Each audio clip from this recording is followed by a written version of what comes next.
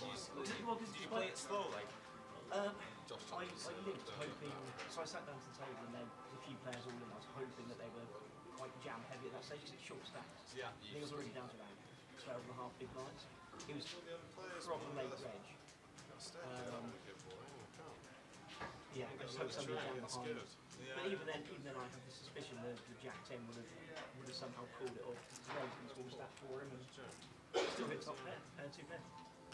I'm lucky, mate. Just laughed It's it a off. burner. It's a burner when Rockets aces. First hand as well. It's part of experience. No? The thing is, however I played it, it was all going in, except if I jammed it. I would have just jammed it on the felt down for wasting. Yeah. I just laughed at it. Oh, that's all that you can do, like. Yeah. Big blind, right? This is the level. Sorry. One, and your small one. Small blind. Yeah.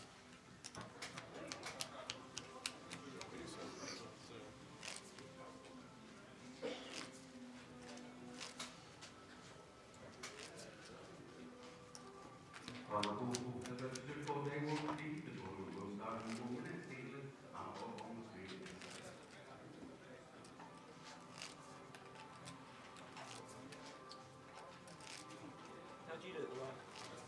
When the glide. Yeah. Oh, I wasn't ready for it because It's just method. I got there at 11 You know what I mean? and I just waited in line until like 3.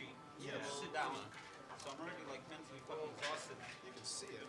The first 45 Your minutes whole was job is to track the waiting. action. The second, like tripled of the stack eventually. Yeah. So it wasn't that bad. But then we was went on a part of break. the I came back from break you and I have just blew it off. Like matter of 3 hands. On the action. I don't know how. On the air. Yeah? Hero calls. Done something Be better, stupid. try better. Try harder. Yeah, I mean, I was there the night before big just blind. grading a few friends. Didn't realise how busy registration was going to be in the morning. Welcome all So I friends got to day 1 seeing on the sorted paper. out. Today we are going I think to I pay saw it down there, 15% off the Yeah, bill. it was mad. We will confirm the I number got the at the alternate end of the list. It was registration, like which is at the 565 end or of something. level Like 9. what? To which you are each permitted unlimited re-entry throw. Your person today has It's a secured great event though. 7. Yeah, fun. Your plan is gonna Well, start for next year. 100, I had to 100, register in advance, like just to save the hassle. So I won 2 bullets into it online, and somehow I didn't use the second one. Morning. Morning. Here we go. Right on time. Good job we started late. Didn't start late. I was on time. On time. Came running in. Yeah. How we doing, everybody? Hope things are well. We are in the midst of day 1C. All the way through till 15% of the field. It was level 13 last night. I actually rushed in because I didn't want to miss the treble. There you go, you see. There you go. So we've had a level 15 and we've had a level 13. So Okay. day 2 will start at the minute at level 13. Oh. Whatever blinds they are. I think 2-4 or something like that. I think it's. I'll have a look. So yeah, level 13 it will get pulled back to. So that's what it was yesterday. We know it's been a bit of a smaller field. 2-4. Spot on. Yeah, I think it's been a bit of a smaller field, plenty going on. Obviously we've got 25-50s everywhere as well. Blackpool looks like being the one that might have the best value. Edinburgh, Portsmouth and Coventry look like smashing it. So fingers crossed Blackpool do have a good turnout this week for the 25-50s if you're not making it over to Leeds. But if you are, then Leeds, we're here. Late reg is until the end of level number 9, which is about 6:30 plus the break. Nice. So 6:45, and then the numbers will start dropping to get to 15% of the field. And that is how we go. So early stages, level 4, and the man they call the Zild I see him. is The there. Zild. The Zild is in. All you 888 regulars, the Zild is in the building. So let's do it. Let's do it. Afternoon, everybody. Still in the queue for Oasis tickets, but it's going to be a winning day with the football bet, says Razor Kev. Anybody who tried getting tickets, you had to get into a queue to get on the website. I thought you were going to say you had to get into a queue to get into a queue. To get on the website, to get into the queue, Yeah. to get in the queue for the tickets. What's the point? Just put them on. Well, PC. they've actually said that you can't resell your tickets. I don't know how it's going to work, but here we go. Nice tip from Kev last night on the football. Yeah, thanks, Kev. There we go. Any more coming in today, I hope.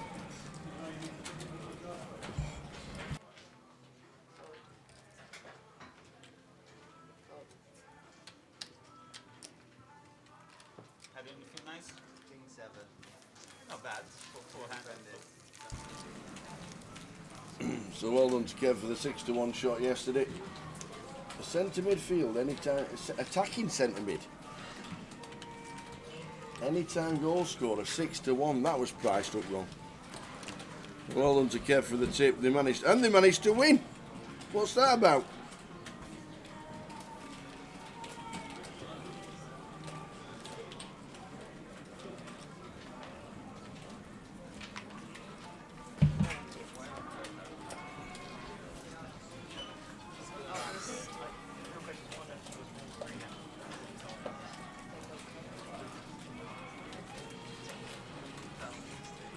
So fingers crossed for a big day and for a lot of players turning out for Leeds. I know it's been a relatively quiet event, but hopefully players do turn out.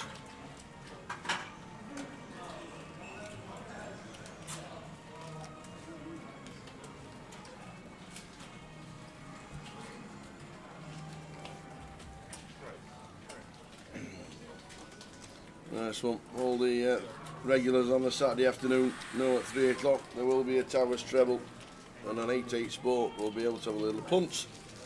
Also have a punt on Grosvenor Sport if you're on there as well.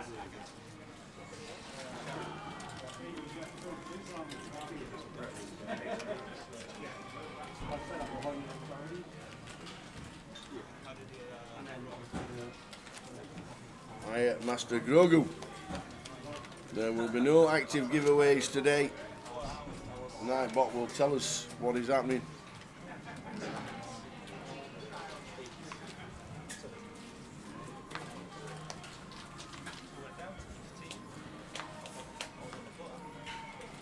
Any Italian Simpson that spilled paint on his t-shirt when they were making it?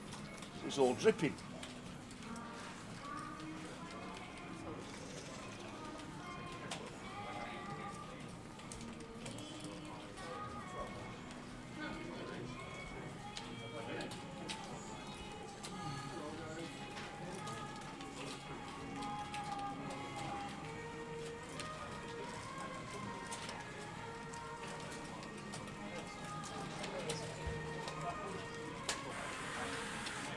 So the Zild and the Ace King with the blinds at 1-1-1. Raising up, taking it down, early stages.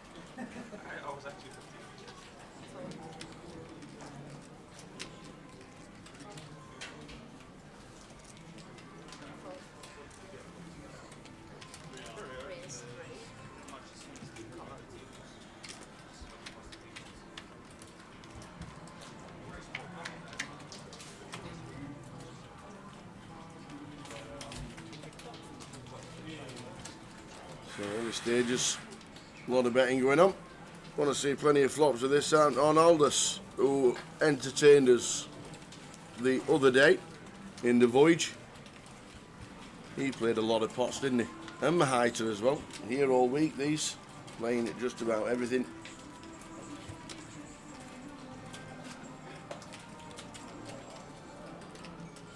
Which is good to see.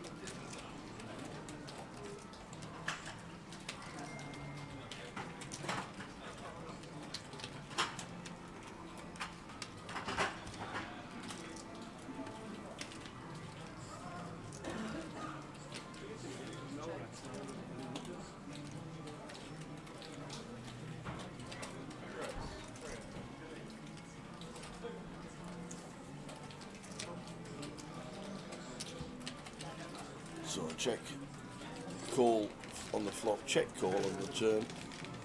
Checks the river, does Mahitis with the ace jack. It folds to Arnoldos. Expect Arnoldos to be in a lot of pots.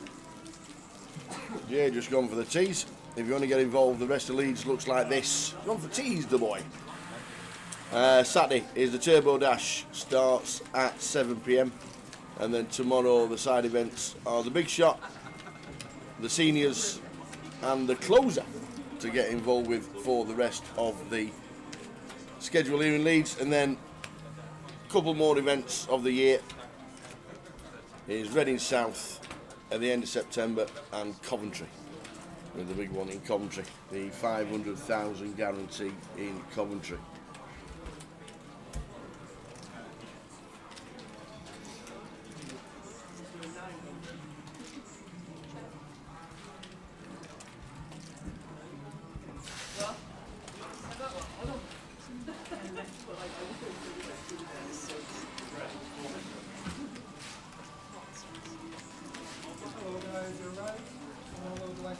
Lines 1-1-1. Thank you for the tea. Cup of tea. When's the treble coming out? 2 o'clock. 2 o'clock. Might be a bit sooner, but we're looking at 2 o'clock. That's what we're looking at.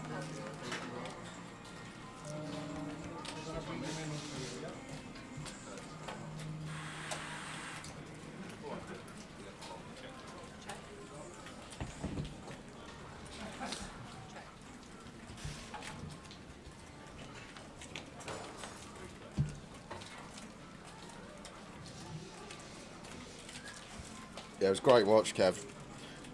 That heads up. I don't often say about heads up, go watch it back, but Yep. yesterday's one was a proper battle. We saw three free bets post flop, and I think all three were a bluff. It was a real poker battle, let's say.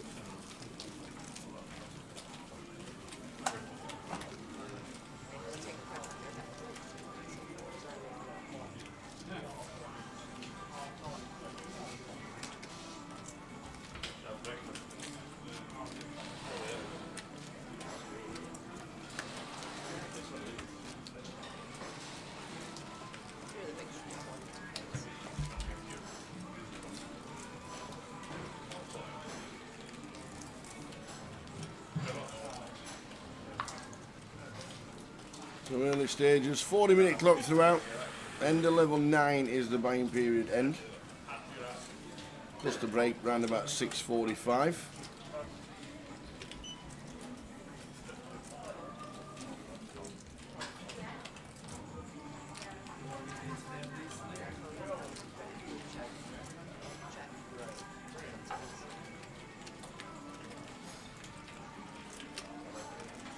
So limp from Heighter. Saw him with height up the other evening on the Voyager final table. Indeed. Here all week they are. Here all week.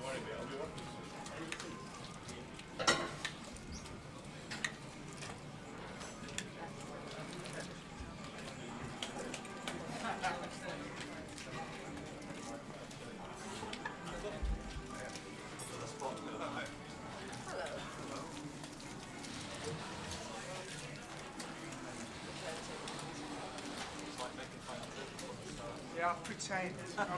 Is that Phil Walker coming in? I think he is. There he is, had his hair done.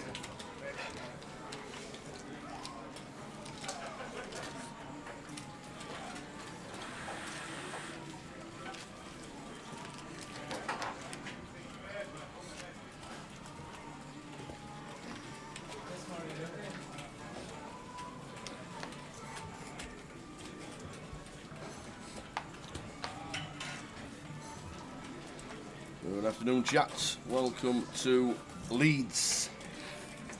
5-timer. Burnley draw. Coventry win. Gillingham both to score. Arsenal half time, full time. Bit late, they've all kicked off. Yeah, gave us about 4 seconds notice.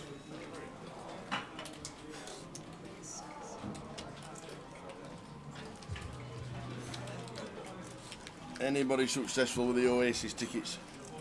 Anybody?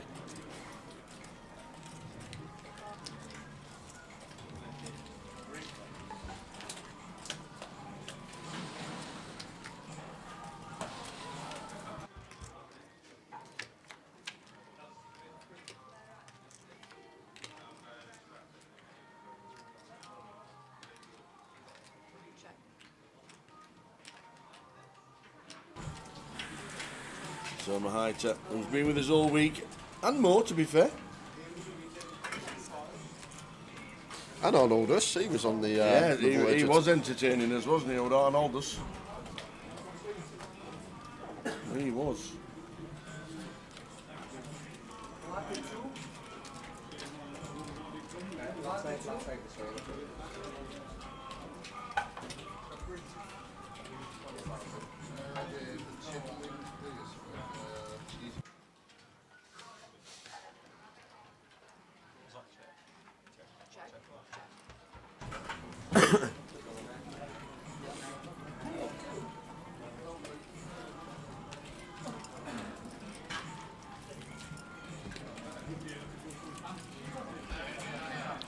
Trips for Chris going to be good. Going to go for some value here. Mo with force. A lot of stuff bricking out. Nothing really completing on the river. Makes a good lay down.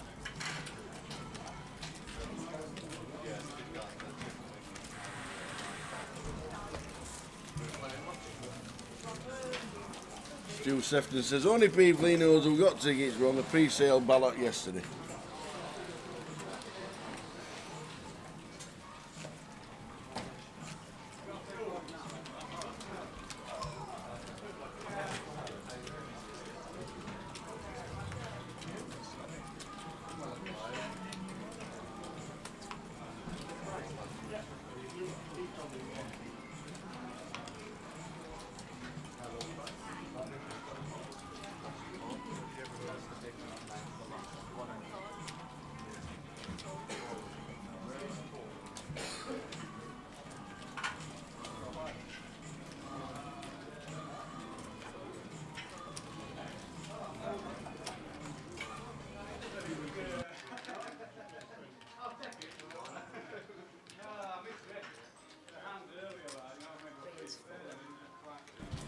Aces for Chris in the small. Makes it 400 to go. Zilled out of the way. Mahita with King 9. We wanted to see a cheap flop. Calls 8, 4, 6.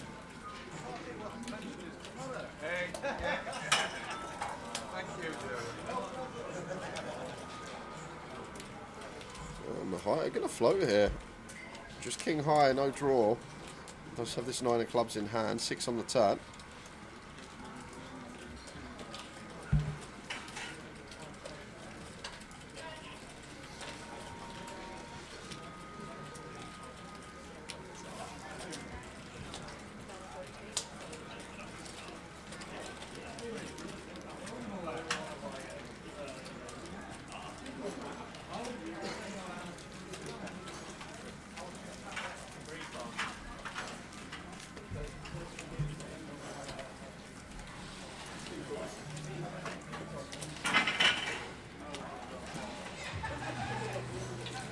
So early stage. People are buying all day. Numbers will increase. I thought the numbers would be the best ones today here in Leeds. 888 Poker TV all weekend, as well as UKPT and Grosvenor Poker Live on YouTube, Twitch and Facebook.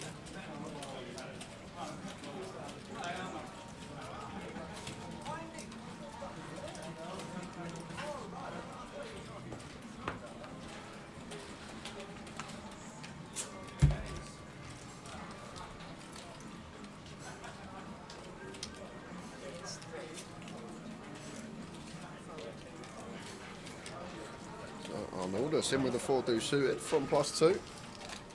Early stages, people do tend to be loose up. Yes. With the pre-flop ranges, trying to get involved, see a flop.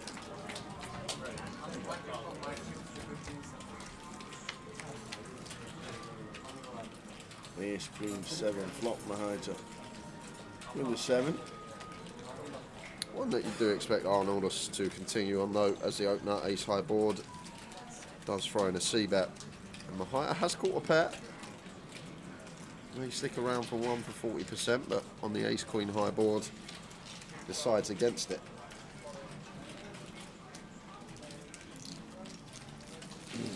Afternoon, gents. What's the buying for this tournament? Okay. £560 total. Main event's 500 plus the juice.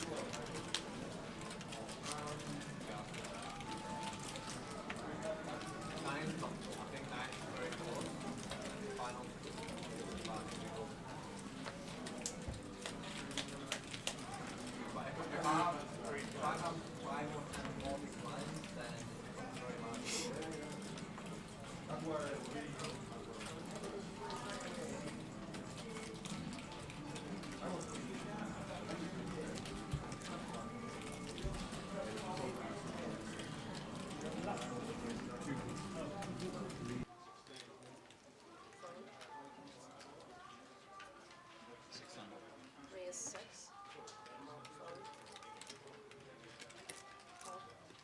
Give me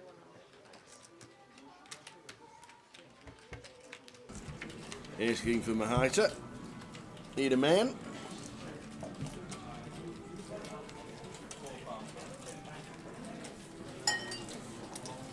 Ten eye flop 10-7-4. Early stages. I'm just going to fire out with a C-bet. Ace King with a club seems like a nice one to continue with. Does get it through.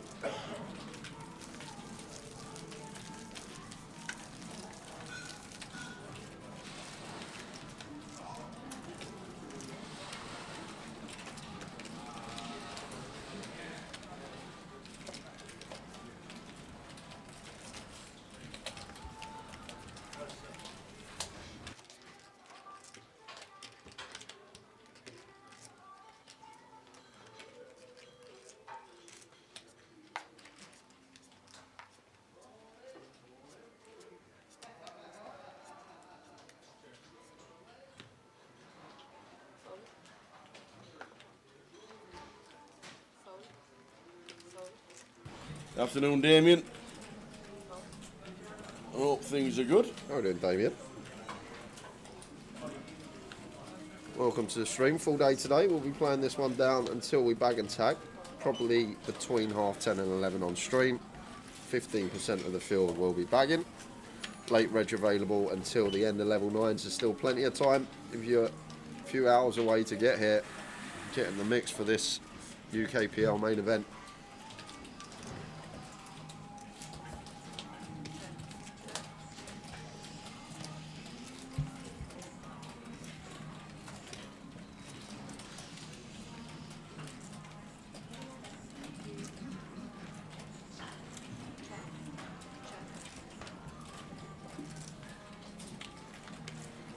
Two of spades on the river, so the ace higher Zild is going to be good. I'd like to see Zild go for some value here, Tower.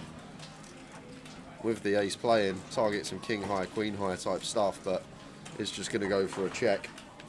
Just make the assumption that once he goes check, check, check, check, very unlikely that a jack or a 9x is out there.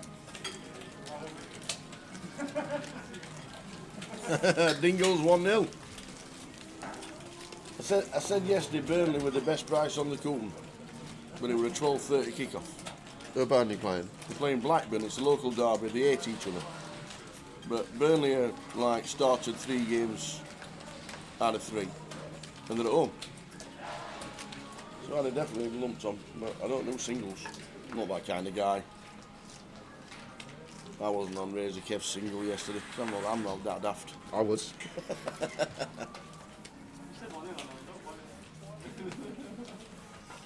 Sometimes when you're on a bit of form, Tower, you just got to back every tip. Yep.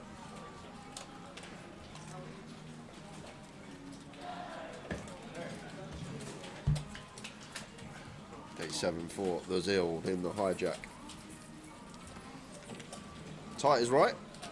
One that probably will fold. Theoretically, don't think we'd see many fold at this stage. First level, that hand, but discipline from Zild. Easy to get involved this deep. It was well timed because Anthony with the 10s, he's going to bump it up to 900. Mahita just out of there. For Chris Wellington, full table of 9, which is great to see. Early stages.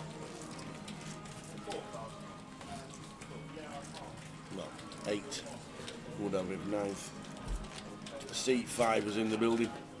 It's good to see a busy table to start with. Oh, Burnley got beat last week, did they? No, not in my lab. This is the guy that we've got our faith in for today's treble. Don't even know the results from last week. I do. I know my 3 won. Yeah, that's all you need to know.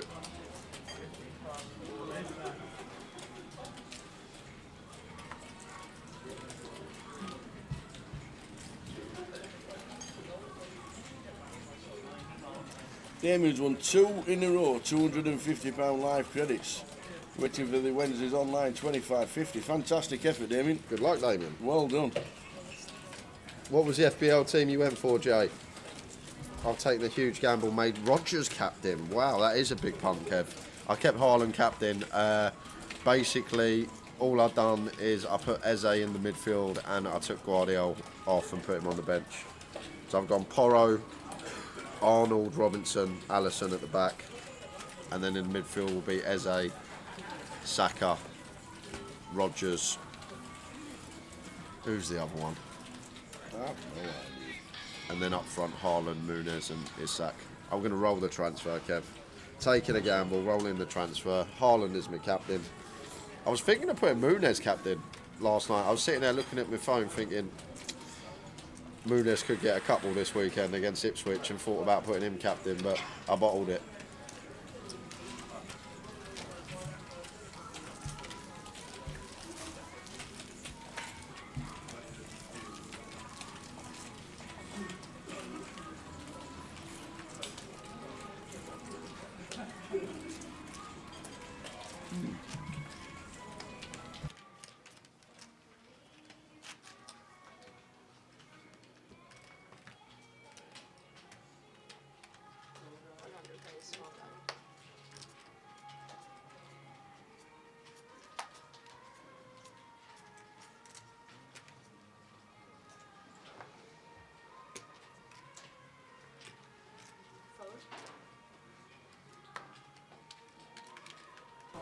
So the Zild. Great to see him back on the tables, isn't it, old Zild? And then Cooler Fish. Carl Lakeland was rewatching the stream from Thursday. You was mentioning the announcement about Towers Treble at Blackpool. That's when I bounty him the t-shirt. Yes. When I gave him the t-shirt and came in again while he had the t-shirt on. You did indeed, Paul. Lance is in the comp. He's in the building. He's playing the main event. He wants the treble. You got to wait till 2 p.m, Lance. 2 p.m. the treble will be released. Welcome to the stream, though. Indeed. Welcome all.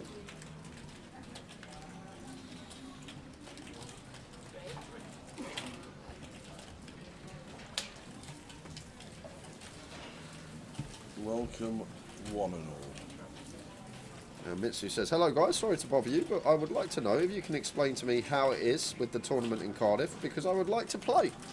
Well, Cardiff has got a 25. I'll show you the. We'll explain it straight after this hand. I was about to say it's level 1, we'll go to it now, but we've got a bit of action. Flush draw facing and up and down. Yeah. Blind on blind here. Andrew was the razor pre with the Queen 9. Bet with his up and down. Got a float from the back doors of the 6-5, and now the 6-5 turning this flush draw. Andrew with a second barrel.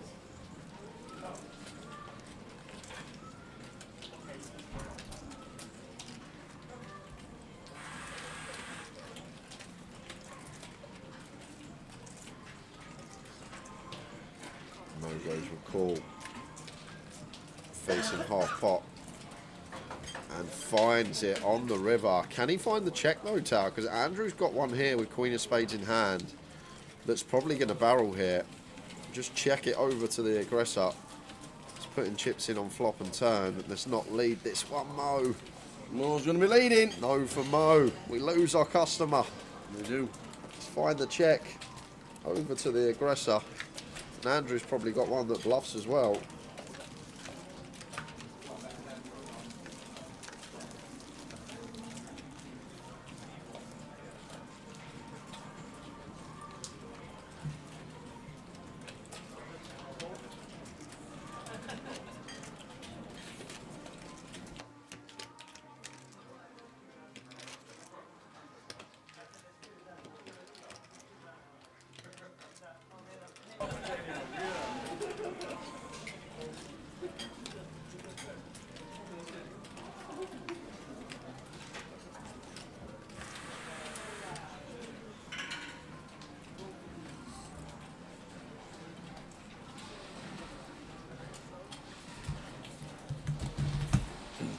So my heighter.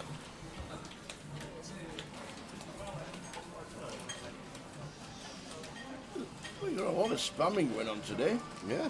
Must be Saturday, must all be off from the normal jobs. So could have a bit of a pot brewing. Good luck Phil Walker, fellow bantam, indeed he is.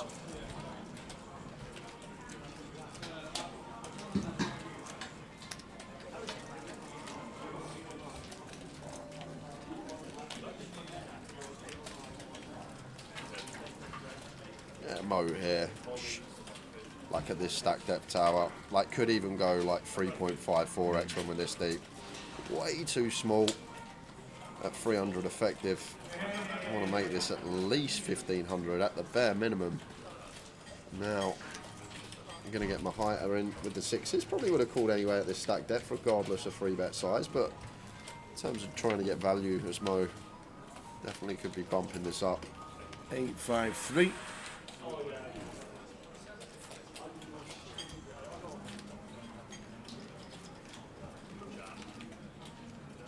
And then Jabus, afternoon. So we'll check more to come along.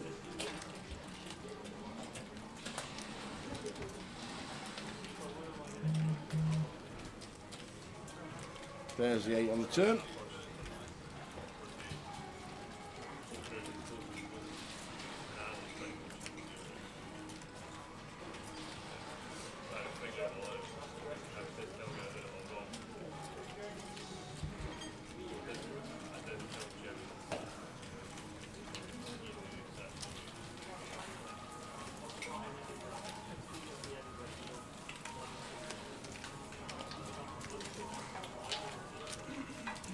Three's passed in the big blind. I've been sticking around at this level, says Carl. It was a free bet, so not going to cold call. It went open, my heighter. Mo free bet the button, so would have been cold calling threes in the big. Still with action. That could be open behind us again. It's a free bet pot.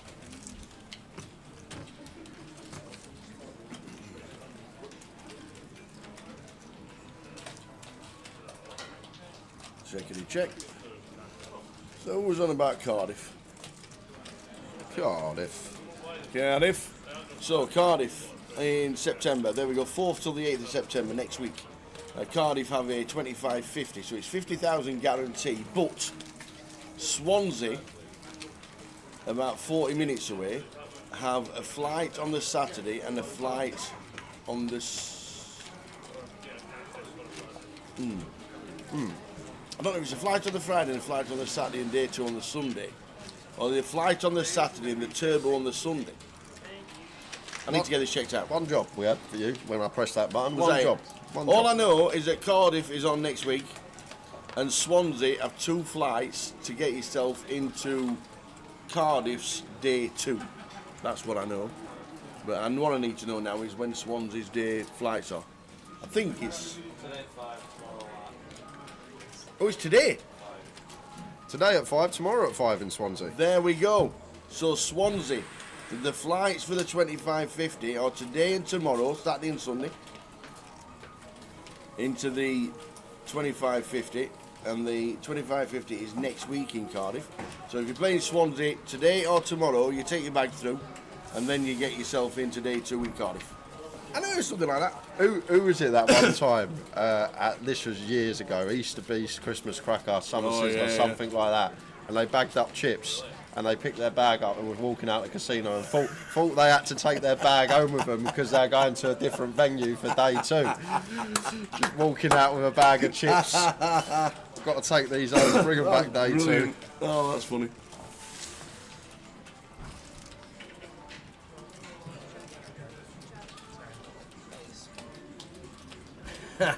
Imagine. Oh, brilliant. That is funny. I like that.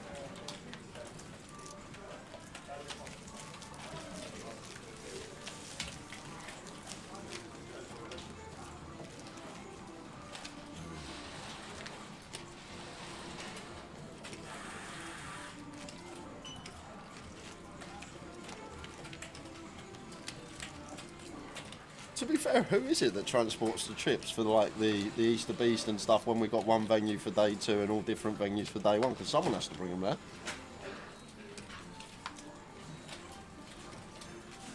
You'll have chips on site.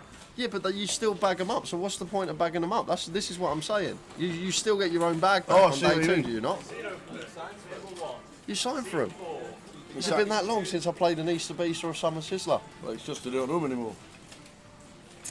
I could have swore you used to bag chips in those. No. No? No. There were too many chips because there were like 800 runners in Northwest for the Summer Sizzlers and So just Christmas crackers. write them down So you and just sign for your chips, and if you sign for them, it was exactly what it was when you played day 2. I didn't fend for. Can't stay watching the stream. Very long today. Hope to watch it later again in the day. Good day, Jay and Tower. Good luck to Zild for today's poker. Nice one, Fenfop. Good to meet you last week in Manchester. And Bristol Rovers, Blackburn Rovers have equalised. I didn't realise that Rotherham United were one of the early starts today. They scored, yeah. I don't think they will. They haven't scored in the league all season. I expect Huddersfield Town to win.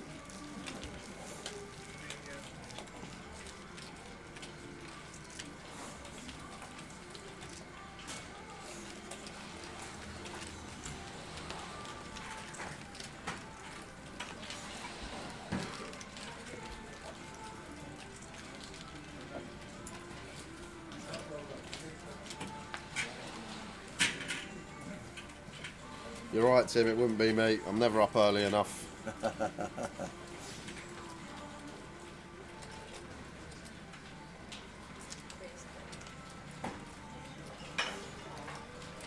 Speaking of getting up early, I found out yesterday Yep.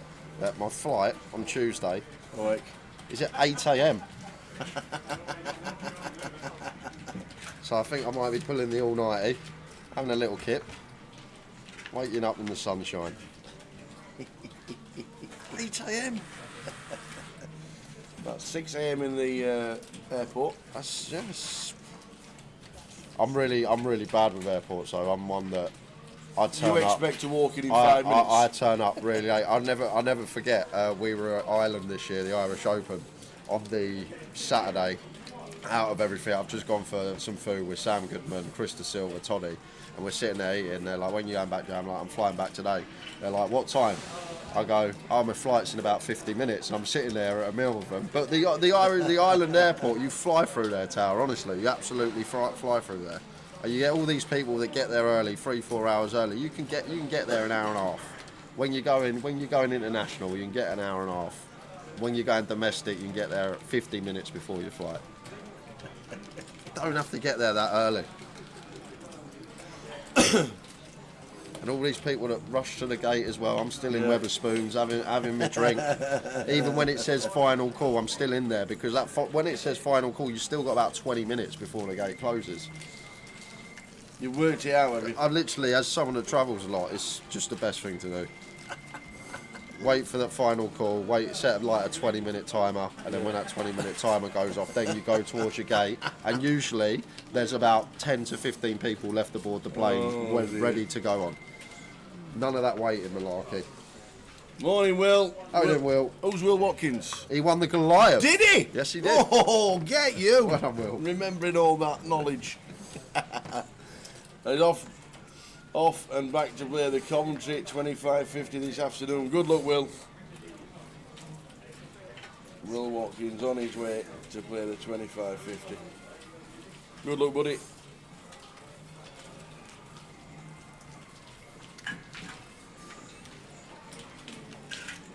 Which UKPL has the best food, says Boxwhacker. Leeds is pretty good. Leeds has smashed it out the park this week. Edinburgh was very good this year. Yeah, it was. They even let us use the oven for our pies. Yes, it did indeed. Yeah, it did indeed. But Leeds this week has had plenty of people saying everything's open and everybody's got a full menu and it's fantastic. So Leeds has smashed it.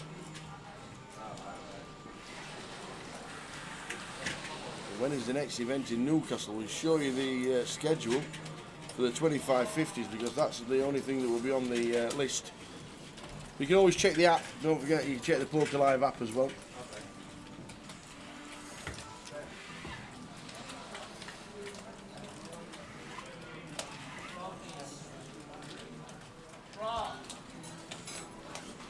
Jack 10 here for Arnoldus, facing a second barrel, 1500 into 26. Fairly hefty, 60%. Do have this gut shot to go along with our pair. And does want to see a river.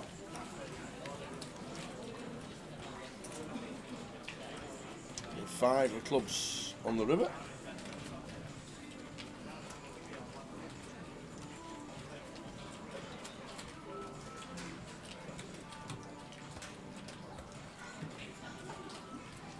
Andrew probably going to go for another street here. Especially the turn tank from Arnold. Seemed like he had a very close decision on the turn whether to fold or call. That is going to knuckle back the two pair. Not going to go for value. Probably wouldn't have got paid anyway.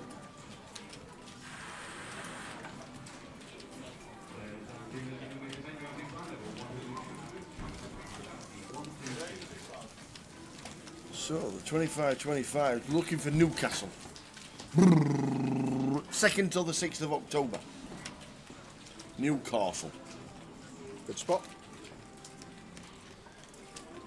A lot going on in Leeds, isn't there? Leeds on the 25th Well, also to 29th. Blackpool have got this one this week, and that's struggling, so he needs a lot of help. So get yourself to Blackpool if you want value. They've got another one in 3 weeks' time. So, and then they've got UKPT with the CAF Cup as well.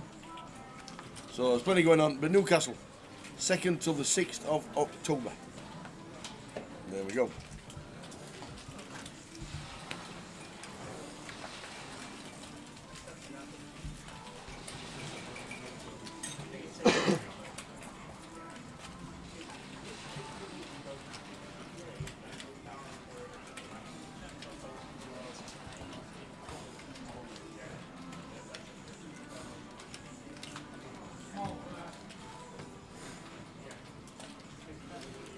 Anthony with the free bet here. 10-7 suited. Kind of nice tower that he's found this, to be fair. Will be in there at this stack depth. Like this condensed range. Stuff like Jack 9 suited, Jack 8 suited, 10-9 suited, 7-8 suited. This sort of condensed middling. Connected gapped range for our free bets. Once we get at this stack depth. Free bet bluffs, obviously still going to free bet the aces, kings, 8 queens, ace queen for value.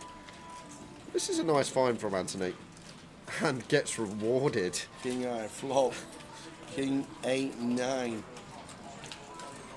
So up and down and flush draw as Anthony, and as the aggressor pre as well on this king high board. It's definitely going to be putting chips in free way. We got Philip, who didn't cold for the queens. Phil, I would love to see Phil just cold for here pre-tower. We win the pot. Now we're in this situation. Freeway, faced with an overcard, not closing the action. So bet from Anthony, call from Phil, and Mo should be doing the same.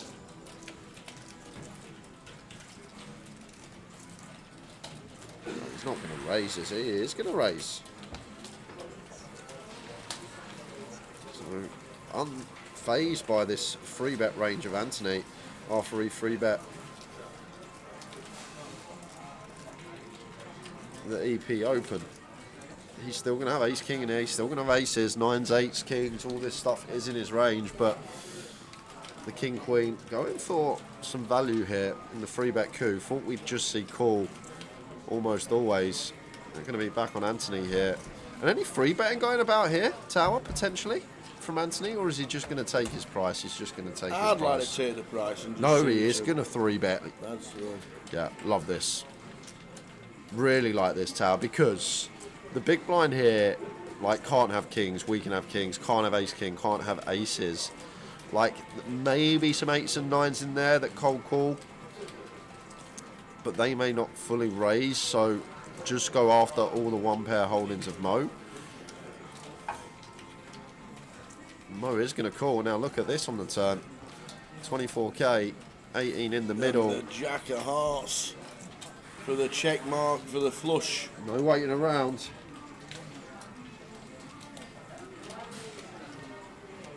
More checks.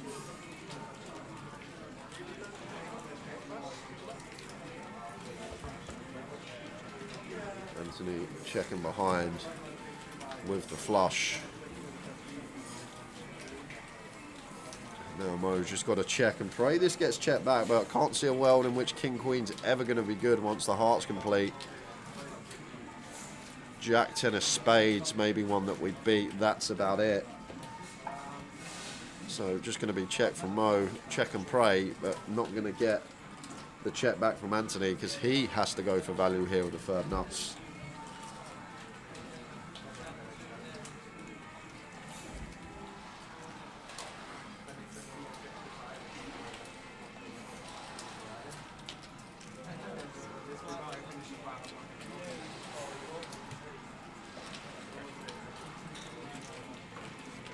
$7K goes to this sizing to try and maybe eke out a call from Mo with a king, but Mo doesn't beat any.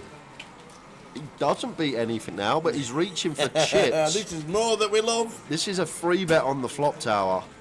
Like Anthony here, if he does have bluffs, they're going to be derived around stuff like this, the combo draws, and they all get there. Oh my word, he's paid.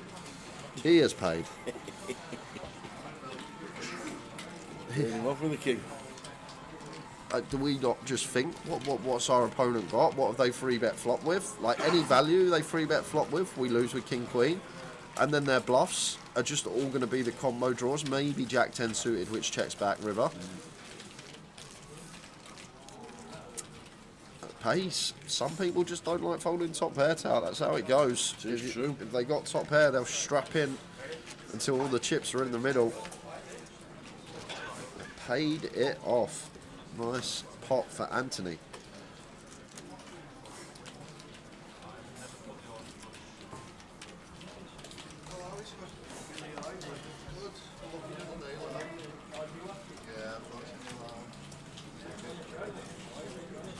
Now.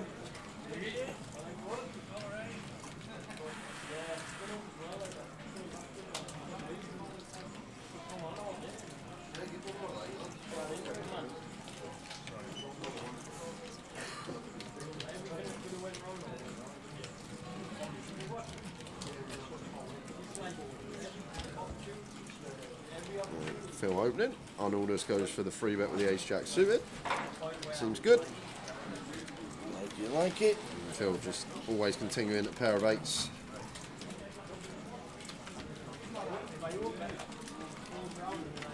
Kev says if I had a set there, I'd fold it. You know, everything got there. The only thing that didn't get there was Jack 10 suited, and the thing about Jack 10 suited, that probably just checks river once it snags second pair, so it's got no need to bluff. And it just baffles me sometimes, Kev, like what goes on in people's heads. Like, do they think about the situation, what their opponent can have, and or is it just a fact of the matter, we've got top pair, we're not going to be folding? And I think that is the case a lot of the time.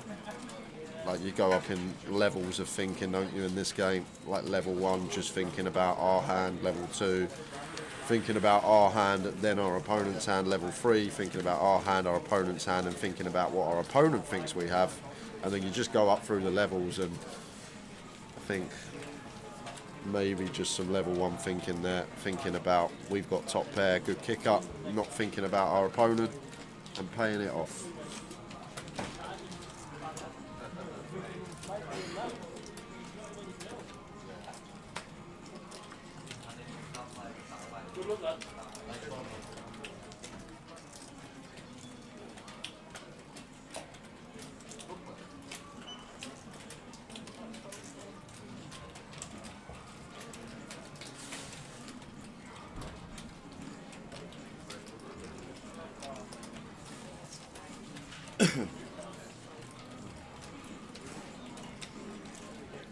The other thing as well, if people are on stream, people don't usually like to bluff. Get bluffed, sorry. People don't usually like to get bluffed on stream. That can be the other occurrence.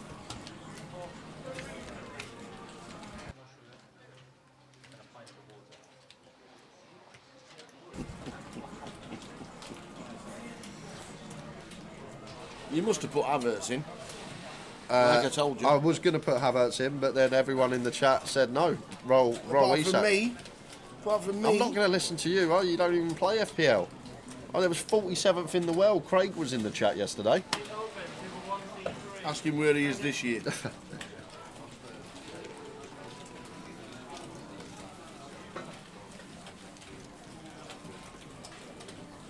He's not bad, that adverts. He's all right. Yeah, he's not bad at all. Oh, Saka assist. We'll take that. Is he in your team? Yeah, Saka's in my team. Cool, dear. So an 8-eye flop. All spades. Chris with the redraw to the second nut flush, but Mo flops it.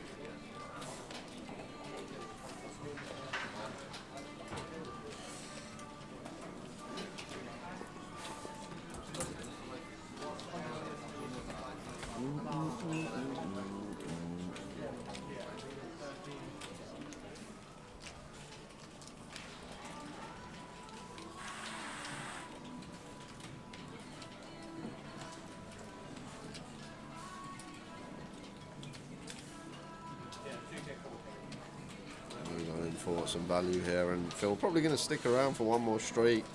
Does have top pair, but makes a very good laydown. Well played, Phil. That's how you get away from top pair cheaply. Nice fold from Phil Walker. So we'll start with 30,000 chips. 40-minute clock. Late reg until the end of level 9.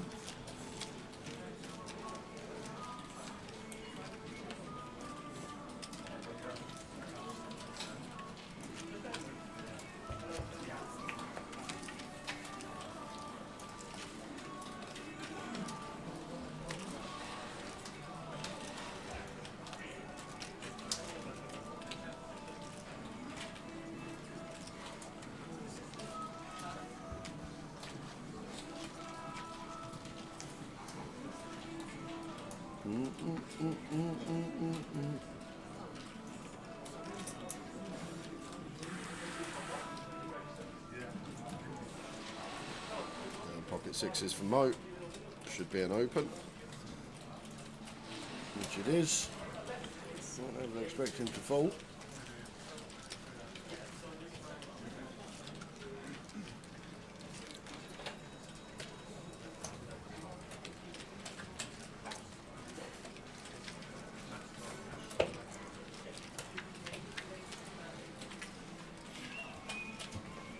Oh, listen. Oasis. Again?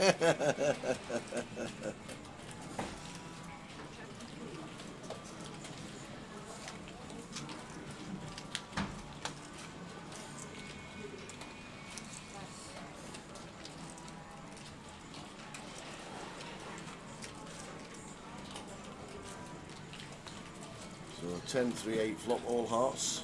Mo won't be too happy to see it, but he does have the 6 of hearts.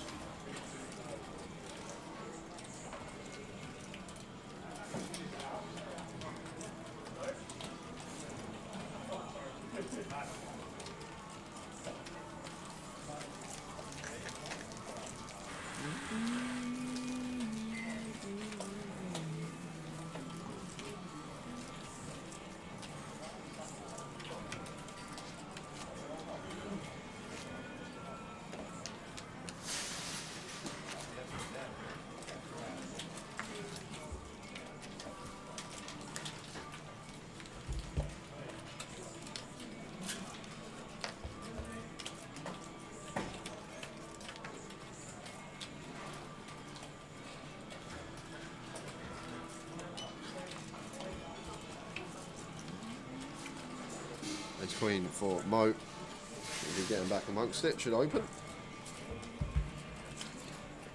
Afternoon, Luke.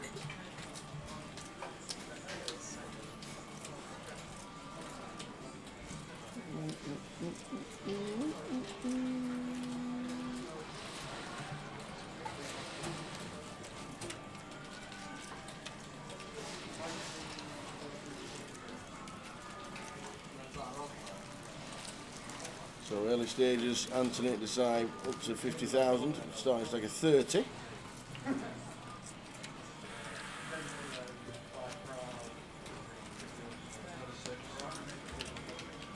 Plenty going on across the estates all weekend.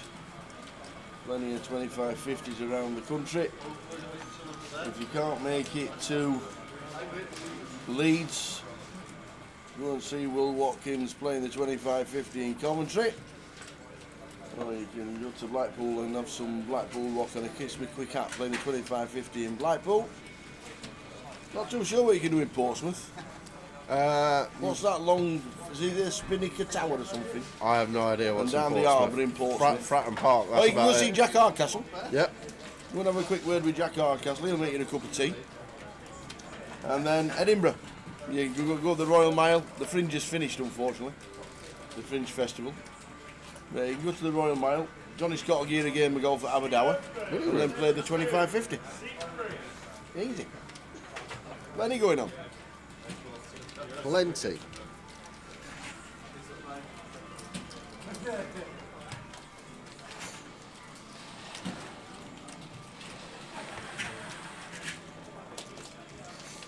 Ace on the turn, so this one will be getting chopped up no matter what happens on this river, unless the joker rolls off.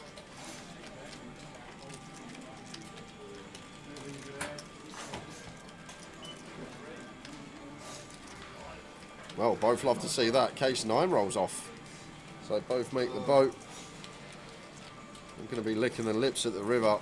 Are going to be chopping this up once we get to showdown.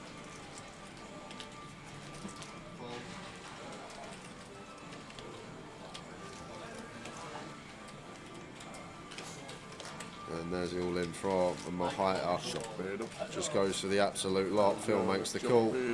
We hate it as Phil, really. We know we got a call, but we just don't want to see 10s full, ace 9, aces full, quad 8s, all this stuff. But we are going to chop it up. Quad 8s? Yeah, quad 8s, possible. 888 live, as always.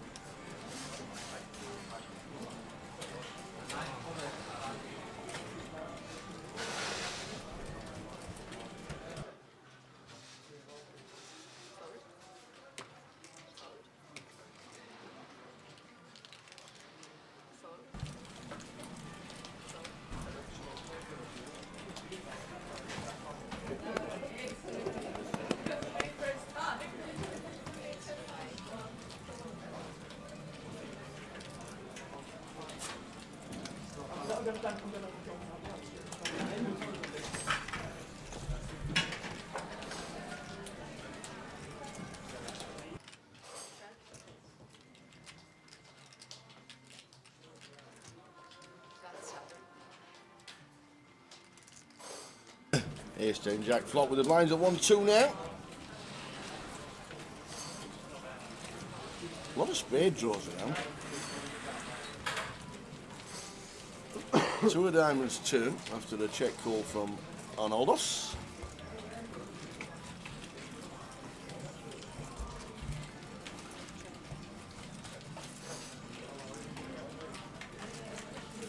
And it completes the flush on the river. Ace of spades. Anthony, though, just with pocket 8s. Not going to be paying, especially on this river. Spade draws completing. Oh, some stuff we beat from the big blind, some queen 9, some 8-9. Probably one of these rivers that are more inclined to just let it go on. We'll see what occurs. There's a snap fold from Anthony. I've seen a lot of Anthony. Usually, I recall him being in the Luton area, I think. Seems to play solid whenever he's on the feature.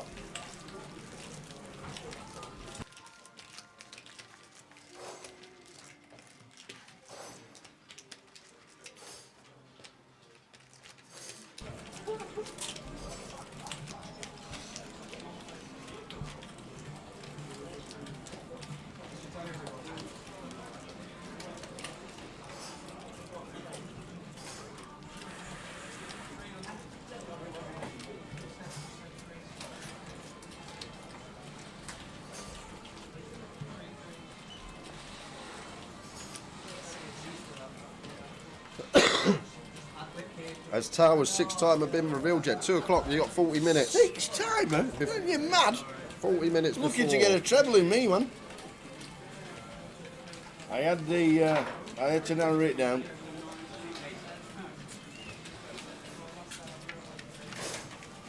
I was going to stick Huddersfield in, but Huddersfield had a 12:30 kick-off. I was thinking about Burnley. I thought they were best price on the coupon by a mile, and they were a 12:30 kick-off.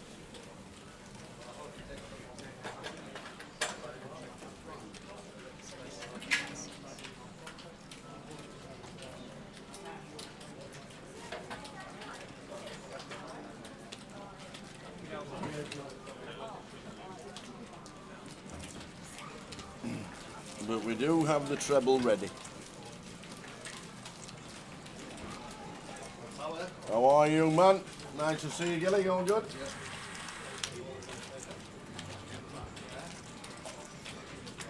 We do have the Towers treble ready. It's in front of me.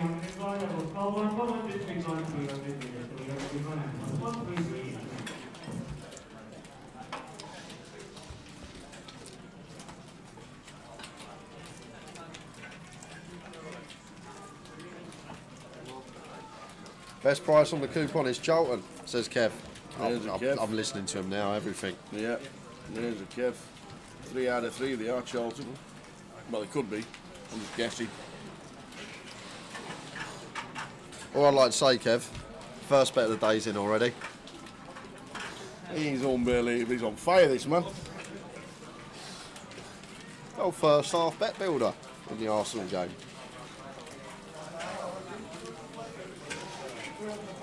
$9.7 suited for Phil. Makes it 500.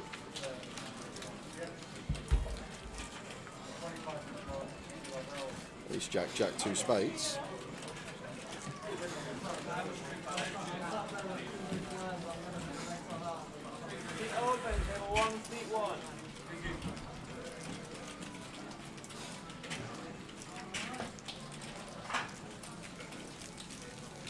Gets that one through.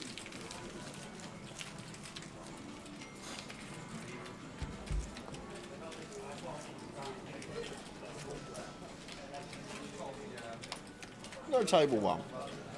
Was seat 8 not sat there all yesterday as well?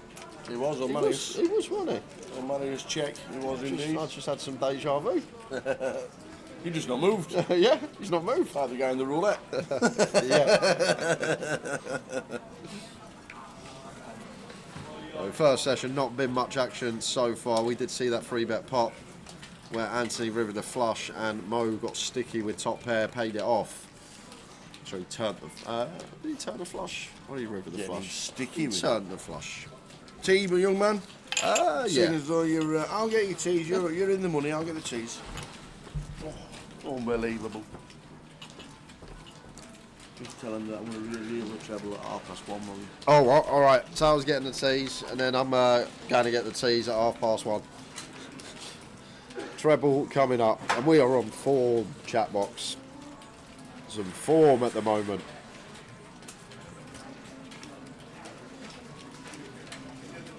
I'm so confident. Might even bet Spurs to win the league.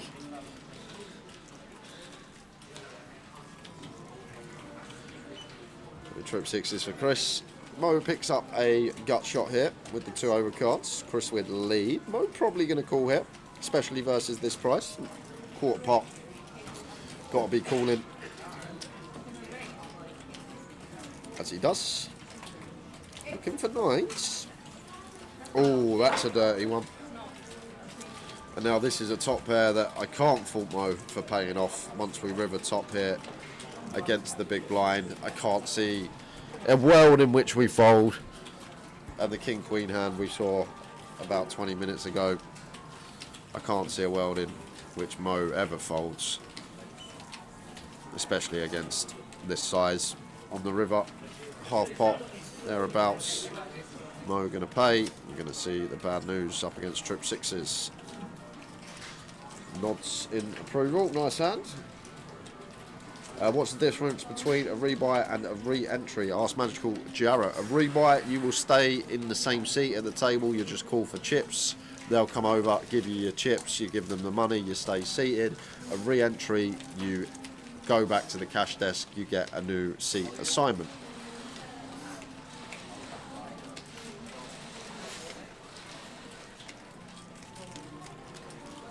Afternoon, Sean Lewis, welcome.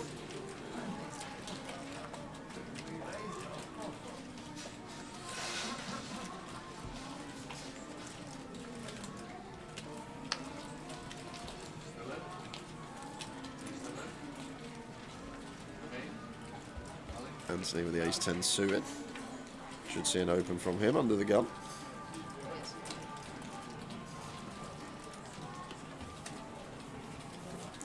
Open he does, makes it 500. Ace-8 off for Mo. Looks like wants to get involved. Less than half his starting stack now after the first couple of levels.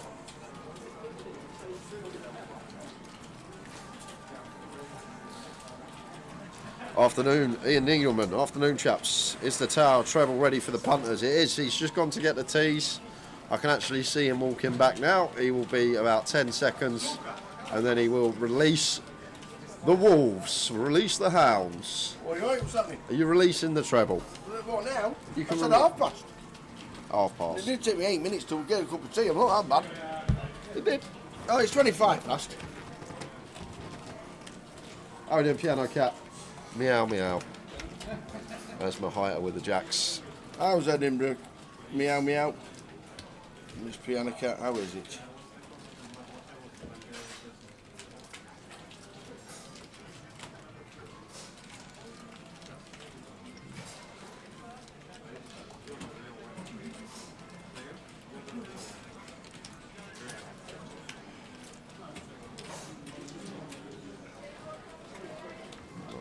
It's going to continue into field here, out of position to 2 on an ace-high board. Looks like it's going to continue just in terms of range, perhaps a board that will just bet 100%. Maybe when we do go three-way, the 2 in the pot, there's more merit in just checking. And Mo sends the lot in, and now my height is going to get out of the way. And against this particular customer, I can't see Anthony folding ace-10 against this particular player that can have a flush draw. He's been leaking off chips, and there's the call from Anthony, and he's going to see he's in terrific shape to bust Mo. There are a lot of chop outs, but only an 8 would be the one that loses it for us as Anthony. But Mo with a catalogue to chop, any ace, any 4, any king, any queen, any jack, or any 8 to win outright. But 9 not working. So same scenario, all them outs are just listed. And there's the queen, so they will chop it up. Chop it up. In the queue. To get in the queue. Half 8 this morning, PK still in the queue. Half 8 this morning, it's now 1:30. You woke up at 8:30 to get in the queue for aces. Yeah. Didn't even know you liked no aces. You alright, kid? What, did it start at 5:30? Apparently 6 o'clock. How many people in the queue for the waiting room? The queue, which I've never seen before. So I get up at 8:30 thinking when it hits 1 o'clock, then everyone's got tickets. People have been up since like 4 and 5, doing what we've done with. Oh, wow. You try and get on the website, you can't even access the website. If you want to go buy tickets for something else, you can't go on ticket hunter, like the queue to get onto the website. And then the other 2 sites, see tickets, particularly 4s, they won't crash.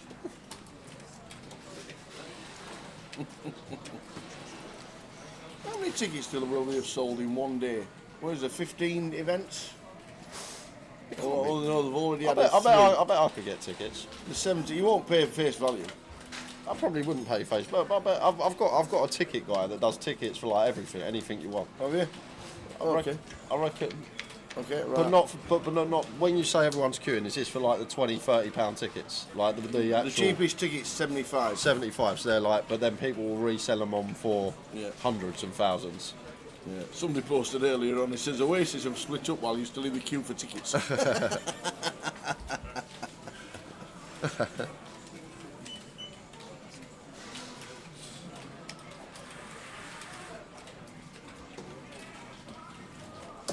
Standard ticket is about 150 quid, says Gully. That sounds about right. Sounds cheap, to be fair. Now I've seen Taylor Swift, everything sounds cheap. Geordie Mike's in the queue. Dave Blacklaw's in the queue. They're all in the They're queue. all in the queue. Good luck if you're trying to get some Oasis tickets.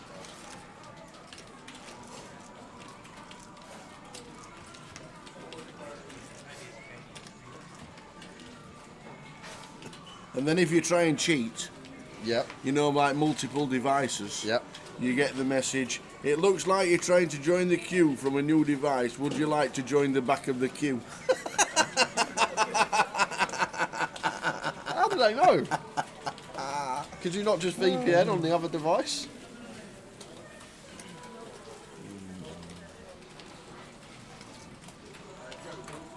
It's that time, guys. Where you going? You know what's happening. He knows. He'll be on it. Don't you worry about that. He had the most money on it last week.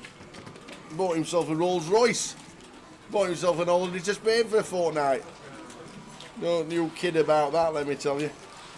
So, I know we got excited last week in Manchester, and I know Easty was in the chat when we were doing the Tower Treble, and I know Easty was sat here when it came in.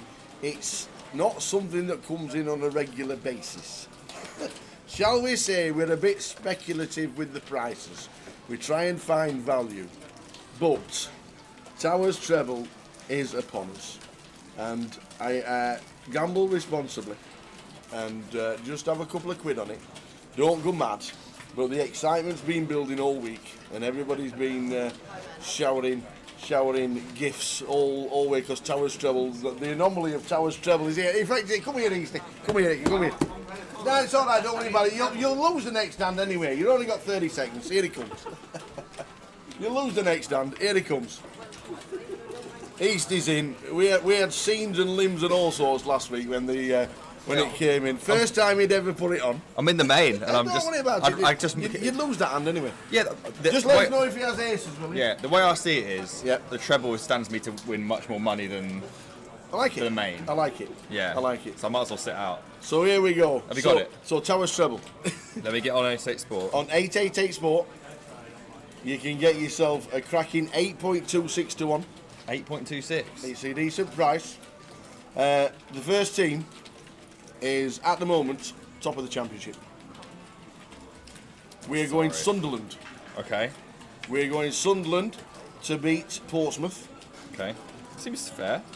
And I do like that. We're going Sunderland to beat Portsmouth. Okay. In League One. Away from home as well. Okay. Yeah. Yeah. In League One. Yeah. We're then going Bristol Rovers Okay. to beat hapless Cambridge United.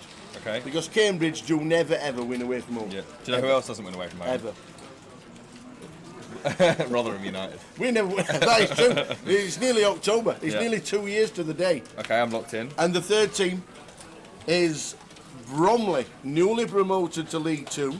We're home to Crew And they're Alexandra. at home to Crew, and Crew haven't won a game, and like Rotherham United, don't score many goals. It is on.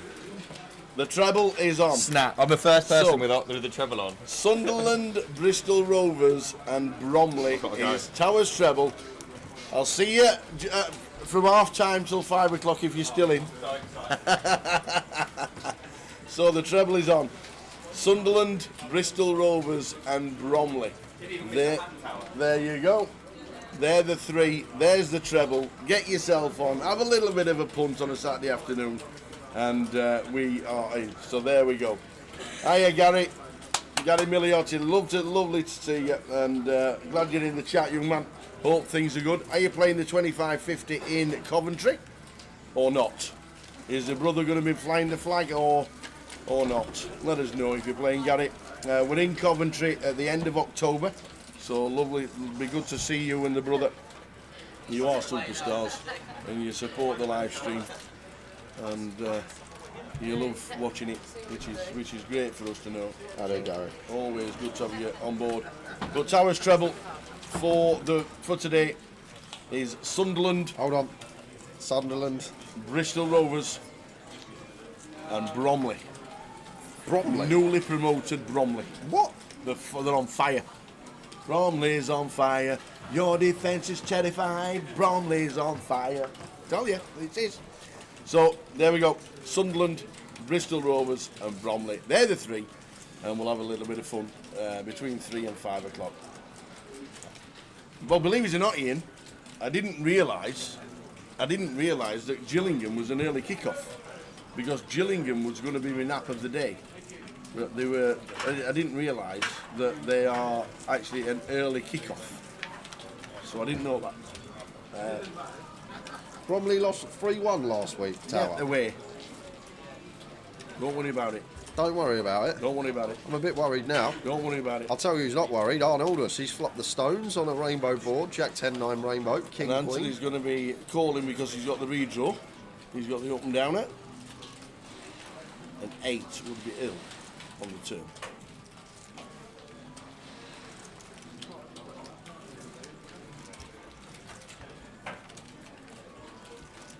Ace of spades it is. Just cements it for Arnoldus.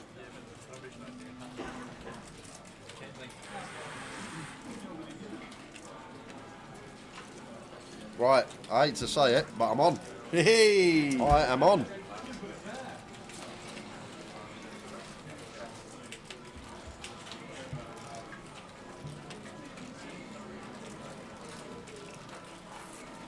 Actually, I probably wouldn't have opened this as Anthony, but once we get to the flop, I really like the barrel. Here on the turn, blocking Queen 8, blocking 7-8, blocking King Queen. So we've actually got a tidy little combo when this ace rolls off to send the barrels in. But it's an 8 on the river. Wow. And Arnoldus. He's going to get a tidy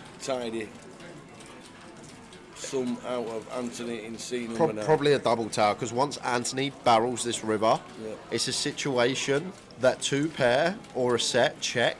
So once he goes for value on this river, it's a situation that he has a queen or he has a bluff. So once we weigh that up as an Arnoldus, there's no reason for us to go for any other size but all in. Because 2 pairs and sets, they're just going to check. So once Anthony bets here, it's a queen or it's a bluff. We're never getting any money from a bluff, so we might as well go for the lot against a queen and just send all the chips into the middle here. Great feeling though, when you're sat here with the nuts on the river and your opponent's betting into you.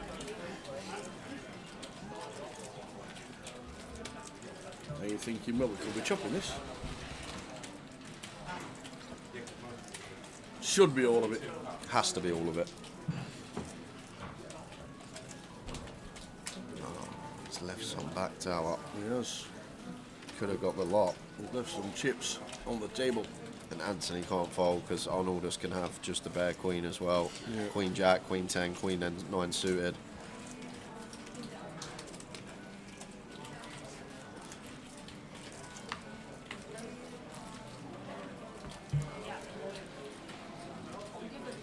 I don't see how we fold here as I Anthony. can't see. It's literally Queen King, that's it. He has to specifically put him on Queen King. Well, once he raises, he's either got a queen. He's never bluffing this spot, so he's either got a queen or he's got King Queen tower. So essentially, as Anthony, we're calling to chop here. We're calling 15k to win 18,850. So essentially, we're getting like a 1.15 price, which means we have to be right a lot of the time. But I just can't see how we can't call, because Queen Jack, Queen 10, Queen 9 suited are all going to be a thing, and Arnoldus would do exactly the same with these hands. But when you are calling to chop, the price... Wow, is he going to fold? No way. He's literally put him on King Queen. What a fold. Wow. What a laydown from He Anthony. can only lose to King Queen. What a top-notch And fold. he has a queen in his hand. That is world-class, Tower. That is a very good fold. We won't see a better fold than that all day. Wow. Let's go with the second nuts and Arnoldus is going to be sick if he watches that back. How have we not got paid there? How? Wow, what a fold. What a laydown. Declan Rice has been sent off. Okay.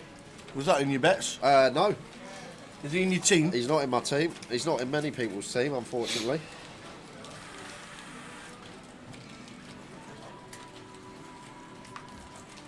Take a bow, Anthony Desai. What a fold, sir. Yeah. Not many, if any, make that fold. It's just a simple situation. Our opponent can have a queen as well.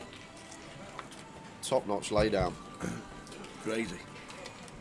I don't think so, Golly. I think all in the same as leaving a little bit behind. I know you say it looks a little bit more sus, but it's a situation Arnoldus always has a queen or better, so Anthony knows that he's calling to chop, and then some of the times we will lose the king-queen, but still to actually find the fold on the stream. Class. What did Rice get sent off for? I don't know. Come on, the Brighton now.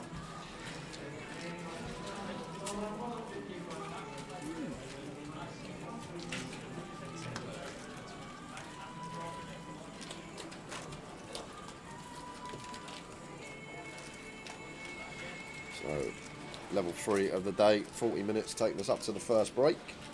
Rice was a second yellow card. Okay. Sunderland, Bromley, Bristol Rovers. Yes. If you want to put them in order, Bristol Rovers are in League 1 and Bromley are in League 2. If it makes a difference. So people just scroll down in order. I was looking at Walsall as well. I had Walsall in my first one. Yep. But Walsall went from even money to 4 to 6. And the 4 to 6 is just too short. It is too short. Can't put it in. But Walsall was one of mine that I was looking at. I think they'll win today, Walsall. Walsall.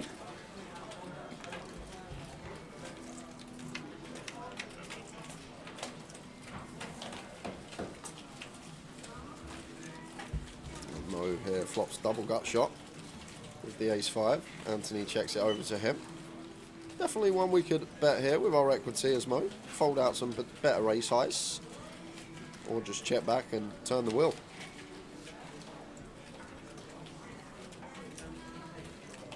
I could really do with a Brighton goal though, Tar, because a lot of people in my league have Raya in goal and the Arsenal defenders. Raya, whatever his name is. Raya. So just a bet from Mo. Anthony out there with the Queen Jack.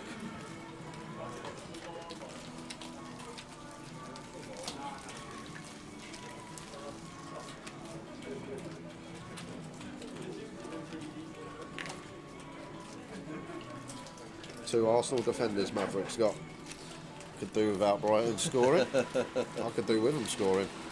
I've got a very versatile team this week. I've got 8 different teams representing my 11 players. Oh. Richie Burnett, who we saw buying in yesterday. Pleased I decided to come to Leeds rather than go anywhere else. Made day 2 in his first ever 888 main. And got treated to a bubble masterclass from Chris Johnson, which hopefully I can learn from. He would have absolutely just terrified the table, Chris Johnson, for sure. How we doing? Yogi Boss. Ace-8 for Mo. Got some chips back after a rough start. Opens to 700. Andrew, both options available here. Call or free bet. Lands on call. I didn't make a transfer, Maverick. I rolled my transfer.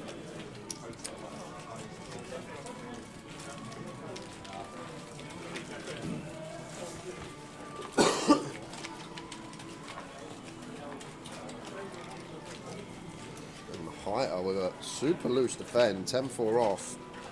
Should just go into the mark, but now we get here. Flops top pair.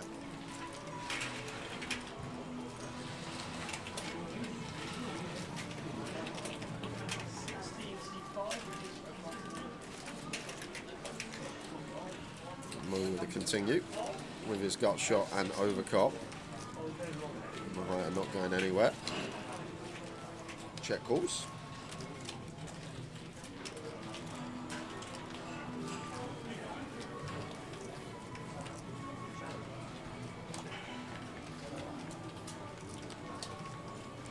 8 on the river. So Mahia with the check mark, but through to a straight, goes check, check. It's all Brighton now, Jay. Can see a goal coming. Come on, the Brighton.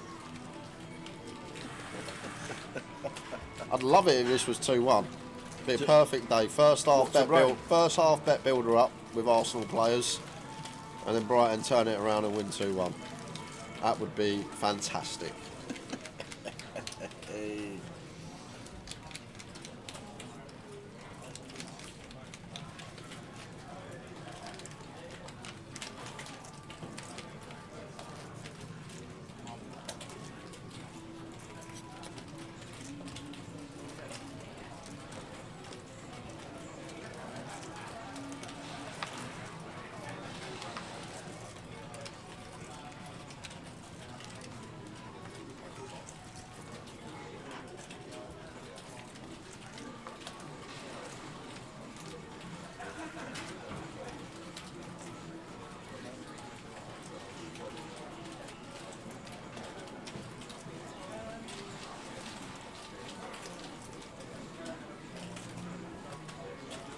Freeze for Arnaldus. Mo with the ace queen suited. One that probably just wants the free bet at this stack depth. Makes it 900. That should lose Stephen from the pot.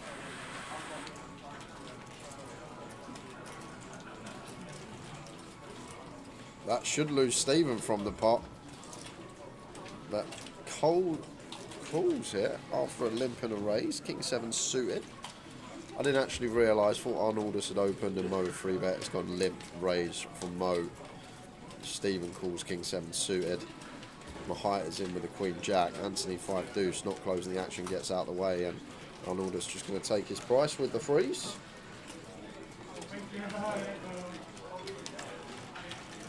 Yeah, Spurs are on telly tomorrow, Richie Byrne. 1:30 kick-off against Newcastle, of course. Awesome. What a flop. Oh my word. My days. Look at this. And for a flop. Arnaldus isn't drawing dead either, Tower. How is he not drawing dead with the 3 of spades? What a ridiculous flop this is. Are you sure? Mo flops the nut flush. Stephen flops the second nut flush. Arnaldus flops a straight flush draw. Wow. Is this as cold as it comes?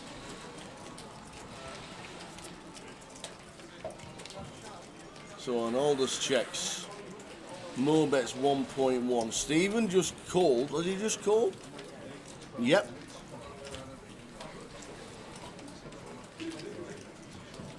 Double-edged sword, 1-1. Joe Pedro. I haven't got him in my team. He's on a lot of people's. But what is this turn going to bring? This is a hand and a half. 7 on the turn. And I can't see a world in which Mo doesn't double up here through Stephen.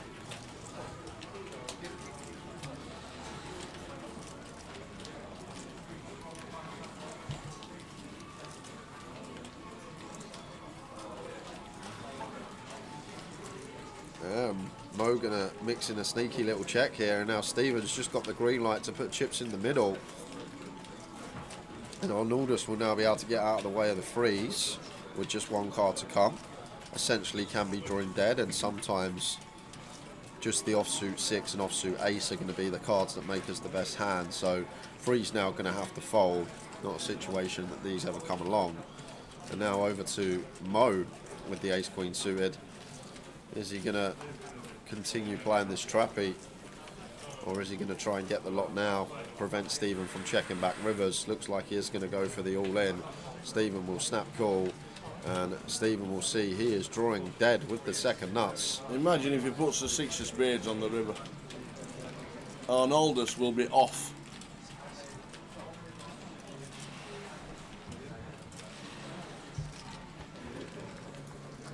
And it's not. It's the king of diamonds. So the second nuts, or the second nut flush, into Mo's nut flush. Just wow, wow, wow.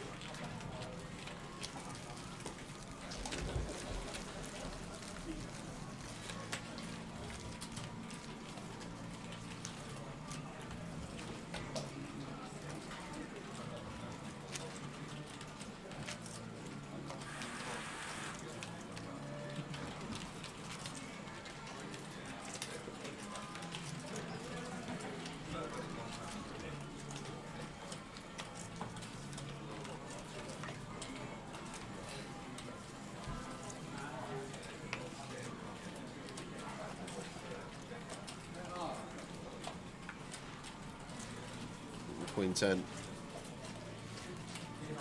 for Mo, fresh off that double.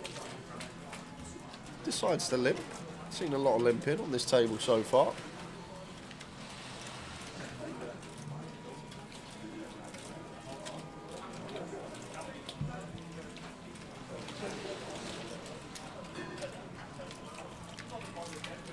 And Phil with the deuces. Clear defender in the big. That gets out flopped on King 10-7 rainbow. Middle pair good for Mo. The board that we are going to have a lot of bets on as the pre-flop opener. Deuces into the muck.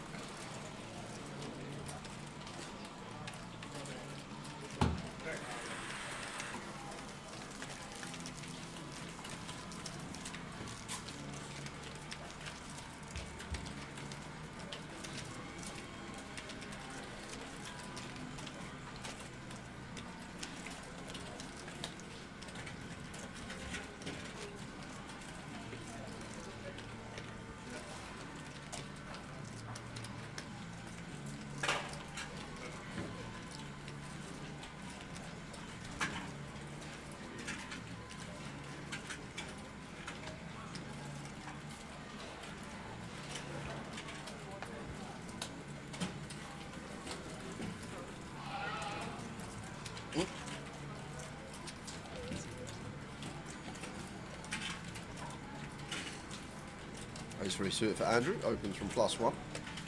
Ace 6 of spades for Chris, does want to get involved, makes a call.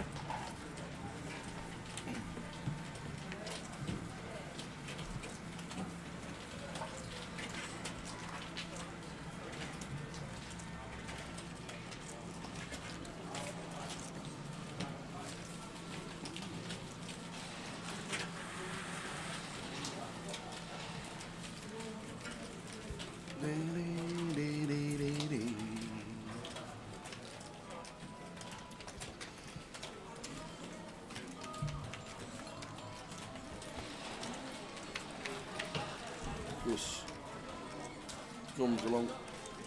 Sevens of Arnoldus, All the way to the flop. still in front. King 8-3. Andy flops to 3 and Aldous has a pair. One that might check through. Mahaya may stab the fives. One that could be a plausible barrel down the line. Flush out some equity of overs, but is going to check back. 10 of diamonds turn.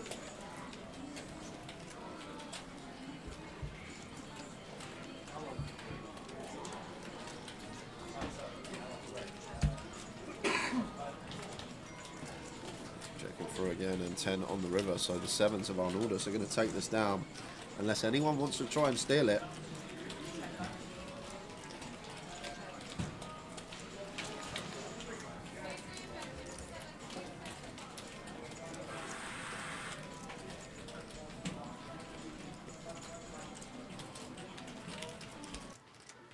That's 16.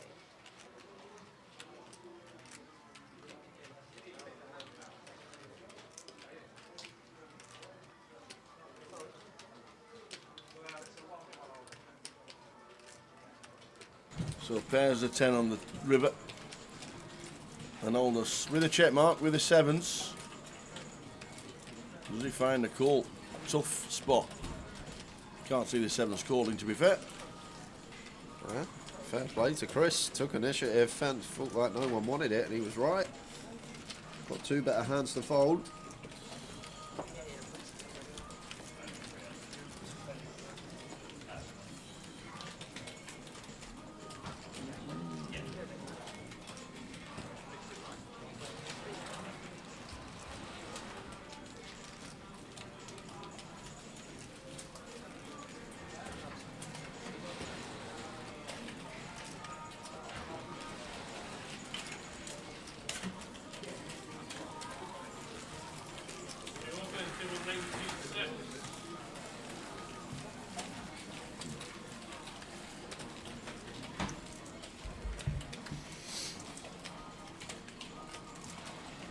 Just under half an hour to go until the first break in play.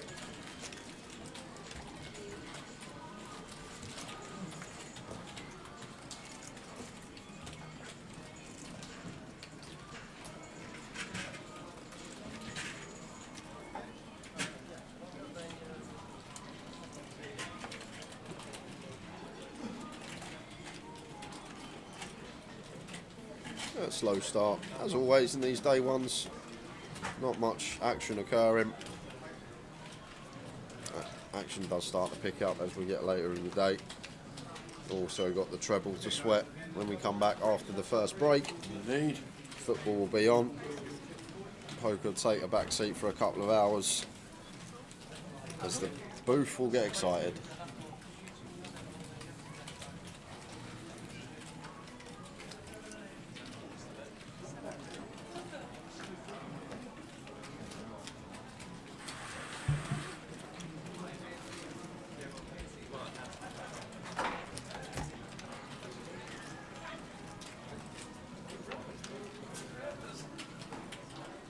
Queen H6, nice flop for Philip, flops the nut flush draw. Does actually have the 2 clean overs as well against the Jack 6 of Mo.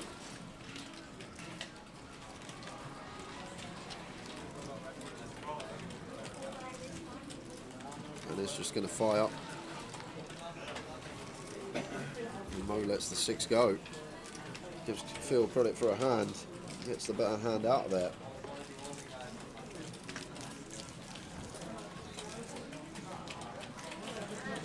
More still chip lead on the table, 43,000. With that nut flush. Nut flush against second nut. Getting paid. Cold as you like.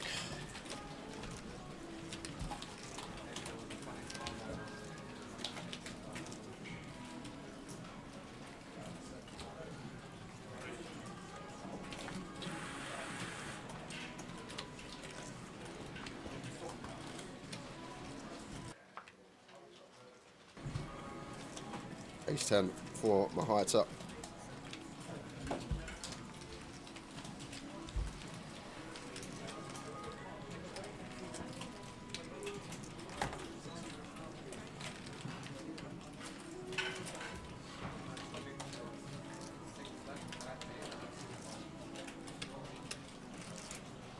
Ace 4 for Anthony here.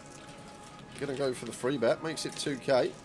And Mahita here with the ace 10 off. I like fold. Or 4 bet. 4 bet is an option. 4 betting. He lands on the one option I'm not a fan of. Goes with call. These offsuit broadways from EP. Just let them go into the muck. I know we can see he's got Anthony dominated, but try and take the whole cards out of question. Anthony's free bet is a bit loose. Probably isn't in there. Well, I'm pretty confident that it isn't in there. Ace 4 off, but maybe just attacking, thinking this table's fairly weak. Now continuing. And Mahita gonna have to strap in for one now that we get here with ace 10. Ace high, ace of spades, gonna have to call once here against this 30% C bet.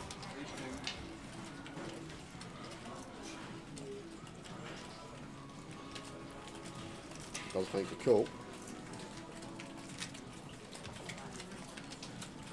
A card on the turn, not a good one to be barreling for Anthony here. Like, we don't fold out the 8s, the 9s, the 10s, the jacks now.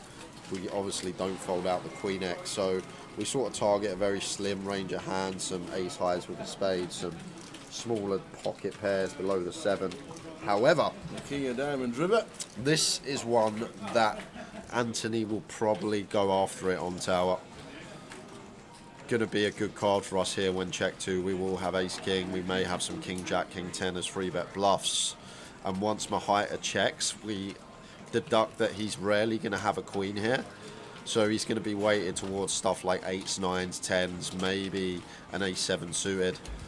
And Anthony does find the river bet, very nice from him. Gets the better hand to fold. Well played, Anthony. Playing some nice stuff. The man in seat 9.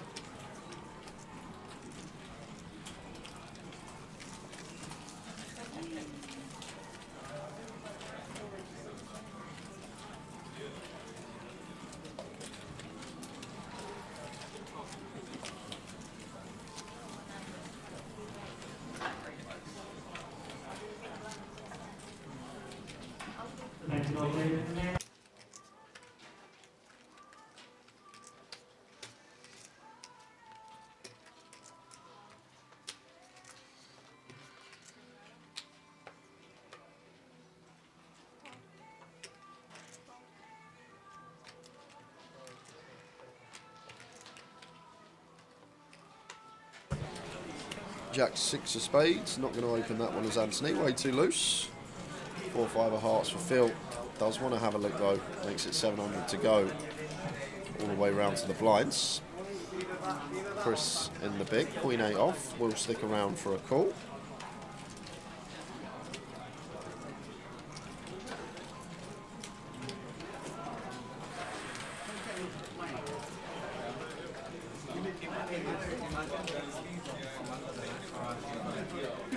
King high flop, King Jack 9.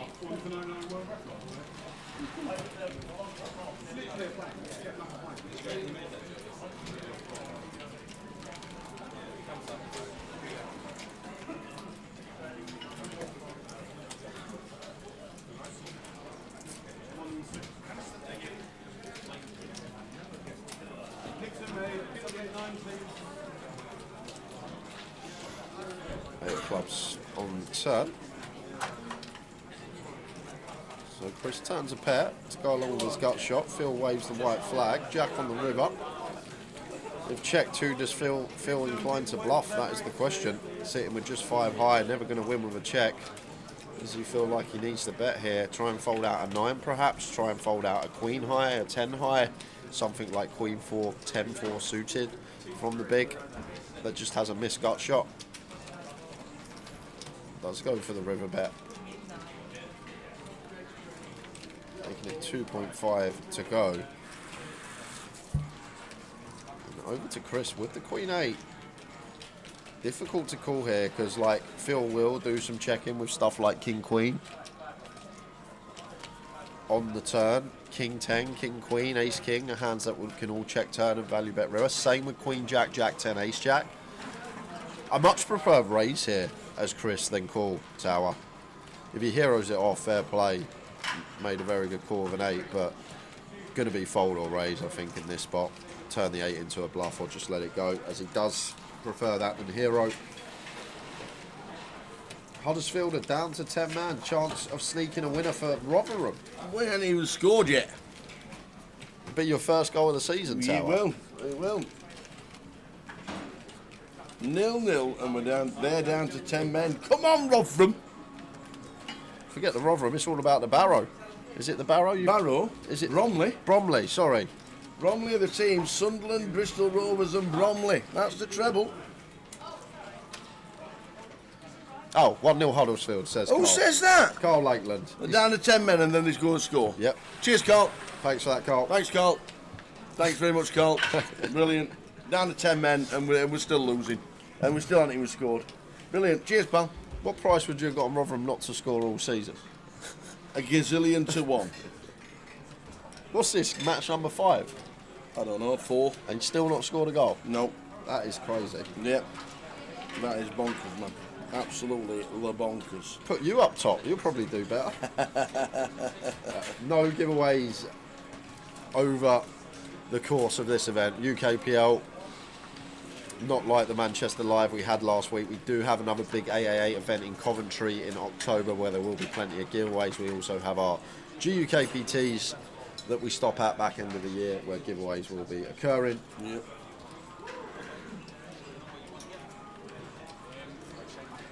Unbelievable. How do they even not beat 10 men and not score? How bad are they? How bad must they be?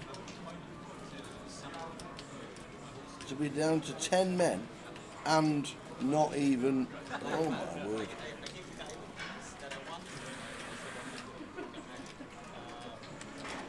Chris, after flopping the flush, not going to love that turn card. Brings in 4 to a flush, but does just go for value off the bat. Stephen with just bottom pair, 4 hearts on board, lets it go.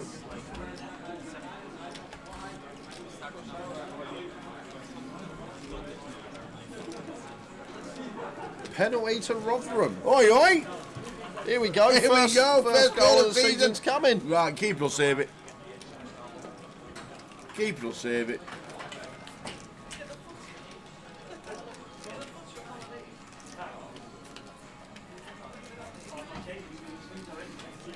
Not having it. No faith. Have you seen him? They haven't scored all year. Referees had to give him a penalty against 10 men. He's probably had both teams to score. That must have been a big price. Both teams to score, considering Rotherham haven't scored all season. It's strange. It's kind of like it does go up and down. It's a nice pain. If that makes sense. Don't you like it? Depends where you get it. What's the bird? There we go. Rotherham United have scored. First time this season. What a team. What a team. They're going up. What an absolute belter from 12 yards. Oh, it was a penalty. Get in there. Tell you things are happening now. This is it. What a Saturday afternoon this is going to be. And Josh Manley Pocock, welcome to the stream. We're about to go on break, How are we doing, Josh? but the treble has been released. I know that's what you're probably here for. Yes, and Easty was in this chair when it was revealed. Was he? He was here. Where was I? He was in. You went for a cup of tea. You disappeared. Yeah, I did. You went, oh, Tower Treble's on its way. I'm just going out for a bit of fresh air, and off you went. Well, look at this. We got Anthony with the over pair. We have Mo with top pair. And the dummy and gut shot. 9 on the river, though, would be disaster for him. And after check, flop, going to need to call here after turning top. Off to the river. Afternoon, Mal. Welcome. How are we doing? Well, that is one way we can get there as Mo. Yep. River's 2 pair and would like to see some value. Doesn't choose to go for the value. Anthony losing min with kings. And Zild is back in the building. Yep, Zild is back in. Yep. He didn't bust, he just got moved from the feature. Yep.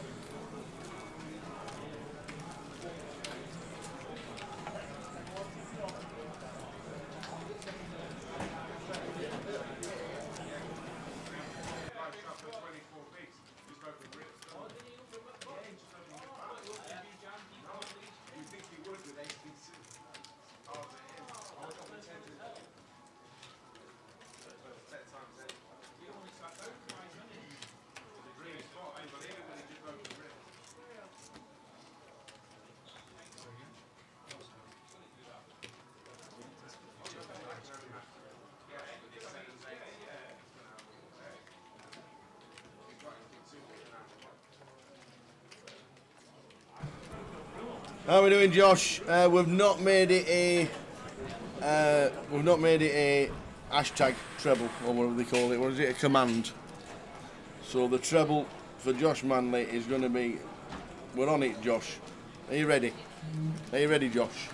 The treble today is Sunderland in the Championship, Bristol Rovers in League One, and Bromley in League Two. And on 888 Sport, it is 8.26 to 1. Sunderland, Bristol Rovers, and Bromley.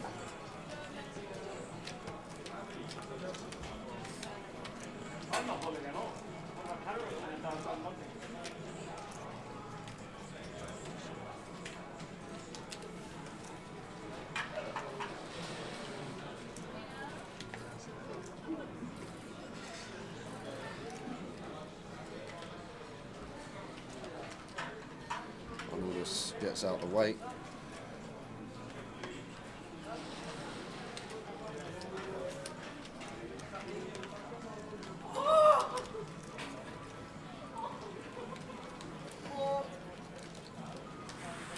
What was that?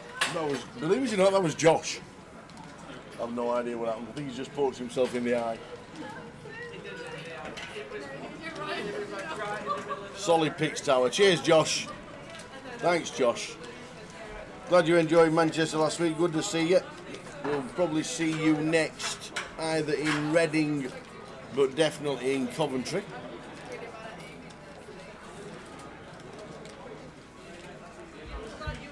Awesome. He'll be there in Reading. Good stuff.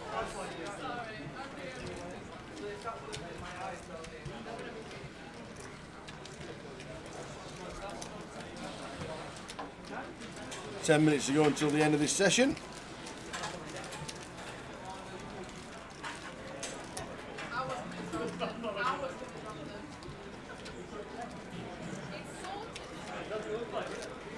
FA Cup's on today as well, I see. What? FA Oh, Cup. prelims. Yeah, to get into the first round draw. The first round of the FA Cup is normally the first weekend in November. You didn't fancy Pontefract Collieries in the old treble? Pontefract Collieries, is that still a thing? Pontefract Collieries? Wow.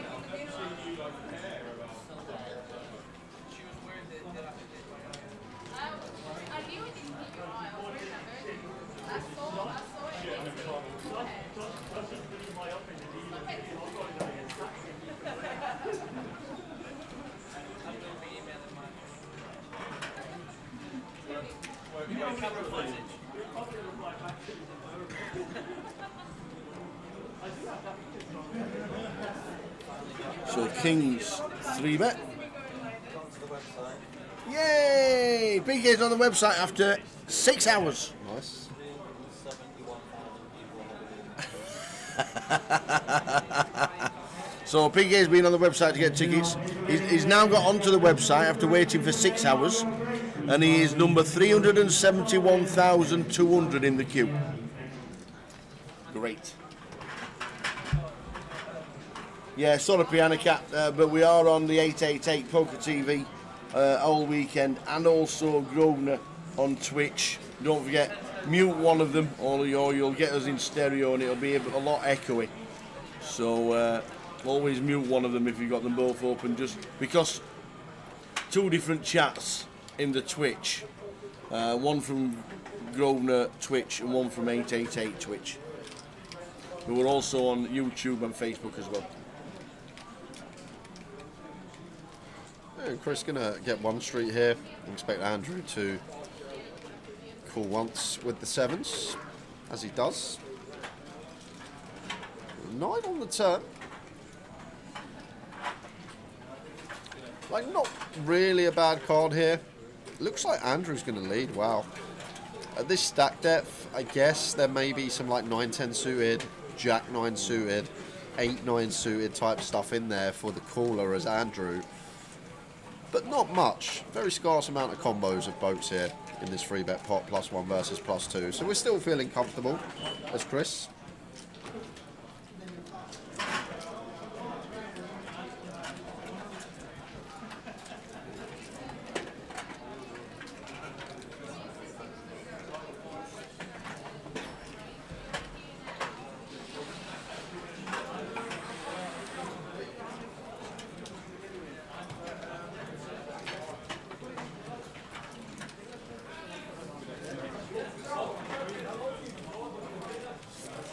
Lovely bit of value on the end here from Chris. Just recognises here once Andrew checks that he's never got a boat, therefore our kings are just always going to be the best hand. Lovely bit of value on the end here from this man. Like it a lot.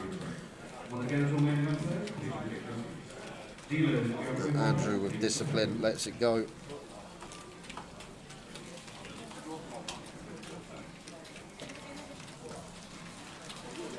I'm going to dust this off and then I'm coming in for the treble.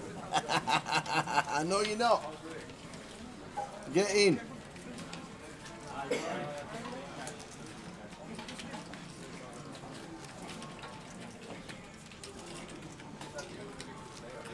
What's the treble starting time? 45 minutes. Yeah, I don't do 12:30s. All has to be 3 o'clock kickoffs. Well, I would have had Gillingham.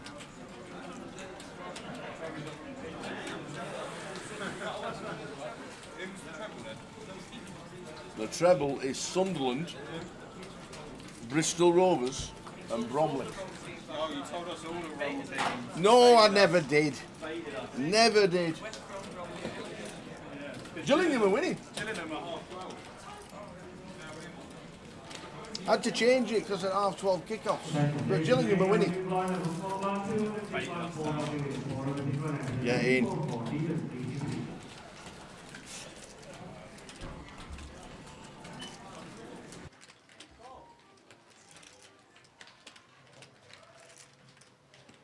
No.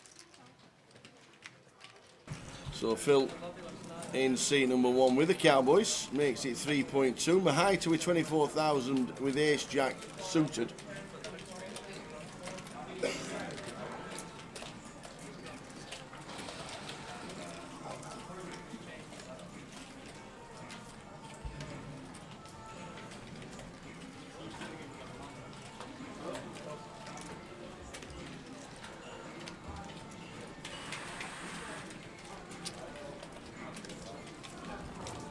So the kings again. Crazy. Crazy, crazy, crazy. 9-eye flop. No good for the highter. I think Phil will just see better and then that's it. That'll be the end of the hand. Maybe if Eastie does come in and it comes in again, we've sussed it. It's not Mel's fault. We'll have to pack him up with the kit and just get him out on the Saturday. It's not Mel Simpson's fault. It'll be Eastie who is the man. So 3 minutes still break, guys. We're going to have 15, get the bets on, and then be ready for the 3 o'clock kickoffs. Any tips for me? Last chance to get them in the booth. In the chat box. Absolutely. How often do feature tables get swapped out? Every session. So we will have a new feature table after the first break. How long is the first break? 15? 15. Carl Davis says, Ethan Stock is in the field. He's the lad we mentioned who won a seat for free and has never played poker before. Oh, he was a nice holding his own, to be fair. Well, we'll keep an eye on Ethan. We will keep an eye on Ethan. Won his seat for free via 888. And here he is playing his first ever live poker tournament. Easy.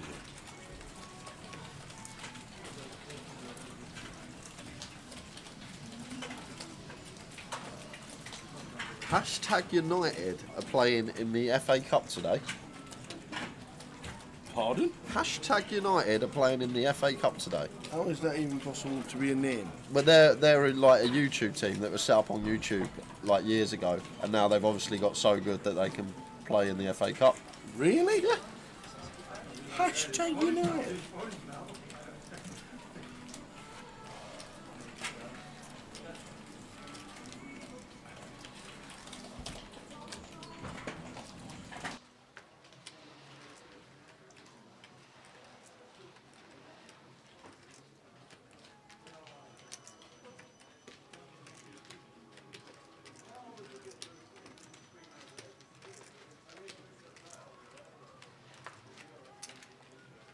So 5-way action.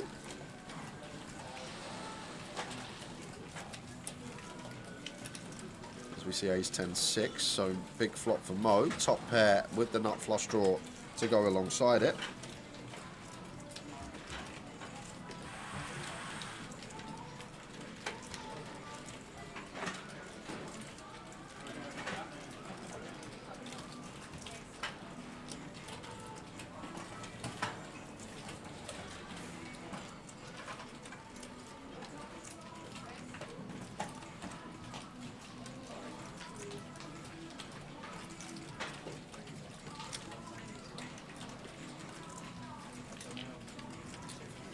No way.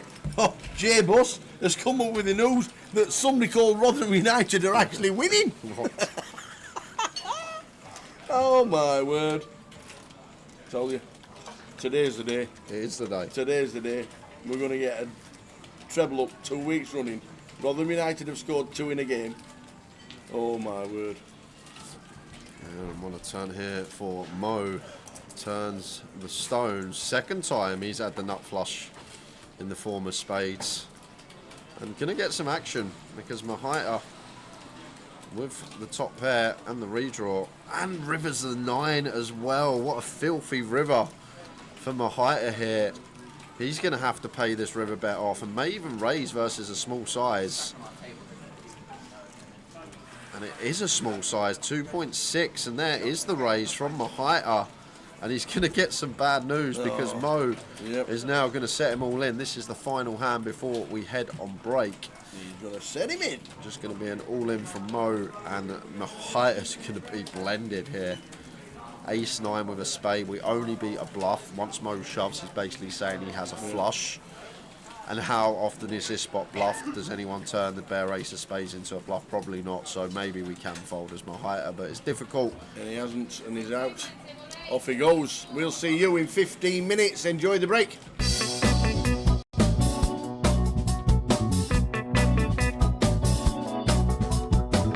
Okay, every once in a while here on 888 Ride, we get somebody really special. When I think of one of the legends of the game, online legends, the original GOATs, you think of Tom Dwan. Let's go get him.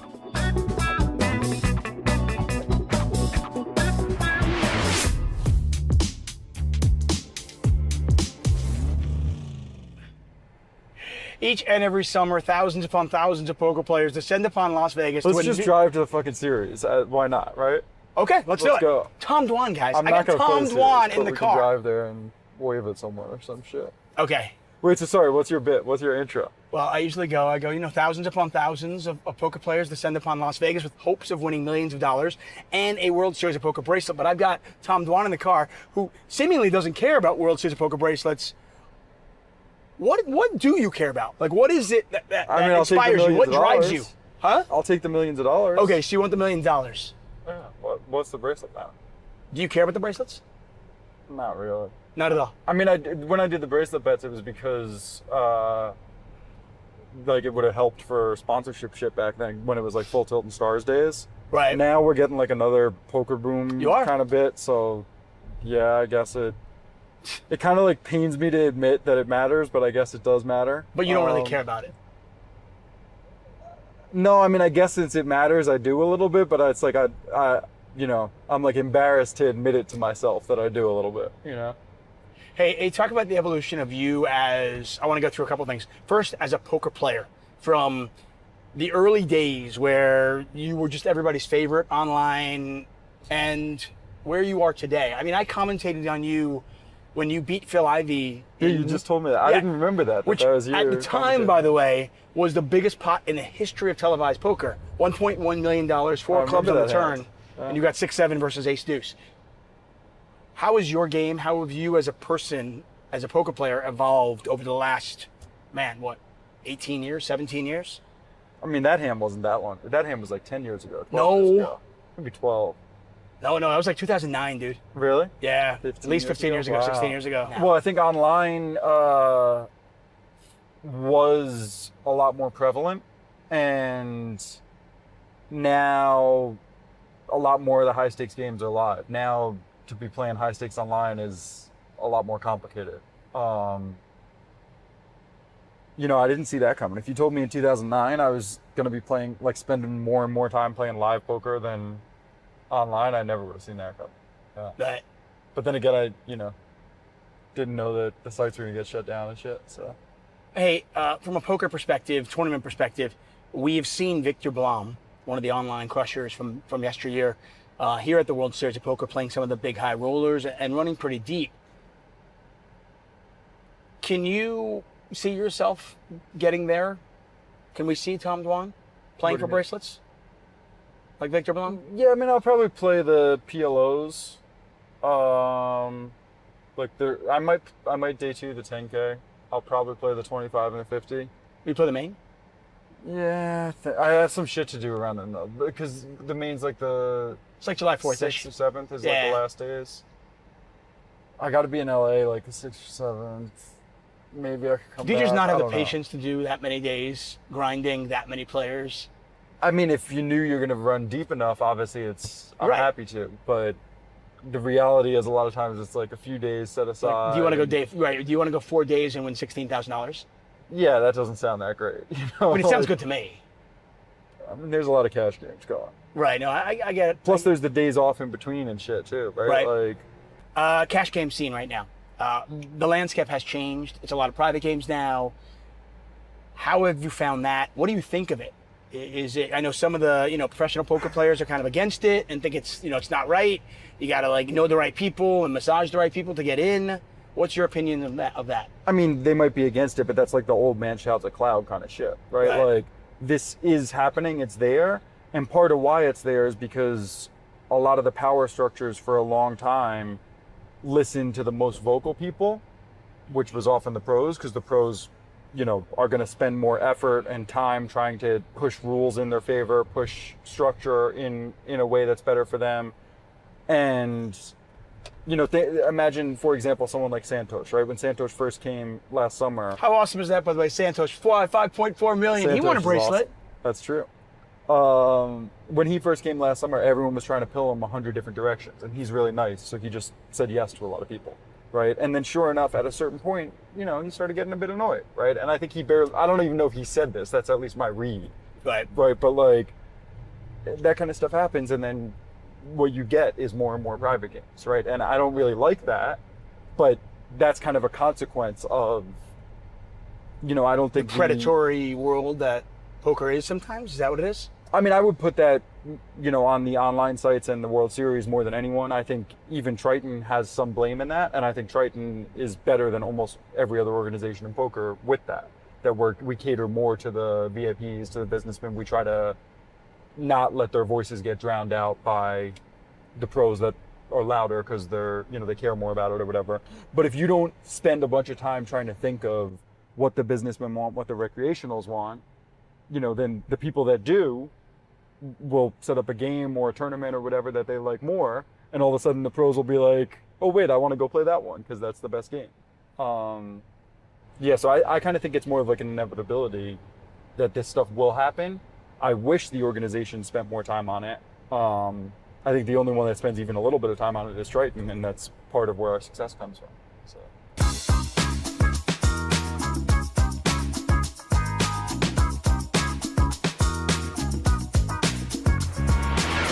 I want to talk about the two big hands that I was lucky enough to commentate on. The commission that you have yet to pay me. No, but this is the commission, buddy. This is it. Wow. So 1.1 million off Phil Ivey, and $3.1 million pot off Wesley on Hustler Casino Live. Take us through those moments, and not just at the time of your career, at the time of your life, what it was like to win a 7-figure pot. When you were relatively a young man back in 2009, I want to say. I mean, the Ivy, when we were playing giant pots against each other all the time, and Bellagio, and I think mostly Bellagio back then. I don't think that one was. So was it not a big deal bigger, except for the fact that it was on TV? Yeah, I mean, I don't know. It was probably one of the bigger pots we played, but we played a lot of big pots, and then we played big pots in Macau after and stuff. Yeah, I think that one wasn't as. That one might have meant more to other people than it did to me, kind of thing, right? Because for me, it was like, yeah, it just happened to be on TV. The Wesley one was a bit different because Wesley and I never really played big, right? And you had all these different dynamics of like, in hindsight, like, yeah, I was probably quite a large amount right with my guesses, but at the time, I'm like, I'm paying off this guy that's basically a nit because I have all these 7 different reads that I think kind of add up. What were the reads, by the way? It was such a weird hand. So I kind of went into that day thinking he was likely to go for it a bit extra. So I didn't really Against you? Just in general, but probably if I had to guess, step 1 was go for it a bit extra. And then step 2 was probably a little more against me than other people. Right, there's a notch in a belt. I mean, hey, listen, like, I bluffed Tom Dwan, right? That's cool. Yeah, I mean, that was my guess, but I wasn't very sure of either of those reads. And then obviously I think Doug gave away quite a lot when he, the way he acted when he saw Wesley's cards, right? And then I think Wesley, which created a whole awkward. I know Doug felt so bad about it. He did everything he could not to give anything away. I don't think that's true. I mean, I think he did it not perfect, right? Like I think that's the reality is. Okay. If you see the guy as ace king on the button, you look down, and unless you have if I had 2 10s, I would just be like, throw it away and yell at the guy, right? Like whatever, right? Yell at him after the hand. Right. It's different if Wesley had Jack 7 suited, then you're in a weirder spot. But I've had this kind of spot a lot where you happen to see someone's cards, you try to say nothing till the hand's over, right? In other words, if you can just fold, you fold, right? If it's a spot you got to play. Like I had one the other day in a PLO game here, where I was in the tank on the river for a while with a hand I was for sure gonna bet because I was like, how do I explain? I had seen one of the guy's cards. Right, so it was a spot. I think I had the nuts, or basically the nuts. But I was like, I happen to have seen this guy's card. I kind of. But you also have the nuts. Right, and I was thinking of how I was gonna. I forget what I even ended up doing in that spot. But basically, my point is, if you don't have something you got to do, in Doug's spot, he could just fold. Right, he has ace king. The guy has ace king on the button. You can just fold almost all your hands and not say anything until after the hand. Yeah, after the hand, you can be like, you fucking idiot. What are you doing? Right. I saw both of your fucking cards. You're a poker player. What are you doing? But then Wesley also never acknowledged that, right? If Wesley had, soon after Doug said that, if Wesley had acknowledged that, I think it would have, right, if he had been like, oh, yeah, you saw my cards, I would have been less trusting of my read on that. right? The fact that he never acknowledged that, like, and then throughout the hand, kind of every step of what he did fit into this story of like, I just didn't think the guy had it. And then the only question was whether he flopped it or not, or whether he got there. And like that I thought was very possible, but I, you know. Right, just some random bluff that he had that happened to hit like trips or something like that. Right? Yeah, I thought that was very, very possible. But more possible than aces in that particular spot. Not on paper, but because of the dynamics of the live read type stuff. Yeah, I thought that was aces was a lot less likely than like an 8 or a rivered straight or some shit. I'm taking you back, by the way. Really? I'm taking you back. See? All right. We're good. Hey, so you just mentioned that, you know, if I told you in 2009 that you'd be playing more live poker today, you'd never believed it. What's next for you? Like, what do the next 10 years look like? If I were to bump into you 15 years from now and convinced you somehow to give me 9 minutes and do another one of these, what would you be doing? I mean, we're down from 20 to 9. All right. Yeah. I like this progress. What would you be doing? Are you still playing poker? Or are you are you a businessman? What are you doing? I like poker. I think a lot of people say they love poker. I'm not sure whether all of them do or not. I definitely don't love poker. No. Did you used to? No, I don't know that I ever really did. Right. I think there's some really interesting things about it. If I haven't played for a month, like, yeah, it's fun to go play for a few days. If I'm sitting there grinding, 12, 15 hours a day, every day for a week, I'm not looking forward to playing the 16th hour. I'm like, not to say I won't, if the game's good or whatever, I will, but. But is it more work for you? Well, I think I'm kind of describing, there was, like in the last year, there were, I think, 2 different times I didn't play for a month or 2. The first few days I played, it didn't feel like work at all, right? It's like fun, especially I'm around, like both of those games were around like people I liked, good games, fun games, like everyone's splashy. It didn't feel like work, right? Now, yeah, 3 weeks in, if I've been playing every day, it starts feeling a little bit like work again, right? And I think in time, I would like to have more and more of my time spent playing only when I enjoy it and less of the work type. What do you do? What does Tom Dwan do when you're not playing poker? Well, so I've done a bunch of shit throughout the years, some random business stuff, whatever. But the last 2 or 3 years, I've spent a bunch more time on crypto, and I think there's a good chance that continues. I just think the opportunity there is pretty strong, and it's. Are you giving crypto advice right now?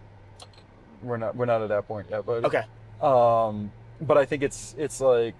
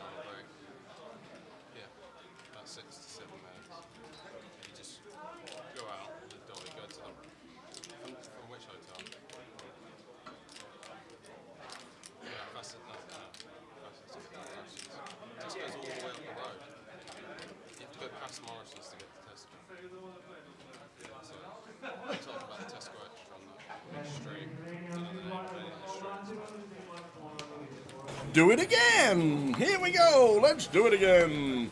Big news. Rotherham United won today. Big news. Big news. They even scored. So, new feature table, we'll run you through the players. In 1, Levi Kelly. In 2, Jonathan Bennett. In 3 is John Duggan. In 4, Tanner Pater. In 5, Ian Simpson. 6, Alex Harrison. 7, Richard Subworth. 8 is James Dean Heckle, the Zild. And in 9 is Aryan Kashani. Nice table. I forgot his name was James Dean. That's a singer, isn't it? Yeah. No, an actor. I know James Martin's a singer. Don McLean sang about him in American Pie, didn't he? In a book he borrowed from James Dean. That one? There you go. The Zild. The Zild. Welcome back, everyone. Another 2 hours of poker, no dinner break in the UKPL, so will just be a normal break at the end of this session.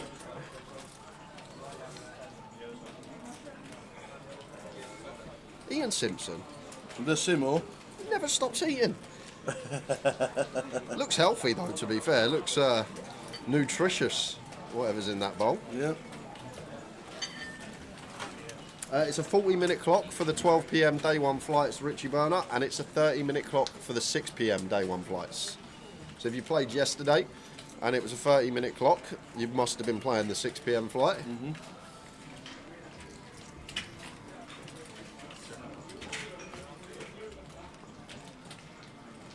As Richard turns an up and down here, Alex with third pair nut kick up. I'm just going to let it go. Richard with the float and bet works.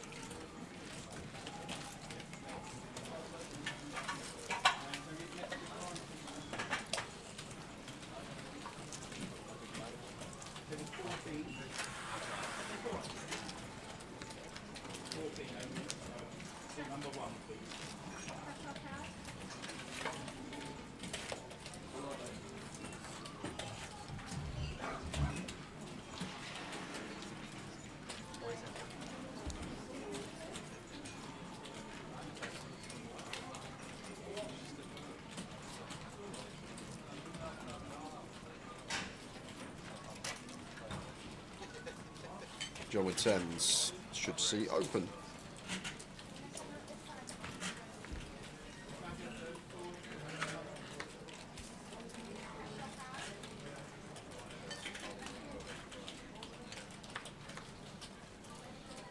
Ten of a pair.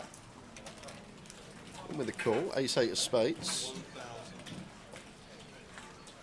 And the Zild on the button, ace queen. Any squeezes about Tower? Squeeze! He does squeeze, makes it 5k, puts in a third of his stack, so Like it, the Zild. we'll have to Run with it. if John goes all in. John in seat 3. Start the hand, 40 effective with Zild, 39 to be precise. We've opened from early position. Strong free bet range here from Zild, but 10s seem too good to be folding. Like 8s, we may let go. 9 seems kind of close. 10s just seems too good. Depends what he thinks of Zild, and John just going to let the 10s go, so gives Zild some respect there. Thinks that he's going to be on the tighter side. Maybe playing with him for the first couple of hours today. Thought this man's not going to be bluffing, he's going to be top end, and just lets the 10s go into the muck. Fair enough. How we doing, Zuma?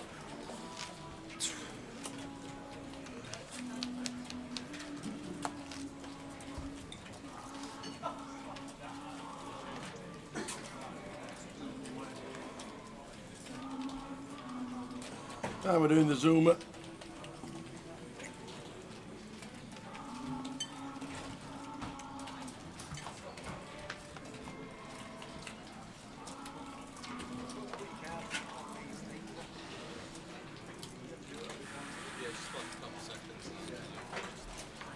Zuma, just got in, guys. What's the treble? Bacon Ruffles. What's the treble, Tower? What's going on?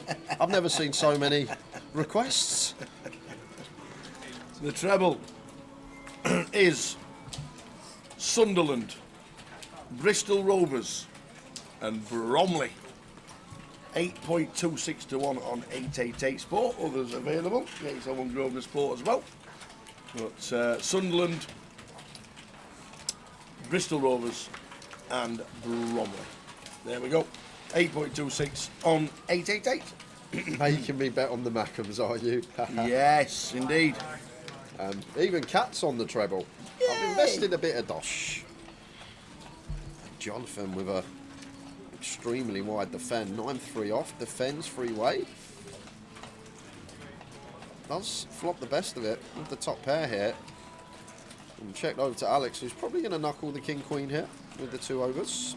Board that is perceived to be better for that big blind. A fun little turn, 10 of hearts. Now bringing in flush draw and gut shot for Alex. Brings in up and down for Ian.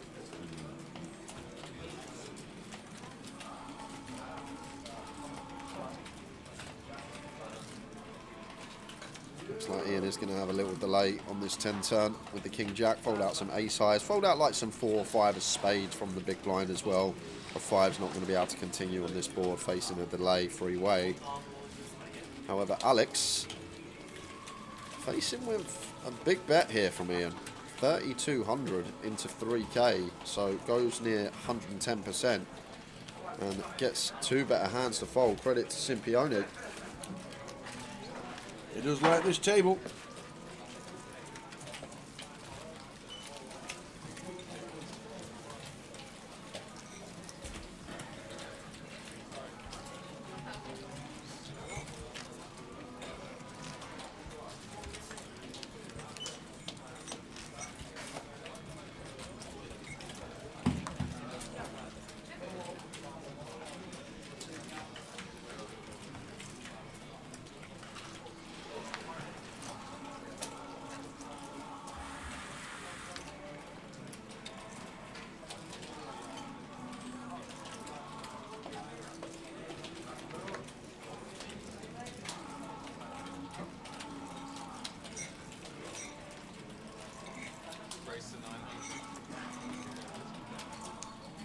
King 9 suited for Richard opens to 900.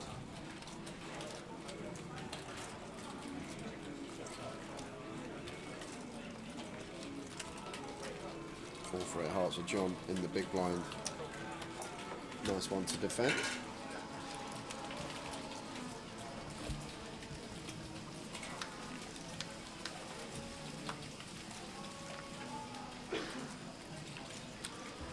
And a board which Richard going to have a lot of bets on.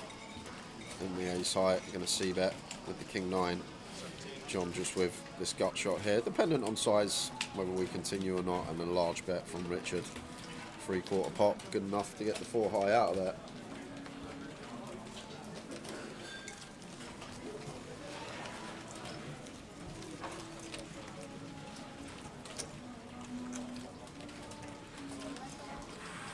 So a new table with us. Good afternoon, chat. Hope everybody is well.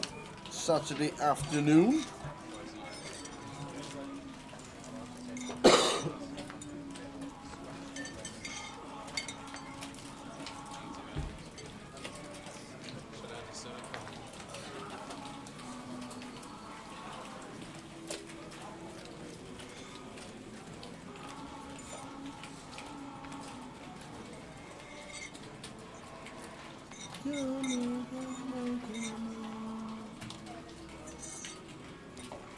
Queen 8 suited for Levi. Finds it open from cut-off, makes it 1k. Jonathan with 4s on the button, not going anywhere, he'll make the call.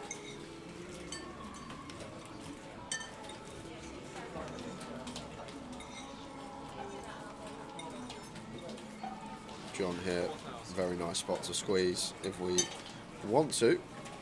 Makes it 4k. I like the size of this stack depth. Could have potentially gone like 4.5, but 4x out of position seems nice. 25% of our stack into the middle. And Levi with the Queen 8 out the way. Same with the 4s. Nice pick up from the small blind.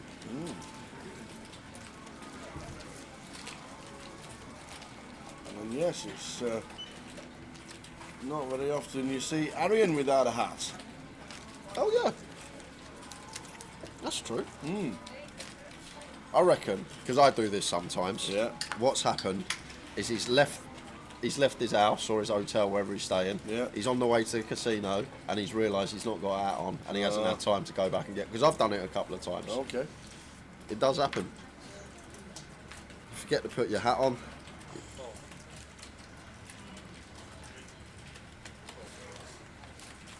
And he's going to be getting involved here with the King 10.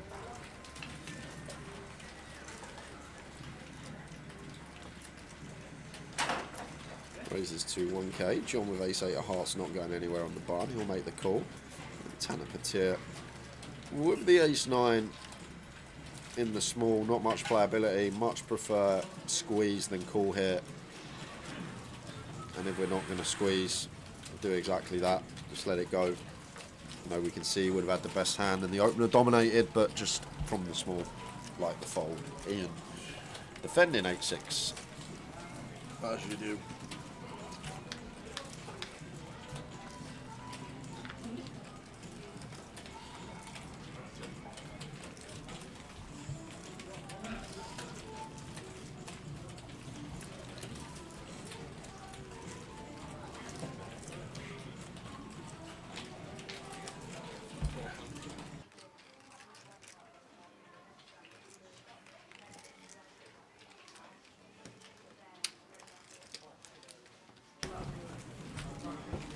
continue for Arian with his gut up, gets it through.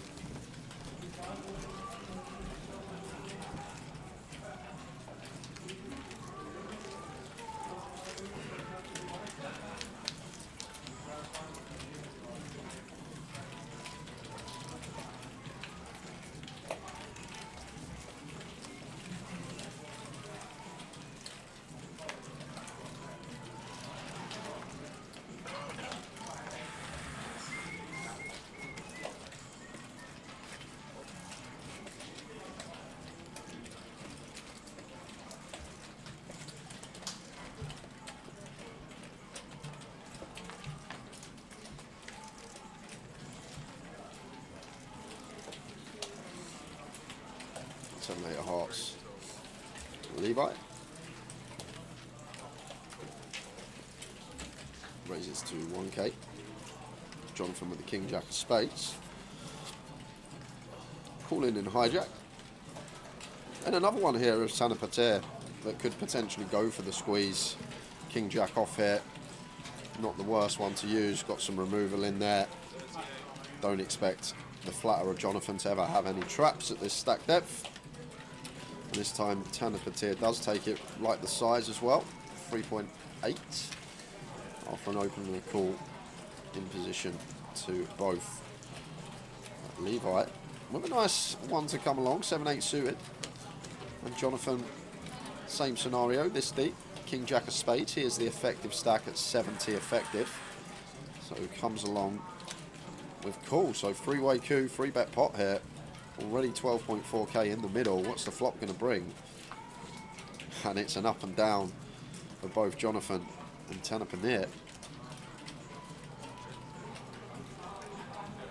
And it's a board as the 3-better that we will have a lot of bets on. Still got the ace queen, the king queen, the ace, the aces, the kings, the set of tens, the set of queens. Queen 10 might be a low frequency 3-bet squeeze. Queen 10 suited at this stack depth. So just a board where we're going to leverage the fact of those hands as Tana Patir goes for 4k. Jonathan with his king jack suit, he just moves all in. He just says, I got an up and down, I'm going to run it. Thinking that he can fold out ace king perhaps, ace jack, pocket jacks, pocket nines. And Tana Patir probably not going to be able to call it with the king jack, because we're up against the queen here. We're going to be drawing 2 11 outs if our king's live as well. Just lets it go. Well played, Jonathan. Gets the same hand to fold. What a move. What a player. Oh, there's a free roll on Sunday. Who done that? Did you do that? Nope. That was last week's Nightbot. Nightbot, that needs updating. That was last week's. It was a winner. Do it again. The command should be Sunderland. Bromley. Be great if someone's seen that and does Watford, Lincoln, Newport, and they all win though. Yeah, but I don't even know they're playing this week. Don't even know they're playing.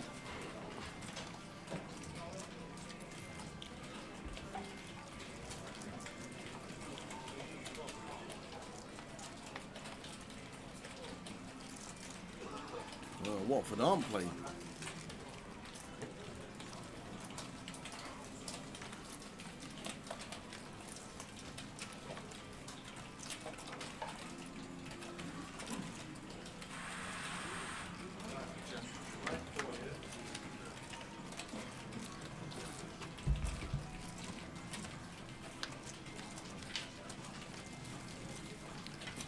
Queen 8-7.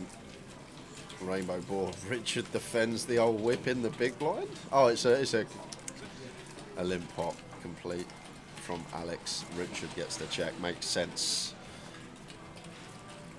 I like this a lot from Alex. Got a call once here. Blind on blind. King Jack high can still be the best of it. Overcard to the queen. 3 to a straight. 6 on the turn. Probably one that's going to go check check fairly often. Richard thinking about showdown already with his third pair.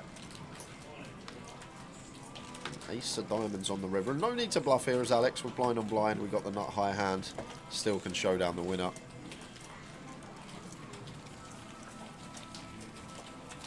Maybe thinking Richard, after he checks turns, going to have a lot of 8x and 7x, so maybe thinking about the exploit and betting big, trying to dislodge these.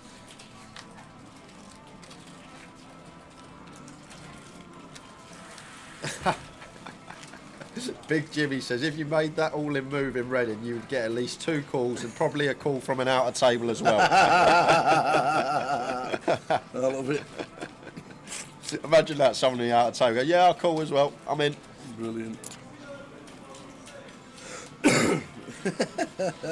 Love it.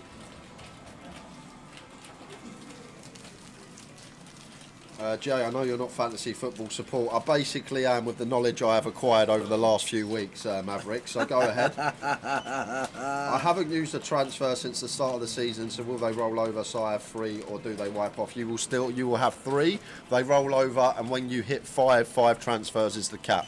So when you've got 5 in there, it's a good time to use one because you'll get another one back next week. Yeah, you. And same for your wild card. If it's a week you use your wild card, the transfers will stay there. Last season in FPL, when you use your wild card, you lost the transfers. I know I didn't play FPL last season, but it's just what I've found out the last few weeks. Yeah, week 6 looks good for the wild card, Maverick. I've been in the lab big time. I'm in a pretty big league, so we're not big as in thousands of people, but decent entry fee. Would be nice to win some prizes. Good lad. The Zild, King 6 of Hearts, should see a defend. What are the yellow chips? Is it? Are the yellow chips under his protector? They look like pound chips from the cash game tower. Maybe they're just there for show. Yeah. Well, it flops the nut flush. Draw.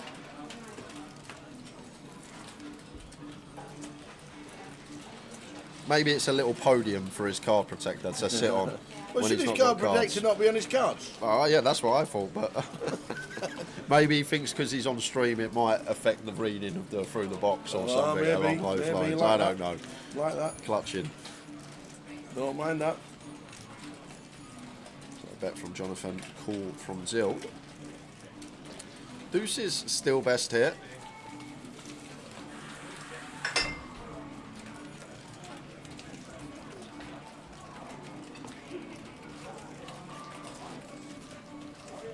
Deuces get the check mark, but Zild want to try and bluff at this, fold out some King Queen, King Jack, fold out stuff like 8s and 9s, 6s, 5s, maybe like a 7-8 suited.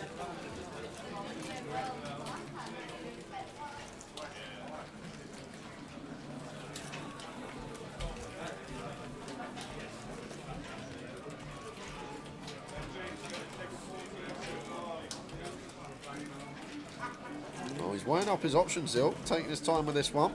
Is he going to bluff at it? Looks like he is. And he's likely to be getting it through. Difficult to call with deuces for Jonathan. A lot does brick out, but does find the fold. A nice little move there from the Zild with the king high.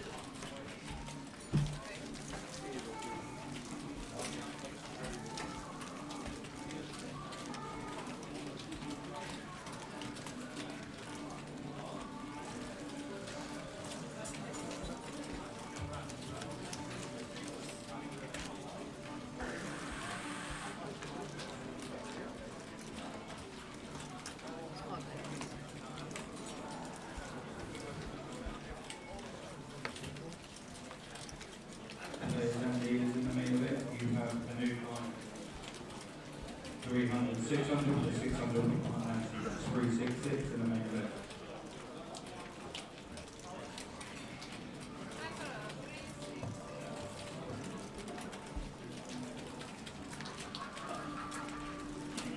Jacks for Tanner Petit.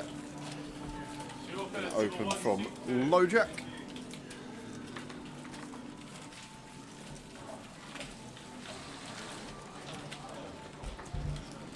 Making it 1k. 10-9 of spades for Richard. Expect him to peel this one on the button at the stack depth.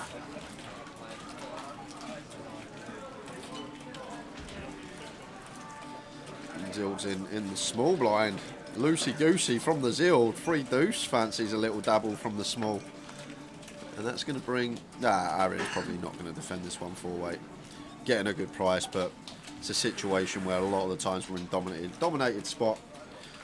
The usual spill, although pot odds go up, equity does diminish once we go in these multi-way situations and start splitting equity 3, 4, even 5 ways sometimes. 7-7-6, 2 clubs. So Tanner Petir still with the best of it and probably happy to just continue.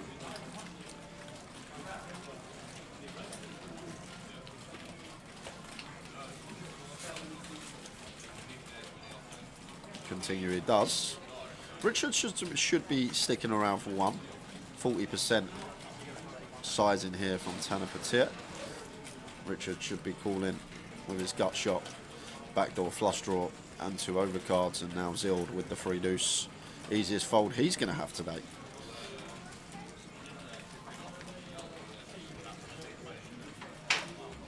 Well, that's a sight to see. Now we're praying that Richard has like an ace-7 suited, a 7-8 suited type hand. And maybe now as Tanner Petir, this is where we check.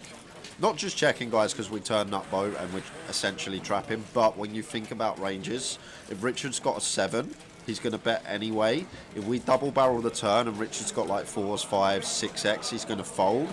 So check plays really well because 7's going to bet anyway, and then the hands like the 6x, the 4s and 5s, they're going to fold to the double barrel, and then we keep the stuff like the club draws in, the 8, 9, 4, 5 suited, stuff like that, potential for them to make a big hand on the river where we can get more chips. So like the check a lot, but not going to get any value.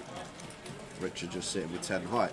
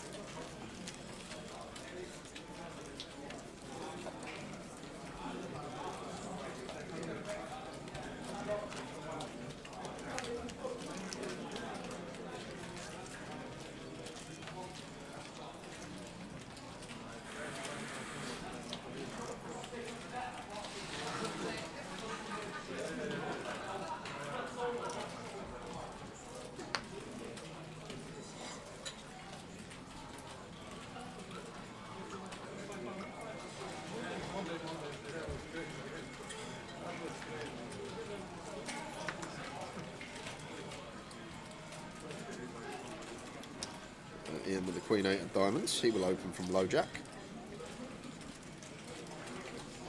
And Alex, ace 3 of clubs here. Starting the hand just north of 40 effective of Ian. One we could take for sure and go for the 3-bet bluff. Suited wheel ace. Nice one to use. Love this. Does go for it. Makes it 2.1. Might have put a bit more juice and just gone the full 3x, but like, don't mind the combo of choice here. Kind of nice one to use. And now back over to Ian. Like Queen 8 of diamonds. Not going to fare very well versus this 3-bet range. We're getting a nice price. Still chooses to toss it into the muck. And it's 3 p.m, guys.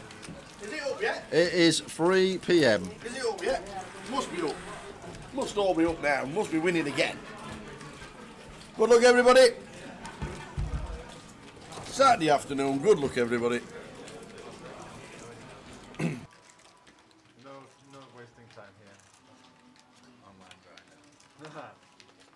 Oh.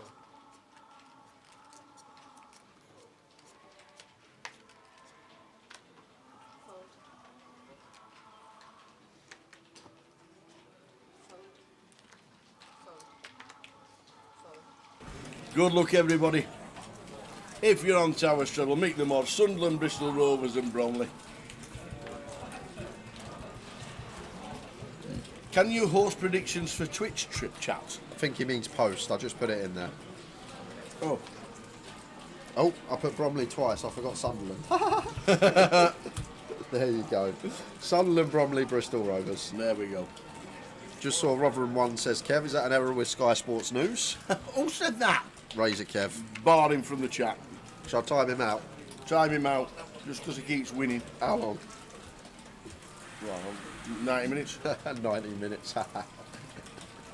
Yes, they did. Rotherham United's first game of the season that they've won and first time they've scored this year in the league. All we say is good luck, everybody. Hope you gambled responsibly. And we have a bit of fun between 3 and 5 on a Saturday afternoon. We do.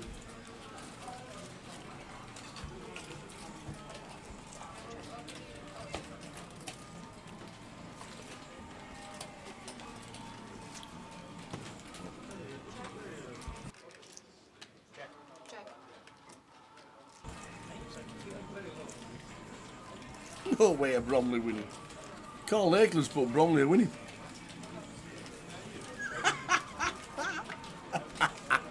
Really?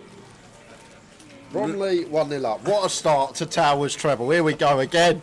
Bromley 1-0 up. There'll be limbs at table 1, let me tell you, when he finds out that Bromley are winning. Oh, what?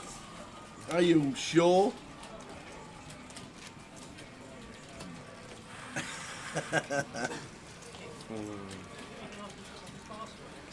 Preston North End player who scored for Bromley, who's on loan from them. Send them more.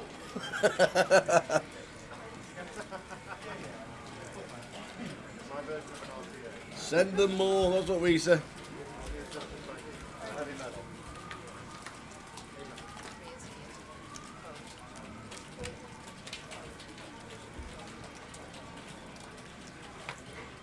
Oh dear.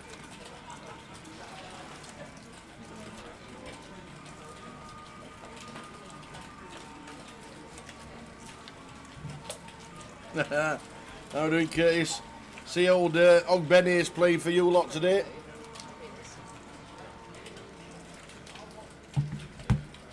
Hope he has an absolute stormer.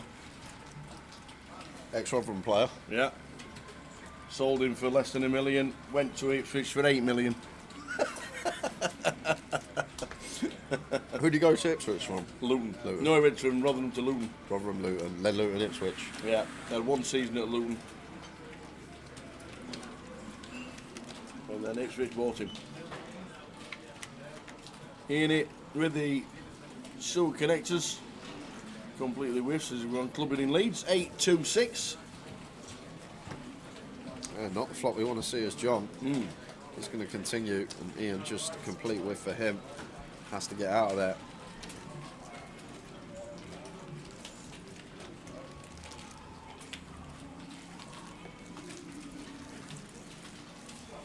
Rich 42,000, 105 big blinds, 40-minute clock.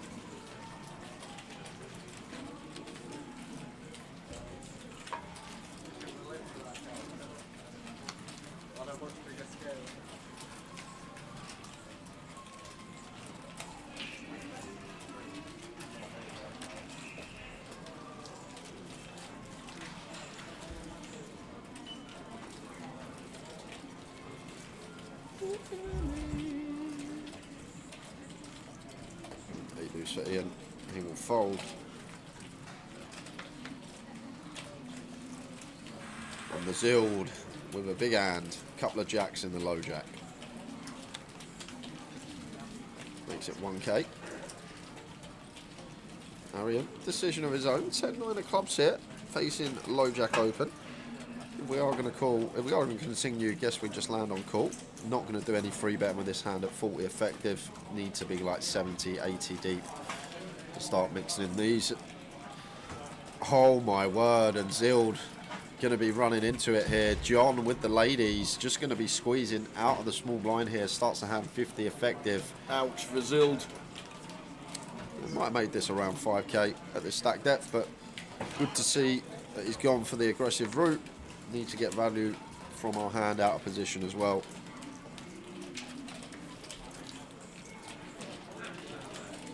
Now back to you, Zild. We're an MP open. We got a squeeze from the small blind. We can't fold jacks here. May even be some sending for 50 effective. Definitely going to be calling at the minimum. We'll see how he proceeds. Zild starts the hand just shy of 50 He bigs. just calls. Yeah, it's just going to call. Don't mind that. I think call fine. Tower might do some jamming at 50 MP versus small after the small blind squeezes, but is going to land on call. Does have position on the squeeze up. It looks like Ariam now wants to take his price with the suited connect up.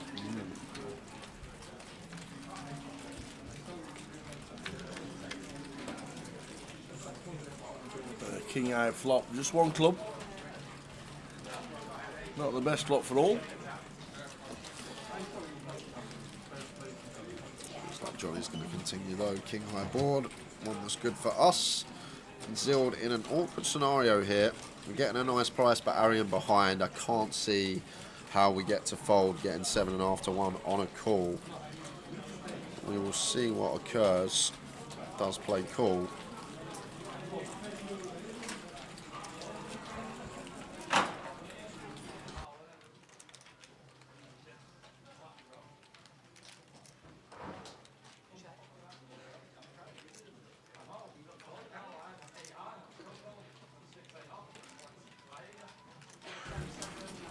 Free on the turn. John now slowing things down. I think Zild will do the same. We still beat some ace queen, some ace jack, pocket tens, pocket nines we're in front of. And 5 of clubs river, and do expect this to just go check, check again. Maybe John might block for like 16, 1700, 10% up, but looks like he's going to go for a bet as John. Well, goes for 10k, 2/3 pot. With the ladies, making the assumption that Zild never checks back a king. But the other thing I will say, Tower, what are we getting called by here as John for 2/3 pot? And I love these scenarios because it always gives us the answer to our question. Zild's got the next pip down from our hand. So if Zild folds here, there's no merit in ever betting this spot, because if we're not getting the next pip down to call, this hand in terms of jacks, then we're not getting anything to call. So it's actually nice to see what Zild will do, because we will see if John's value bet is going to be good or not. And it looks like it is, because Zild is reaching for chips. Does he fancy paying? Maybe confused about this turn check, thinking, would you ever check the turn with the king? Yeah, and an outstanding bit of value on the end there from John. Seemed cutthroat, didn't think it would be getting paid, but credit to the man. Finds some razor thin value there in a 3-bet pot.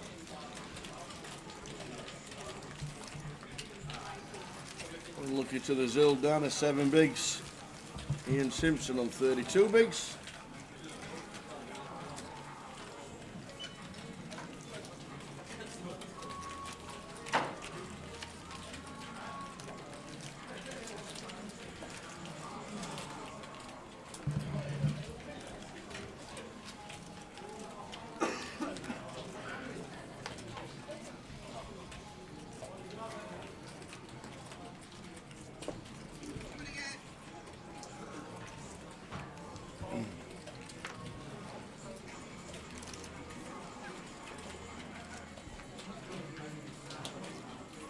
So Saturday afternoon, Leeds.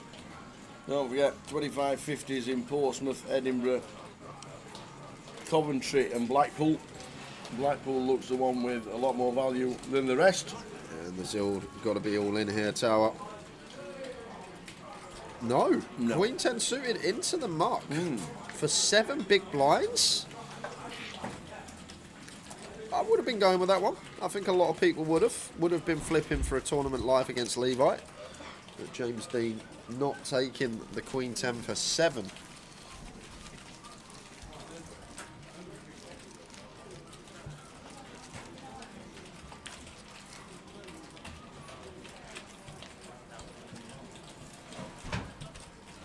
Well, it must be a pretty dry start. First 10 minutes of 3 o'clock kickoffs. Not a single other than Bromley. Bromley, Bromley the team. Bromley.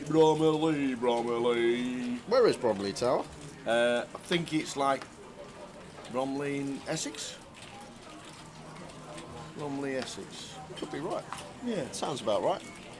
Yeah, proper south. There's Bromley in Kent. Someone will tell us in the chat. Somebody will tell us. Kent, There you go. Jerry Full. which is near Essex. South East London. Greater London, according to Wikipedia. Cheers, Gully. Pocket nines for Jonathan. Raises to 1k. John in the cut-off. Can go with 3-bet here. Can go with call. Both are fine. Going to have a mix. One thing I will say, at 100 deep tower, like, want to be 3x minimum. Like, want to account for stack depth. Could make this 3.5k. 2.5x just seems way too small when we start the hand 100 effective. Back over to Alex in the big blind here. 6 is just going to have to fold, unfortunately. Just don't want to be cold calling, especially out of position to 2. Annoying having to fold a pair, but we don't have any other option. We can't cold 4. We can't cold call. So just have to land on that option. And Jonathan with the 9s should be getting in the mix, as he does.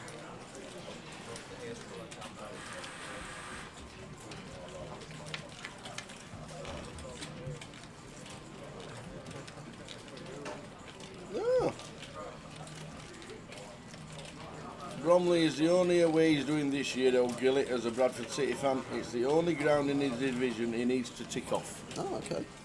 Doubt I'll get a ticket though, they offer peanuts. Eh? Just go. Just sit in the home end.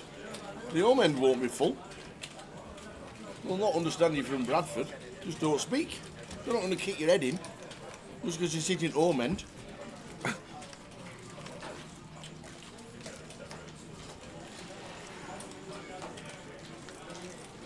So John with the continue, and Jonathan with the call, met by 1 overcard. Not much going on for John in seat 3 on this 4 turn. Is it a case of we just check and see a river? Still in front of some stuff. The Jack 10, Jack 9, 10, 9 suited with the gut shot on the flop. 6 diamonds on the river. Not really the run out we're looking for as John. Doubt we're going to be bluffing river tower.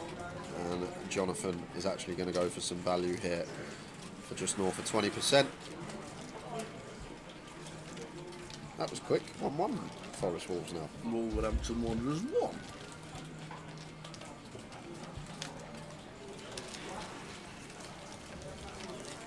Wolves, Nottingham Forest 1, Wolverhampton Wanderers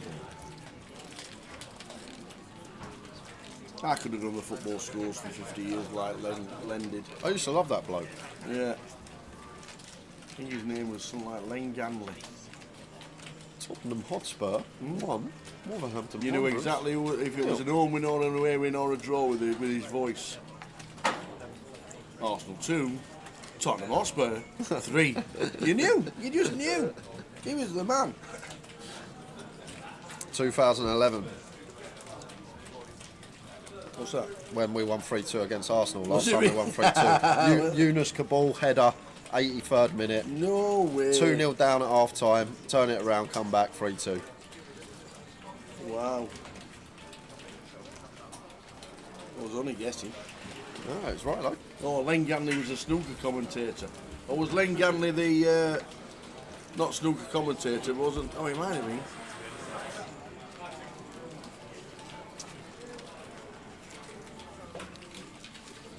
Len Ganley. Was Len Ganley the referee? Why on earth Yeah. would you look at me while you say that? Like, he's looking at me like I'm going to know the answer. Like, proper, like... He was the referee, wasn't he? Len Ganley was the referee. Because he was like the only referee they had in snooker. That was it, it was him. There was nobody else. Is it not the big bloke? What's he called? Jan? You know Jan? Oh, I don't know which is now. Yeah, Jan's the main ref now, ain't Is he? he? Jan the man. Big Jan. Big Jan the man. Oh, Glenn Ganley. I love it.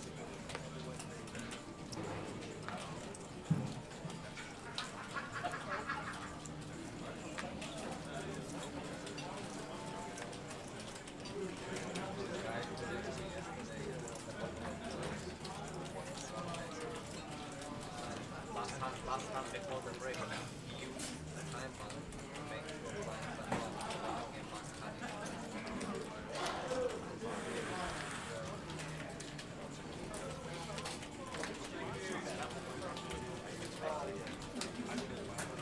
Arian without the hat. I bet they're all saying at the table, where's your hat? Where's the AK hat? Peter King says he played poker with Jan in Sheffield. Lovely bloke. Ah, sweet. And he nip off to the casino after he'd finished the World Championships at the Crucible. No way is Ipswich Town winning. I knew I should have taken Robinson out. I hope it's not Schmodix. Anyone but Schmodix.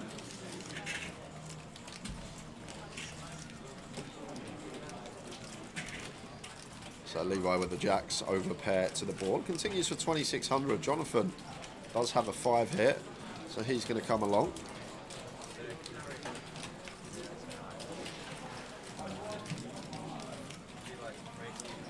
I don't see how Richard gets to continue here. Freeway, thinking about it, but got to do exactly that, letting it go. Liam Delap, Rory's son. We were talking about Rory Delap yesterday. Oh, well.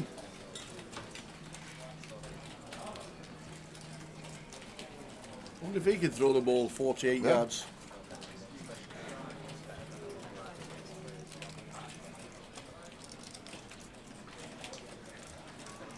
Levi going for another street here with the jacks. Flush does complete. We do have the jack of spades, but maybe thinking Jonathan's weighted towards stuff like 6s through 10s. And the 5 just gets out of it.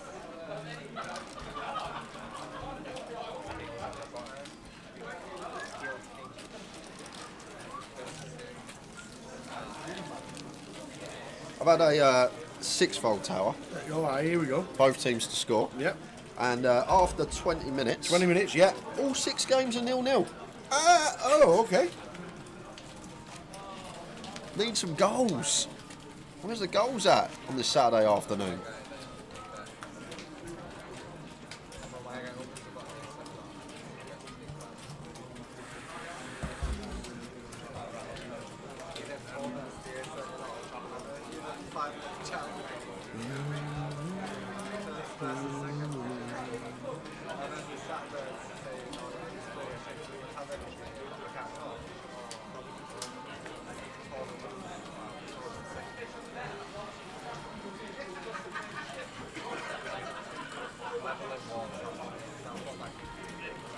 It's too loose. Turn up a tip, fall about it. Lets it go.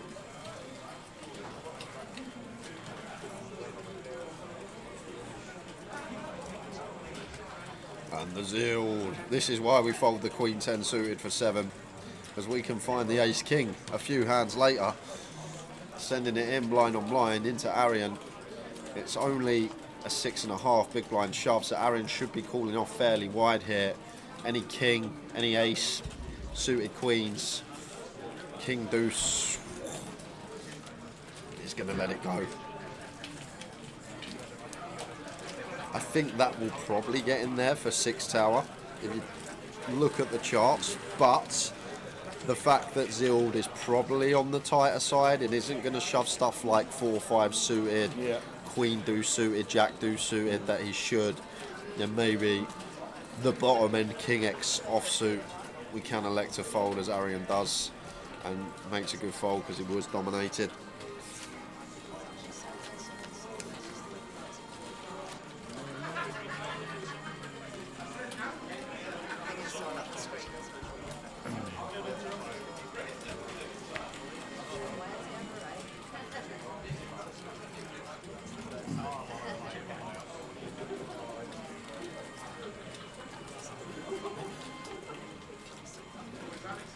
Dave Challoner.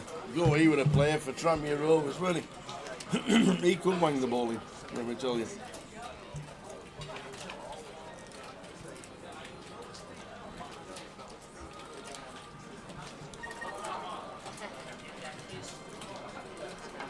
Have you seen the ones that do like a flip and then as they come up from the flip, they launch? Yeah, I think it's illegal now. Is it illegal? Yeah.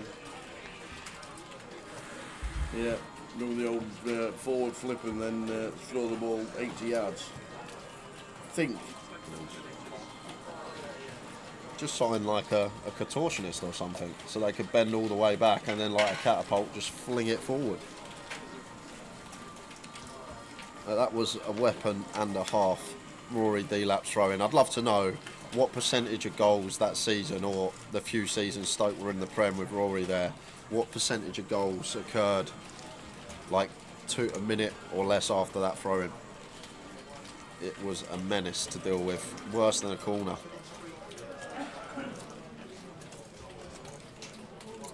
Harry in the top two here, just going to lead Levi with a gut shot.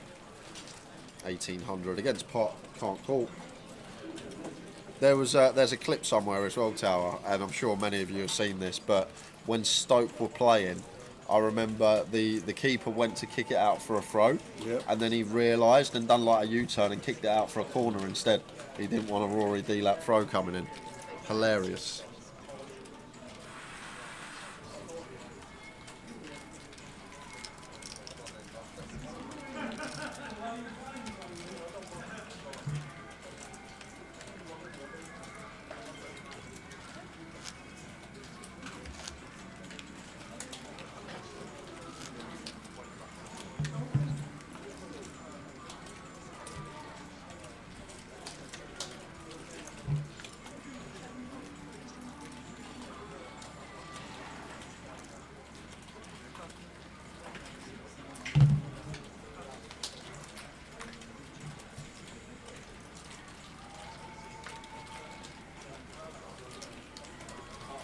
Queen Jack for Ian.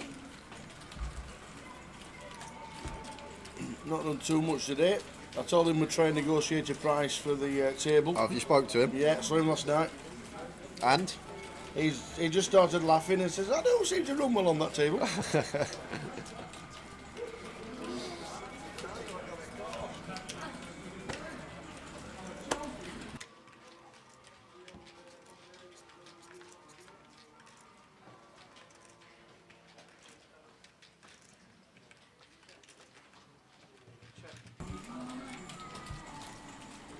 So Queen Jack 3 on the 9-9 flop, 9-4-3. John checks with bottom pair. I think you should call once.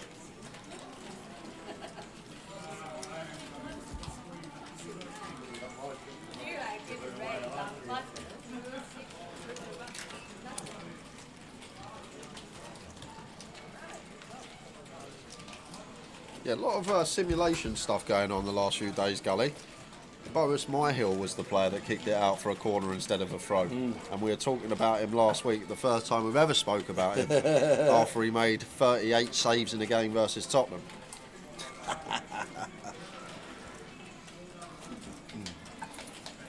Lot strange ongoings the last couple of weeks. I think maybe we might get another treble up today. Ooh, I like your thinking.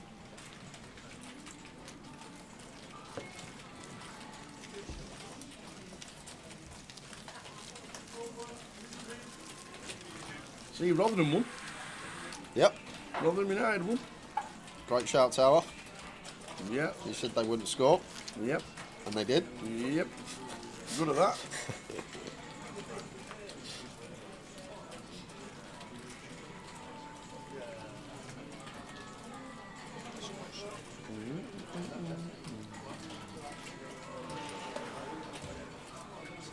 Gilly's playing.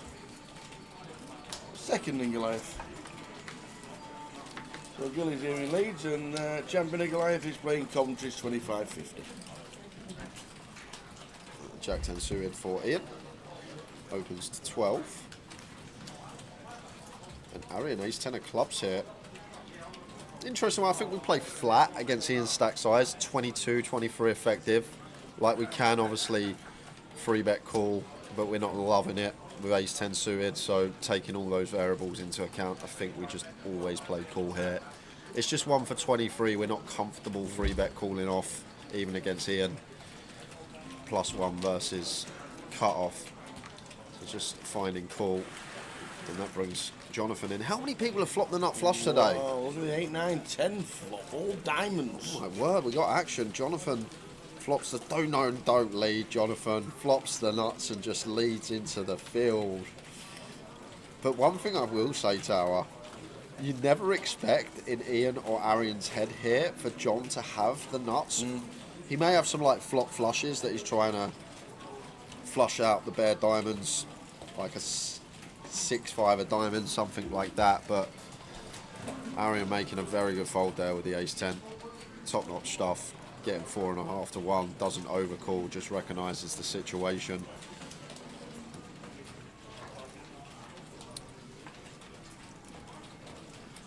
The score announcer was James Alexander Gordon. It was. Good shout, cooler fish. And now 7k on the turn here for Jonathan, and it's awkward for Ian because we basically have to go with it for a whole stack, so more inclined to just let it go. Jonathan could have Queen Jack here, that's just trying to stop a diamond from rolling off. He could have 8s or 9s. He could have 6-7 suited. He'll have something like pocket 7s. He can have flop flushes. Ian does just let the top pair go. Zilled just under 10 bigs.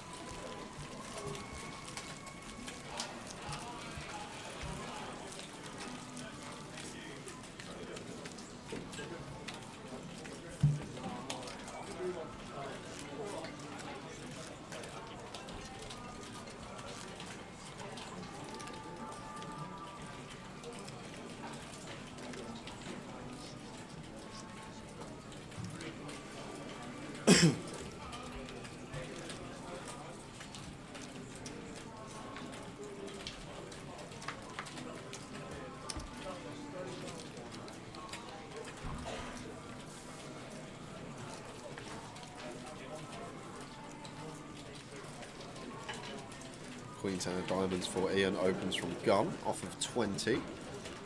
Arian with Queen Jack just lets it go all the way round. So 10 of petit in the big, ace 3 offsuit, does find an ace, but can be dominated versus this under the gun opening range. Getting 4.5 to 1, may fancy seeing 3. Heads up pot.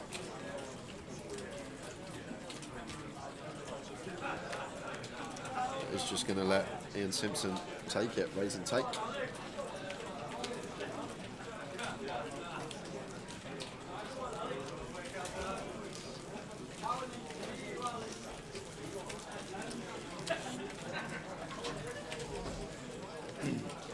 So Saturday, flight 1C for the main, flight 1D. 1D. 1D. It's a Saturday that confuses me, you see. Normally a day 2.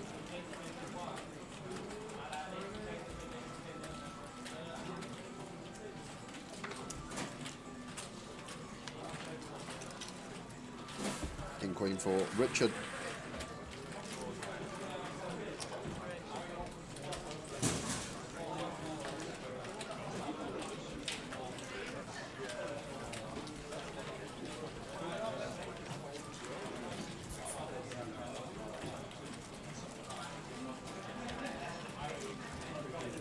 John with force, wants to have a look on the button, makes the call.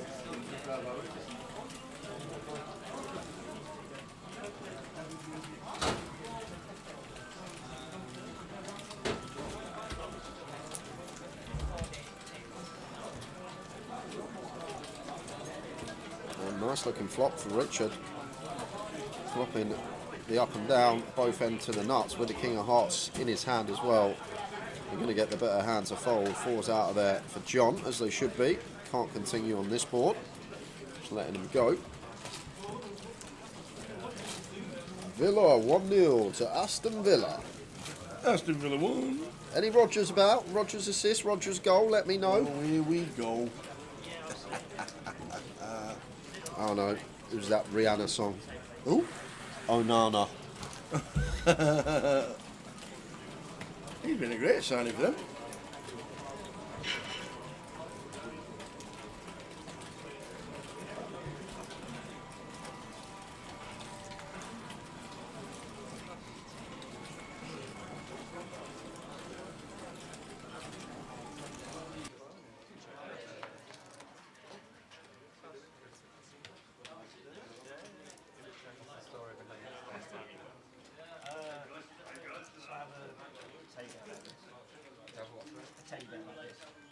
wife hasn't taken it. It's really, really, really good. My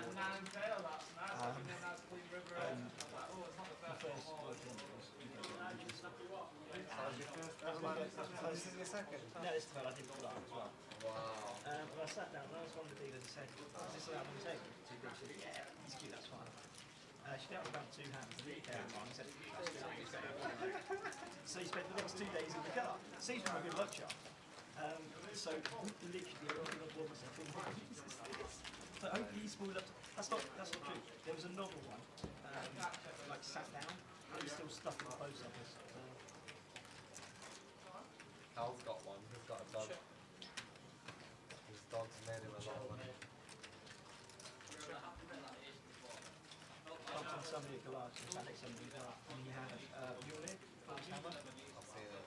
So I posed him with Force Hammer. He wasn't worthy.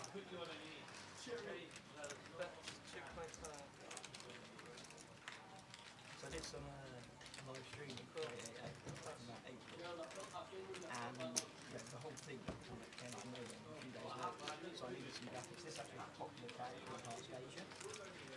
So there's a lot of graphics on it, and animated graphics and doing stuff, but nobody recognising it. So I just put together the stream. Hey, so 8, 9, 10 Jack board. John with Thouse. Betting from 2,000 off Jonathan. 1-0 Bristol Rovers. Oi, oi, oi, oi, oi, oi. Oh dear. He'll be coming back with a tease with a smile on his face, hopefully.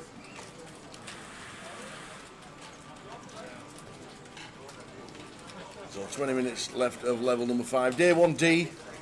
Day 1D.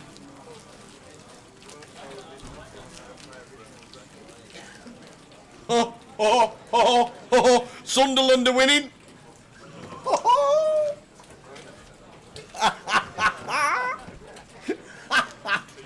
Oh. All 3 Towers Trebles, half an hour in, are winning. Can't do it again, can we? We can't do it again, surely not. It's what dreams are made of. Hey, we are concentrating obviously on the poker as well, but oh wow. Oh wow, wow. Oh man.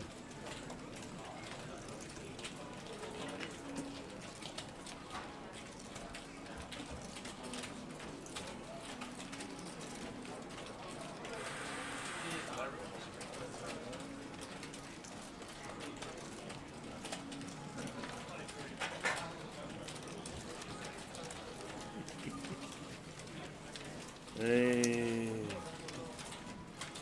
He's bound to be checking his phone. He's got other bets on as well. He loves it. Have I ever gone 2 in a row? Don't think so. Don't think we've gone back to back. 2 weeks running.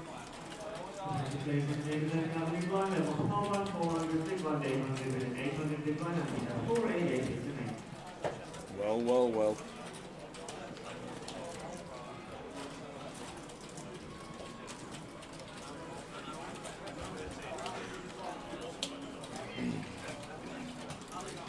Ten, 9, 7 flop. Jonathan with an open ender, and now picks up top pair on the turn, but now falls behind to Tan with the ace queen.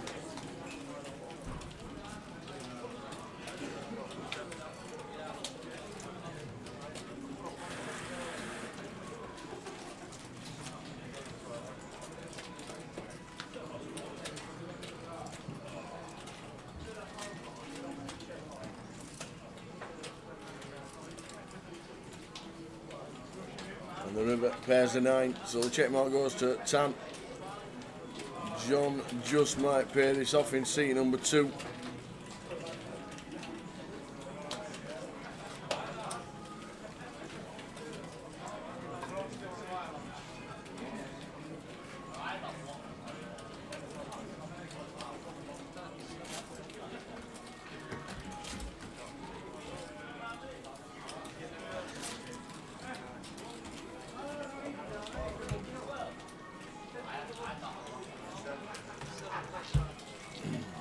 Just called the 7.5. I thought he was going to pay it off.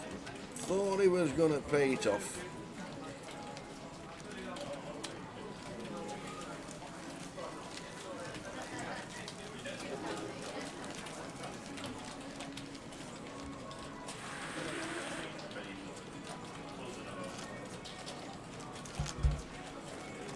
What is this redeemed 888 poker draw? I have enough credits to buy 4,000. What does it do? Question mark. Question mark, says Maverick.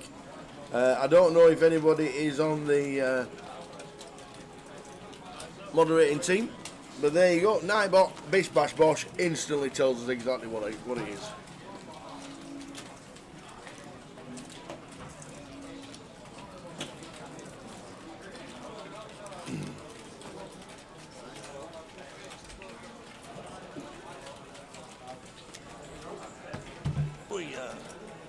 So redeem your hard-earned Twitch points while we are live. There we go. All your hard-earned points.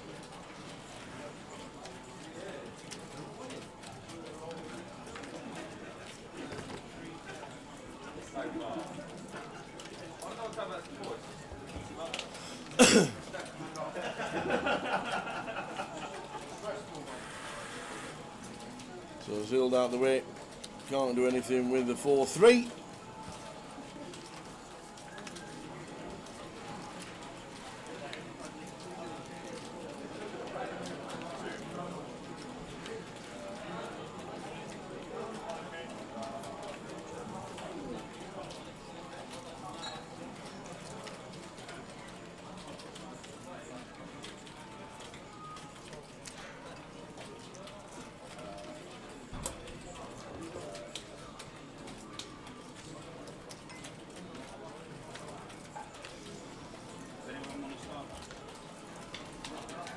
The 9 at hearts on the turn. 2 pair for Ian. Down to 10,000.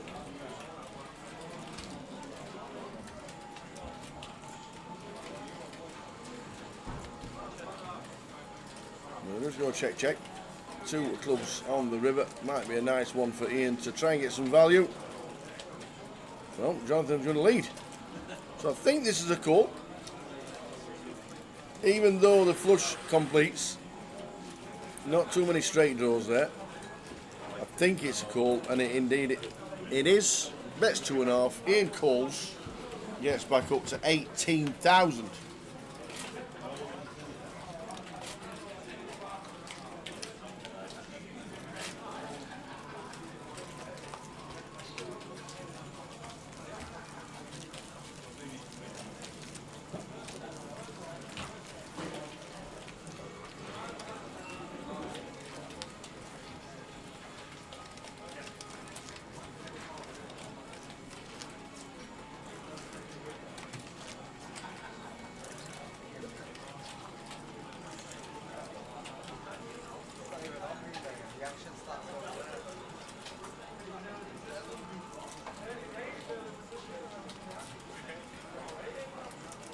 Bluefish says Bromley 1-0.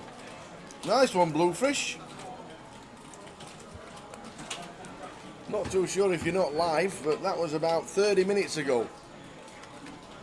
Because not only are Bromley winning, Sunderland are winning. And not only are them two winning, the Bristol Rovers are winning as well.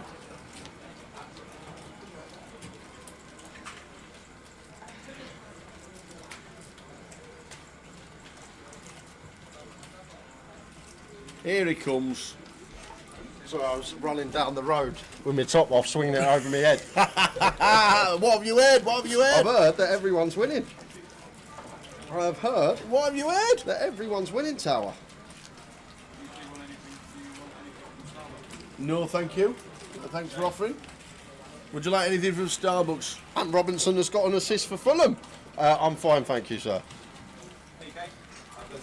Thanks ever so much. What, 10 minutes? What happened to the water? You were, just because you were running down the street. Sorry, I totally Shirt forgot. off.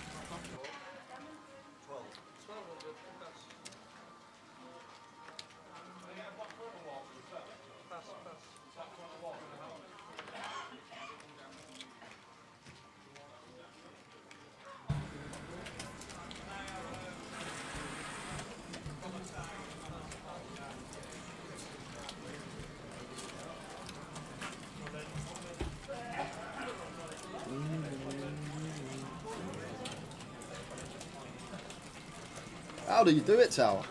We haven't done it yet. We haven't done it yet, is what I'm saying. And East, he goes, it's basically free money. What is he talking about? He is only experienced in the purple patch. Wait until he experiences the grey patch. I doubt he'll be so chirpy then. A bit of action here. Top pair facing combo draw, facing up and down. Alex is just going to continue with his top pair. Jonathan going for the check here, looking to check raise here. Jonathan, perfect spot to just move all in. There we go. With the ace-10. Tough one for Alex. We do have top pair and a gut shot, but Jonathan may elect to play 10s through aces in this manner. Would be a tidy little line with an overpair to check jam with the stack in question.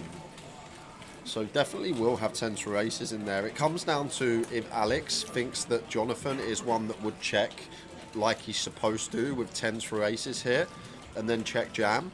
But if he doesn't think Jonathan would and he's just going to come out betting his overpairs, then maybe we can weight him more towards stuff like some flush draws, some straight draws perhaps, maybe like a 9-10 suited that we are in front of.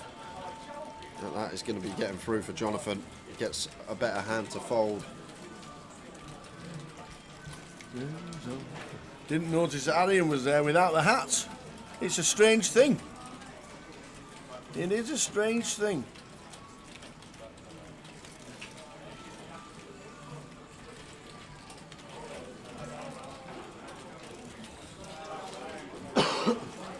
Jam gets through.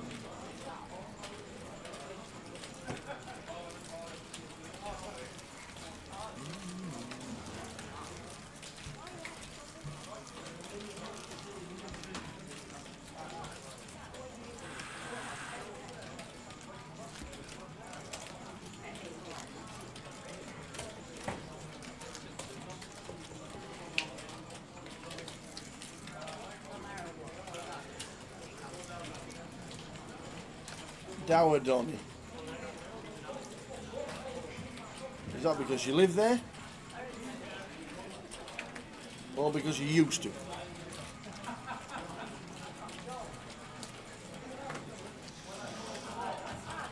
Ian, King 10 is going to open. Raises to 12. C19. Thank you. Going to be round to the blinds.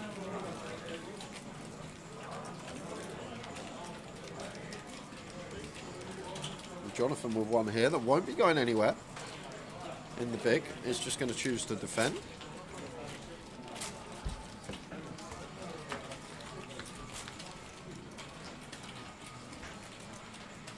And Ian flops the best of it on the king high board, and a board that we are going to have lots of bets on, probably around third, 1100.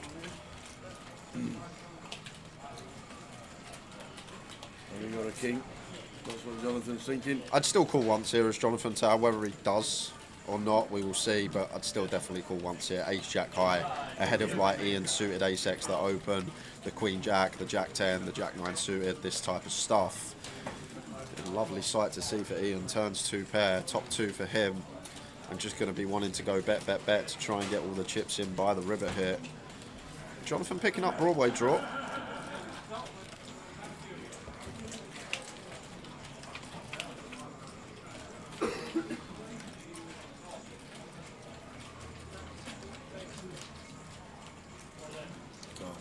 We got shot, I don't think. Yeah. 4.8's cool. Not against this Should be in the size. bin.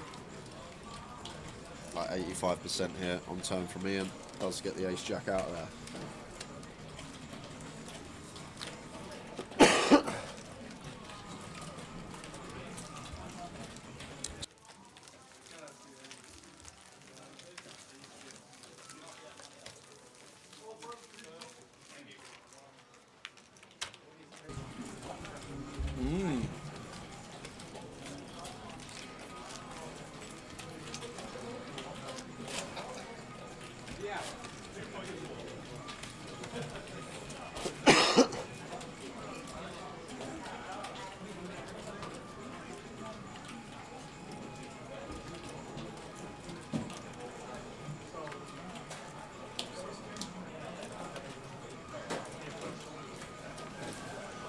ace nine suited for Ian. Going to be another open.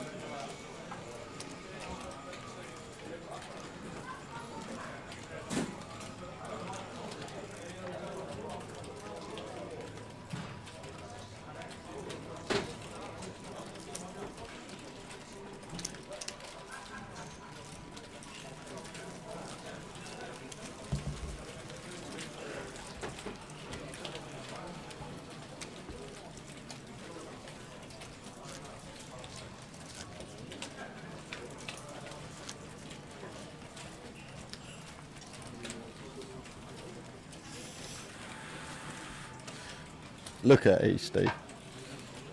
Checking the football scores. How's this still got chips? I don't know. Eastie's usually out by now. Would you have enough chips to just to sweat the second half? Ace king for Ian. Raises to 12. Over to Tanner Petit in the big blind. King jack of diamonds. He's not going to be going anywhere. Will defend.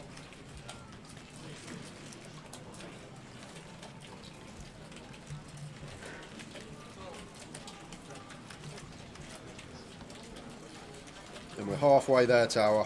Are we? Halfway Oh, to riches and fortunes. oh man.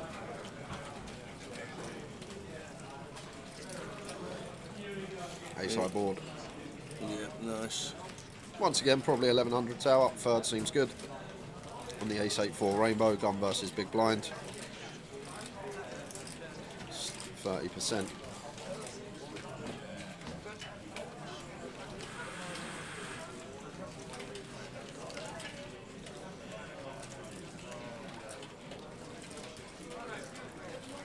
Tanner Petit going to call once, don't mind it. Kind of sketchy versus gun, specifically. But with some plausible backdoors, is going to see a turn for cheap.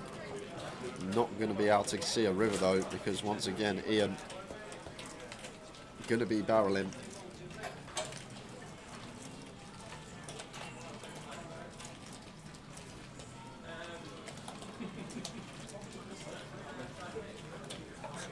And Ian Roberts says, all three up at half time, that's more unusual than actually winning. It never happens. That is true.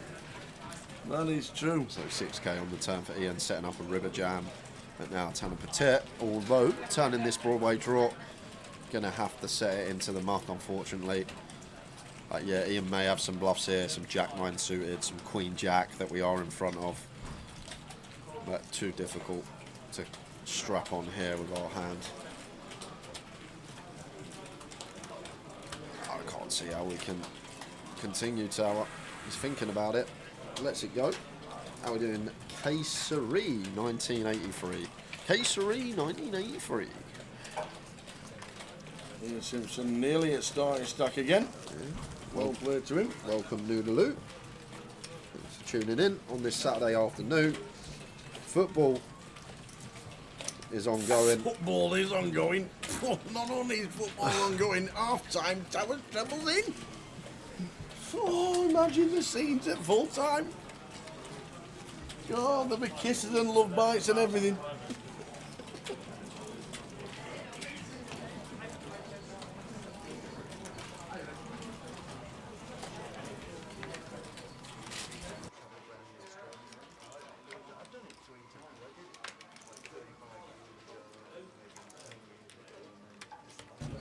There are no active giveaways. No, you can't cash out. Even if it's an option, you've got to let it run, unfortunately.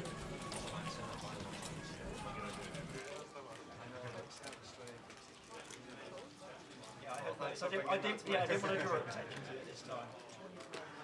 Don't think I'm going to make it.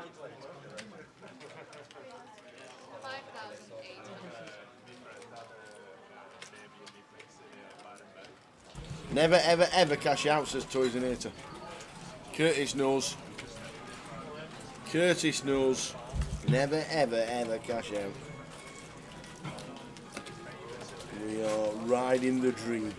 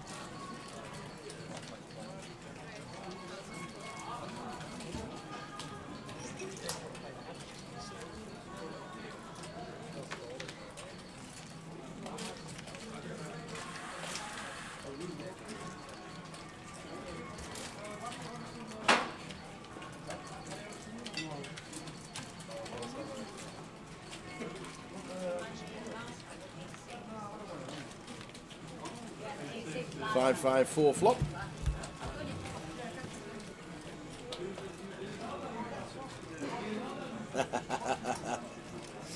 Yeah, the Tower Treble T-shirt was a great little gift last year. It was a cracker in Blackpool. Off to Blackpool again, first week and second weekends in November. Any word on Goliath dates? No, we've not heard anything yet from the powers that be. As soon as we do, we will send them to you and get you on the train for Goliath 2025.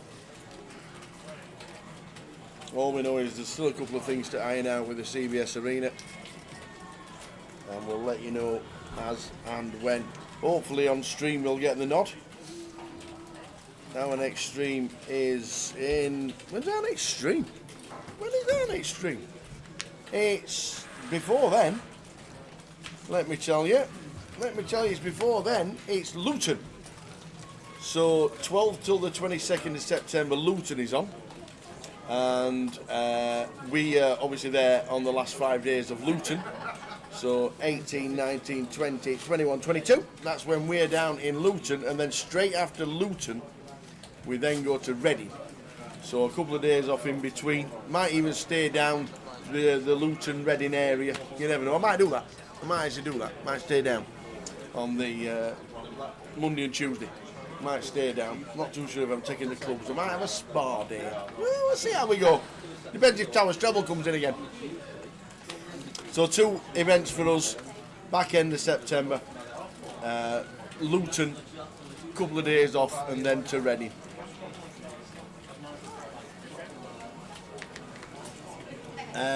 When's the schedule out for next year? That won't be given out until we reckon Blackpool. But we definitely know that leg 1 next year is Coventry.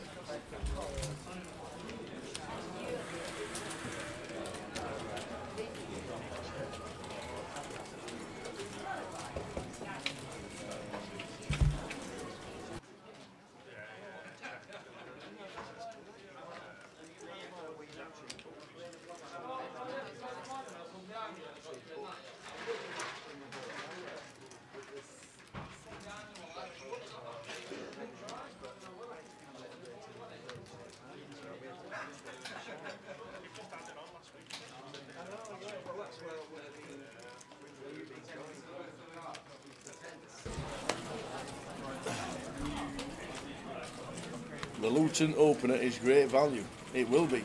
There'll be plenty going on. Most of the events are now on the app as well, so if you want to check the app, the Grosvenor Poker Live app, schedule, have a look. Click on Luton.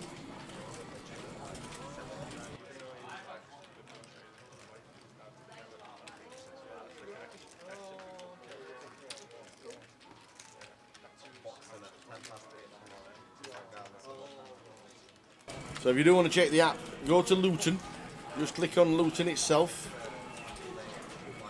and hopefully everything's there for Luton.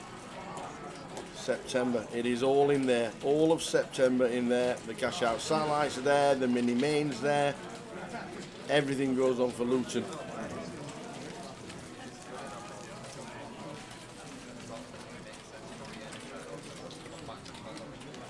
The opener, 100,000 guarantee for a 200 buy-in. Wow. Luton. Thursday, the 12th of September, the UKPT Luton, the opener is a £100,000 guarantee. Wow. Jay, who did you captain on your fantasy team? I think it was Haaland. Haaland, he said earlier, does. He's just having his snack. Salad. You can guess it's salad. What would you like to add that Jay's having with his salad? So yeah, Haaland is his captain.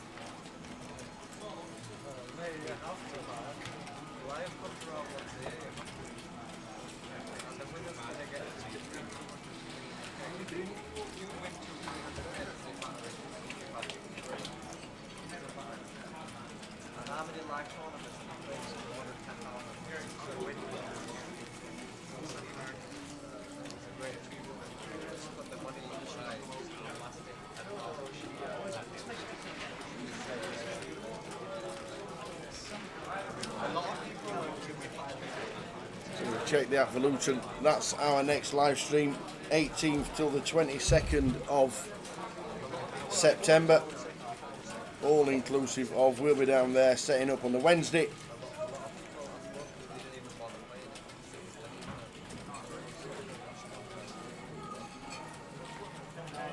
The only thing I don't like about it is like playing for the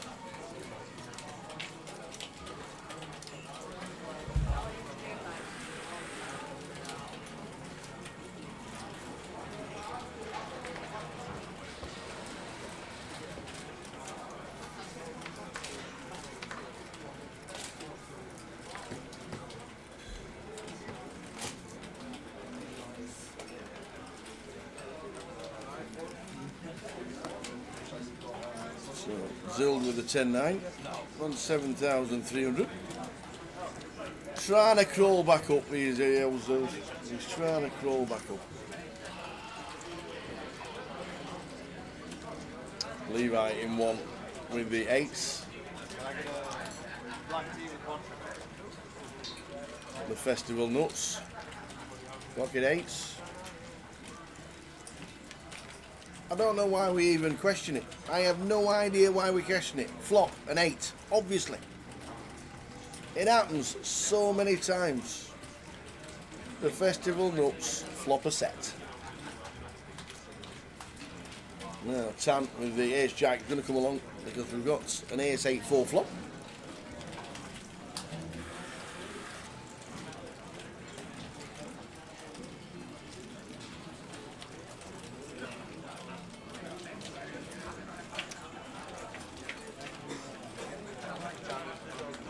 Two on the turn.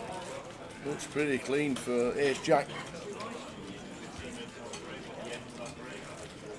Levi with an option. Wait. Half pot maybe. A bit smaller. That's third. 3,000 is the bet. Can't see Tan folding with the 2 turn. So he's going to get at least 2 streets of value.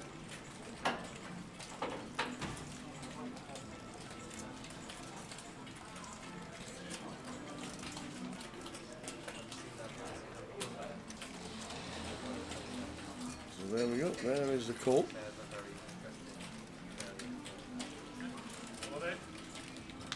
And the King of Spades might just save him because the flush completes, bigger 2 pair completes. Levi is going to bet again. Well, this could have saved him. The King of Spades on the river, bet 7.5.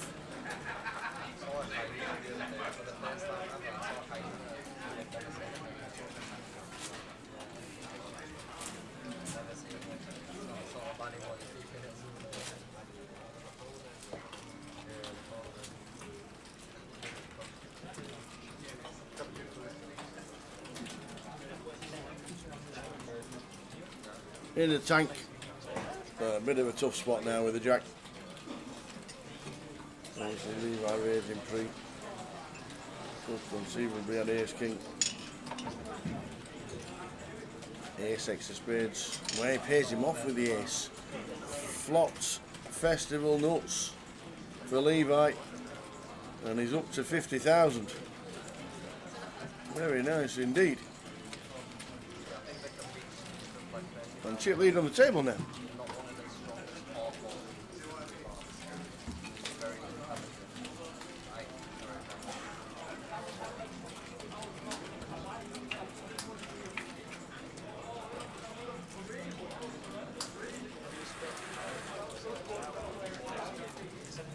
So this is it. 45 minutes to make your dreams come true. Here we go. The sweats are real.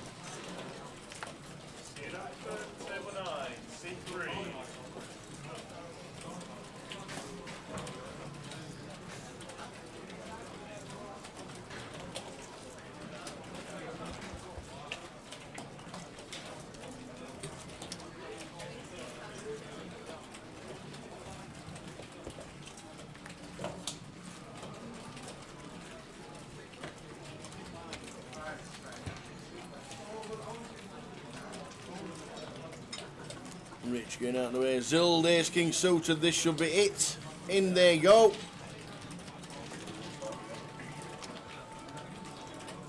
This should be it. Any action? Levi's just got the chips with the 10, 9 of hearts. John's got sixes. Levi out of the way. John with the sixes says, yep, I'm calling. We're flipping.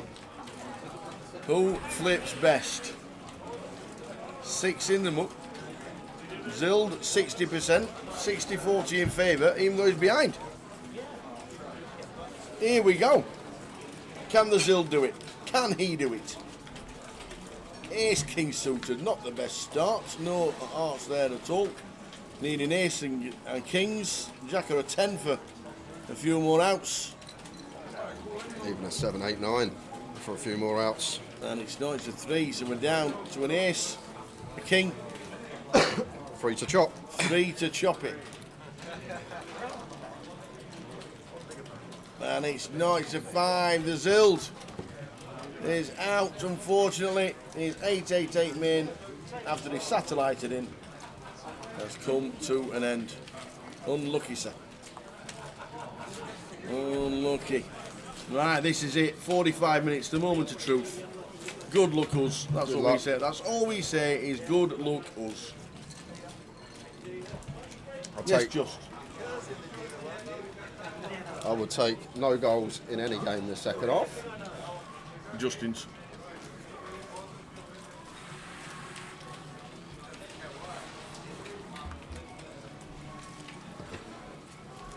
How was your salad? It was nice. It was good actually. Like, can't fault the food at all this week. Been really good. Whatever I've had off the menu. Yeah. I say whatever I've had 2 things.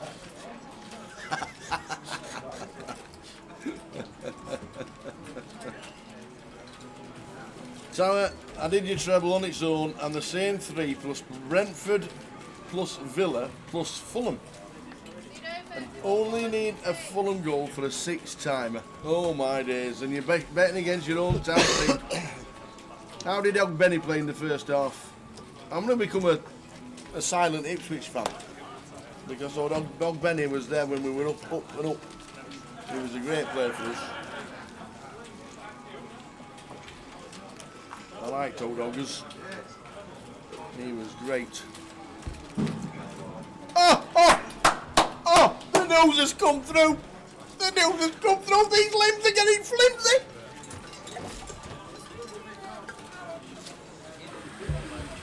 Two 2-0 Rovers. Bristol Rovers 2-0 up. Here we go. Bit of a safety net for the treble. 2-0 for Bristol. As Ian Simpson finds the boots. Oi, oi, oi.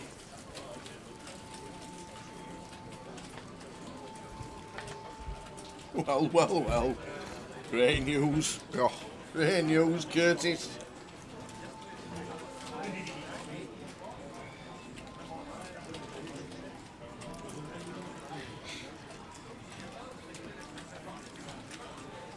Suited Queen for Jonathan. Wants to have a look. King 9 off for John is going to take his price in the big. And C3. Off to the flop we go. Aces for Ian Simpson. Doesn't seem fair. Well, not a flop he's going to like, and may even check here 4-way tower. How deep are we? Not like 3 SPR. He's just going to come out firing. Going to get a call you expect from Jonathan. Up and down, getting this price. No, everyone's just going to fold.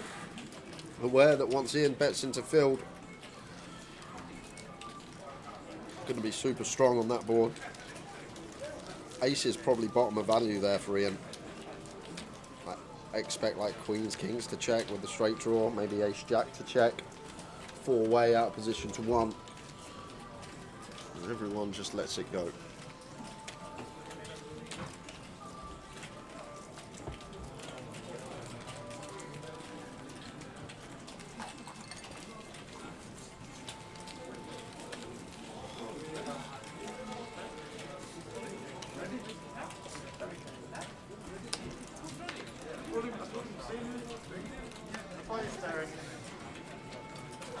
Lines 4-8. Price will increase to 130,000.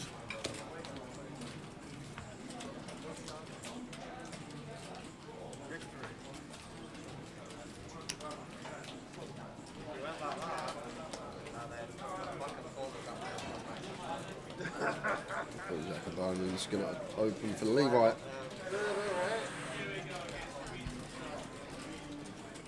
Arian's just ordered food. Richie Burner wants to play a game. Let's guess what he's ordered from the menu. What do you think? What do you think's going to come out, Tower? Steak. You reckon steak? Yeah, and the works. I'm going to go for chicken linguine. He had steak yesterday. He's a steak kind of guy. He's a protein kind of guy. He's not a carbs man. What about the onion rings and chips that come with it? Yeah, they're gluten free. Ace Jules afternoon. The treble was Bristol Rovers, Bromley, and Sunderland, which are all winning. Half time. Never happened before. Yeah, a lot of poker players this week have said how good the F&B here in Leeds has been this week. Nice to get a full menu and be on tap as soon as they start to when they want to go home. It's been fantastic. So hats off to everybody concerned. It has got some rave reviews from a lot of the players. That's nice to hear. It is. Because poker players do like a good moan. Yes, we do. So it's nice for when you get some good feedback. And if the powers, if anybody's watching from Leeds that we don't normally see, they're connected, then every credit to you, because everybody's talking about it. All the players. He's just saying, how would you like your steak, sir?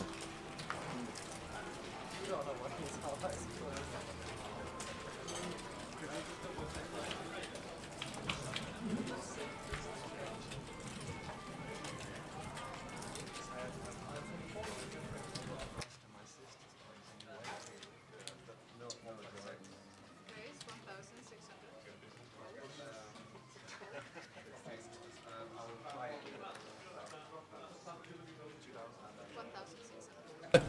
There's a red dot. Red dot for Sunderland. Red dot for Sunderland. 2-0 Sunderland.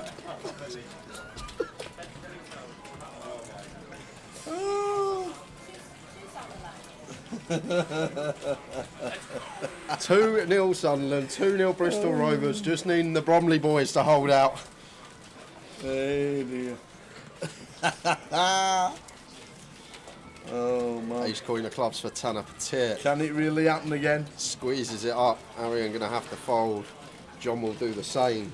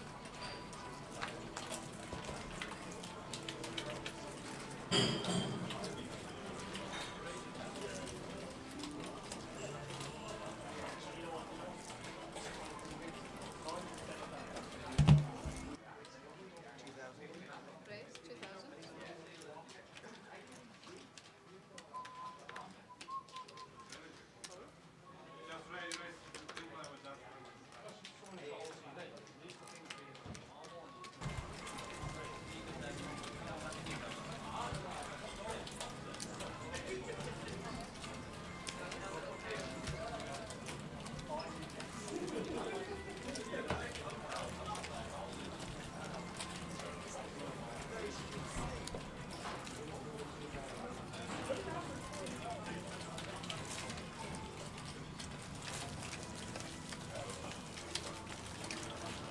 2,000. Ian's had some hands. Queens this time.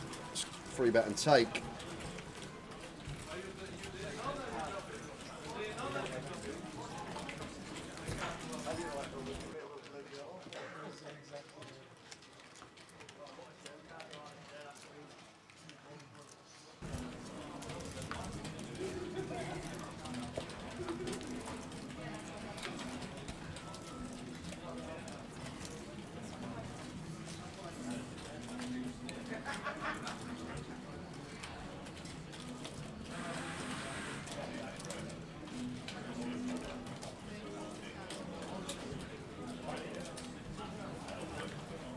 Ace Queen for Jonathan.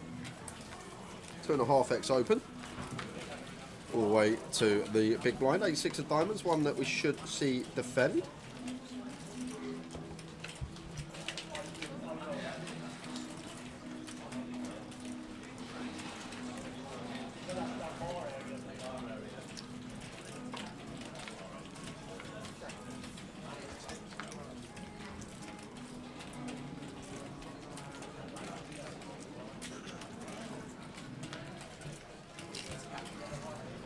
Ten of hearts on the turn.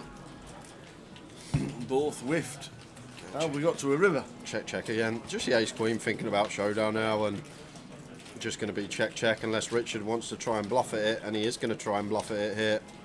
And Jonathan with the nut high hand is going to pay. Ace Queen good. Nice ace high hero call.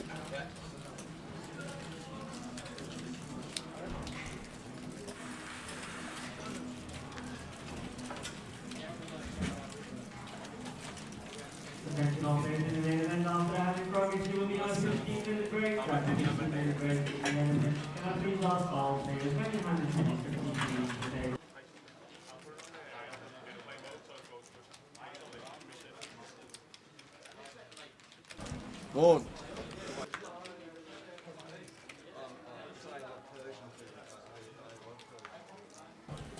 Well, we've got sweats. Everybody's sweating. People are cashing out because it's great to get some profit over the weekend. People are letting it ride. Even Everton are winning. What's happening to the world?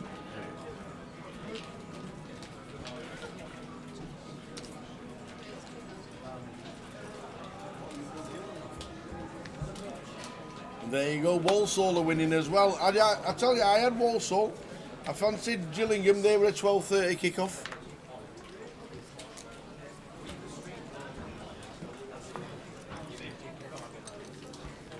But it's not over yet. We all know that. We all know what football does to us every now and again. It doesn't have kickers in the Katangas sometimes. But Red dot Sunderland. Red dot Sunderland. not again. Not again. No way, Sunderland. 3-0 Sunderland. Oh, even Simon's happy.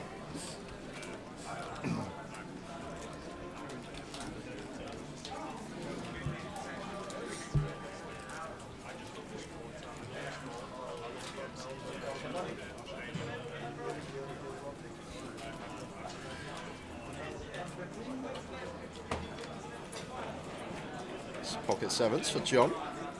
He will open from +1, makes it 1600 to go, and Tanner Pater with the 10s from +2, starts a hand just shy of 40 effective. Need to make mind up now if we are going to take the 3-bet route.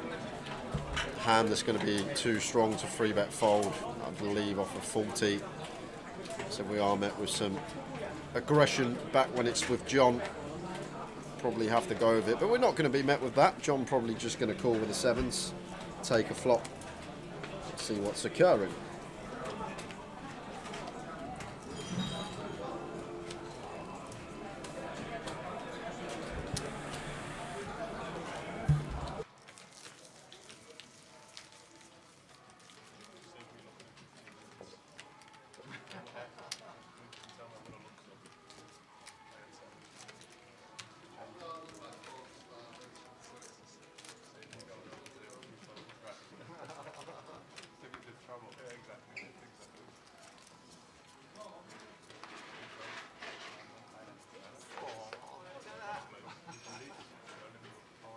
Ace of diamonds.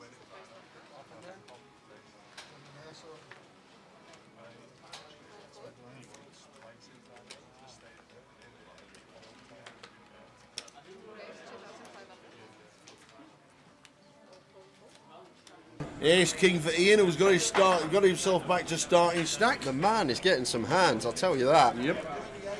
2500 gets it through.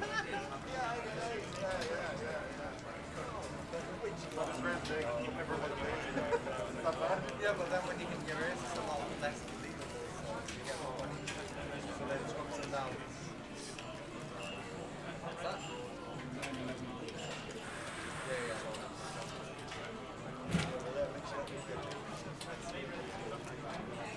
How are we doing, Hills? Hey guys, hope you remembered to take your mugs home with you after Goliath. We did. They are at home and they're on the mantelpiece. Well, they're in the cupboard or usually the dishwasher. They are indeed lovely little present for the guys. Thank you very much, Hills. And how are you? And where are you playing poker? Hope to see you again soon.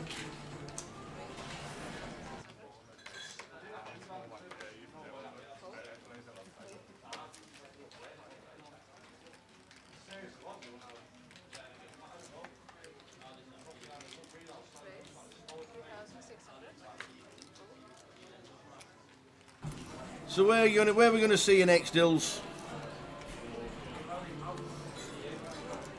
Well, where are you playing poker? There's plenty of poker around. Blackpool over 25.50. Coventry over 25.50.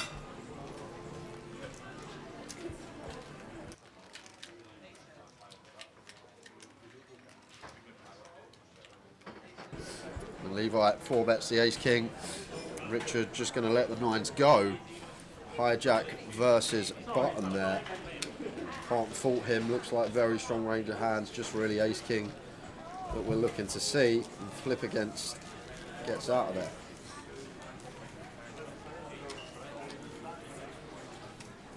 See you in Blackpool Hills if you're there. Tower will be turning up in a brand new Lambo if it comes in today again. He's going to have piles of money. Horse and chariot, you'll just come in with a crown on, Tower. Down the seafront. Purple robe. 30 minutes to hold it. 3-0 Sunderland, 2-0 Bristol. Bromley is the worry, 1-0 up against Crewe. Can they hold out for us to make it another banging Saturday? Oh my word. Unbelievable 3-0 Smiter and they're in Tower Treble. Can't believe it. Bristol Rovers, who are 2-0 up, and Bromley, who are 1-0 up. Hold the baby, Smiter. Hold the Smiter. Come on, the Smiter. Maybe Blackpool. Says, maybe Blackpool. For Hills, fingers crossed. Hills, we have a Cav Cup in Blackpool, which is exactly the same as the Joker's Wild.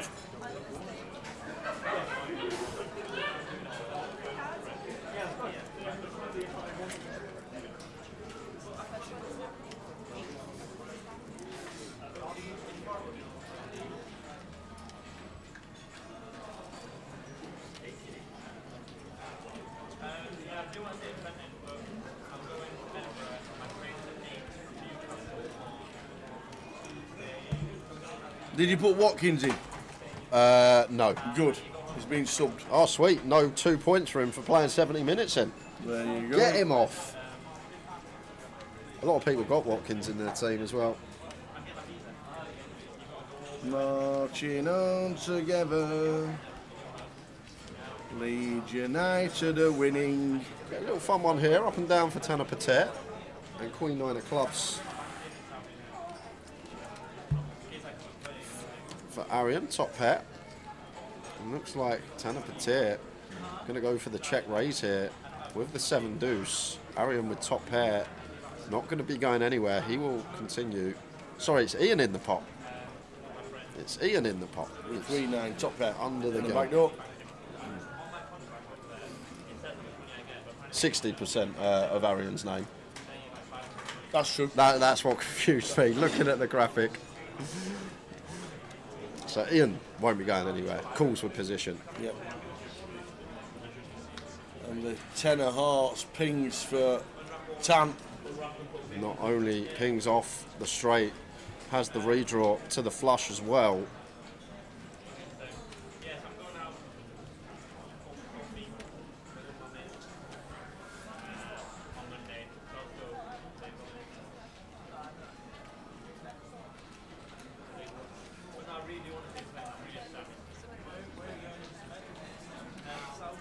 Goes for 7,500. And now not much we beat as Ariam. Really difficult to think of hands that we're ahead of here now with Queen 9. A lot of the viable bluffs completing as Ian, on the turn. some reason got in my head that Arian's in this pot. It's Ian Simpson, who probably will let this one go now, Tower. Like, what do we beat now? We even go behind 10x, say if he was bluffing with a 10, although that would probably check. We got to really be creative to find some bluffs here in this scenario. And I'd be surprised if Ian Simpson did stick along for another street. Does let it go.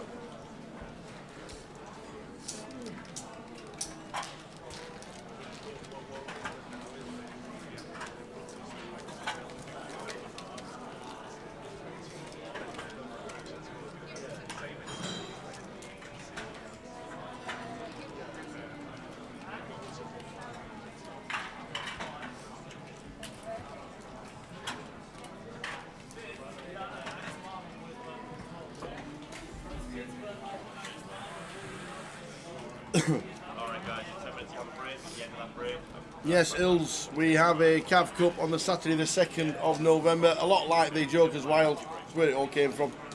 And we're going to be raising a lot of money for charity, so if you fancy it, we'll be there on the 2nd during the day. I think it's a 1 PM start till around about 8 with all the music, and then obviously the comp does carry on, and it's part of the UKPT festival, so the festival will carry on as well with some events. Not too sure about the schedule just yet, but it might be the turbo flight of the mystery bounty or something like that.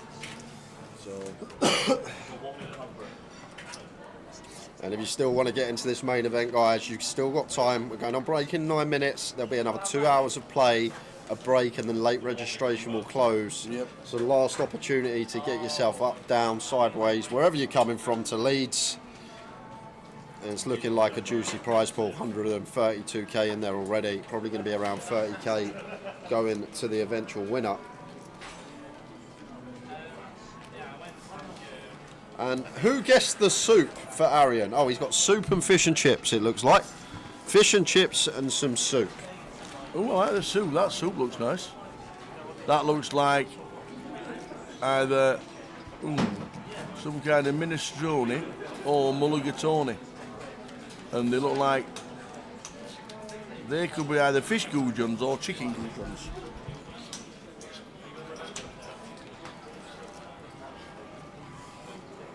Nobody gets soup for Arian, that is for sure.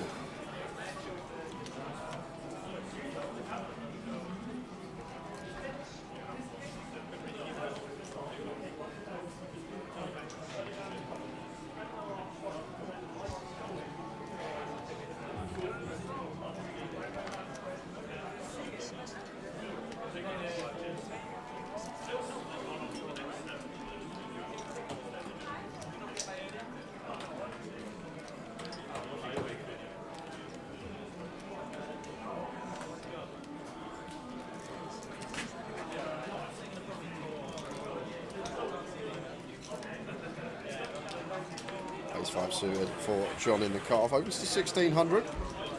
Ian with a meaty free bet from the blinds, but like the size, nice healthy 4x out of position. And John, imagine finding, this one might even be pure, Tower. Ace 5 suited here, 30 effective, cut-off versus small. This might be pure for John. Can he find the shove? Can he find the all-in? Because this is the one we will use at around 30 effective when we get free bet as our 4-bet bluff to move all in, and we're up against a competent opponent in Ian. And I think if I was sat there as John, I would have most certainly been taking that. We got the combo to do it. Ace 5 suited. Ian does get the free bet through. John not wanting to tangle with the 888 Pro perhaps. 15 minutes to go, 6 minutes to go until the end of the level, but we might have to come back 2 or 3 minutes early because we're still sweating the Bromley. What's the difference between Joker's Wild and the Cav Cup? Not a lot actually, not much fancy dress going on, but what happens is we've raised a guy called Derek Kavanagh and was given 3 months to live about 7 years ago, maybe 8 years ago, and they did they did a charity event at Berry New Road, and they raised money for it. And he went on some herbal medication, travelling the world, and ended up having a calf cup too because he was still with us. And then we moved it to Blackpool because we wanted to celebrate a little bit. And we incorporated celebrating his life because he passed away, did Derek. But we kept the calf cup going, and we incorporated it into a GUKPT in March last year, and it became quite popular. So we're doing it again this year and hope to raise around about £10,000 per event for charity. Charity to be picked by Janet, his missus, and we raise a lot of money basically and have a good time. And it's literally like Joker's Wild, music blurting out, a lot of poker played but not to be taken too seriously, and we have a good time on a special day. Ace Queen suited for Arian. 4-bet sends it into the middle here, and for 25 bigs, Tanner Patir, not sure what he's going to do. I always say, Tower, we've got to make these decisions before we put in that free bet, but Tanner Patir does call it off, and Arian going to see this one likely to be a chop.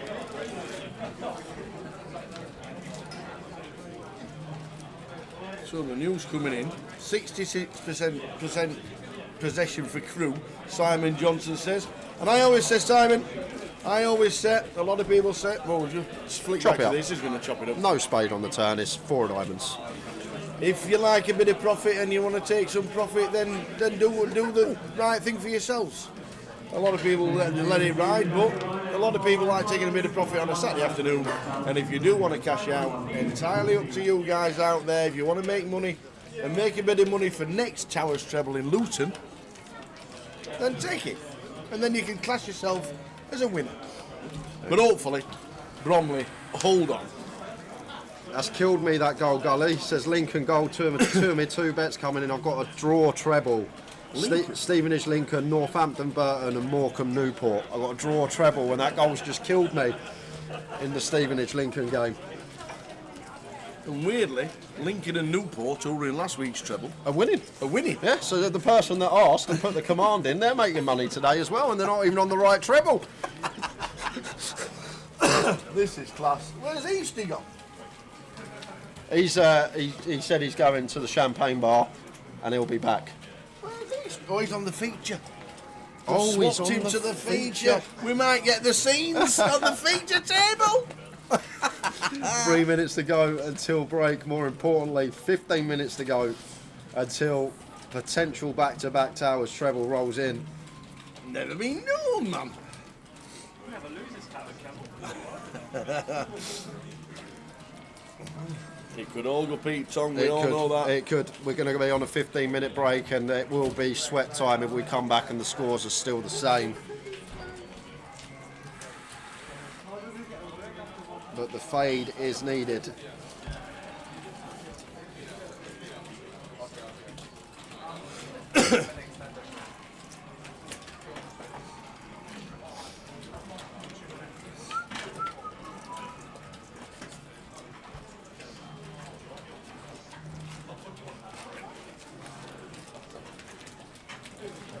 Open from Ian, open from John in +2. Ian calls in cut-off. Alex flats bottom with King Jack of diamonds. And Richard with a fairly loose call in the small blind, but maybe sees a lot of chips out there and wants to have a dabble. And Ian flops best with top pair, but we got an up and down for Alex, backdoor diamond draw, middle pair for Richard, gut shot for John.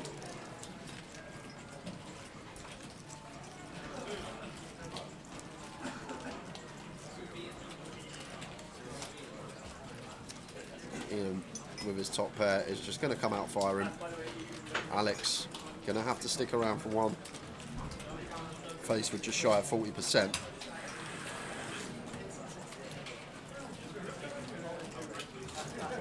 Now Richard with an easy fold.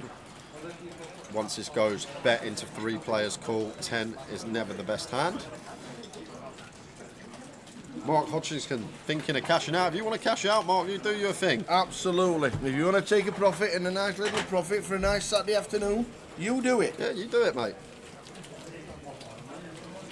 If it means you can have another bet on a Tower Treble the next time we're here, so be it. If profit's profit, that's what it's all about. That's the one. Just let us know how the manicure goes later, Mark. You mate. Up the Barrow. Barrow winning as well, are they? Up the Barrow. They're playing well this year, Barrow. They are. I just always think, when you got a bet on, you just got to let it ride. Yeah. Unless it's one of them silly ones and like you're on like 100 to 1 shot and it's offering you thousands in cash out. Different scenario, but for the little 8 to 1 treble, let it ride, guys. Gotta let it run. Like it.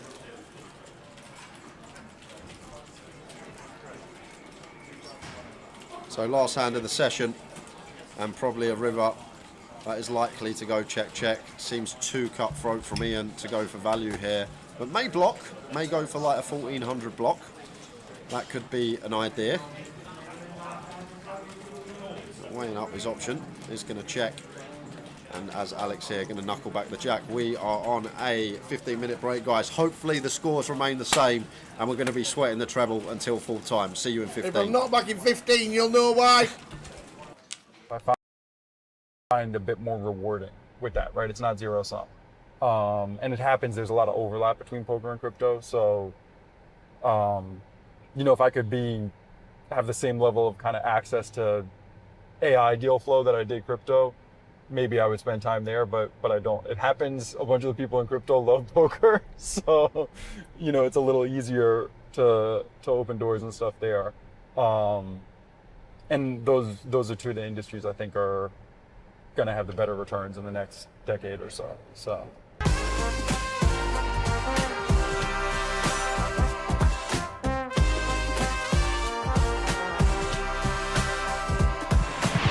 controversy, you know, obviously you have been in and around poker for such a long time now, and in many ways, like you're the face of the poker boom, I think. You know, people think about, really? Yeah, I think so, because I mean, I think people look at Chris Moneymaker and they go, okay, you know, we look at rounders. I feel like he's way more the face. He might be the face, but I just feel like when we look at online and we look at the boom and we think of the players that kind of came out of that, the young generation that came out of that, you and Phil Galfond and the Jason Coons of the world and all those players that kind of started playing online, you know, many people looked up to you as just like the original, you know, the original GOAT. Okay. I didn't really know that. No? Oh. How do you, I mean, well, if you didn't know it, it's going to be hard to answer the question, but I'll ask it anyway. I mean, how do you deal with that sometimes? I mean, like fans coming up to you and just like, you know, people that just absolutely like, oh, Tom Dwan, oh my God, pictures and this and.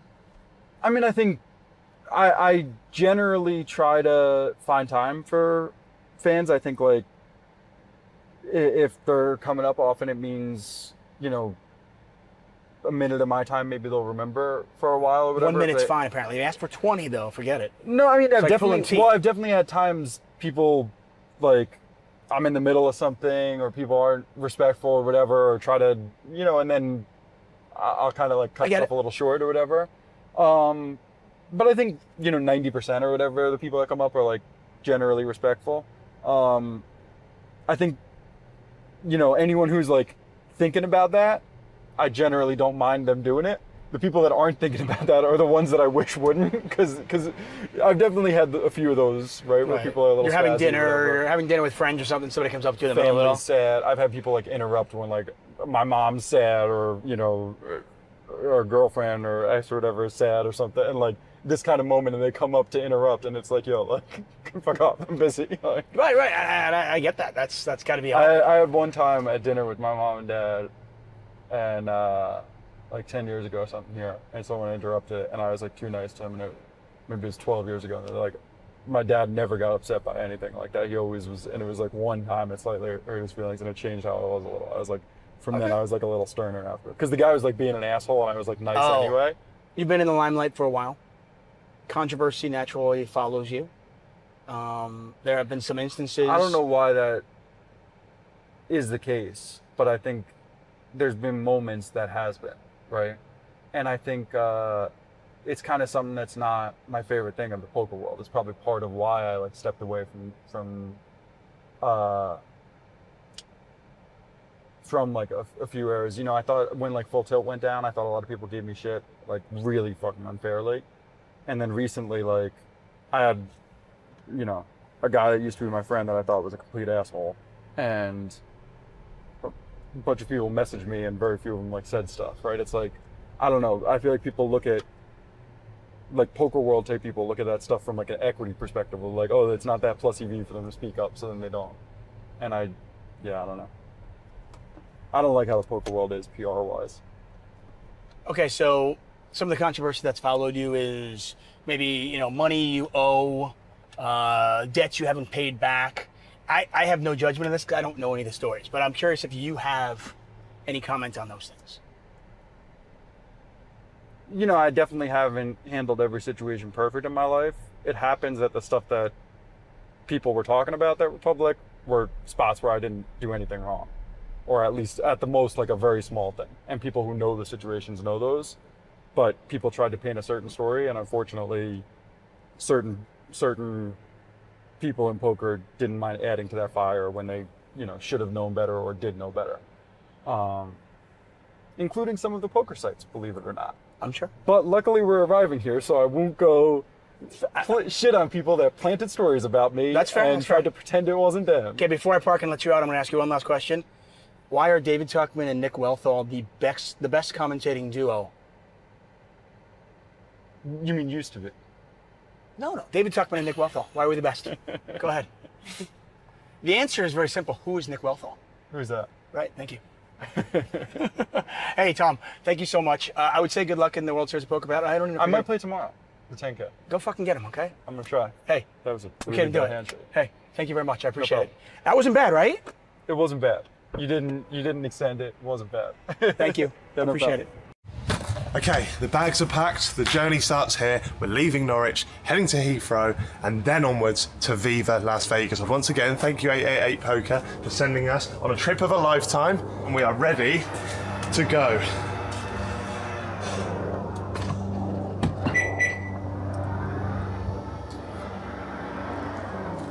See you in a bit.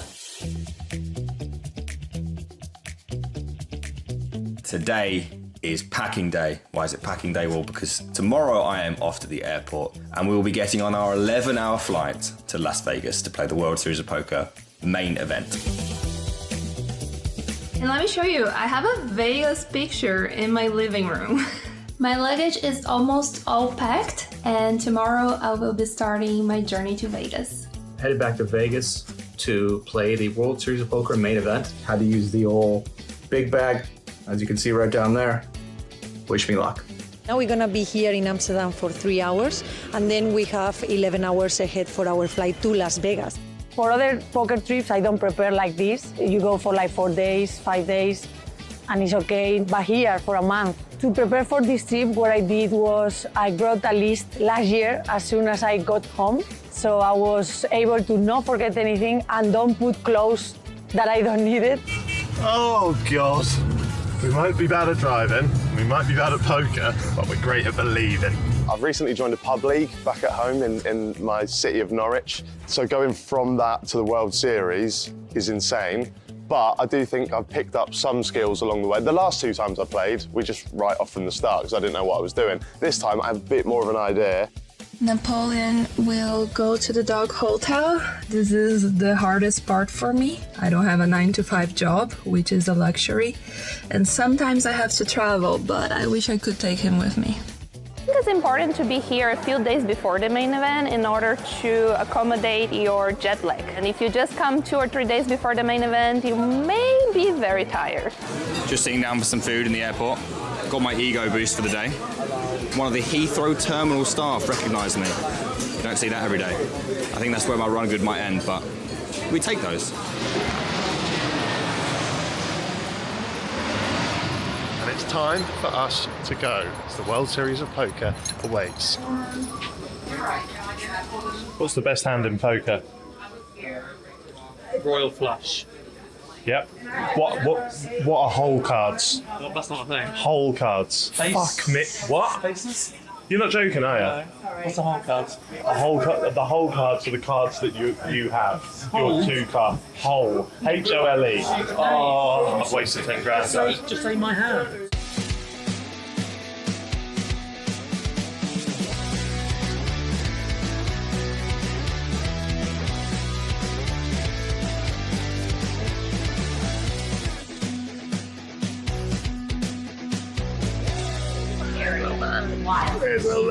I've been waiting for our bag for about half an hour. It's not what you want when you come through. How do you feel? I'm fine. You're fine? I'm absolutely fine. We've made it. 11 hours, or 11 episodes of Dexter later, and we're in Las Vegas. I'm absolutely shattered. Super relieved to be here. And my second worst enemy is out of the way, and now it's time for my worst enemy. 45-degree heat. One more day until the main event. Let's do this.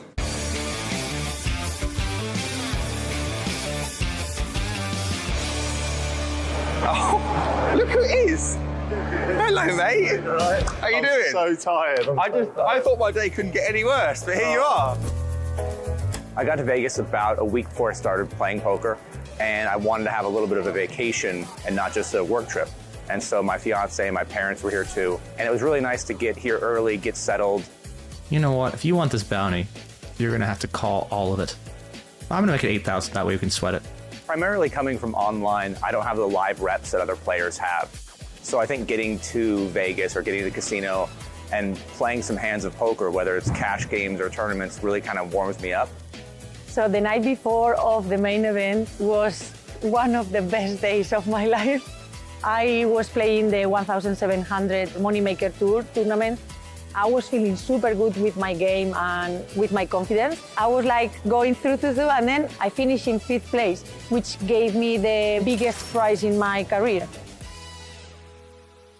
Night before the main event, so I am meal prepping. I've been preparing all year for this event, and now it's almost there. I don't feel nervous about playing the main event. Mentally, maybe because I put so much preparation, I struggle in terms of not feeling entitled to do well. When you put all this effort, in a way you feel like you deserve to do well, but this is not how poker works. Everyone here is capable of winning the main event. I would do everything in my power, but I cannot control the cards. Is this kind of old hat this time around, or is there still a buzz when it's getting close? There's definitely still a buzz, obviously reduced. The first year was like completely insane after having won a competition to be here as well. This year just felt like completely down to business. I really wasn't phased, just really focused on playing my best poker. So I just told the people in the lift that I found a dead animal in my room.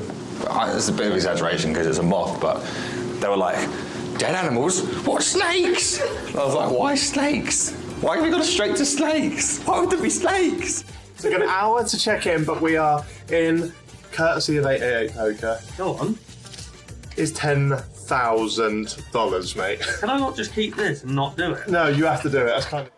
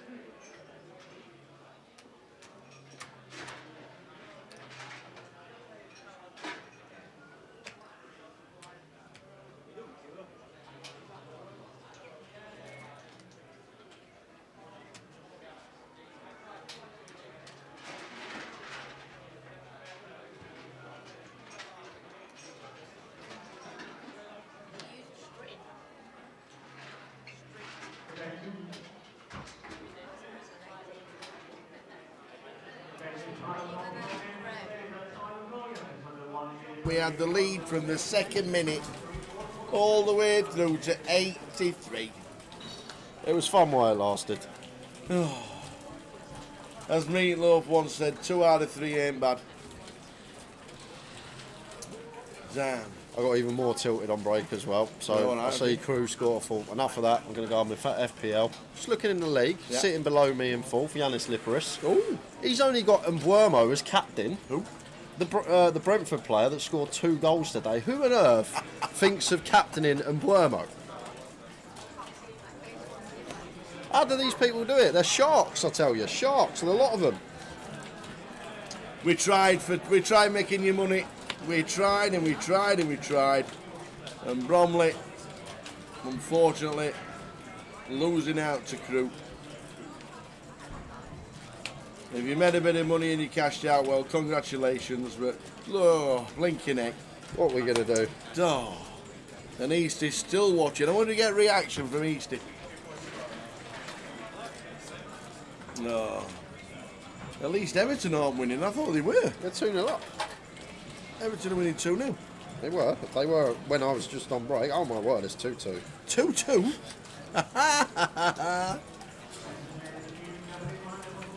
87th and 90 plus 2. Wow. Everton cannot get a win to save their life. Chance for Bournemouth to win it.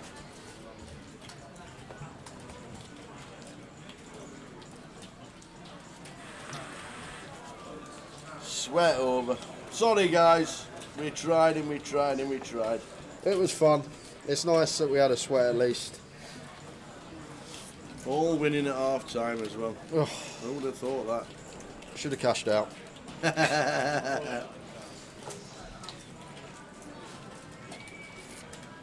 So new feature table.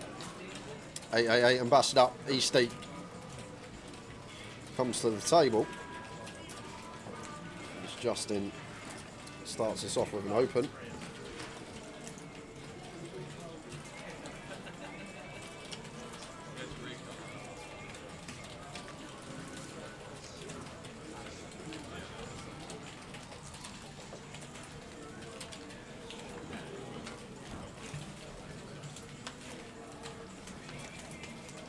Rene with a tidy little free bet here on the button. Makes it 5,200 with a king 9 suited. Well played, nice little one to use. Fold out better king highs and some ace highs.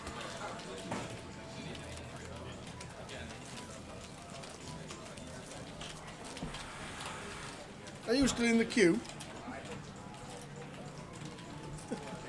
I got in and it said, you're a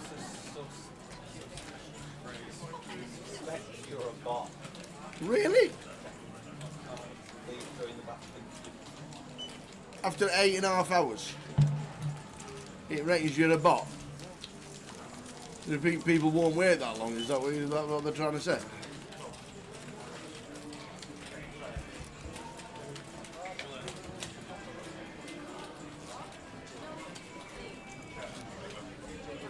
There we go. Gully Math cashed out for 300. Nice touch, Gully Math. Pays for his beers when he goes abroad.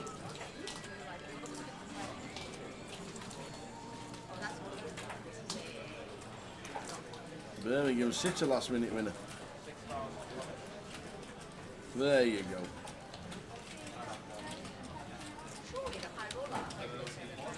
Queen Jack of Diamonds for Justin. Opens to 22. Marius in the same seat he was in the Voyager. Yeah. Makes the call. One that we could go for free bet with as well as Marius. Just going to flat on this occasion.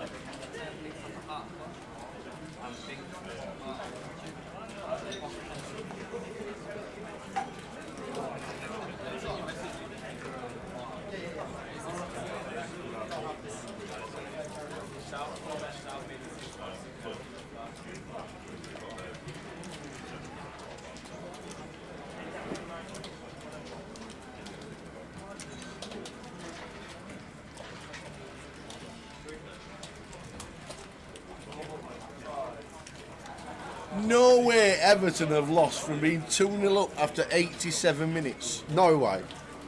87 minutes and they were winning 2-0. And they've lost 3-2. Oh my. A bit of trouble here for Justin. Goes for 2,600. Maybe one we do a lot of checking with. Player on direct left, out of position. It's just going to go and fire his top pair. And Marius with the king queen, not going anywhere. Going to make the call. Or is that a raise? No, it is a call.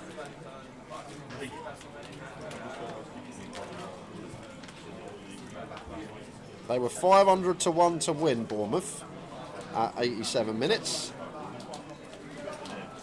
A nice little turn here. These spots are really good as Justin to just go bet, but like big sizes, because Marius never has kings or aces or queens. However, we have all three of those in range, whereas he's just going to be capped at a queen. He can have ace deuce suited, but there's only one combo left of that, so it's only one combo we're worried about. So therefore, as Justin here, we can go bet here on the turn, but like a 2x potter on the river, trying to get Marius off a chop. I would love to see it, because if you just think about Marius's range, there's one combo of a deuce, ace deuce suited, and then he has all this queen jack, queen 10, king queen, queen 9 suited, which we're chopping with, but he never has aces and kings, which we have as Justin. So like on the river here, Tower, I'd just send this for 2x pot as Justin. Whether he will or not, I'm not sure. But as I say, we've got that possibility to get Marius off as a chop here, because we have the aces, kings and queens. Marius does not. So as Justin here, 2 full houses doesn't win. I would love to see a jam. I would really like to see a jam, just as like the exploit, trying to get, you know that Marius never has aces or kings.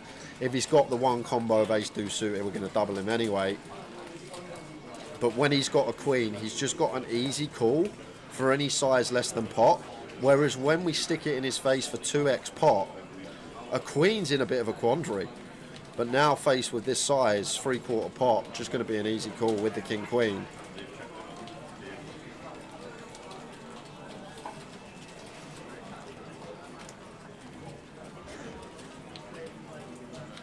And then we'll chop it up.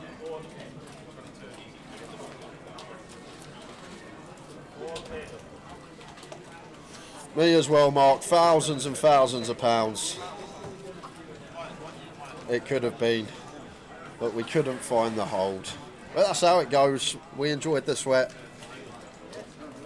As we always say, gamble responsibly. Responsibly, all about having a bit of fun, a bit of a sweat, and if it comes in, it's just a bonus. It was a fun 80 minutes up until we went on that break.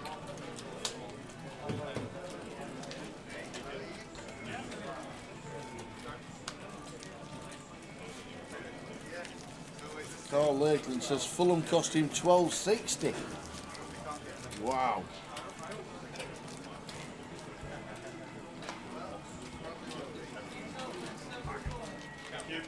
Well, all I know, if I'm ever in Essex again, Tower, I will not be stepping foot in Bromley. I'm done with that town. Even Walsall won as well, see. Oh, man. What I would like to point out, Tower, yesterday, we were having a few drinks, playing some cards back at the hotel. Yeah. And you shouted out a treble that contained Gillingham, Yeah. Derby, Yeah. and I believe one of the teams that won. Was it Sunderland, maybe? Maybe. Because I remember you giving out the treble last night, saying it was those three teams, and then you took Gillingham out because they were the early kick-off. Yeah. And I'm not sure how Bromley got in there. No, I think the treble last night when I shouted out to the lads in the while they were after work, I think it actually was Bromley.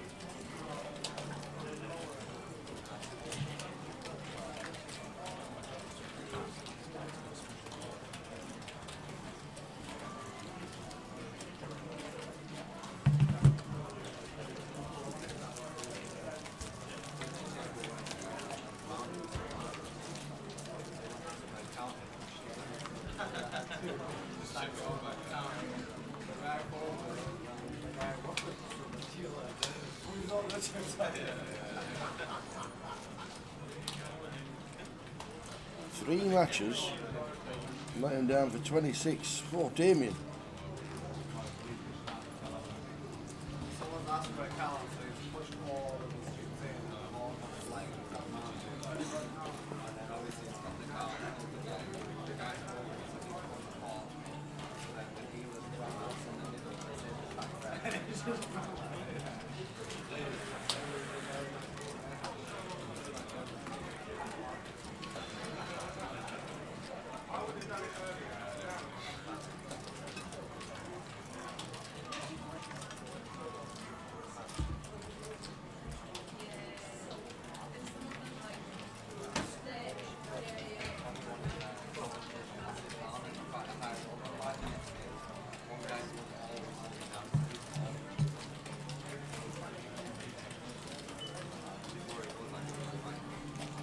Raising up with the blinds at 500, 1,000. Level number 7, we've got 3 more levels to buy in, 7, 8 and 9.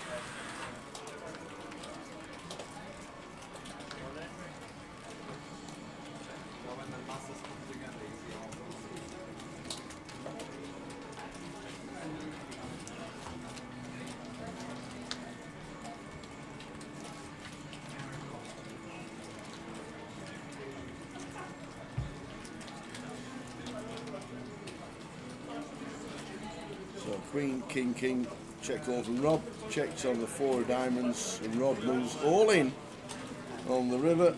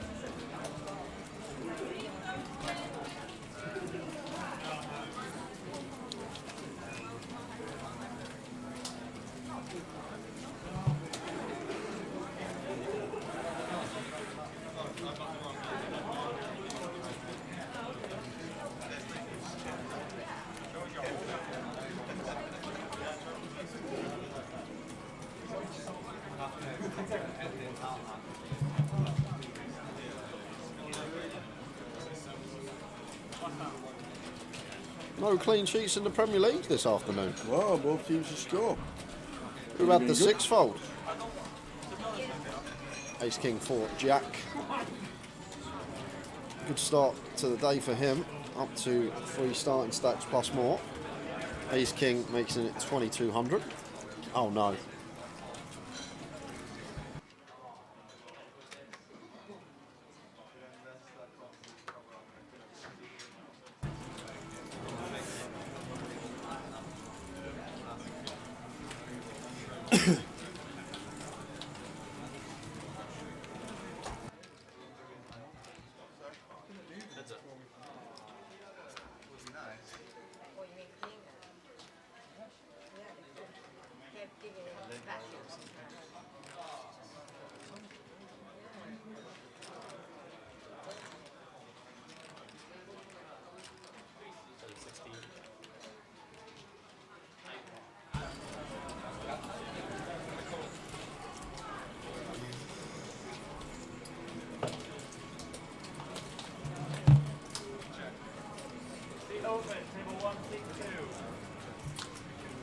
Lovely little turn for Rob Boone after floating with the Queen 9 of Hearts, and probably going to win this one as Booney. Expect him to bet when check to. Want to be folding out some ace high, king high stuff that will be in the range of Jack. Doesn't get it checked over. Jack going for the second barrel here. Never folding out a Jack with his second barrel. Maybe targeting some 6s, 7s, 8s. Well, not 8s anymore, but some pocket pair type stuff could be the idea. Rob making the call with the Queen 9. To the river. And it's a Queen on the end for Rob. Gets there the way he wasn't expecting to. Mr. Boone, good to see him in Leeds. And now, over to Jack. Does he want to go for the triple here? Now perhaps thinking maybe we'll get King Jack, Ace Jack, Jack 10, Jack 9 to fold. Could be what Jack is thinking. But Rob wants river in top pair. He's not going to be going anywhere. And Jack sees he did have the best of it until the river.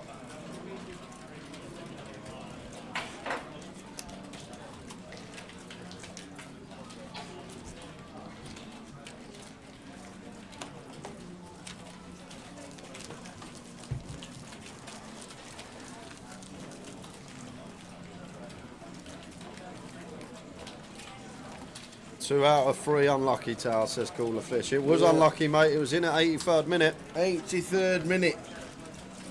It was still in.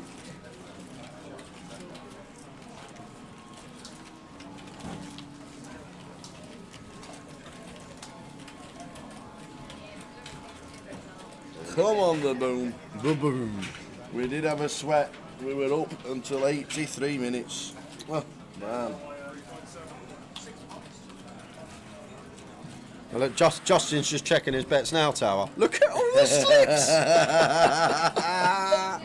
I love it. Old school way. Forget all that online 2024 stuff. Go to the shop, get your slips. You've got to love it, haven't you? Tick them off, do it the old-fashioned way. And Michael with a couple of aces. Justin in the small, out the way with the Queen 3 suited. And Jack 6 of diamonds for Marius. Do expect this one to defend. Suited Jack, getting 4.5 to 1 on our money.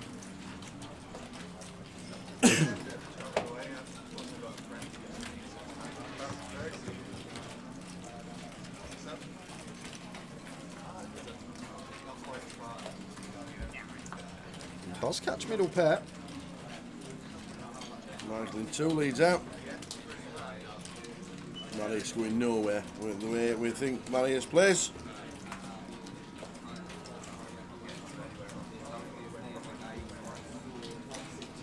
Yeah, wouldn't be going anywhere anyway, as anyone Tower, when we got middle here on Queen 6-3. Queen on the turn. Good card for Marius, making it Queen X less likely of your opponent, and Michael checking back, knowing that there will be some queens from the big blind. Any suited queen, Queen 8 off plus, all going to be defending.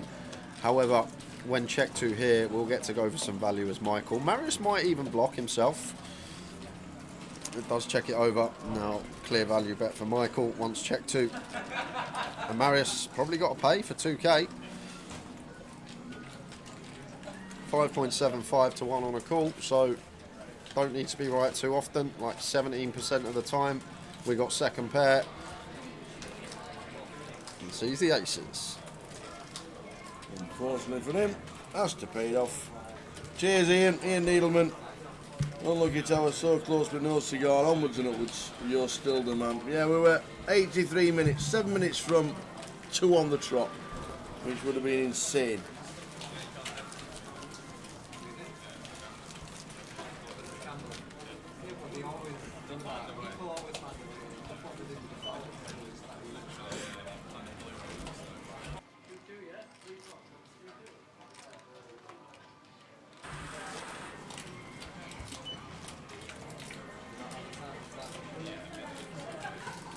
This is your last chance to get in for the main event, guys. Registration will be closing at level 9, end of level 9. We'll go on a break, and that will be your last opportunity to get in the field here. Yep. Make sure you come and join us. Or you want a bit of value, Blackpool is looking like the place to be. That is way off the 50,000 guaranteed for their 25.50 at the minute. So if you want to trek up straight across the M62, straight up the M6.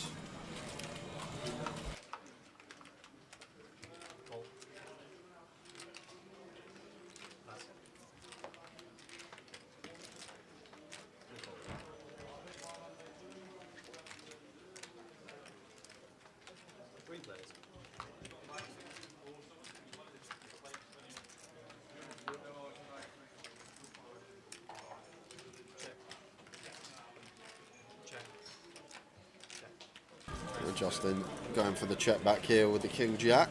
Freeway, 4 clubs on the turn. Probably where Justin will be firing.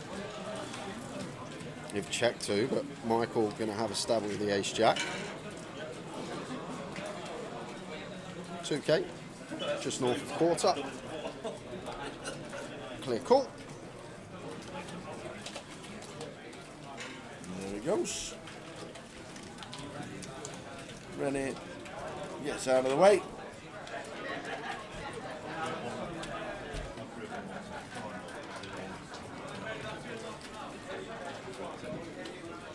And an ace on the river. Michael gets there.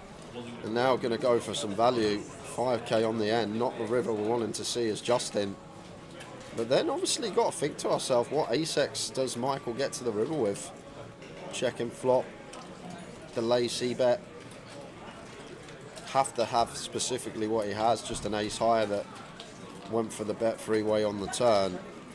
We block this queen jack, jack 10 stuff that we beat as Justin. But real tricky one here on this ace of diamonds river for Justin. I can't really fault either tower. Makes a very good fold. Discipline at its finest.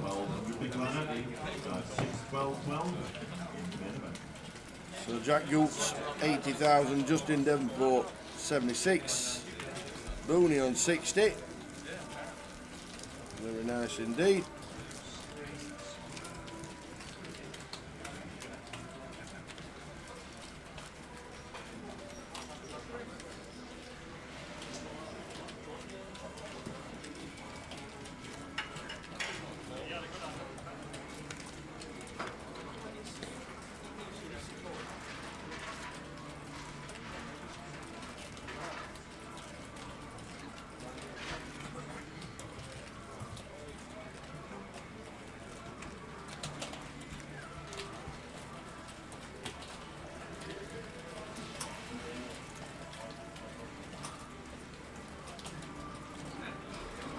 Easty, 14,600, gets out of the way. He don't get aces and queens and ace king like old Ian Simpson was getting last session, tower. Absolutely not. Of course he gets trash. And to answer your question, Eugene, this is a day one, but I can tell you we have 276 entries total, 129 in total today. And we'll be playing down to the final 15% of the field. I reckon that 129 will be bumped up to closer to 150 by the time that we hit the next break. So therefore, reckon we'll be playing down to 22 players today. A long way to go until we reach that point. Yep.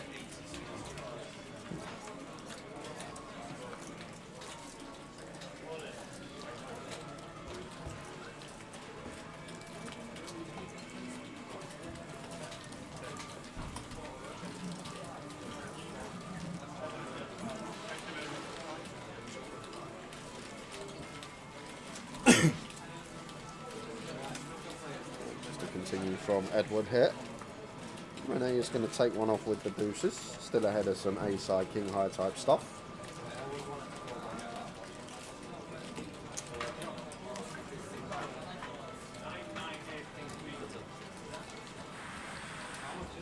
Jack of hearts on the turn, so Renee's still in front, still with a fair bit to fade. Jack or 9 for counterfeit, king or 8 would just give Edward the best hand in the form of a better 2 pair. Over to Edward. Not really got much going in terms of equity, just an overcard to the board. It is going to go for the double barrel with the king 8. Target some 7s, 8s, 5s, maybe some like 10-9 suited, queen 9 suited, 8-9 suited that will be in there from the small Renee. Now Renee with the ducks, can't really call tower. Twos are pretty tough. Yeah, like these situations, like yes, we can have the best hand, but just think of terms of equity, how our hand does versus range, and the times we're already behind, we have 2 outs. That is it. So we're literally a 5% shot going to the river. The times we're in front, assuming Ed's going to have 2 overcards. Let's say worst case scenario, Ed has just 2 dry overcards. We got to fade 6 counterfeit outs plus the 6 outs of Ed, so he's still going to be 30%. So even when we are in front, we're only going to win the pot 2 out of 3 times, and when we're behind, we're going to win the pot 1 in 20 times, and it's not really a good place to be with these under pairs on the paired board calling a second barrel. Something to take note of. Even if you're looking at your opponent, you think they're weak. Even with deuces, best case scenario, you're going to be a 2 out of 3 shot to win it. And once again, nothing Eastie can do. Look at the face on it. He's just found out that Crew have equalised and he can't get dealt a hand. He's going to have that face tomorrow as well when Liverpool play.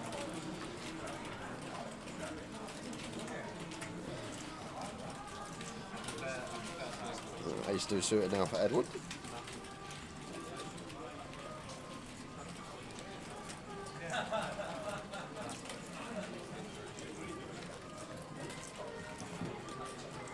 Oh, Renee. On the button, ace jack.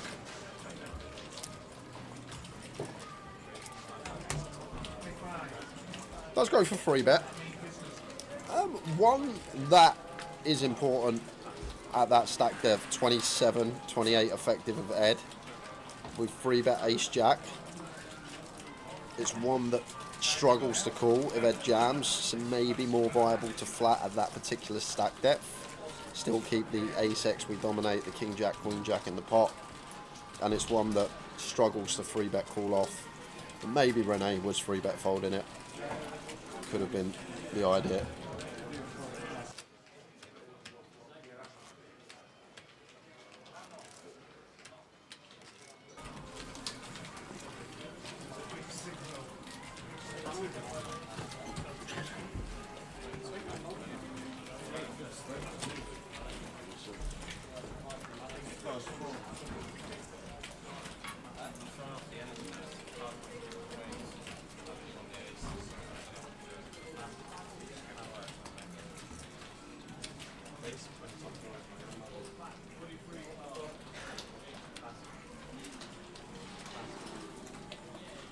Ace-7 suited for Justin, opens to 2200.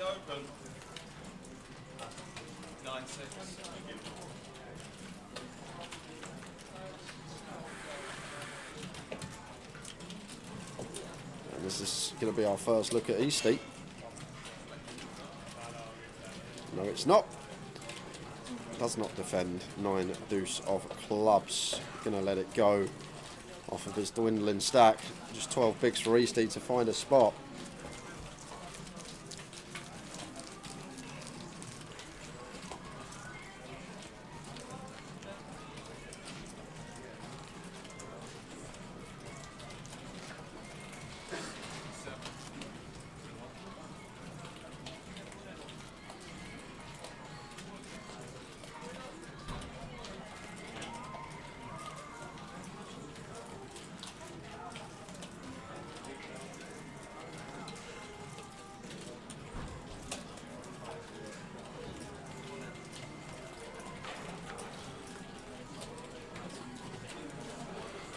To Justin, out the way. 10-8 for Marius, can't do anything. Renee folding in hijack. Jack will do the same in the cut-off. Over to Michael on the button with the king-queen.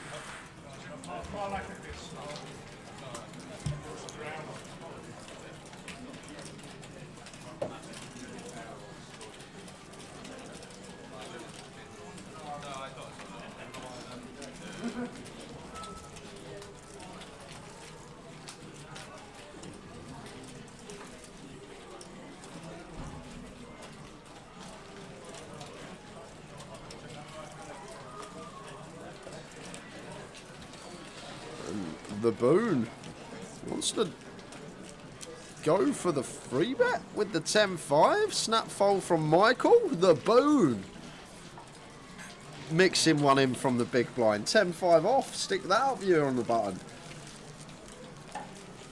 Obviously not the combo we look for when 3-bet bluffing, but aggression will prevail from time to time.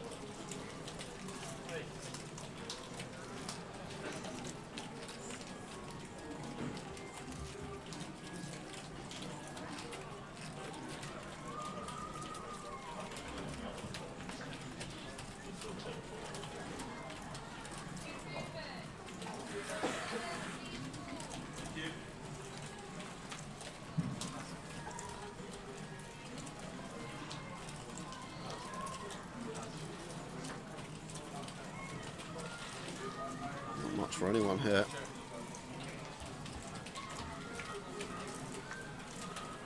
But Eastie with a hand that's just going to be a pure send on the button. Sixes, no questions asked. Just an all in.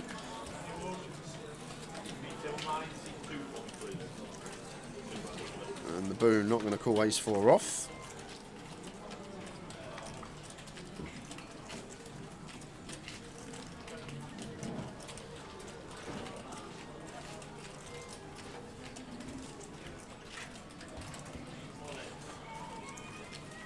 Oh, but a snap from Edward. Got to hope we're flipping as Eastie, and we are. So off to the races. Ace queen for Edward. Eastie with sixes. Can this man finally win an all-in on the feature table? He's got the best of it so far. Does not want to see an ace or a queen. And there you go. Nice little start. 3-3-7. No runners here for ace queen other than the running 3-3. There it is. Never in doubt when Eastie's flipping. Queen on the turn. He needs a 6. He doesn't find it. See you later, Eastie. And here he is in the chat. Just telling him I've never won a flip before. Dead ace in the small blind. Cool, cool, cool. Unlucky, Nick. It will come one day, mate. It will come. Just not today, unfortunately. Just not today. And we might get some content from Eastie later. Might get him to jump in the booth with Tower and I. Back end of the day. Still a long way to go until we've reached that part. Playing down to 15% of the field. That may get Nick to jump in later. No, I have seen you win a pot, Nick, on stream. I remember you got a walk once. I remember that. You did get a walk. I think it was in Luton.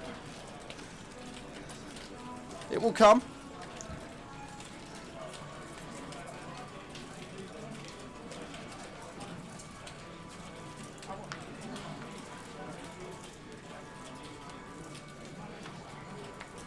I'm not sure if you was watching from the start of the session, Eastie, but I said you were pretty, just got dealt trash. But you go back and watch the last 2 hours. Ian Simpson, aces, aces, queens, ace king, ace queen suited. It's just ridiculous. It's like you two are on the opposite ends of the variance spectrum when it comes to hands getting dealt.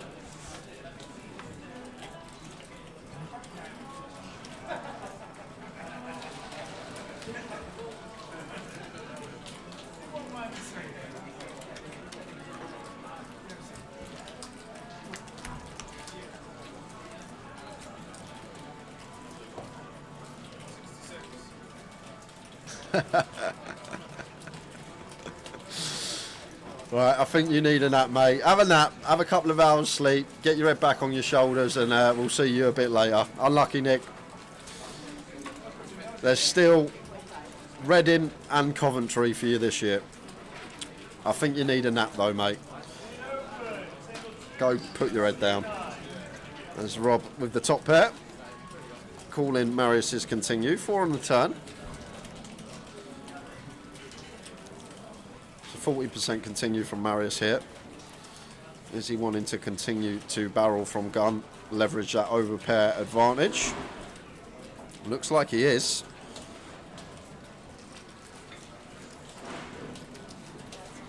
But the Boone not going anywhere. He'll be sticking around for half pot. Still with top pair of our own. And like we're aware in a live setting that players can have overpairs.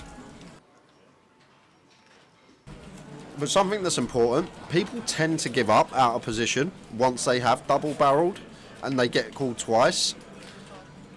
So maybe we can just call here as Rob and fold if Marius does barrel the river. Because as I say, in these live settings, people don't tend to triple. When they get called twice, a lot of the time they just check river and give up. And let's see if that's exactly what Marius is going to do here. But you see it so much, Tower, the bet flop, bet turn, and then once they get called twice, it's just a give up. And there we go. There is the check from Marius as expected. And Rob may feel like he's got no need to value bet here. Yep. Checking his 8. Get to see Marius's hand as well, which is another benefit. He's last aggressor, first to show. But Rob just slams over the 8. I know you went to get the teas, Tower, but we've got a certain someone moaning in the chat box. Who do you think it is? Oh, no. It's not Chef Brad. It's not Chef Brad? It's not Chef Brad. Okay. What was the hand? Flip, 6s versus ace queen. And as the hands went on their back, Nick went to Ed. I've never won a flip, by the way. And he didn't win the flip, to be fair. He didn't win the flip. And the flop comes 7-7-3 with no runners. It wasn't lying then. It wasn't fibbing. Unlucky. That's what we say, unlucky. Some people are just luckier than others, Nick. That's it. Vivi Saliba, 2022. Ian Simpson is proof that luck exists. Still one of the best, isn't it? It is one of the best. Jack 10 for Edward on the button. Justin got one here. Could go for free bet, facing this button open. Like fold out the offsuit ace-X, hands that are in front of us.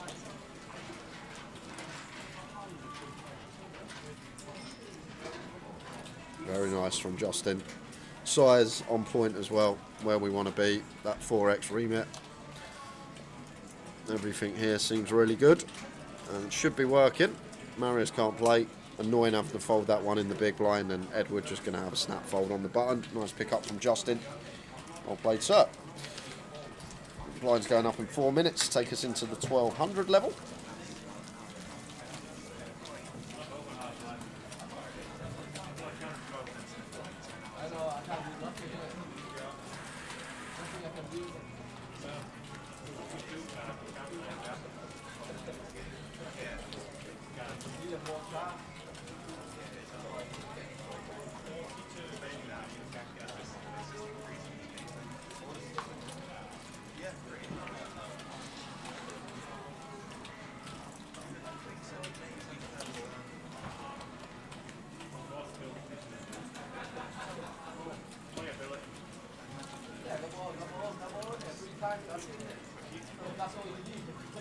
Value town at the moment still seems like Blackpool if you want to go to the 25-50.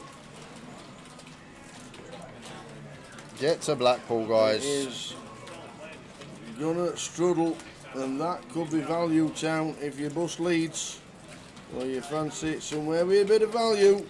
Is it still in season, Blackpool? Yeah, lights just got turned, illuminations turned on Friday. Just on Friday.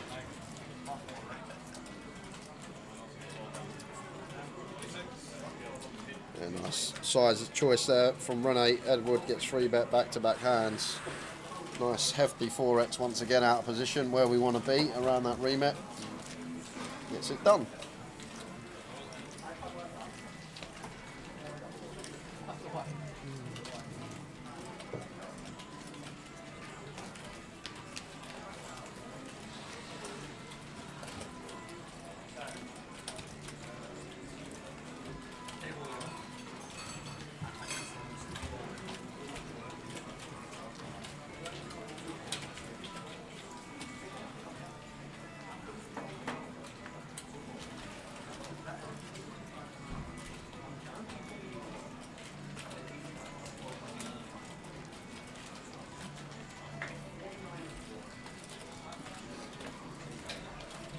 $10.9 for Justin in the cut-off. Makes it 22. Going to be over to Jack in the big blind. Jack 4 out the way, raise and take for Justin.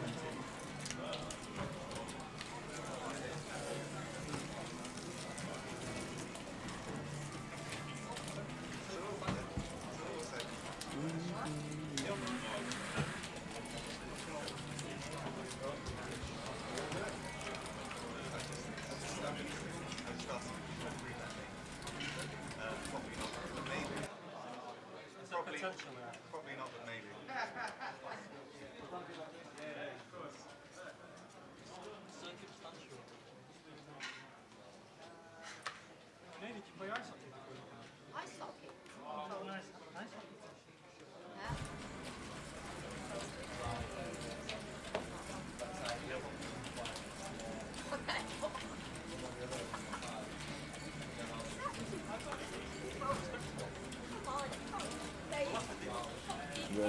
Queen 5 on the button. Yeah, kind of close tower. Like Queen 8, definite. Queen 7, kind of marginal. I think Queen 5 off is one we can just muck with Rene, and Jack's probably going to come in for the punishment tower from the small blind here. Nice one to use, and there is the punishment. And Rene just going to have to snap fold now. Making it 7.5 to go.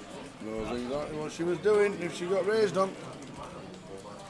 Lines up. Lines are going to be 6-12. Lines are going to be 6-12. End of level 9, and the break after that is when the binds will finish. And we'll give you the numbers. 129 today, is it? 131. 131. Very good. We have basically 5 more entries. When we get 5 more entries, we have surpassed the total number of all 1A, 1D, 1B and 1C combined. So we knew it was going to be busy. We're going to double the field plus more just in today's flight. Good. Good stuff.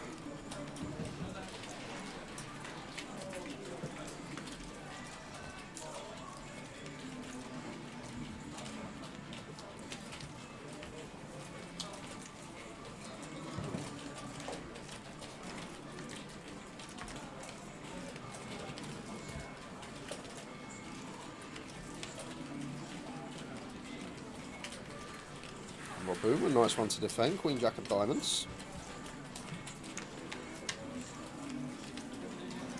King Jack 4, 2 clubs. Second pair for Rob, decent kicker. It seems like a one and done hand tower for Justin. Just going to see bet the king high board, and then that white flag should be waved. Maybe on the offsuit 10 turn, maybe the one that we can barrel. But other than that, once Rob does meet us with a call here, I think we need to shut it down as Justin. Offsuit 10 might be the one tower. Not the ace. Like if we had 10-7 suited here as Justin, much better barrel. We want equity versus like a king. We don't want to be drawing dead. So I'd still probably wave the white flag here. I think 10's the one I'd barrel on. But looks like Justin is just going to take the advantage of range. This is still our board as the opener, going to have all the strong hands. Queen 10, all the sets, all the 2 pairs of the Broadway variety. It does go for 5,500. And what Justin might be thinking here is the triple tower, perhaps, with the 9-7. We do unblock all of this check call, check fold stuff like King 10, King Queen, Jack 10, Queen Jack, the stuff that picks up a straight draw to go alongside their pair. It does capture 7 on the river, but doesn't necessarily have showdown. There's no hand that we beat here as Justin, although river in a 7, and what a move. He's going to go for the bet. Yeah. Goes for the triple barrel with the 9-7, and as I say, if we are going to barrel turn, it's a good one to barrel river. We unblock all this check call, check fold stuff. So it does find it with a 9 height. No equity barrel. Working out.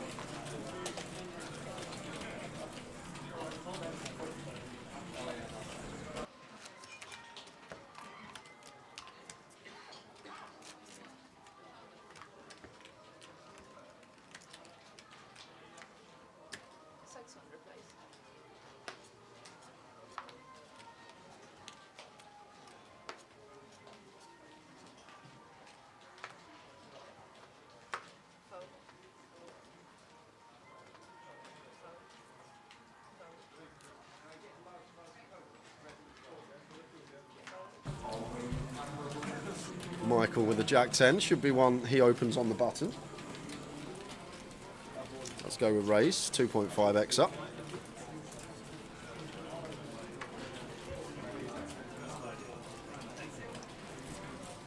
And Rob with King Queen, can he find the free bet here, Tower? Really nice opportunity. He just goes for call. Edward comes in as well with the ace suited ace. I guess as Rob at this stack depth 27. We can't free bet call, King Queen off, so maybe just wanting to flat, keep some dominating hands in there. But it's a delicious flop for Edward. Ace high board, good for the perceived aggressor's range. We have smashed the life out of it with top 2. Michael is going to c-bet. Don't mind this from Michael. Think it's a fair c-bet. Club in hand, 3 to a straight, ace high board. Even with 2 players to get through. I think it's definitely one that can put some chips in the middle. Nice from Ed, just playing cool, keeping some bluffs in of our opponent. And just gets better and better for Ed. And that flush draw turn now to go alongside the top 2. He's got the check mark. King of spades on the river. Ed with top 2 on the flop. Not getting a penny out of Michael. Yeah, I'm just thinking what size we want to go tower facing, what it looks like Michael can have. I think small's nice here. I think small's really nice because Michael will have like the king, queen, king, jack, king 10 that will pay us off for that size, the river of pair.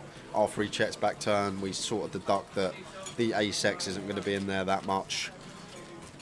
So just basically hoping that he's river to king, and that's probably the perfect size for the king x to hero off on. It doesn't get his value.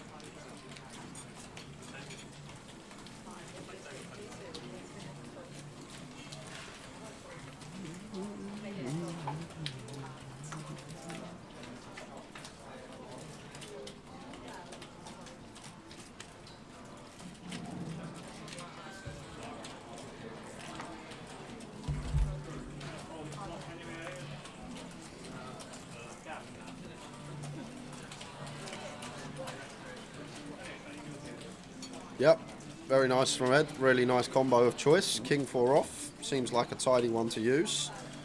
But Justin with the goods in the big. Couple of aces. 3 betting in position. And just a wry smile from Ed. I think this is the 4th time he's been 3 betting about 15 minutes tower.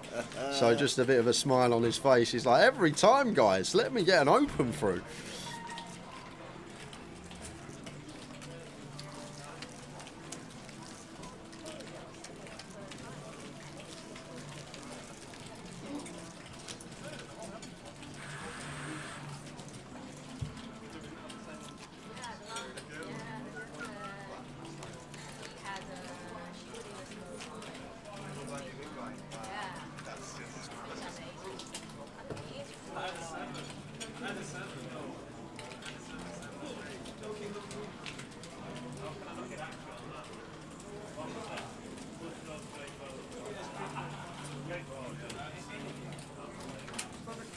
Couple of 2s for Rene.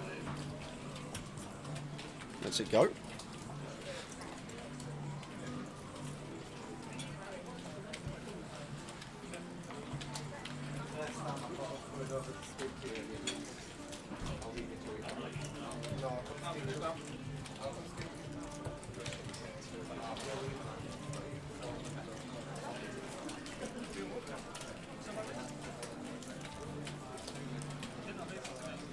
A9 for Rob in the cut-off. He's at 2.5k.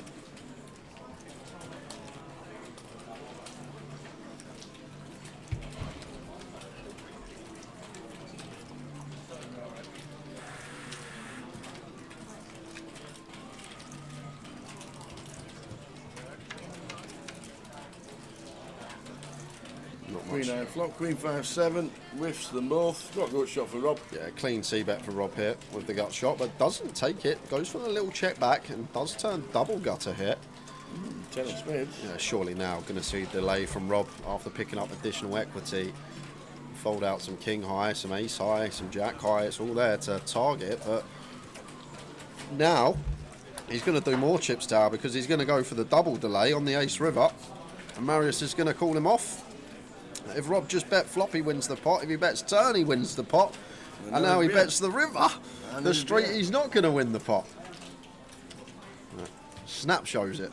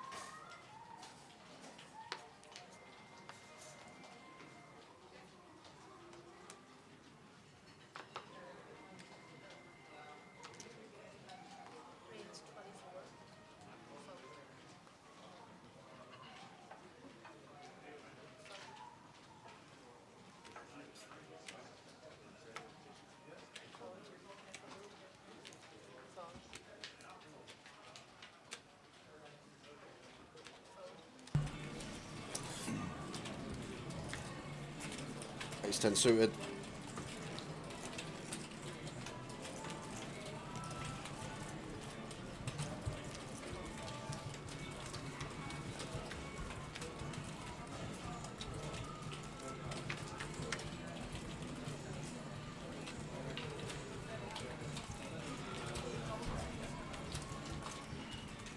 Ireland, apparently. Does that mean he's winning? For the club's turn.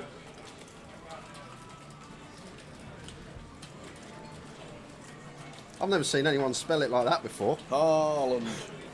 Well, that's how it's spelled, isn't it? Is it double A? Double A. H-A-A. Oh, the one-man machine, says Maverick. He's my captain. I wouldn't mind another hat-trick. I'd call Yanis up and go, how's you and Burmo looking now, mate? Is that who you play? No, we have. He's the one below me in the league. All right.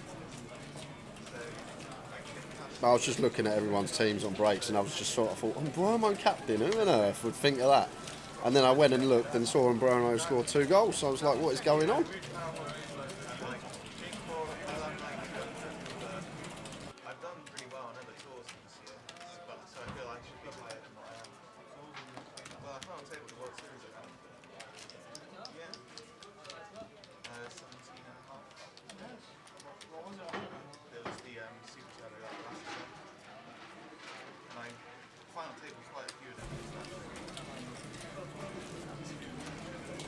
So Saturday afternoon, if you're not coming to Leeds, Blackpool's the place to go because they might have overlay alerts.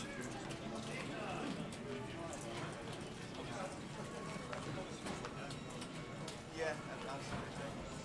If you look on, if you look on the Granny's blog, you'll see me on there.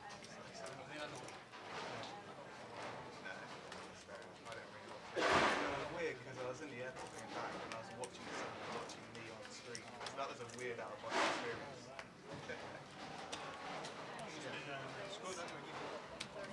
Yeah. No, absolutely. No, it was fun. Yeah, I'm desperately just playing every event now to see if I can get into the playoff spot.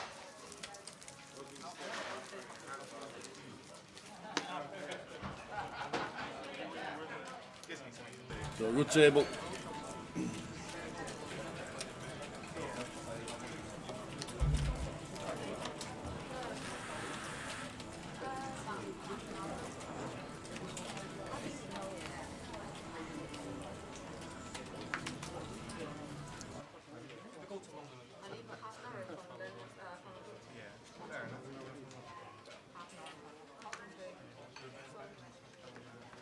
Yeah, no, that's cool.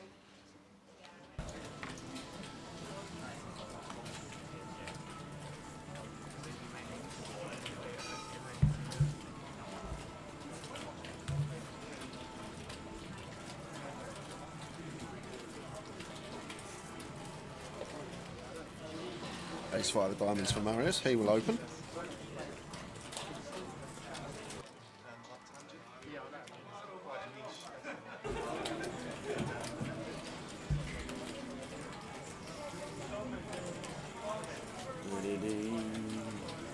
Renier with Queen 10 gets out of the way. Marius in C8 raises.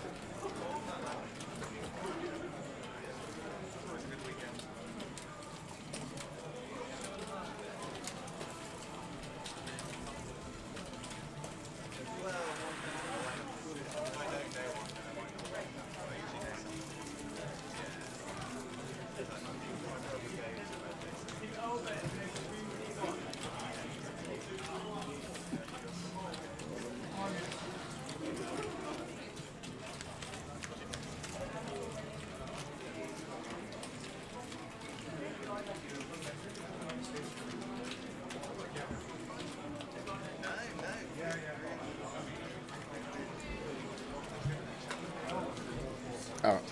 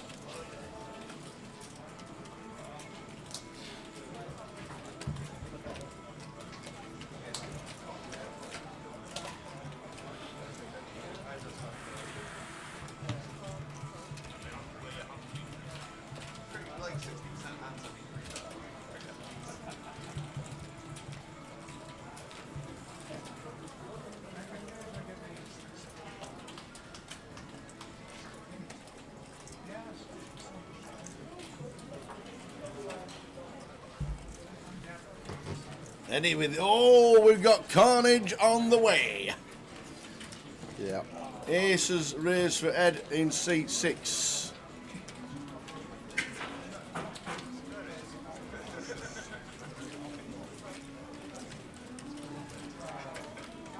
Michael just snap jams, and that's things you're absolutely dreaming of. What are you going to your chips for, kid? Trying to get Marius in behind, but oh, Marius! Oh. Just when Marius Flat's never got a strong hand here, Tower, has he? No. So it's just going to He's put it in. announced it. Marius out the way with a 7-6. Oh, he'd love to see it. He says, you just know the way Marius plays. He'd love to see 7-6 on the flop.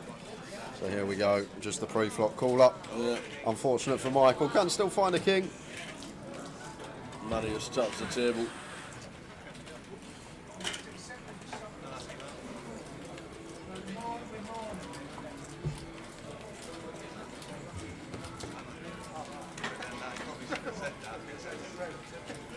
Not much help there, Tower. Marius is looking, thinking, just don't do it.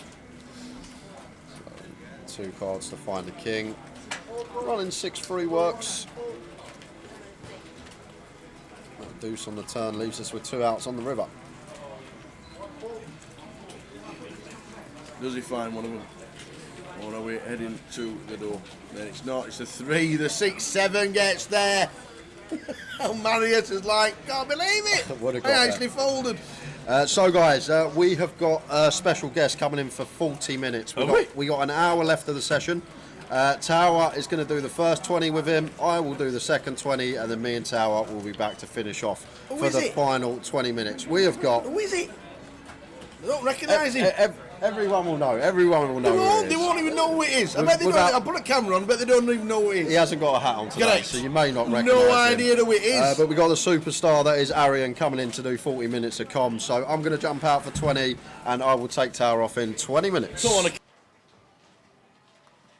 Swapping seats with the main man, who's got a nice little stable going. I tell you what, he's got some good results as well. Hello. Hello, here he is.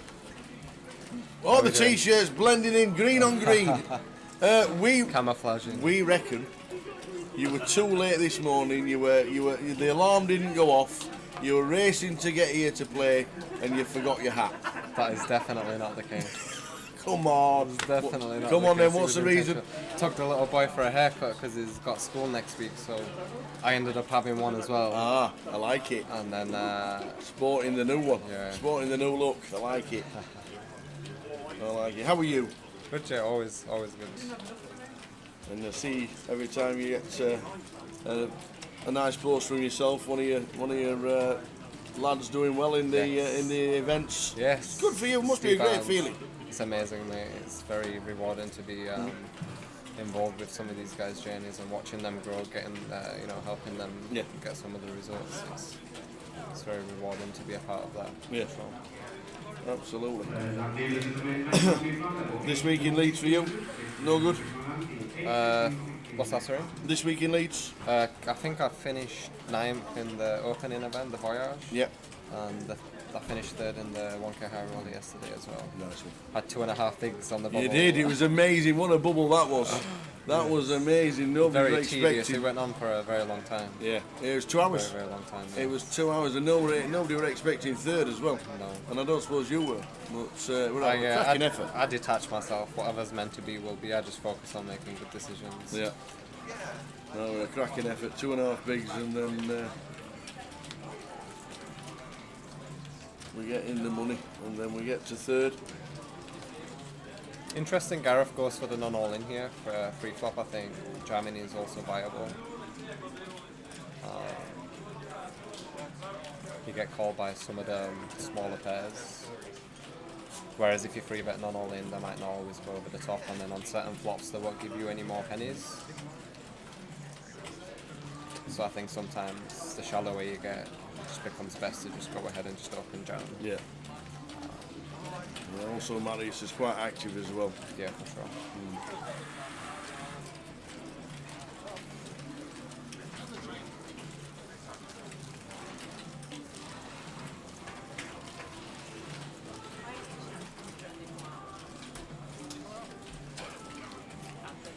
Shout out to Razor Kev in the chat.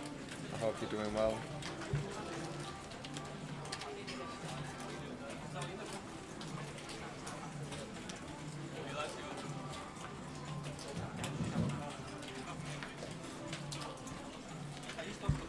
Mr. Boone's been getting a lot of deep runs recently. He has as well. indeed. He's played a lot. It's very nice to see. There's Rob this year. One of the nicest guys on tour for sure. Yep. Always got a smile on his face. Yeah, he's had a couple of good final tables this year as Rob. I don't think I've ever seen him when he's not had a smile on his face. Yeah, I think he takes poker just like life. Always with a smile.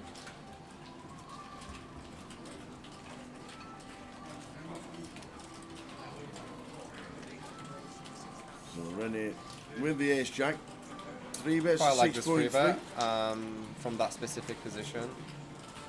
I think once we start getting to cut off and button, it becomes a good candidate to flat call with. But from the earlier positions at this stack, definitely makes a very viable 3 bet.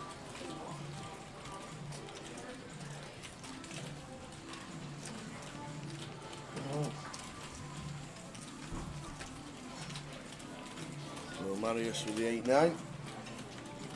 Suit connectors. Yeah, Marius is getting a very, very attractive price on a call here. Sounds like a 4 bet. Wow. Wow. Just a triangle. I think it's going to work on this occasion, but I'm not sure if this is going to be a good move in the long run. But the call will always be very profitable for sure. Because what tends to happen in this spot, whenever Renee has a very good hand, she's going to instantly call. Yeah. And whenever she has a bluff, she's going to fold. But I mean, in this case, Marius is denied a lot of equity to a hand like ace jack, right? Which is actually the best hand, but it's also very easy to run into the top of Renee's range. But mainly folding out the bluffs. Worked on that occasion for Marius. I know he's very active, seen him quite a lot in events during Leeds.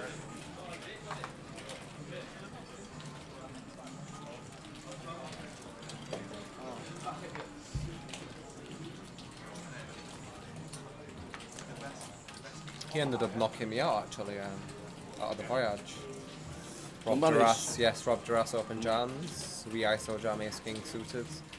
And Marius finds 10s behind, he tanks for a while, calls and holds, and he busts 2 of us. So when the final table started, it started with 8, not 9. That's right, he did. Yeah, I remember on the hour table, 2 standing up, one of them being yourself.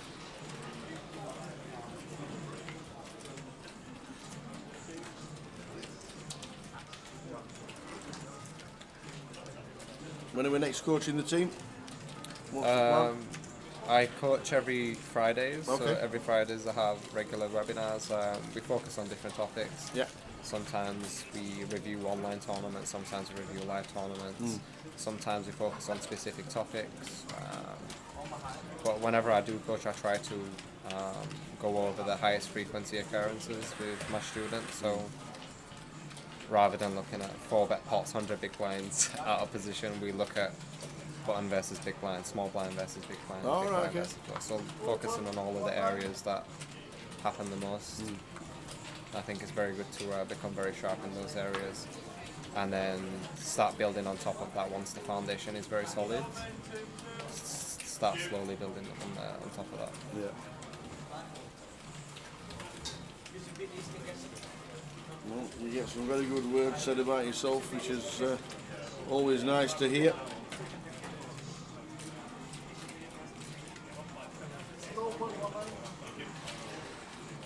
Very easy defend for Marius here in the big blind. We don't do anything but call here. Very good hand.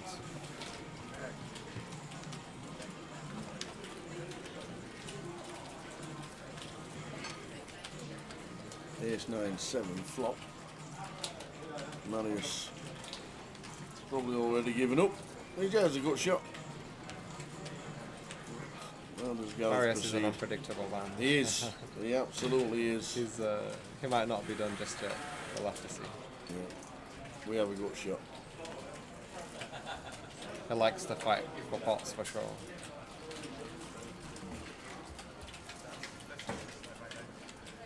So comes along once. Yep. And then just call the 2.5.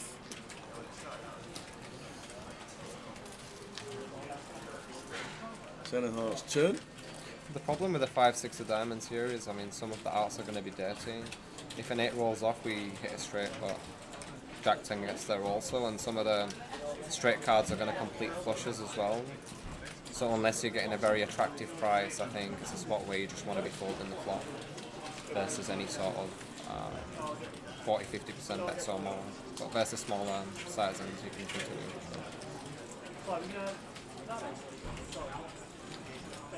As played, this is a spot where I think Marius could credibly bet. He's going to have a lot of flushes. He's going to have more flushes than the pre-flop opener for sure. He's also going to have some 7x as well in there. So I think this is a spot where he can very credibly turn his hand into a bluff. Interesting to see what sizing he uses. So that's 3.5. I think it's 8k. 8k Oh, 8k, sorry. Yeah, apologise. He doesn't want to go too small. I think the sizings need to be somewhat on the bigger size.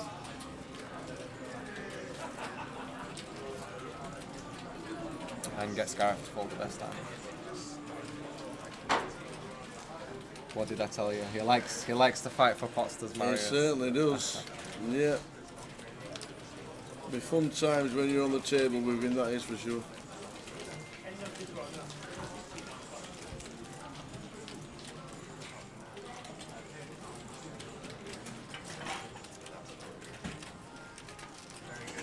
Pianicat says Bromley let us down. Yes, they did. 83rd minute, Crew equalised, and the Towers treble was dust. Ooh, we had a massive sweat. We're up at half time, you know. We were up at half. Everything was rosy at half time.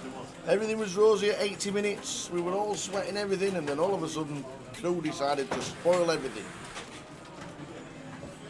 Yeah, 2 out of 3, and the other 2 were cruising. So. Hiya Johnny. Johnny Scott, have I got my October date sorted for golf up here yet? No, I will send you a message sometime in the next couple of days. A bit of golf in Edinburgh, you can't beat it. I think Marius wants to do a lot of raising here in this spot, these stack bets. I think once Renee gets to a stack depth where she can't have jams, this hand becomes like a very high frequency raise. And when the big blind continues, you dominate a lot of the holdings, and generally it plays very well blind v blind, even out of position.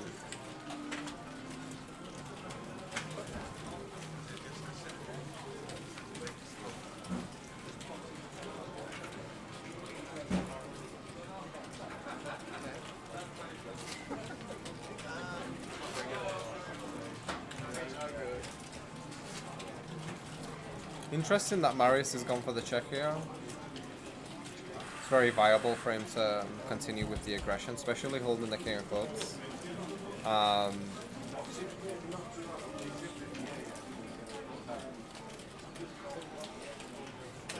Be interesting to see what he does now that he has checked the floor.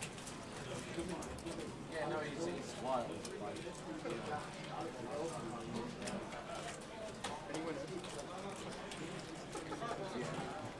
I need a story with that.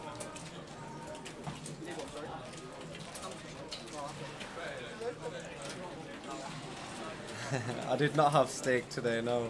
I know we were running a sweet. I can't believe you told the nation I had a burger yesterday. I don't eat burgers. It came round to the side. I know you eat proper food, and it came round to you, and somebody said, "Wow, he snaffled that burger sharpish." No. And then next minute, you got a steak in front of you. I've already had 2 meals today. I had when I got here at when was it? Between 12 and 1. I had a Caesar salad with lovely chicken and prawns, and then. Before 4 o'clock I was hungry again. So I got the soup of the day. Yep. And I got some chicken strips. Which looked like minestrone or mulligatawny or something like that. Minestrone. Correct. It was very nice. Party food. No, nobody on the sweep said soup.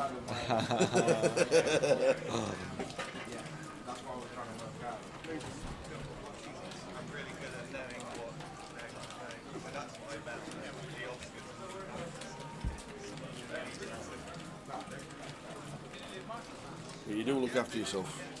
You have to. I think it's important to do the right things off the table, so then when you are on the table, you perform better. I mean, there's a lot that is out of your control, but there is also a lot that is in your control, and a lot of people tend to usually moan and gripe about the things that are out of their control and how they are so unlucky and they're running bad and whatever. They don't do all of the things that they can do, which is what getting regular exercise, making sure you play football, don't you? To a pretty mentally decent fit. level. You like your footy? No, I used to worship football when I was little. Yeah. And then I started going into. I did some boxing. Alright, okay. I've always been very active. Yeah. I do a lot of swimming now. Excellent. I like to swim. But it's very good to get regular exercise. If you want to be in a good shape mentally, the regular exercise is somewhat compulsory. It releases natural endorphins in the brain. You always feel a lot better when you're leaving the gym compared to when you're first going in. That is true. But another thing as well with the food, you want to have light foods. You want to have foods that are nutritious, that don't make you feel sluggish. Yeah. If you're going to be playing poker for like 12 hours, you don't really want to be having heavy meal that's after what a lot of heavy people meal. don't realise, isn't it? To be thinking about what you eat, when you eat. Like it a lot. Healthy body, healthy mind.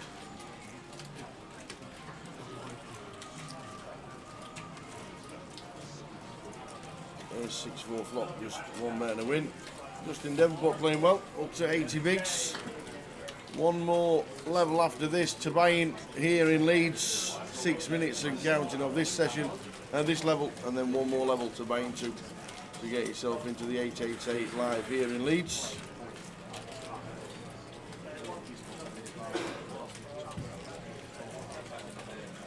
And then the next stop on tour on the 888 is Reading, new one for a lot of people. And then Coventry to finish off the year, 500,000 guaranteed main events. When's that? October. Okay. Show you the dates. Nice. 10th till the 20th.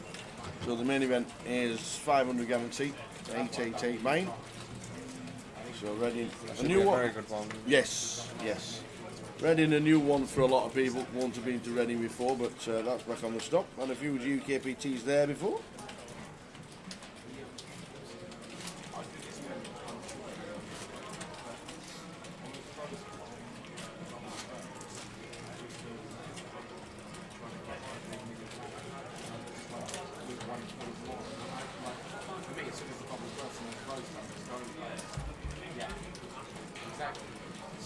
Well, mine's 6-12.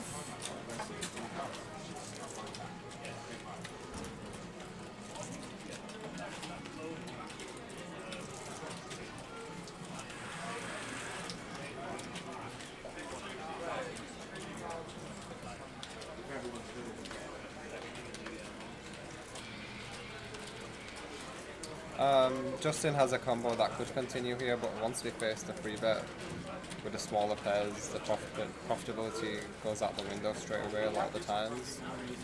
The value of these hands increase drastically the deeper you get, so I can see the reason for folding, especially if you think your opponent is going to be on the aggressive side. Go for it.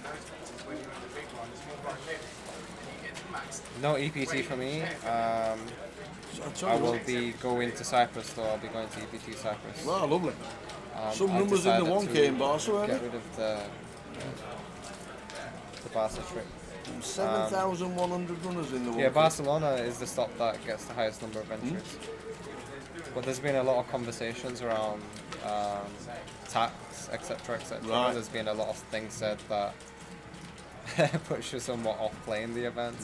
I mean, I've heard that the tax rules apply to the local residents only. But imagine you go win a big tournament and then a couple of years down the line you get hit with a ridiculous tax bill, right? Oh, that's true. It's like pending, isn't it? Yeah. Yeah, it's a weird one, that one in Spain. If you get a big cash, you'll have to accept the fact that you may never have to go back to Spain ever again.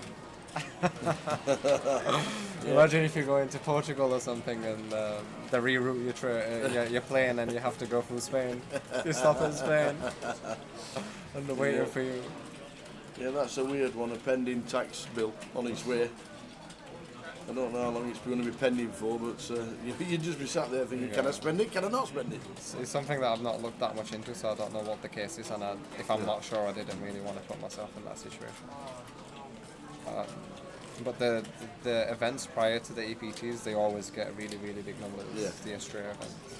It is a popular stop on the calendar for a lot of people. All of the stops that are holiday destinations, they do really well in numbers. Because people treat it both as a holiday as well as a tournament. Yeah, absolutely. On the coast, 35 degrees, beautiful sunshine. Good food. Yeah. Can't believe you didn't say good food first. So with that, we're going to get Jay coming in because we've got 40 minutes with this superstar. I'm going to grab him in. Get Jay sat with Mr. Arian.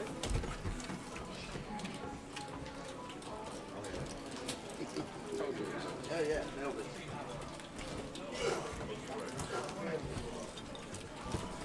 Right, back. Whoa, Tower's chair feels a bit high. I wonder he always looks taller than me. Do you want to swap? No, that's all right. All good. How you doing, Arian? Good? Good, mate. You? Yeah, good, mate. Good. Good stuff. Good I to thought I have you was in. going to do 20 minutes with each, but we've got 40 minutes to this level. I could do, if you want to give Tower an extended break, I can stay till the end. Yeah, if you want to, it's up to you. And then mate. at the break, then I can jump in. You're doing us the favour, so whenever you want to leave, you can go. Stephen Key, hello, mate. I hope you're doing well.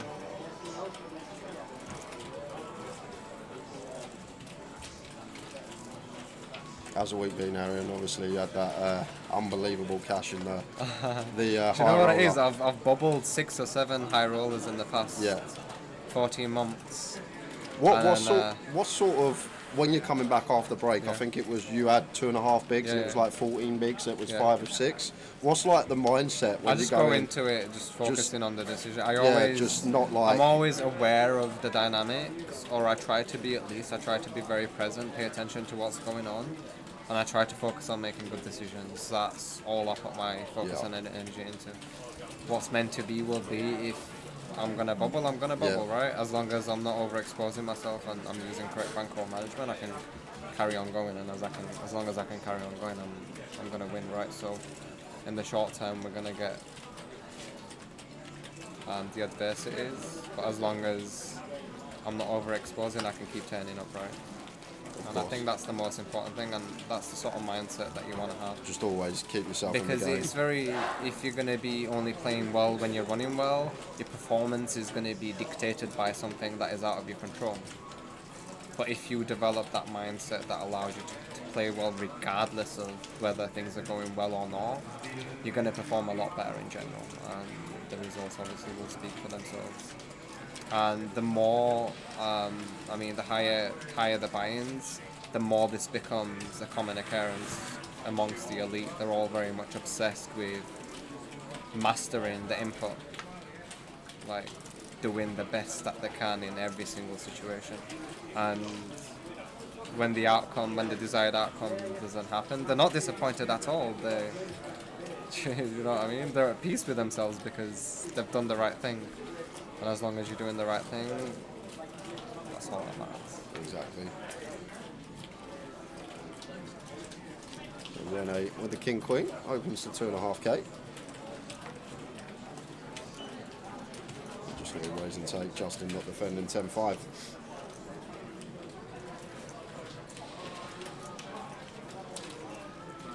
Are you max late regging, I'm assuming? Yes. Or yes, okay. I have one attempt. If no good, I'll be playing online tomorrow. What I will say, you probably won't be able to do the whole session for us then, because when there's 5 minutes on the clock, they would be going back from after break. So I don't want you missing the max late reg to stick around in the I'll booth. jump out whenever that.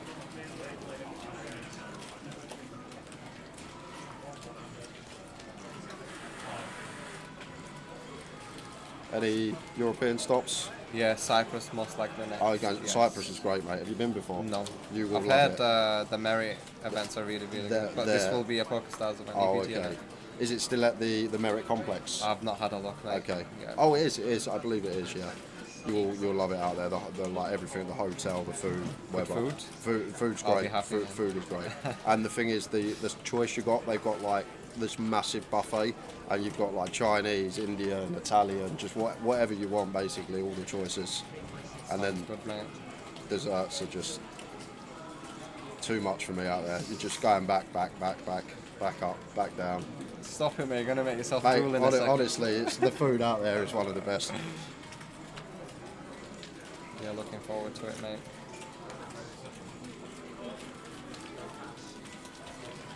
There wouldn't be Maverick on.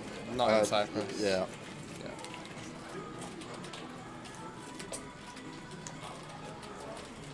So Marius here. He's 5 off from the big blind.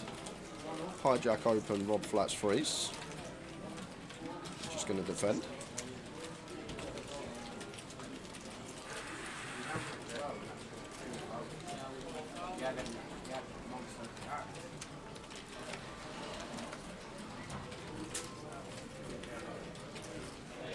Marius flops best.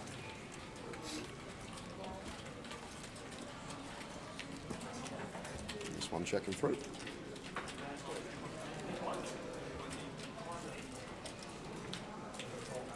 Yeah, clubs on the side. Doing any checking here again as Marius Arian? Or are we leading most Depends of the time on now? your assumption of the players behind, I suppose, right? If you think the players behind are going to be aggressive, then I think we can go down the check route. If you think they're going to be too passive and they're going to check too often, you don't want to give multiple opponents a free card, so you do want to bet for protection. This is just check down. Marius checks the river.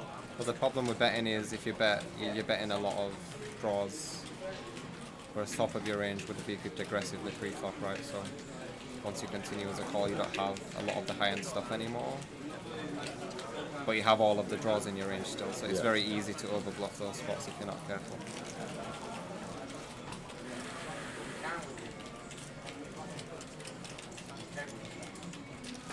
Is it going to be your first EPT in Cyprus? No, Monte Carlo.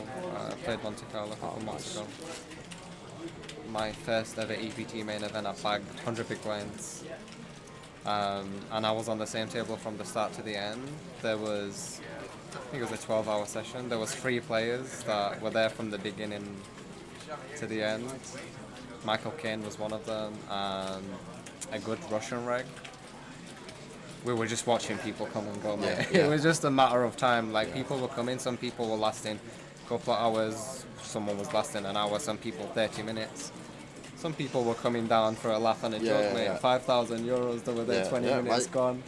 But Monte it was a very Carlo, common occurrence. All of the weaker players were coming and going, but the better players, they were accumulating the chips. And the structure of the tournament is so good that it allows room for that to happen. You're not forced to take as many marginal spots when the structure is so good and so slow. You can be patient and be selective with your spots, right? What is it? 75-minute clock, isn't it? I can't remember off the back of my head, but it's incredibly good. No giveaways today, technician, unfortunately. As Rene flops bottom 2. Marius goes with check. And I guess Rene's just going to go for value off the bat here. Yeah, I would also. One big blinds. The third pot. Marius can't do anything with 5 high.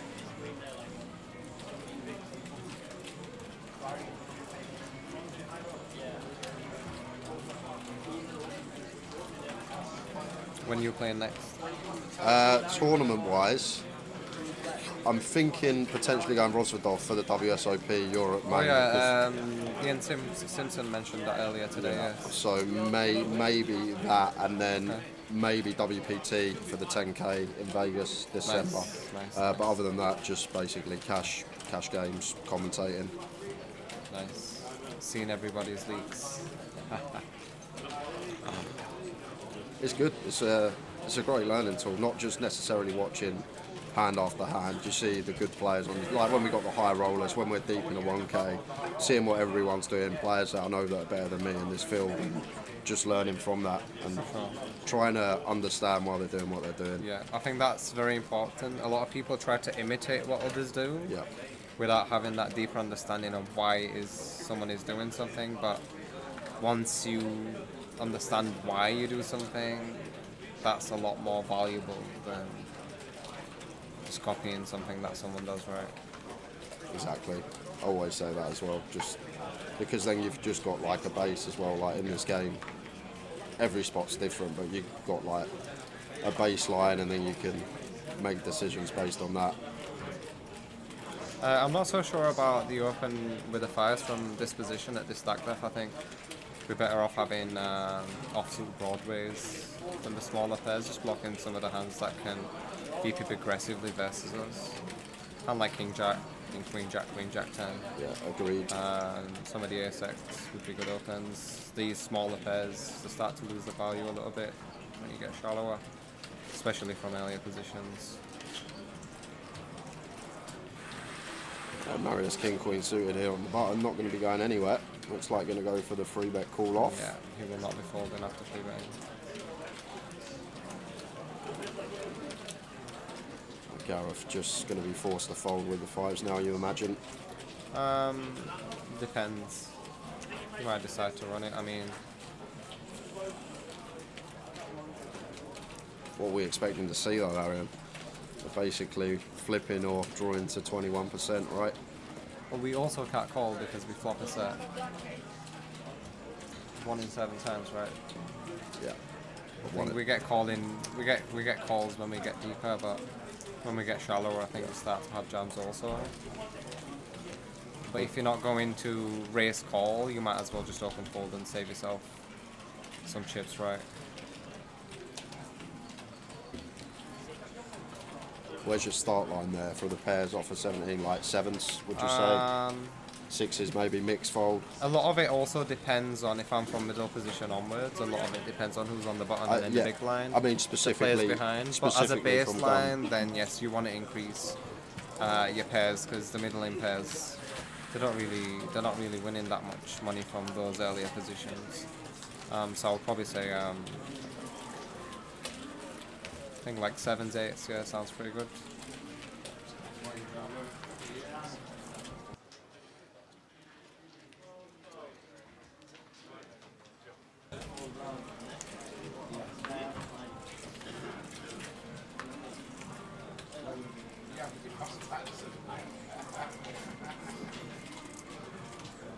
Limping is all, once you get shallow, limping is also a very effective strategy, as long as you know how to react versus different situations once you limp. Also puts people out of the game trees a little bit. A lot of people have a good idea of what they should do versus opens, but not a lot of people know what they should do versus limps, right? Yep. So they start making mistakes because you're forcing them to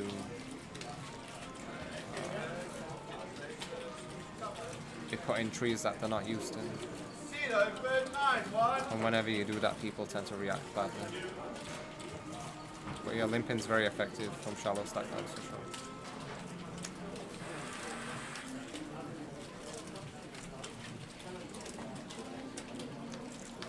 Natalia defending the 8-6 in the big. Rene opens Queen Jack, both flop a piece. Interesting to see what sizing Rene chooses here. These are boards where a lot of people just auto see bet 1/3, but when you think about it, you actually want to have some bigger sizings here on this board. Specifically versus the big blind, who's going to have all of the flush draws. They're going to have 7-8 combos, Jack-10 combos. A little bit less Jack-10s, obviously. 10-8 as well, double but a lot of the range that continues is very much elastic to sizing. If they're going to continue, they will continue versus 1K and they will continue versus 5K, right? So when you have value, it makes sense to size it also. Yeah, Natalia makes a good fold there, doesn't continue with bottom pair, facing third. I mean, versus the smaller sizings, it becomes okay. But once the sizing gets a little bit on the bigger side, the hand just is not profitable, especially if we don't have the backdoor flush draw. Backdoor flush draw has a big impact on whether... But even if we have the backdoor flush draw versus a bigger sizing, we still fold.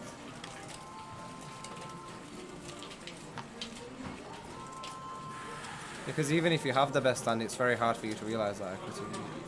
You're not guaranteed to not be faced with further regression down the line after calling out the big blind, right? And when you call, it's very apparent that a lot of your calling range is purely draws, right? Yeah.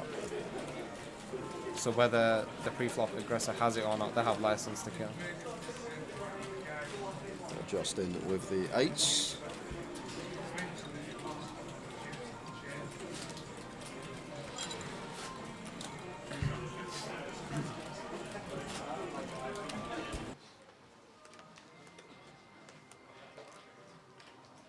And Jacks for Gareth here. Gonna that be an all-in? Yeah. Just a jam. Man, I can't see Justin folding this. I can't fold 8s for 12, went too invested.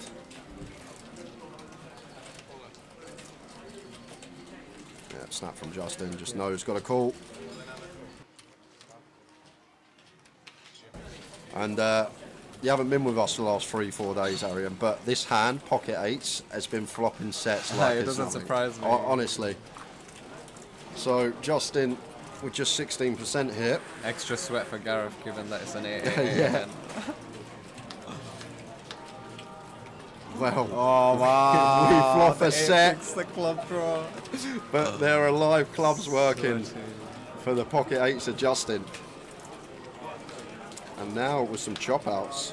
10 would chop it. Club that isn't an ace would be out. And well, it is the ace of clubs. It's no good. So the jacks are good. It's the club, but it's the wrong club. Double up for Gareth. Justin left with just over 40 bigs.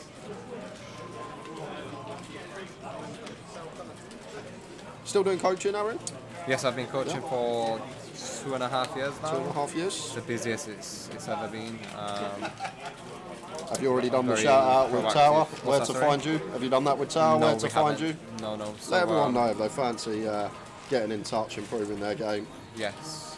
And even if you just fancy watching poker content, I create content and it's regularly posted on Instagram on the AK Poker Show. And if you want to find me on Facebook, it's Arian Kashani.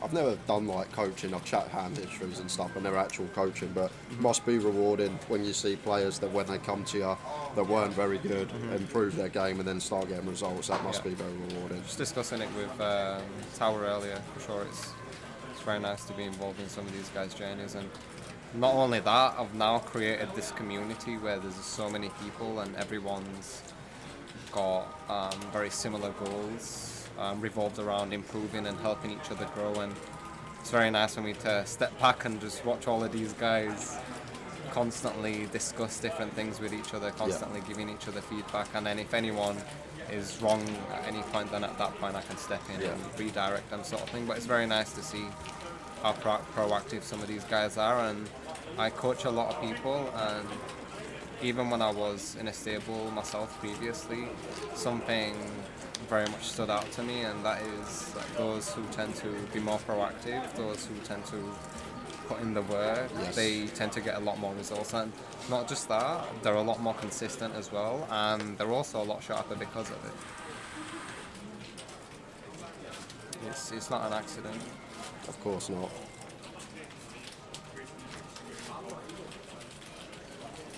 Deuces for Rene off of 30 from +2. It's going to open. Yeah, these opens are very marginal. The win rates are somewhat on the lower side. I personally wouldn't open this myself, but I think on a passive table it may be okay.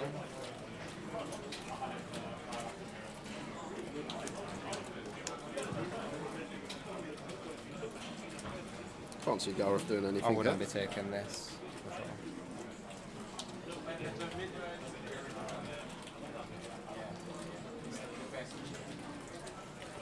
sure. There you go. Rob Boom with the Jack 7 out of the way, over to Ed. 9-6 off into the mark, raise and take for Rene. How did you get into coaching, Aaron? What made you say I'm going to set up like a coaching website? So I was in a stable previously. Yeah. And when I joined the stable, I've always played a lot, but I wasn't doing the right things. I wasn't studying, I wasn't getting feedback. I joined this stable, I had access to mindset coaches, I had access to strategy coaches, and I watched how the coaches reviewed my game, gave feedback to me. I learned a lot of things that I wouldn't have learned if I wasn't in the stable. Shout out to Michael Copley. A lot of the success that I've had is down to things which I learned from him, and he very much helped me raise my standards. But yeah, the things that I learned in the stable, I very much took that away, and I applied that to my own students from there onwards.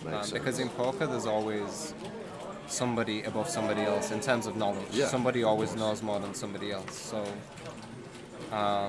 you can always teach the people that have less knowledge than you, but then go to the people that have more knowledge than you for feedback. So you're also getting sharper, because the better I get, the better my students get also, right? The more I learn, the more I can pass on to them. And if you have a look at like a lot of the high stakes online regs, they do a lot of strategy talks amongst each other.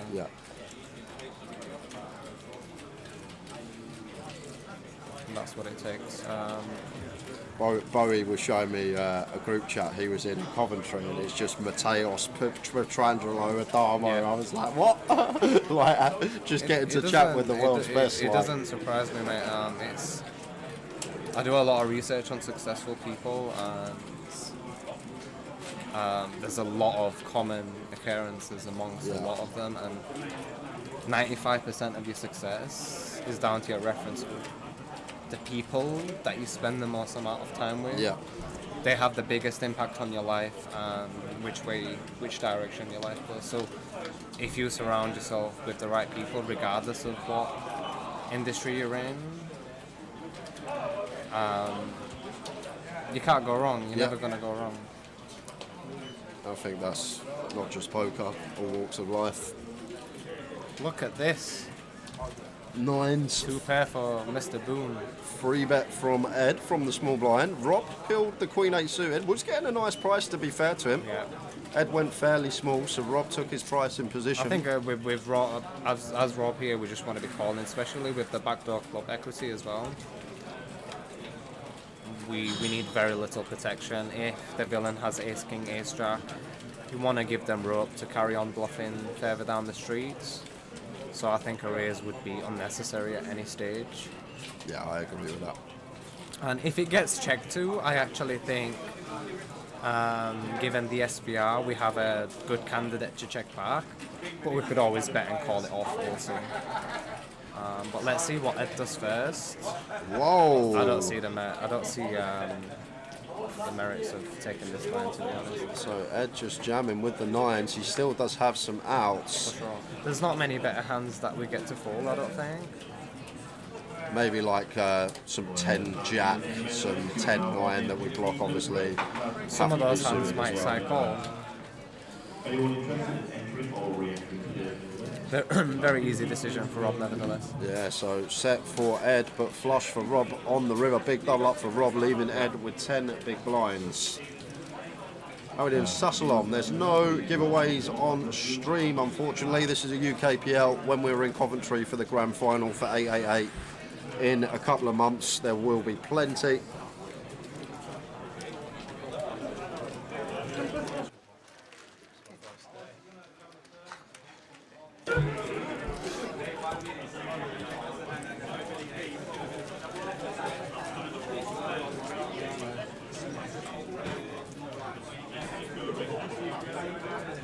So 20 minutes left of the session, 10 minutes, and we're going to say our goodbyes to Arian. Been nice to have him in for 40. It's been a pleasure, mate.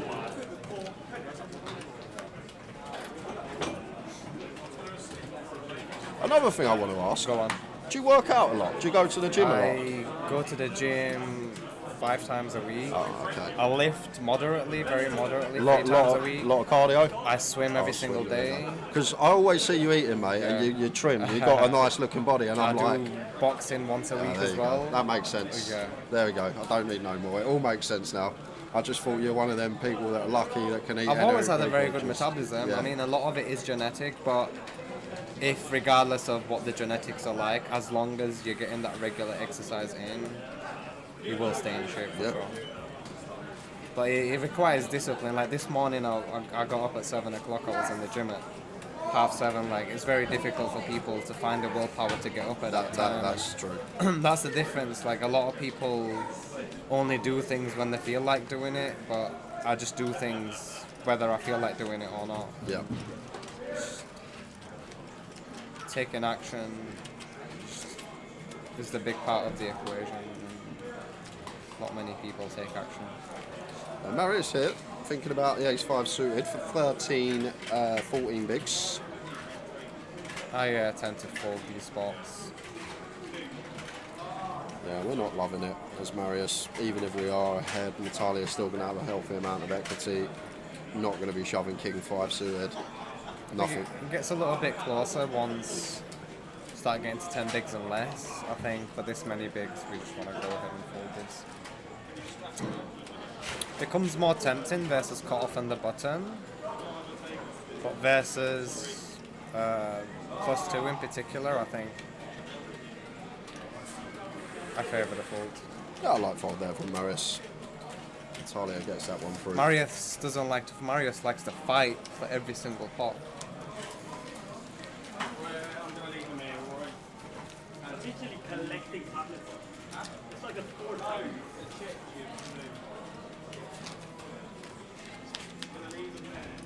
Which I think is a good way to be.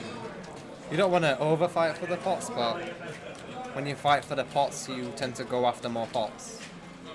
Like it's very easy and natural for you to, like, for example, take aggression when you have value, but it's very unnatural when you don't have value, right? Yeah. And only a handful of people tend to find the unnatural spots to go after. But to do that, you need to be willing to fight for the pots. And Marius definitely has that in him. Yeah. Okay with this. 10 bigs, ace-8 into the middle. Now ace-3 suited. He's going to be tempted again. And this is against a cut-off open. Yeah, but now there's a player behind. How much does the big blind have? How much does Renee have? It looks like she's got about, I'd say 50k. Okay. 40, 50k. I'd say between 25 and 30 bigs is what Rene has. It looks like a man that's going to fold it again. Yeah, I don't mind this.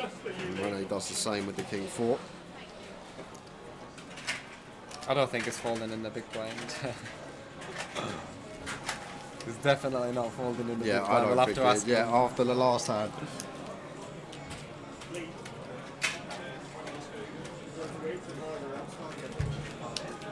Shout out to Mason in the chat. Hope you're good night.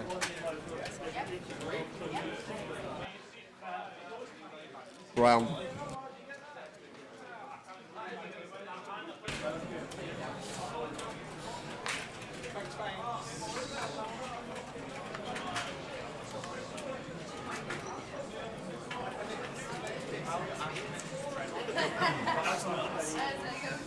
Over to the boon.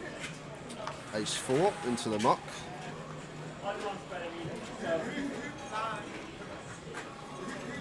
Marius on the button. 10-7. Out of the way, blind on blind between Rene and Jack. Ace 3 off. I quite like raising this specific combo at this stack there.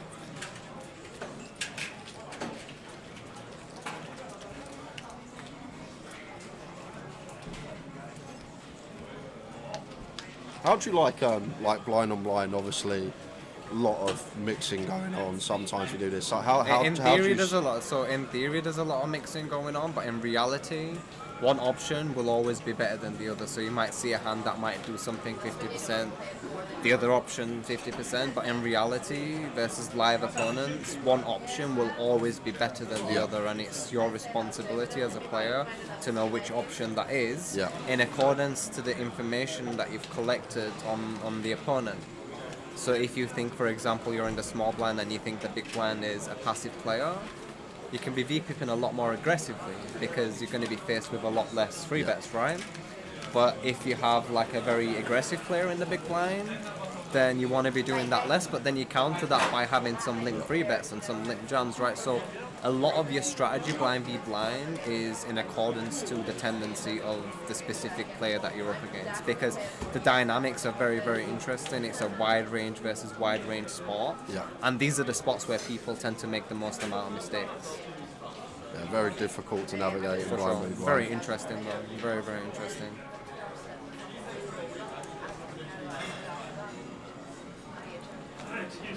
King 5 suited for Rob. I may have fancied opening, but let it go. He could potentially open this. I think on this table he would get away with that.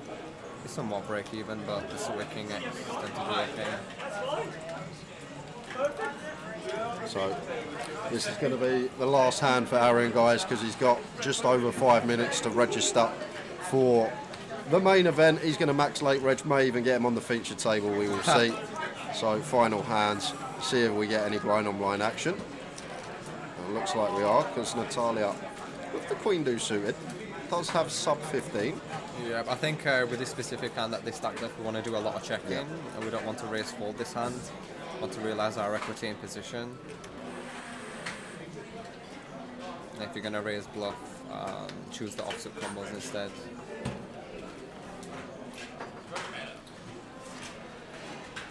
One where the big blind can somewhat VPip aggressively, because the small blind, a lot of the ace-X just go ahead and open jam or the raise. There's not much ace-X in the small blind's range. They may have some depending on the player, but I think the big blind will still have some ace-X that they may check back, right? Like the lower ones and some of the suited suited ones. Yeah, the suited so, ones like to check at 15. So. And it's a limp check pot, so like big blind could also have 5-3 off here with that 4-deuce off, right? And obviously she's got a lot of, with this specific hand, she's got back doors as well, so if it was checked too, I think the big blind can take the aggression for sure. It's hard for the small blind to rep ace-X though, I would imagine, after limping 3-4. It's a 10 of hearts on the turn. Natalia does turn this flush draw here. We're going to take a 3-1. Yeah. Equity realization becomes a lot more important the shallower you get, for sure.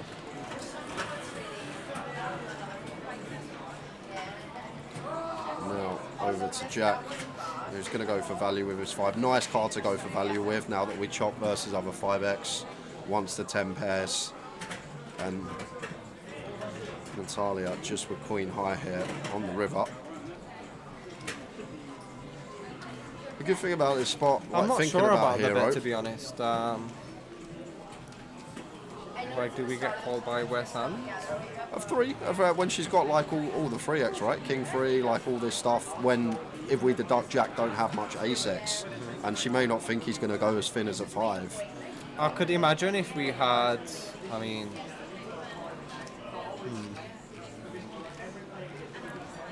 What, you prefer check call? You think here with a 5? I'm not sure. I'm not sure about check call. Oh. Check reevaluate. So does take it down, but that is the last hand for this man. Well, I've just seen you got no I'm top. camouflaging there, like That's great. like a chameleon. There we are. Big thank you to Arian. We'll probably see more of him in the booth. It's a pleasure. Thank you later very on this much, year. guys. Good luck in the main, mate. If you want to give me a follow on Instagram, it's AK Poker Show and Arian Kashani on Facebook. All the best. Big thank you very much, Cheers, my man. Arian, mate. Cool. Thank you very much. We'll get the big man back in.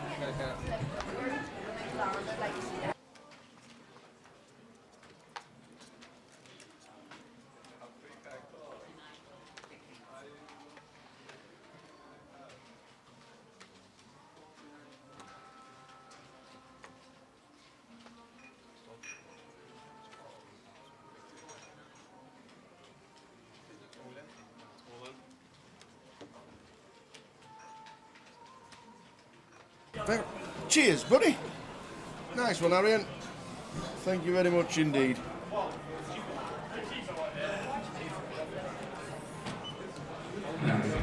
He talks a lot of sense, that man. Yeah, he does. He talks a lot of sense. I'd love to adhere to some of the stuff that he does, but that 7:30 in the morning, getting up every morning to go to the gym, it might take a few months to get into that routine, Tower, I'll tell you that. 7:30 every morning, off to the gym. God. Set an alarm to go to the gym. Yeah. Setting an alarm to go to the gym. Mad. But he looks the part.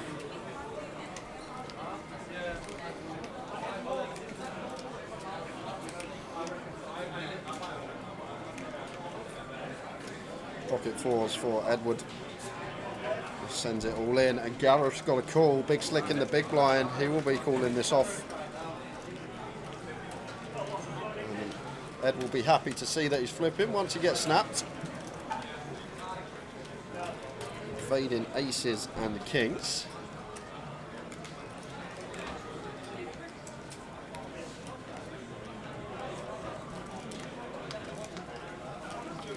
It's a fair start. Some runners, backdoor diamonds, backdoor counterfeit. Not now. No 9s. Oh, you don't want to counterfeit. That's the backdoor Don't counterfeit. Oh, but it's a king. Just a king. So Ed loses a flip. Gareth will win that one.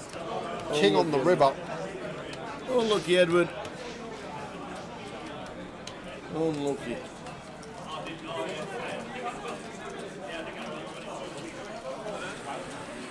Oh, Johnny's going.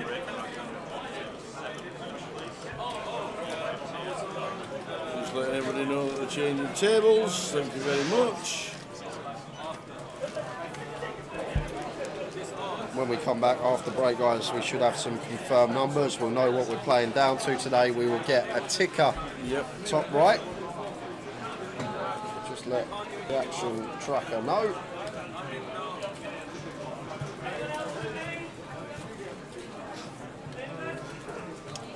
No giveaways on stream today.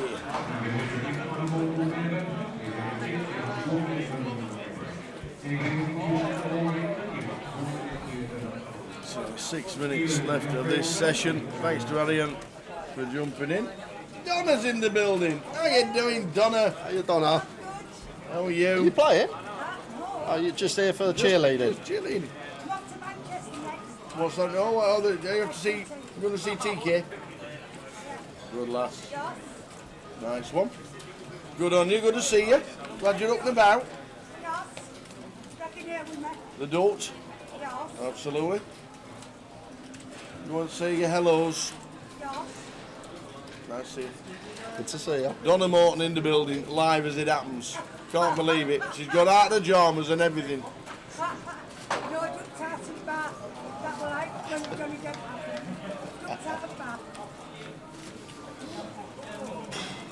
Good to see you, Donna. Yeah, he's doing it. Absolutely. See you, Donna. We're going to jump back into this hand because just see the flop. Look at this. Top pair, over pair, flush draw for Rene. Three-way action, and they've all got a big piece here. Justin continues with the queens. Rene not going anywhere with her 2 overs and the flush draw. And Rob with top pair of his own here. Now getting a 5-1 price, just under.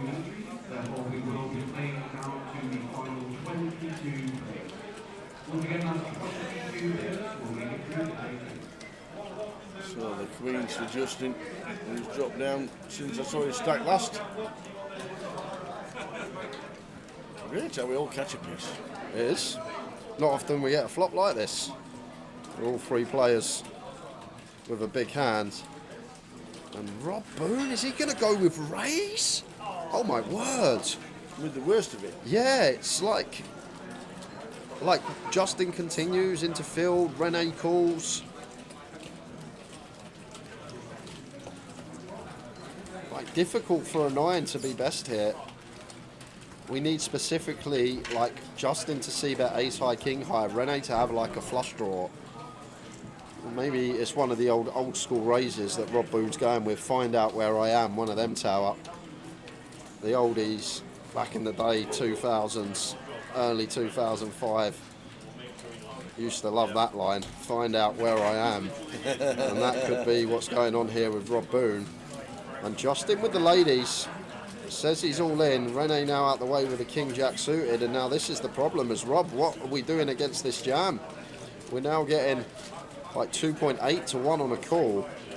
We've got top pair, but Justin here is a situation that he's going to have an over pair, or he's going to have 2 overs and a flush draw. If Justin had something like ace-king of spades, we're actually flipping as Rob. So the times he's got the over pair, we're going to have 5 outs. 5 outs twice, going to equate to around 20%. So it's a situation of 20% or 50%. And that's not a good situation to be in. Although we get this 2.8 to 1 price, Justin's only got probably 5-6 combos of flush draws with the overs, and then he's got all the combos of 10s for aces, which account to 30 combos. So it's a spot where we can now get away. But if we just call flop tower, turn comes, we can check fold turn, we save some chips. But like I say, maybe it was an old school raise, and to find out where I am, and he found out all right. He did.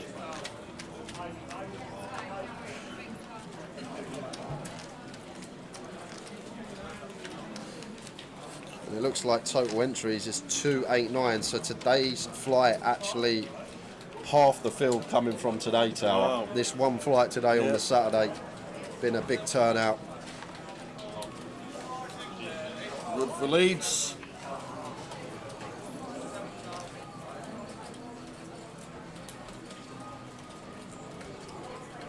Heading to the break, Marius from gun with king queen off.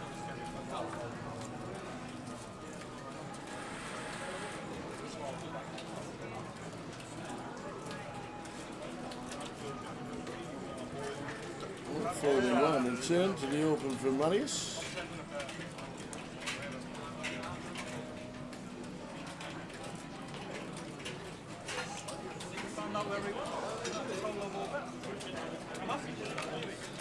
Could see a flop with 3-4 suited. Not from the small tower. But you know Rob better than I do.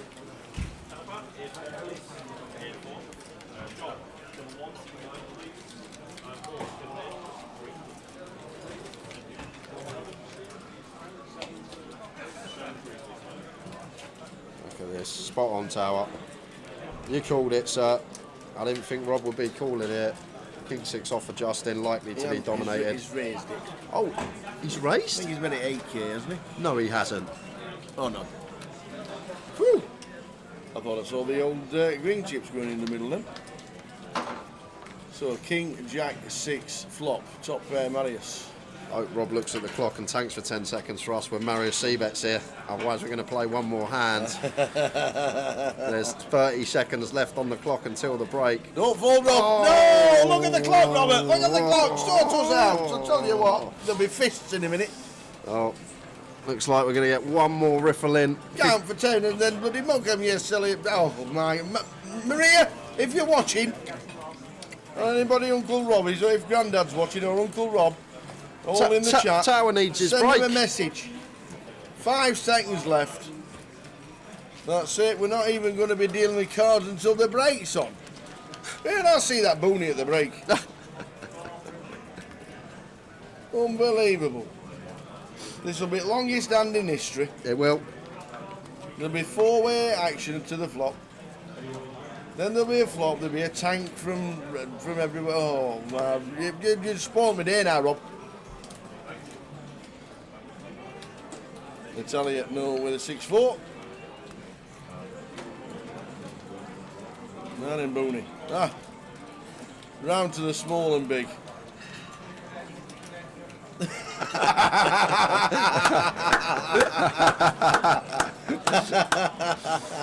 Rob Booney on Facebook says, I'm watching, I'll tell him. Love it. Oh, that was funny. Marius coming in with a raise.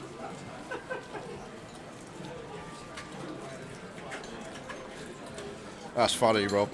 That's funny stuff, I'll give you that. That made me chuckle. We're on a 13-minute break, guys. We will be back at 7:05. We'll see you shortly. See you soon. This 10,000 turns into how much if I win the poker? It could be anything up to like 15-0. I'm gonna win. Come on. We're going to do you proud, eh? We're going to do you proud.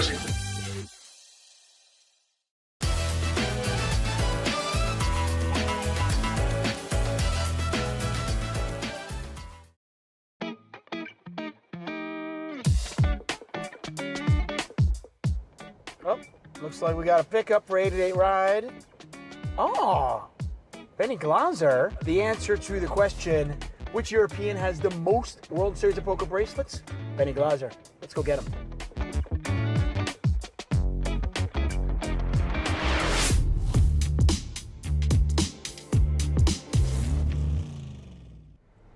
It's summer here in Las Vegas, which means 3 things. First, it's really hot. Second, the World Series of Poker here. And number 3, 8-8 Ride is on board providing a service, bringing poker players to the World Series of Poker. Yeah. And, well, at this point, when I think of the World Series of Poker, Benny Glaser is just a name that comes really quickly to me. I didn't realize this. 5 bracelets. You have more bracelets than any other European. Yeah. That is crazy. That's a cool stat that I like having, yeah, for sure. That's amazing. Thank you, yeah. I'm quite proud of that one, I'm not going to lie. You've come a long way from being like a poker journalist, right? I remember the first time you did commentary with me. Oh, yeah. I think it was like an 08 event because you had won a couple of bracelets, right? Yes, but I think the first time I did commentary with you was the 10K single draw final table when I bust out of it. Okay. And then came and commentated on it for a brief, and that was just before I won those 2 bracelets that year. It was, I think that was the start of the Black Booth Mojo, right? I You remember, came in there and then you won a couple of bracelets. Yeah, I remember that as a thing, yeah. So when you started down this path of being in poker, yeah, did you ever imagine a scenario where you would be here? I mean, you have the most coups, most scoops, most bracelets out of all European players. I mean, did you ever imagine that this would be a reality? Is this... Not realistically, no. When I was playing online back in the day for penny stakes, or even playing in a pub league with my housemates and stuff like 17 years ago, then no, realistically, I didn't really imagine being here. Yeah. Was there... So it seems like, I want to say, what, 2015, 2016 is where you kind of just like, you blew up. Yeah. Was there something that happened here at the World Series of Poker or online? Was there an epiphany? Something that kind of just clicked, the light went on, and you were like, I think I figured this out. There wasn't necessarily that like I figured this out, but like I was grinding online for a long time. Right. And hadn't really been playing live. Still, like the World Series was a big thing for me. I was still playing like relatively low stakes. And then the first year I came on to the World Series, decided to give it a shot back in 2014, and I actually bricked everything. I didn't play very much. It was like 8, 10 events or something. How much money did you come with, by the way? Just out of curiosity. Like, what was your thought? Like, okay, I'm going to come here. I'm going to give it a shot.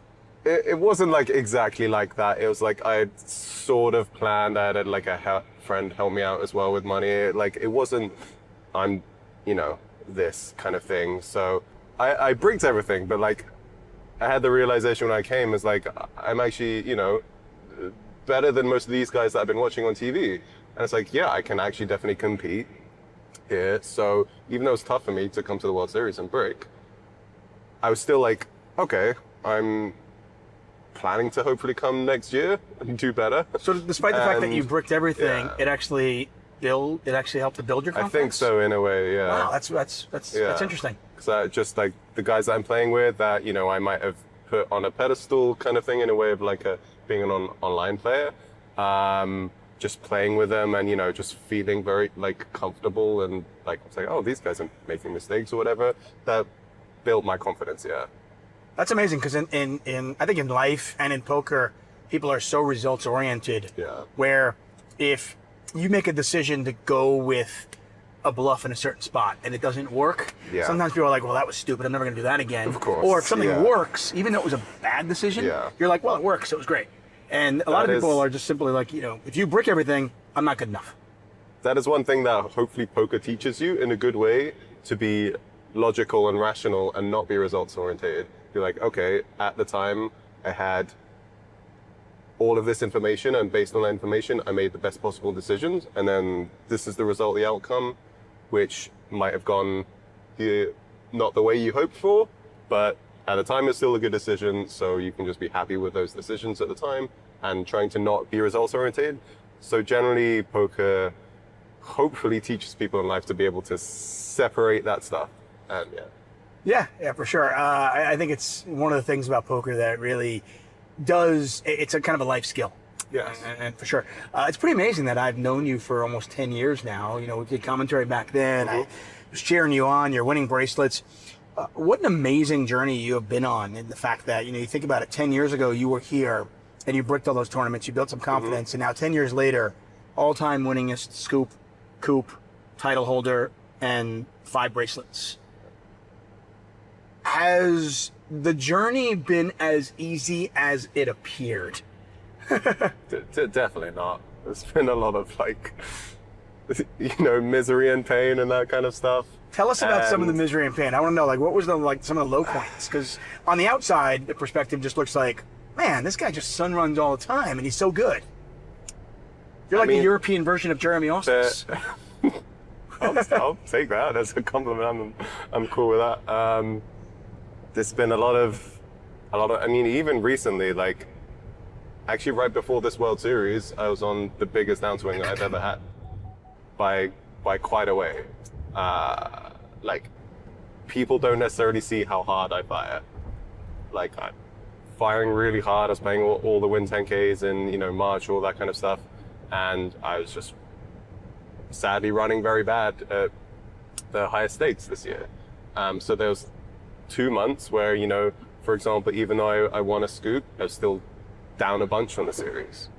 And that's amazing. Tough. People don't realize that. They just see their wins and they think, oh, you're a success. Yeah, I ran terribly all the highest stakes. So from a financial point of view, it was very tough. And yeah, those couple of months of playing live and just bricking a lot, it was pretty painful, I'm not gonna lie. That was just an example. That was the most recent one.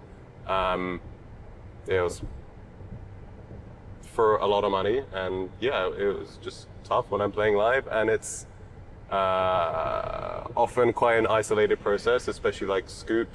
I was staying by myself, grinding online, so you hope when you make those sacrifices that it's gonna go well. You can kind of make it more painful if it then doesn't. Another example, like I used to grind heads up sit and goes online, for example. That was also a very insular process before I kind of was successful. There was a lot of times of pain during that time. When was this? There's so much variance. Was this earlier on in your This is, career? let's say 2013 or so, back in there. So those are, yeah, very high variance. So there's times online for sure when it was just a lot of pain.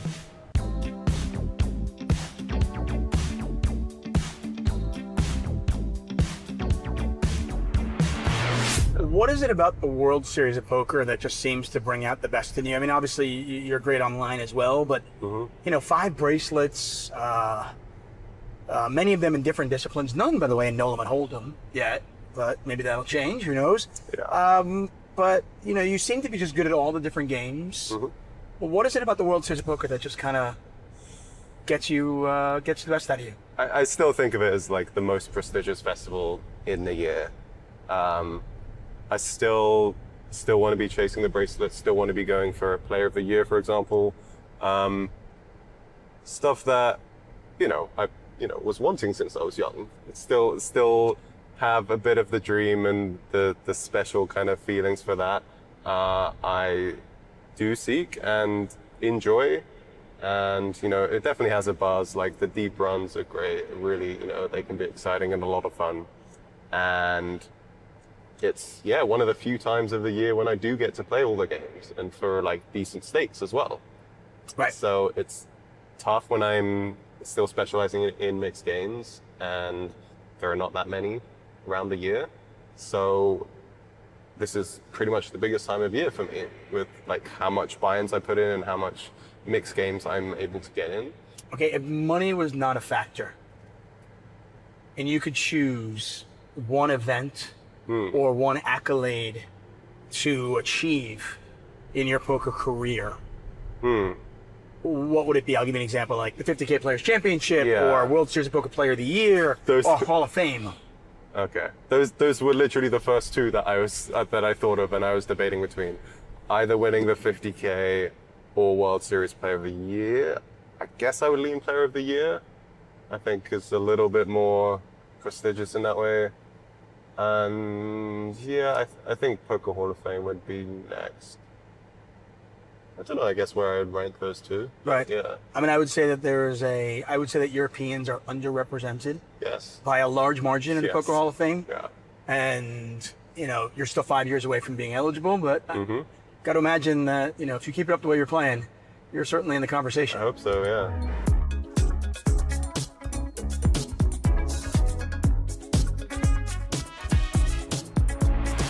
Hey, listen, this is, your summer home. Yes. We're on the Strip now, and we're at the Paris for the World Series of Poker. I would say good luck, but you barely ever need it. You are one of the toughest interviews to get, and one of the toughest people in the car to get, because you're always making day 2s and day 3s. Frankly, it's really impressive. I don't know how you do it. Thanks. But hey, good luck to you, and thank you so much. Thank I really you. It's a appreciate it. pleasure. Okay, buddy? Take care, Dave. As always. Cool. Go get number 6. Hell yeah. Thanks, man. Appreciate it. 8-day ride. Benny Glauser, everybody. Thanks, guys. Welcome to the 8-8 Poker YouTube channel. What's going on here? I've never seen anything like it in my life. I mean, are you kidding me? This is going to be a million-chip pot. These hands are just insane. This situation can have one of the biggest impacts in your win rate. We have a pretty good jack high, which you don't really hear very often. Each and every month, I'll be getting to know one of your favorite poker personalities. I had my first 50K day and 6-figure month. I had spent 9 years traveling the tournament circuit full time. 888 poker, I'm bringing it home for you. Welcome to the main event. How's everyone doing? Yeah. Not a cup, not a cup. He's very puzzled, and he makes a fold.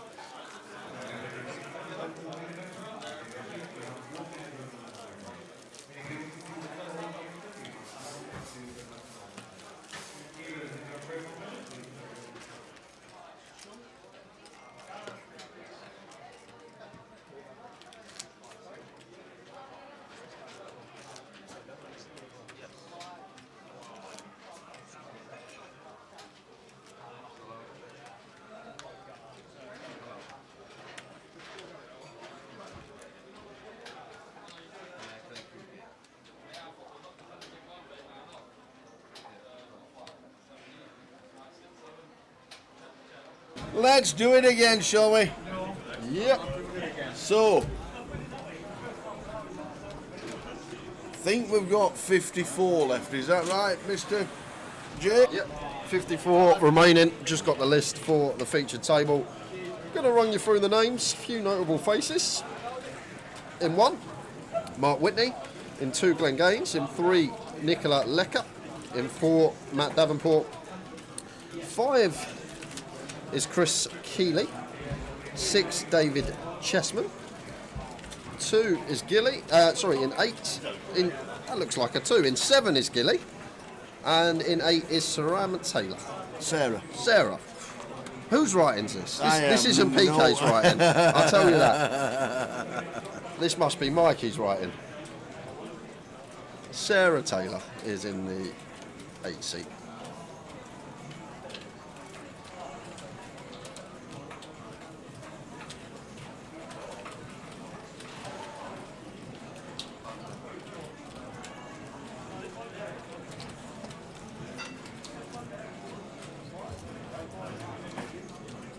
And here we go. We're going to be flipping first hand for Sarah with the 3s.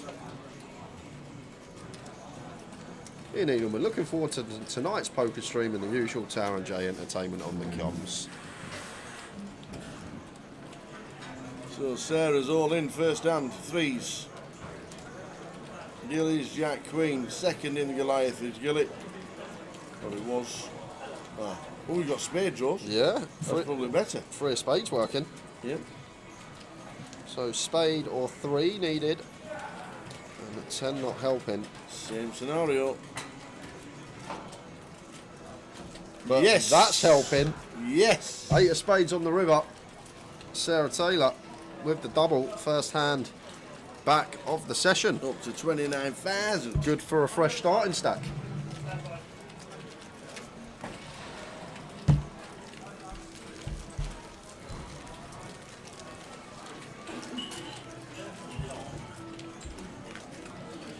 And we've had confirmation. We're playing to 22.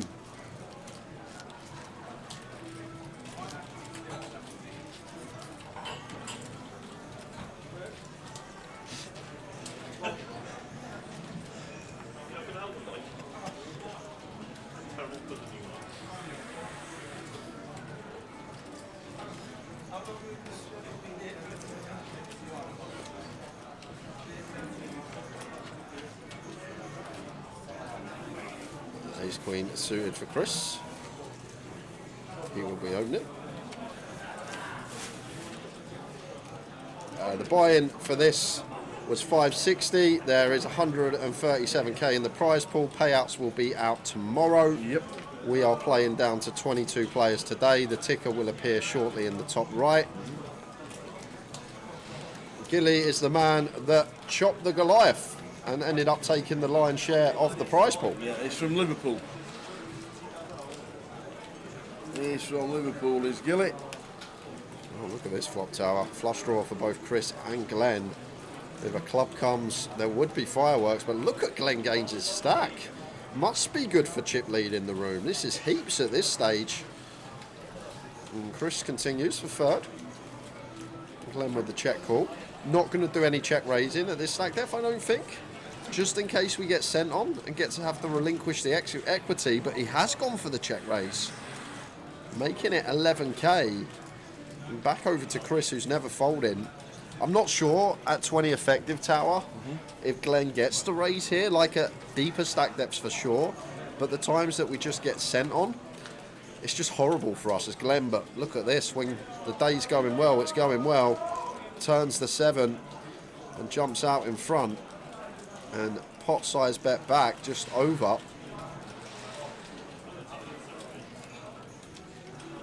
It's going to go small, 30%. And that means Chris going to have to stick around here with the Ace Queen of Clubs tower. Getting this price. Going to have to call here as Chris. Too good a price, 4.5 to 1 on our money. We got 9 clubs. Even if Glenn's got a 4, well, he's going to go for jam. And Glenn Gaines not going to be folding. Pair and flush draw. There's the call. And he will see that he needs to hit an ace, queen, or club. So Chris needing help here. Help, please. Ace, queen, club, all working. 25% equity. And it's not. So Glenn with the check mark takes out Chris, builds his stack up to 295. Eliminated Chris, only 400k, wouldn't it? 295 for Glen Gates. Chris Keeley out of the field.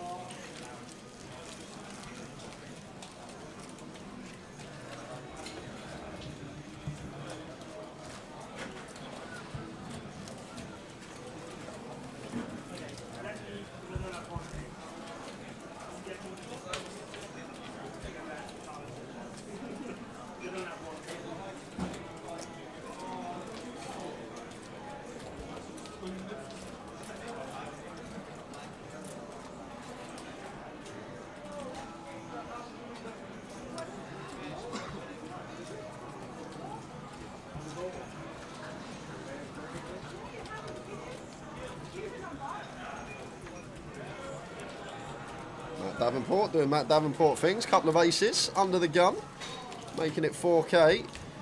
Nicola in the big blind, 9-3 of clubs here. We are suited, so he's going to flick and defend.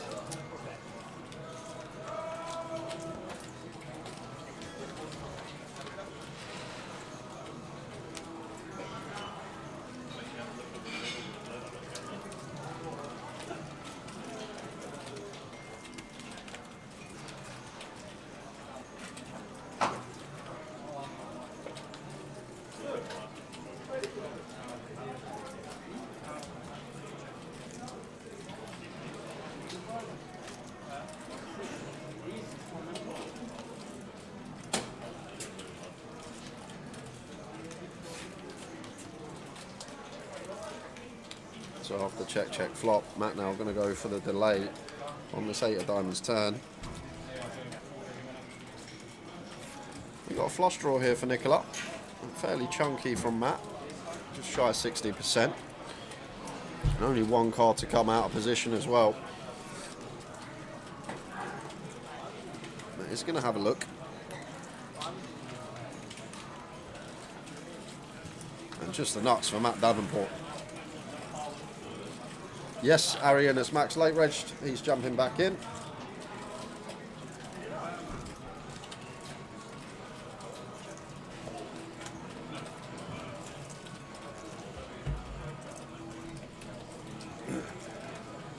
The old boots from Matt Davenport. Lovely flop set.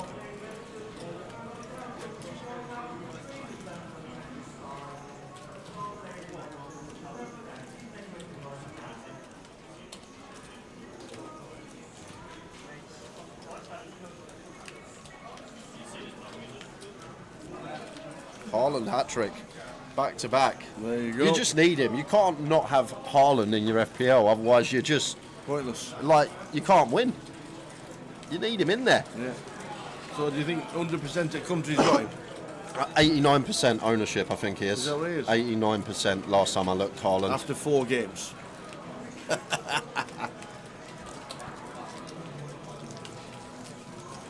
Crazy. The problem is everyone else has got him as their captain. Yeah, exactly.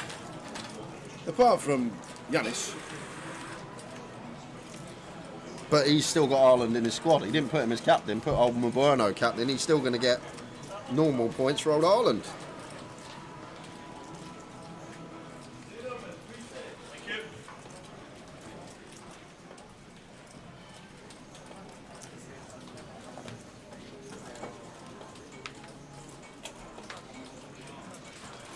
Yeah, he's not a bad player to have, I suppose.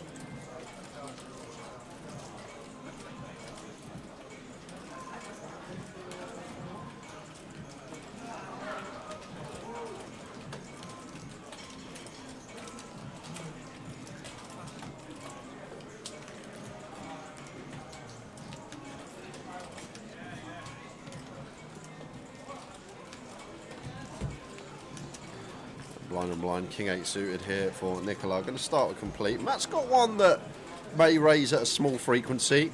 We'll check most of the time, but one that we can use at 20 effective as the raise, and he is going to choose it.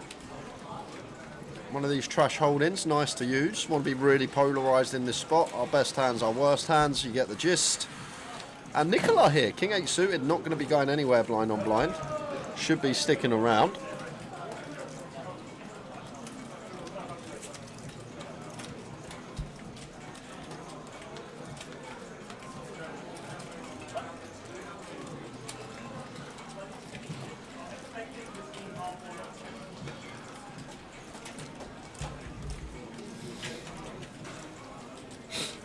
Off to the turn, 9 of spades.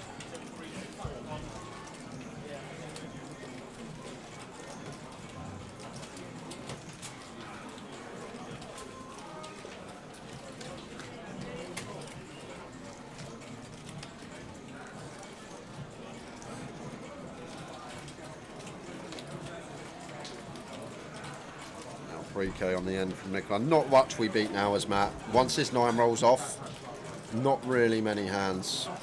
Like, we have a deuce. Although flop went check, check actually. Sorry, I thought flop went back call. So check, check, check, check. We have a pair as Matt. But as I say, these river spots, Matt Davenport, one of the best at making the correct decision. Like, we're getting 5 to 1 here, Tower. Only need to be right like 17% of the time. And that is going to pay. Price is too good. So Matt loses one. 62,500.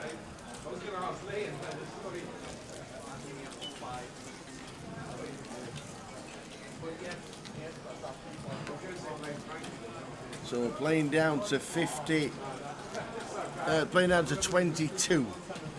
56 is the number.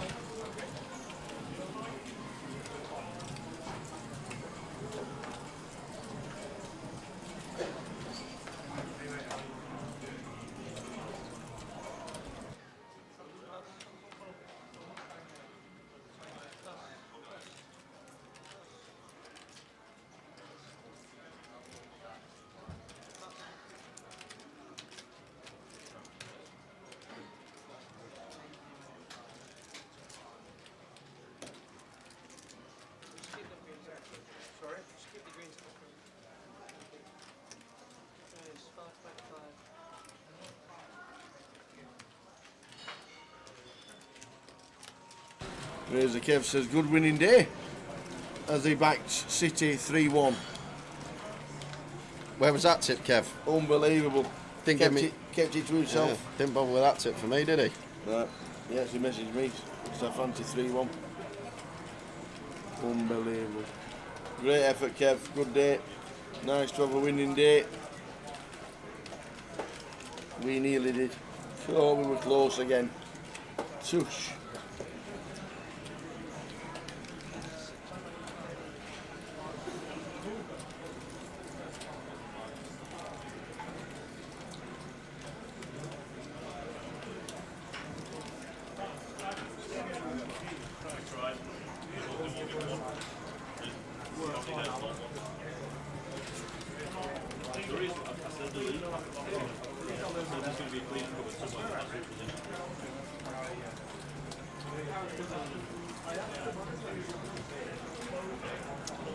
So 54.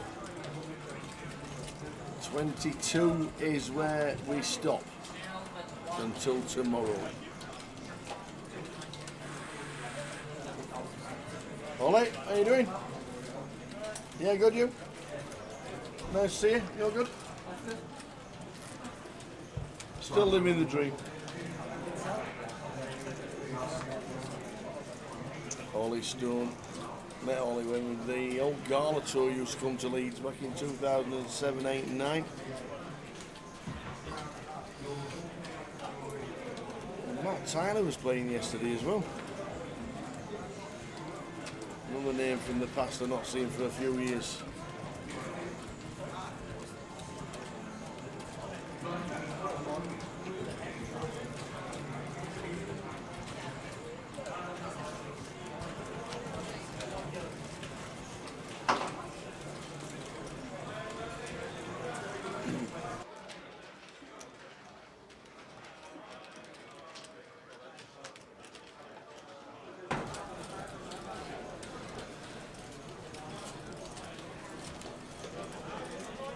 So 54, and the aim is to make the final 22.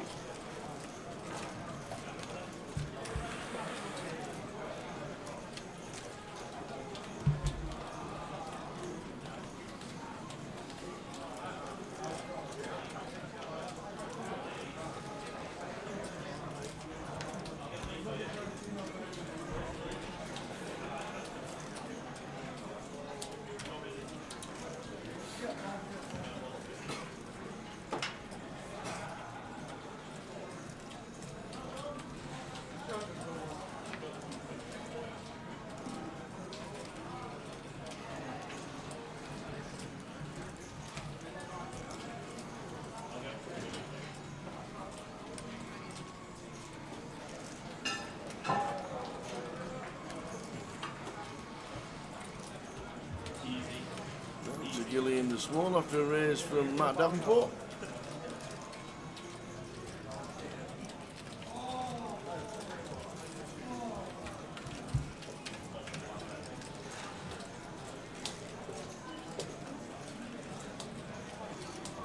King high flop. One bear to win.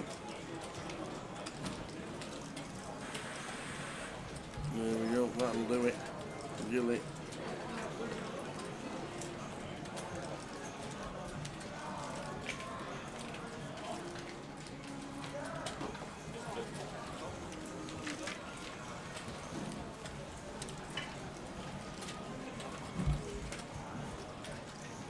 Well, there's me thinking Gilly has just given up on the hand. Decided against it. Check call. Complete air.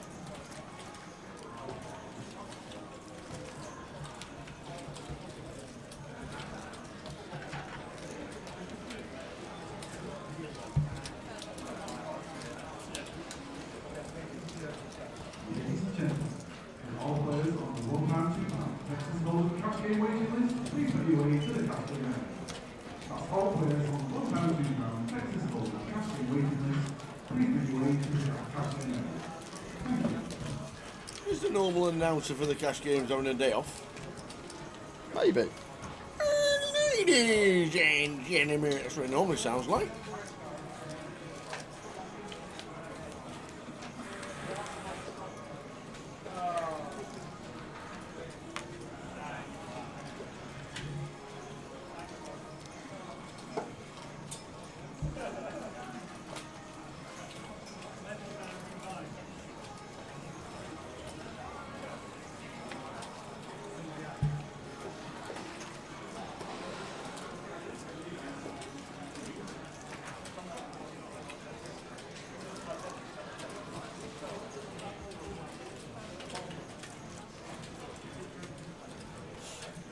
Ian Needleman still finding the football bets. Marseille away at Toulouse tonight. There you go. You got to back Marseille to beat a team called Toulouse. Yeah, they can't win. Toulouse.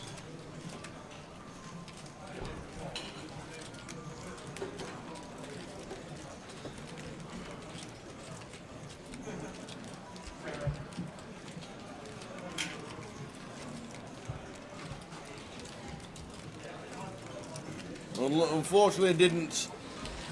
2 out of 3 today. 83rd minute equaliser. We were getting his hopes up. It was all in at half time. It was in at 80 minutes. It was still in at 83, and then boom, Drew decided to spoil the party.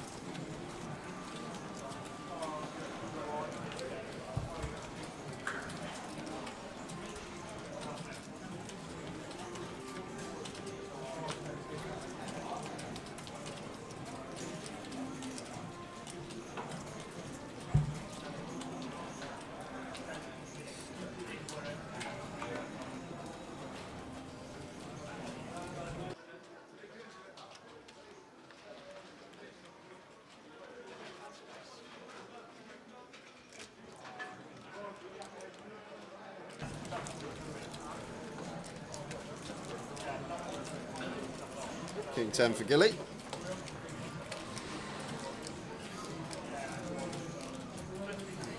Jerry full, I'm just about to let you know, you wrote that message in the Twitch chat. I doubt that's for us. Sorry to hear this news. Are you okay, hun? Question mark. We're all right, Jenny. Jenny, we're all right. We might have failed, but we're all right. Thanks very much. Oh, he definitely didn't mean to write that in the Twitch chat, surely. King Jack for Sarah. Really nice shove from Sarah. And gets caught by worse. Gilly going to give her a spin with the King 10. There we go. And Sarah in really good shape to potentially find a double. So doubled up once already. This would be the second of the session for her and put her right back in the mix.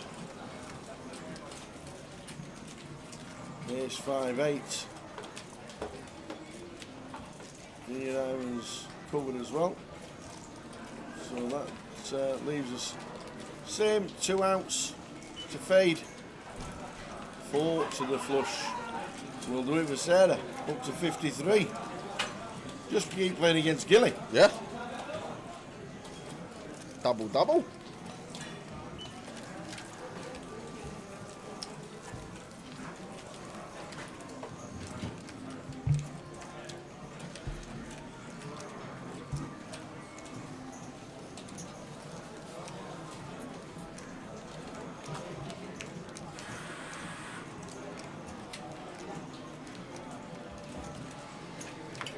So 54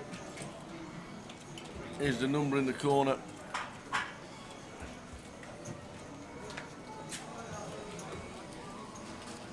Every time it changes, we get closest to stopping. 22 is the magic number.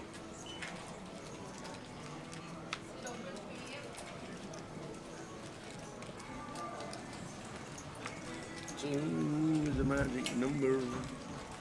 22.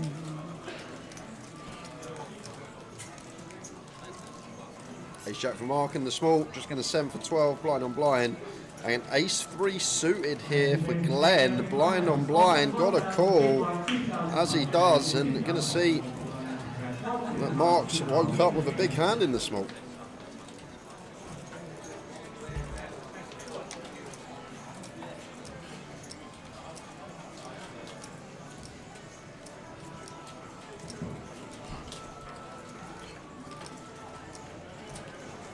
There's Jack, still good.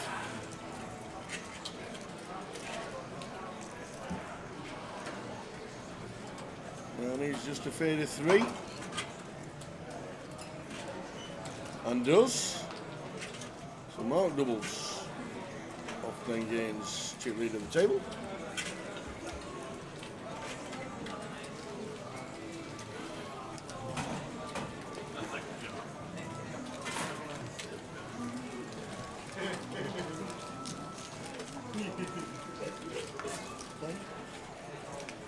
All good.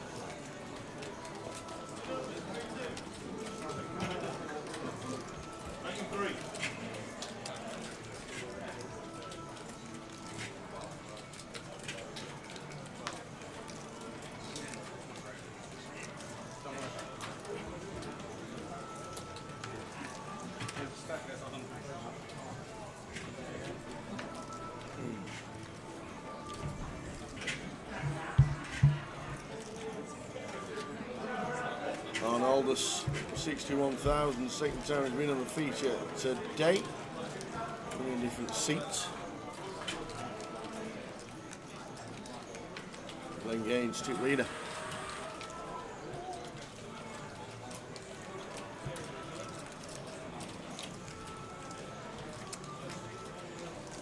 I think the blinds when we finished yesterday were 2-4. Not right, is it?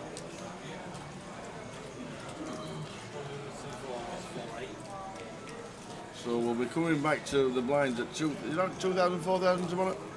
2,000, 4,000 is one of the levels that's finished this week. So 2-4 we're coming back with you tomorrow.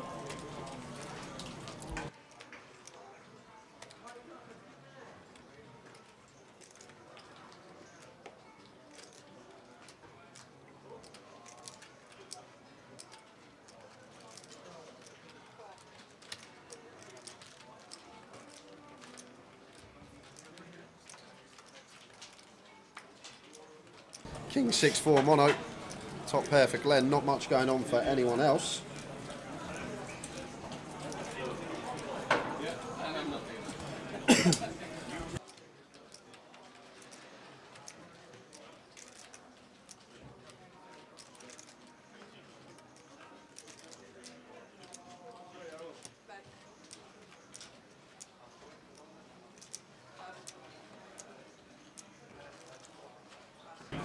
Just small bet and take for Glenn Gaines.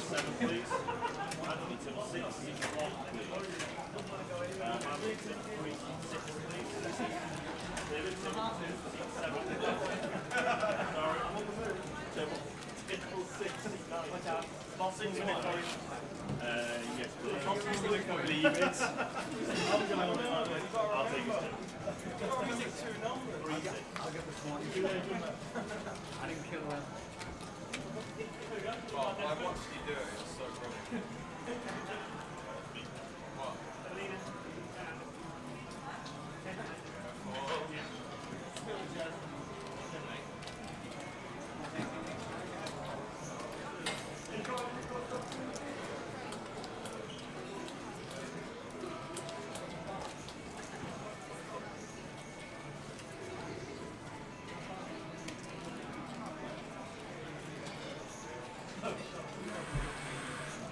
Kings for David from +1. Chris, a shack of hearts here. He's making the call. No, he's not. He's making the free bet. Making it 15k. Going to be getting some bad news as Chris when it's back on him. David has the goods and the triangle. Just the triangle up to 92k. We could have 4-bet. Just all of it. Yeah, we could have 4-bet not all in here, Tower, but David just snap jam with the Kings and Chris got an easy fold with Ace Jack get rid now. of his customer. Ace Jack not calling at all. Wow. No action with the Kings.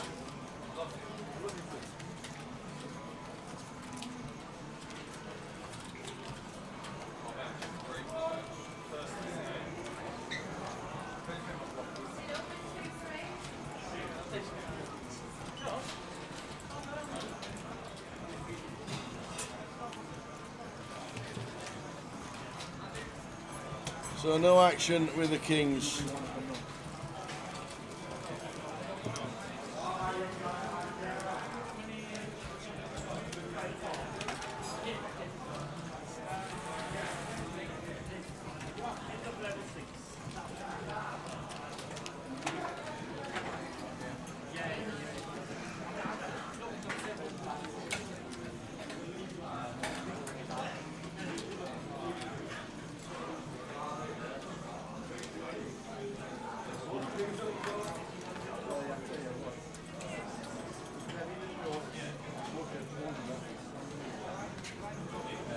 Gilly King 7 of hearts. Not really the stack depth that we want to open off of though with this hand. Probably one that does just go into the muck.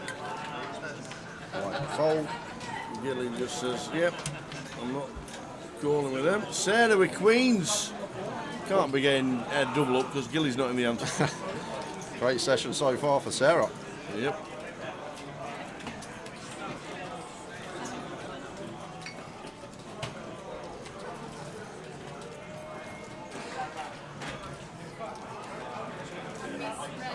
Glenn with the ace-10, nice little free bet candidate here. Shouldn't be going the full 3x though. If Glenn does free bet, should be around 2.5. Looks like he has found around that size in. Yep, 15.5, spot on. And Sarah's just going to pick up a nice, healthy 8 big blinds here. Just going to send this into the middle, and Glenn will have to fold.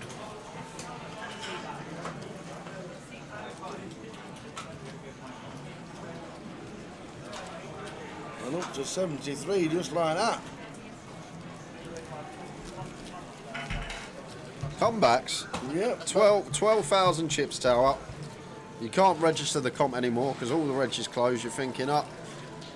Unlikely to be mid-tournament, and then you double up again. You win a nice one with Queens. Sarah flying at the moment.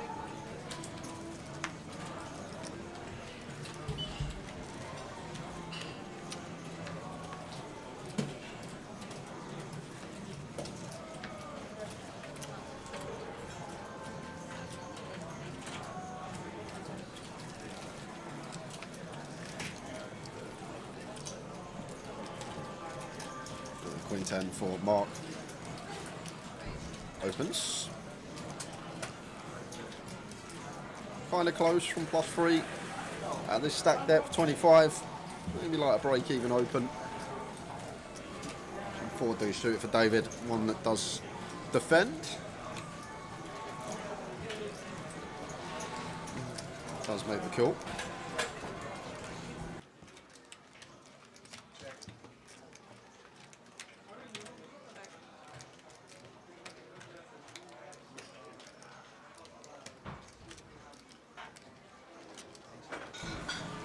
So, gutter for both. Will draw for David. Broadway draw for Mark.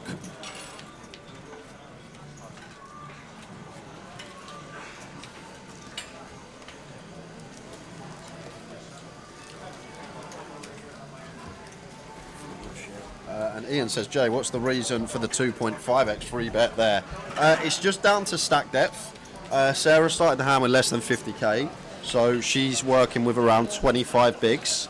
And when we're working at a shallower stack depth, just like when we're working at a deeper stack depth, we'd put on a bit more juice on our free bet. When we get shallower, we like to go slightly smaller, scale that size down.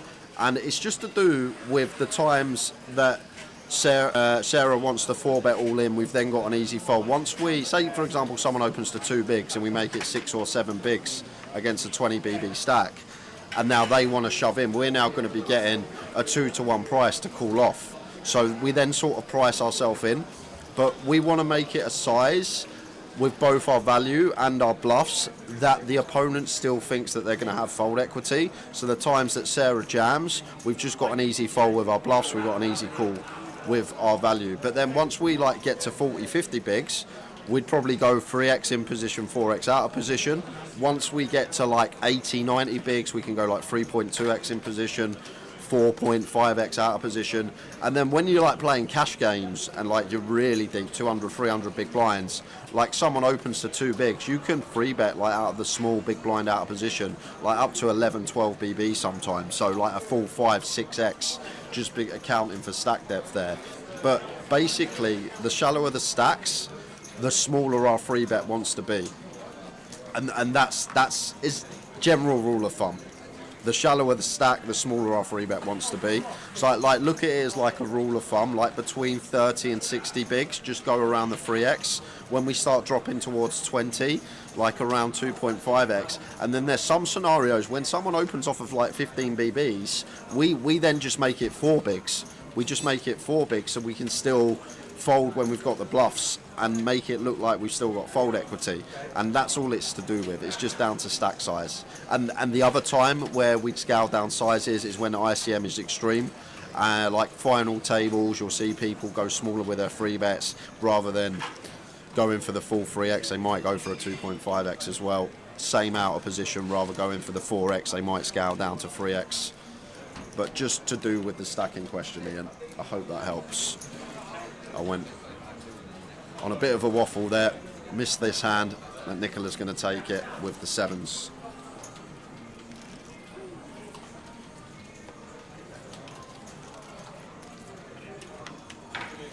Like, don't fall into the trap, Ian, if you're new to poker, to just go in the same free bet size all the time and not take into account the stacks. Like, our free bet size at 100 is going to be completely different to what it is at 20.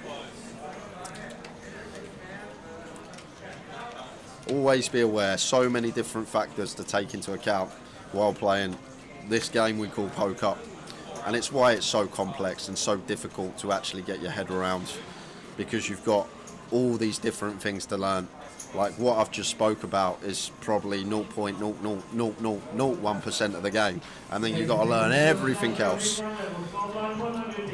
It is a difficult game, especially at the higher buy-ins where everyone knows this stuff and is clued up, and difficult to have big edges when you're playing against good players as well. Back to the game, Glenn, King Jack of Diamonds. He's going to open from +2.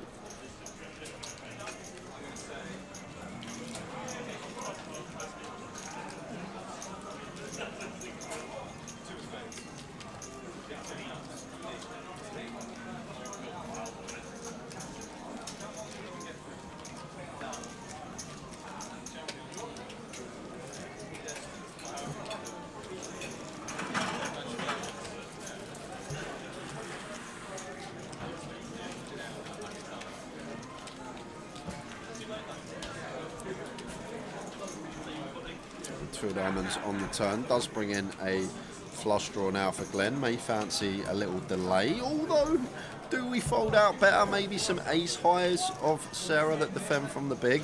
Maybe something like king do suited, but not much, so understand why we wouldn't delay here as Glenn. And it's a 4 on the river, and Sarah has to bet here, Tower. Like, Glenn's just got ace high, king high all the time once he checks back twice. So we've just got to attack as Sarah. Really nice. Just a board that's going to be ours from the big blind.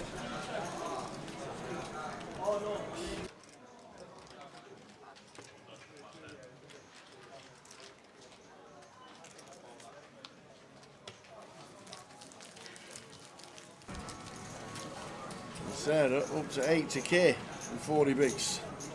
And the blinds at 1-2. 51 players left, down to 22 is the aim for all the players.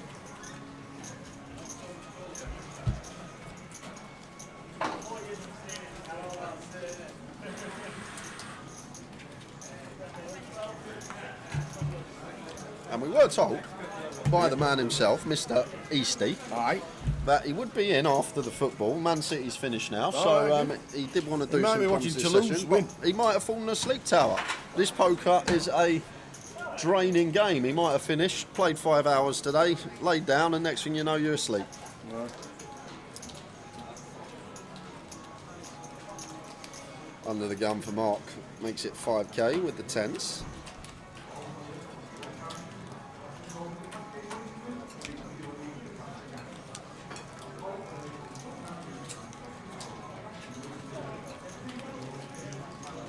Chris defending Queen 6 suited. Ace, King, Queen flop. Chris flopping best. Any triples here? Like I'm like whenever I see 10s on this board, it's probably wrong, but the PLO player in me just thinks, okay, here we go, strap in. It's time to triple it off with pocket 10s. Try and fold out an ace, a king, or a queen by the river. I'd love to see it, Tower. Whether Mark finds it.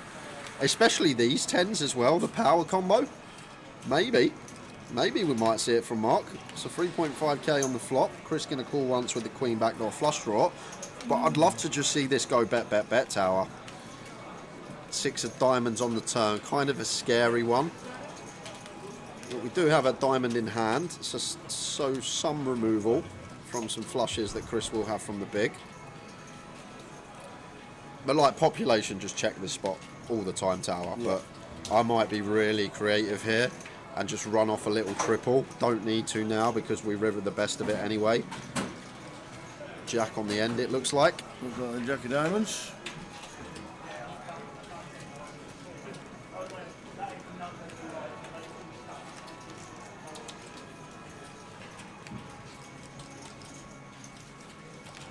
It's the jack of hearts, so broad weight for Mark, and we'll be going for some value. And gonna be a difficult one for Chris to call. The bluffs here for Mark, Tower, are going to be stuff like 7s and 8s. 7s, 8s. If he's open 5s, well, he calls pretty quickly. Shows the Queen 6. 10's good for Mark. Number down to 51.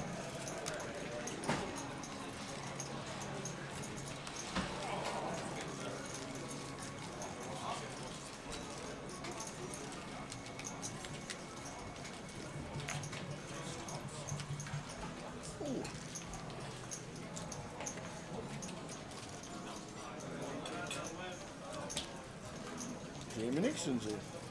Oh, he's not. Okay. Is he really? He's paying the 200. But Spurs Newcastle tomorrow. Newcastle are at home. Is it a one-day event today? Might be, but he lives in Newcastle, don't he? No, he lives around the corner. Ah. Lives about 15 minutes away. Ah, of course he does. That actually rings a bell. He's just a Newcastle fan because that's where this ridge from. So just come for one event. The 200. Why not? Win it, take all the money home, go and watch the Geordies tomorrow. I'm surprised. To be fair, I'm surprised Jamie didn't play the main, because if he played the main, he wouldn't need to go and watch Newcastle anyway if he made day 2, because they are getting turned over tomorrow. I've had a bet with Lee the Valet, only small. He is on a small. He's got Newcastle, I've got Spurs, draw no bet. Okay. He told me Isak's going to score a hat-trick in his own words. He said that's the bet. Okay. Was he drunk at the time? It only take 2 hours a Stella. You ever play mixed games, Jay? Used to play a lot. Used to play DC. That was like my regular game for about a year and a half. These days, more into 6-card Omaha, playing that a fair amount. But recently, since I've been back from Vegas, there's been some really juicy Hold'em games. So I've been back in the Hold'em streets the last sort of month or so. Had some nice wins at the cash table. So it's been going well. Been enjoying my Hold'em cash the last month.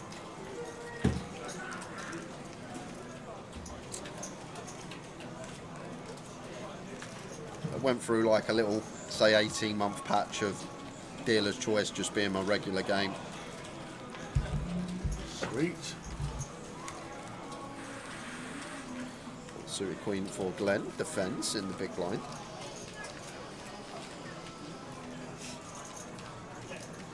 Come on, Dad, says Zoe. Come on, Dad. David Cheese, says Zoe. Cheeseman. Chessman. I don't know how to pronounce it. A double E would be a cheese, wouldn't it? Yeah, cheese. Cheeseman.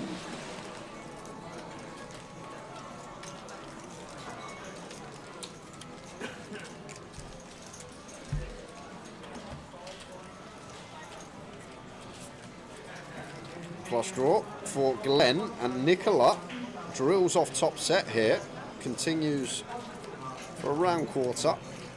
Glenn with the flush draw not going anywhere. He's going to call and see a turn.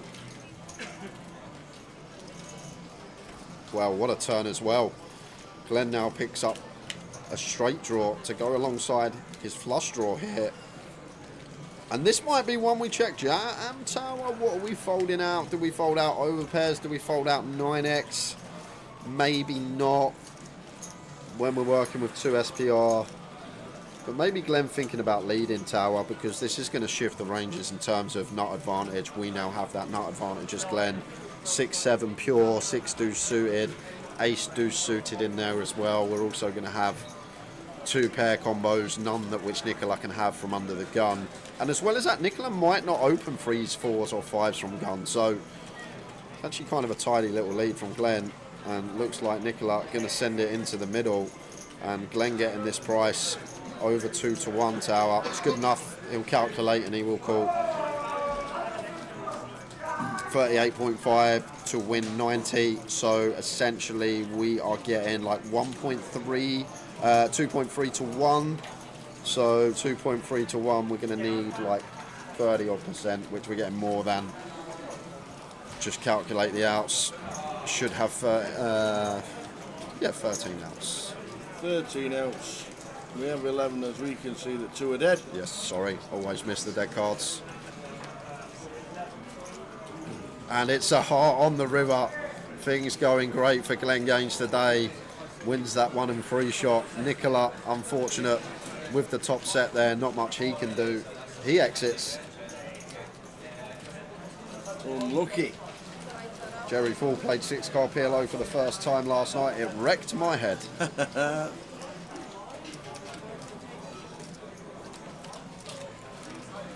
Oh.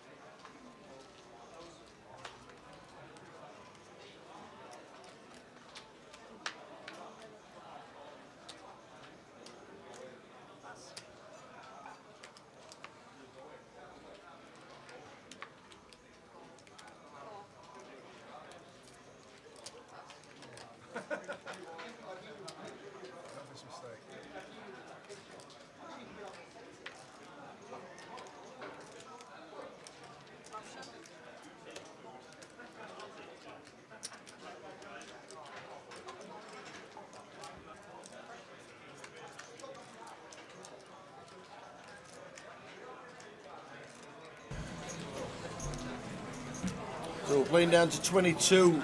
Glenn Gaines, chip leader on the table, and takes Nicola out in seat number 3. 320k. We're down to 44. Just like that, it's gone from 51 to 44. Yeah, got What's happened there? Half the field now, Tower. We'll run you through who we've just lost. Abdul Ahmed, Alex Montgomery, Sarabjit Kula, Hussein Agadagi, Phil Tate, Matthew Cartwright, Smiter's gone, Tanner Patir's gone, Gary Wilson, Cal Morial, and we saw Chris Keeley on our featured table, but Ian Simpson, another one that exits the field. So there we are, some bust outs that have occurred after the break.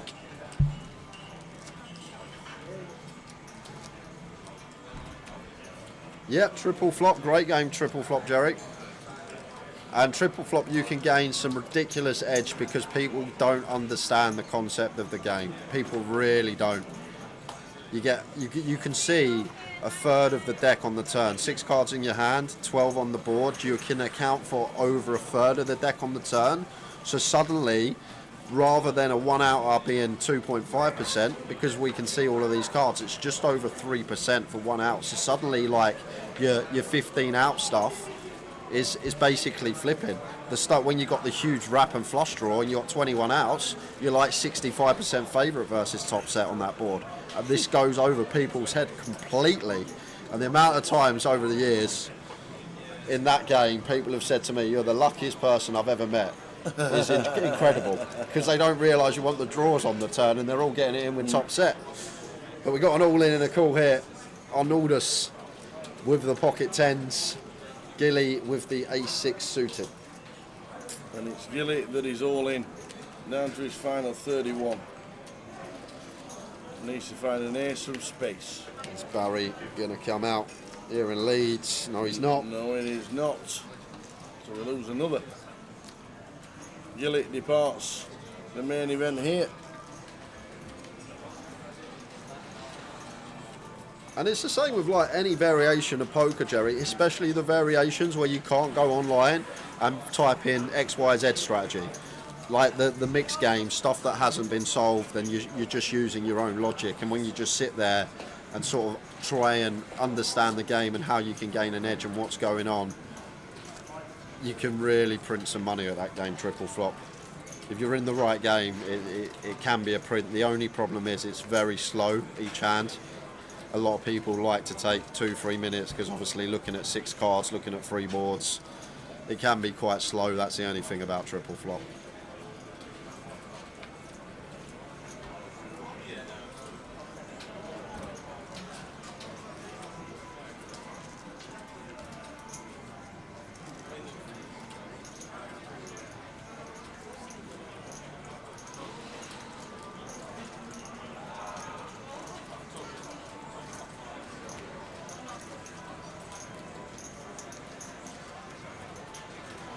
Five suited for Arnoldus.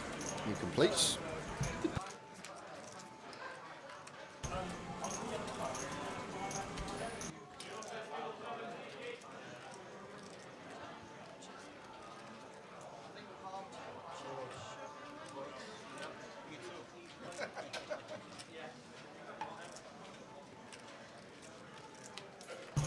Well, they're going to both play the board and chop it up, blind on blind. Check, check, check, check, check, check.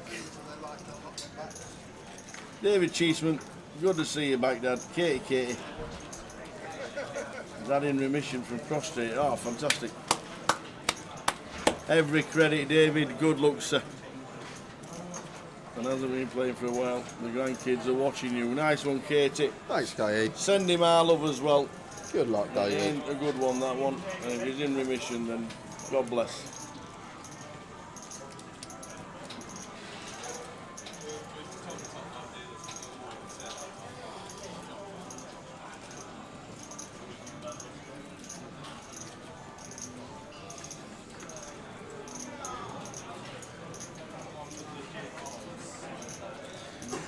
These two suited for Mark.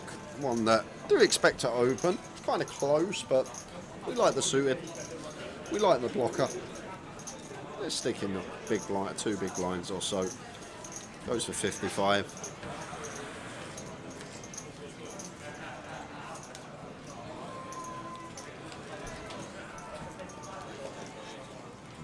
to Sarah. Queen 5 of diamonds. She should be defending, as she does.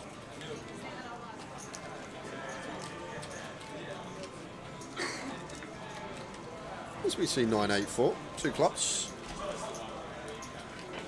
One of these boards that will have some bigger bets on tower, facing the big blind. All those straight combinations out there that will defend. Maybe one that we will have some bigger sizes on. Mark just going for the 40%er.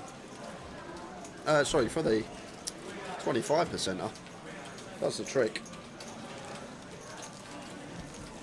But what a day for Glenn Gaines so far, Tower. 10 starting stacks for him. 320k, 41 players left, playing down to 22. Thanks to Katie watching on YouTube. It says, please could you say hello to George's grandson. Hello, George. Hi, George. Glad you're watching, Grandad. Welcome to the stream. Indeedy, indeedy. Let's hope Grandad can run up a stack. Come on, David. Buy you some sweets. Come on, Grandad.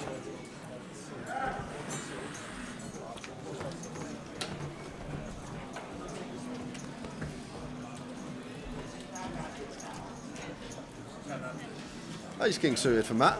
Makes it 5k to go. Arnoldus here with one that can go both ways. Can play 3-bet, can play flat. Plays flat on this occasion. Sarah comes in from the small blind. Kind of an awkward one, ace-9 off. We're likely to be dominated and we're out of position. Sarah wants to have a dabble and Chris has to have a dabble with the 4-5 suited. Too good to be defending, not defending this one in the big. And that is why. Just flops the kahunas. 3, 6, 7. That is the nuts, sir. Unfortunately for us, no one with a hand that's going to put any chips in. But that is the best case scenario. Sarah turning top pair, top kicker now. So we're going to get some chips from her. Arnoldus, the only player not drawing dead. He could make a bigger straight with an 8 on the river. However, after this goes bet, call. Should just be call, yes. Now we're going to fold as Arnoldus not going to call with a gut shot.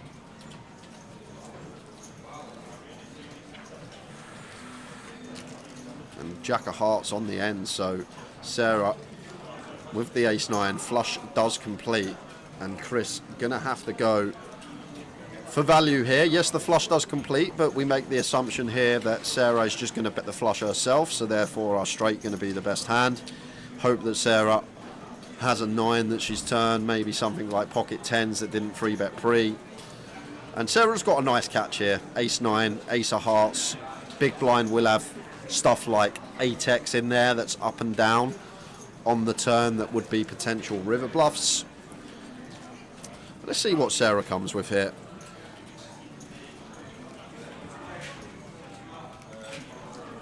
Or is she going to turn the ace of hearts into a bluff? No. Just going to pay. Nice bit of value from Chris. She sees the bad news. Chris up over 100k.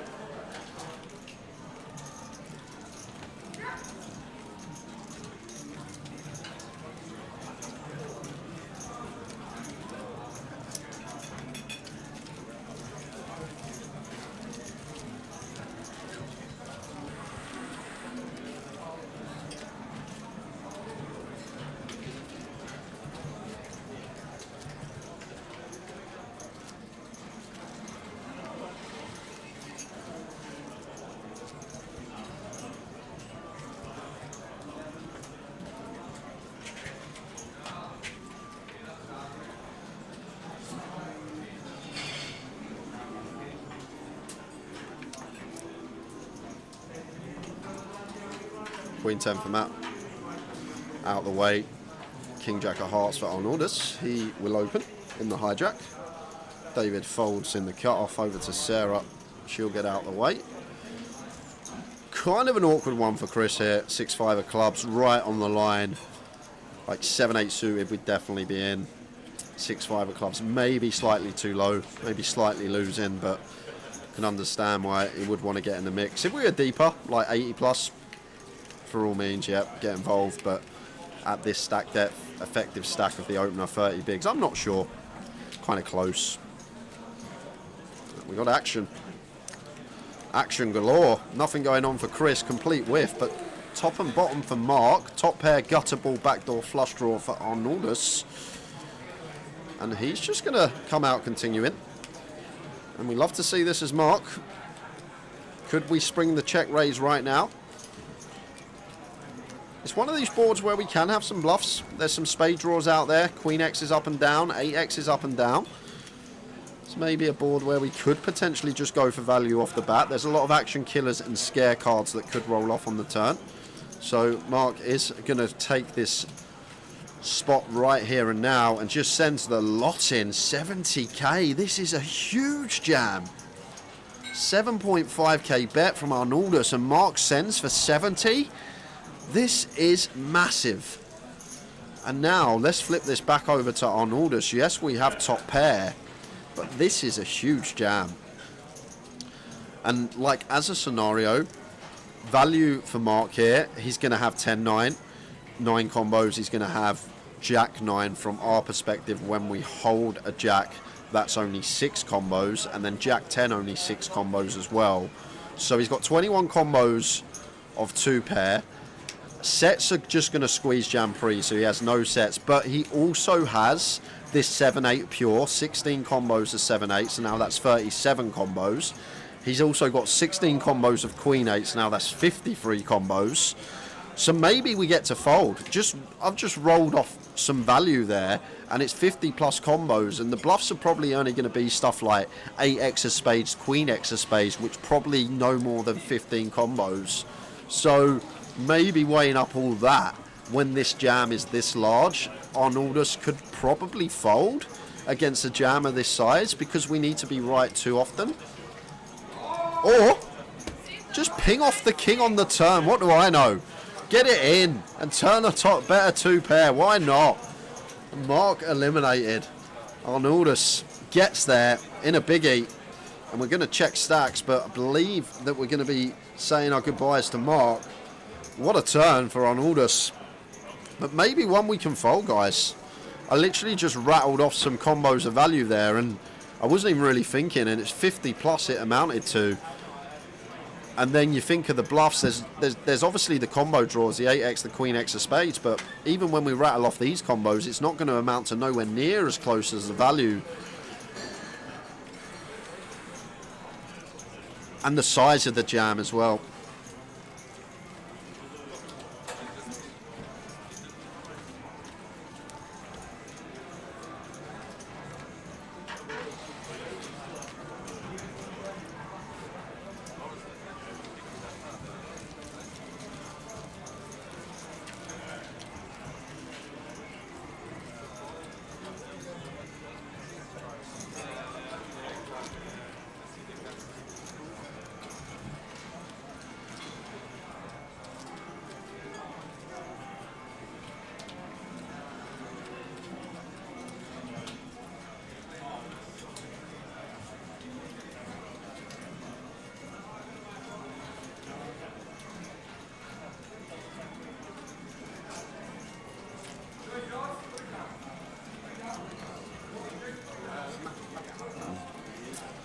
Not much going on for David.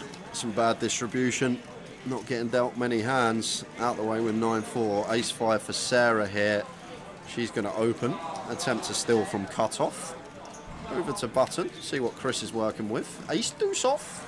Not going to be calling here as Chris, but maybe thinking about 3-bet. Going to have to make this about 14k if we do choose to 3-bet though. Sarah starting the hand with 17 big blinds. Over to Glenn with the 4-3 and the big. One that probably does find the mark. Yeah, going to let it go. Even with this monster stack, still got to be selective with our big blind defend range. Can't just defend any 2.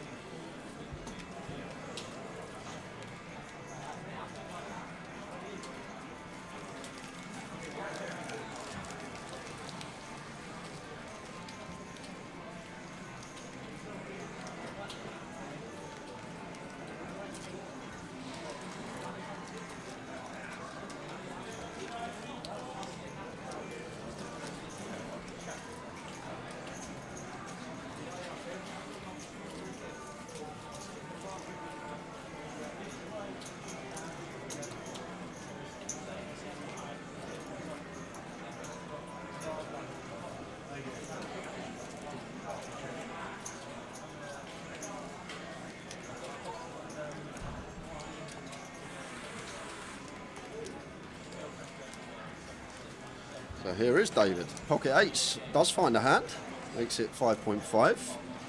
Sarah calls with 4s. I'm not sure about this one of Sarah, off of our stack. 19 bigs, maybe one that likes to just hit the mark. Only flopping a set, one in every 8.5 times. And then the times we don't, we just have to fold on almost all boards. And ace 10-10. Looks like David just going to continue. Ace high board, good for us as the opener. And going to get 2 hands to fold, that pot going David's way.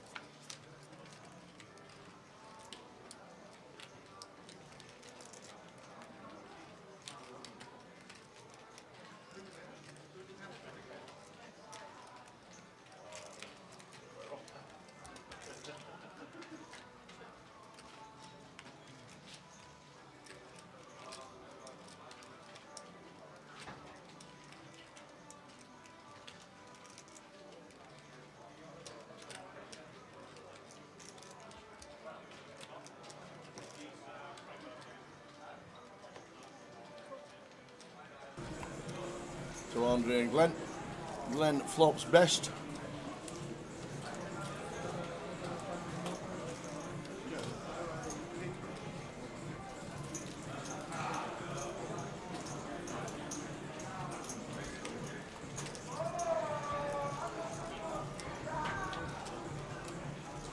I think you'll find the goal. Just to see ace high and ace 6 for Glenn Gaines builds up to 350,000.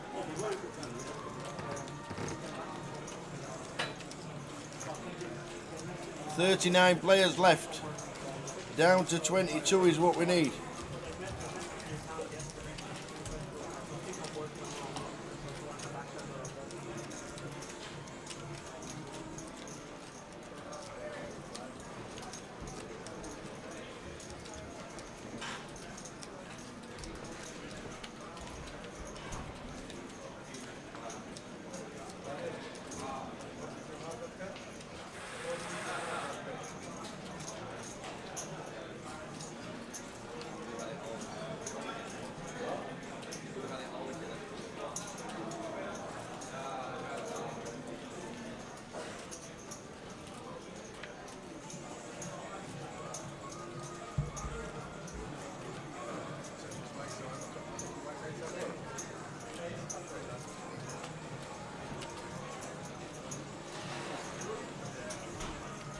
Yeah, no free roll tonight. As Dylan looks down at the Cowboys.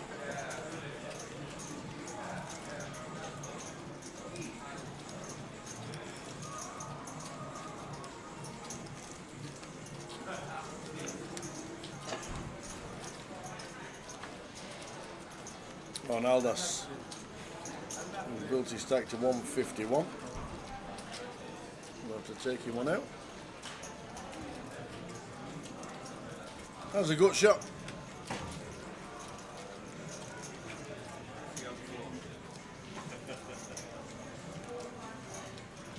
So we call once.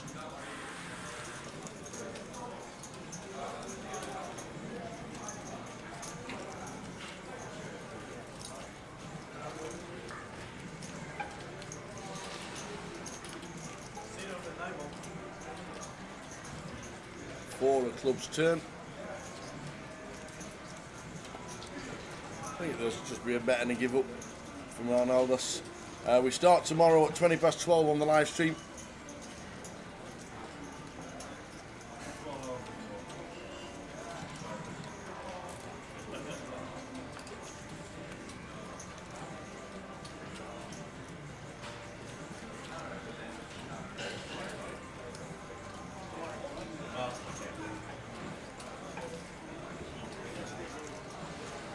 Should be a give up from Arnaldus.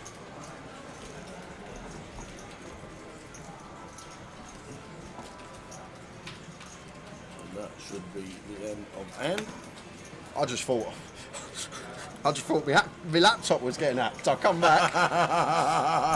What's going on? I think Peaky has got something for you. I know. I can't wait. I can't even pass it off as my own this time. What time's day 2? Start tomorrow.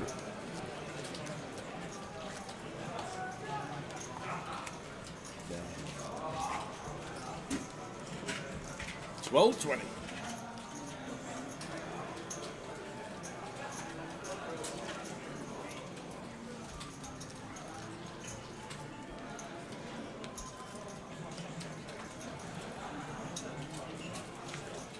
Lines 1,000, 2,500. Lines stopped yesterday at 2.4. We stopped at 3.6 and they've stopped at 4.8. Here he is. Here he is. Ladies and gentlemen.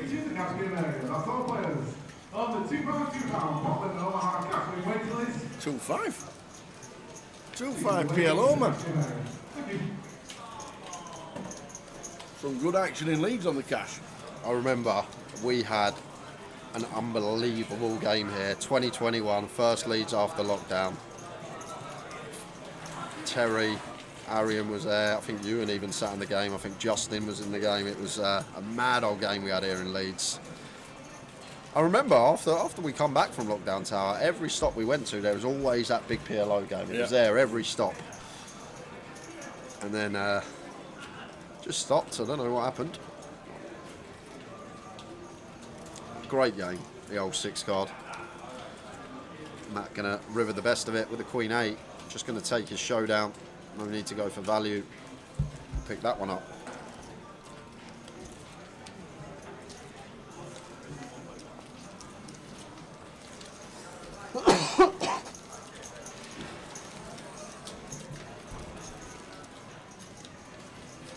Yeah, that could have been the case, Pete.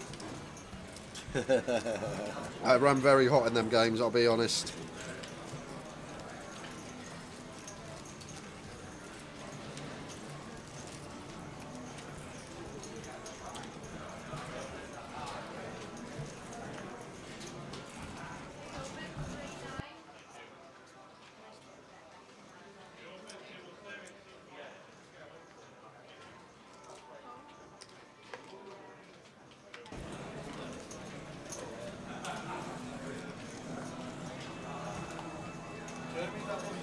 A7 suited for Matt will be opening.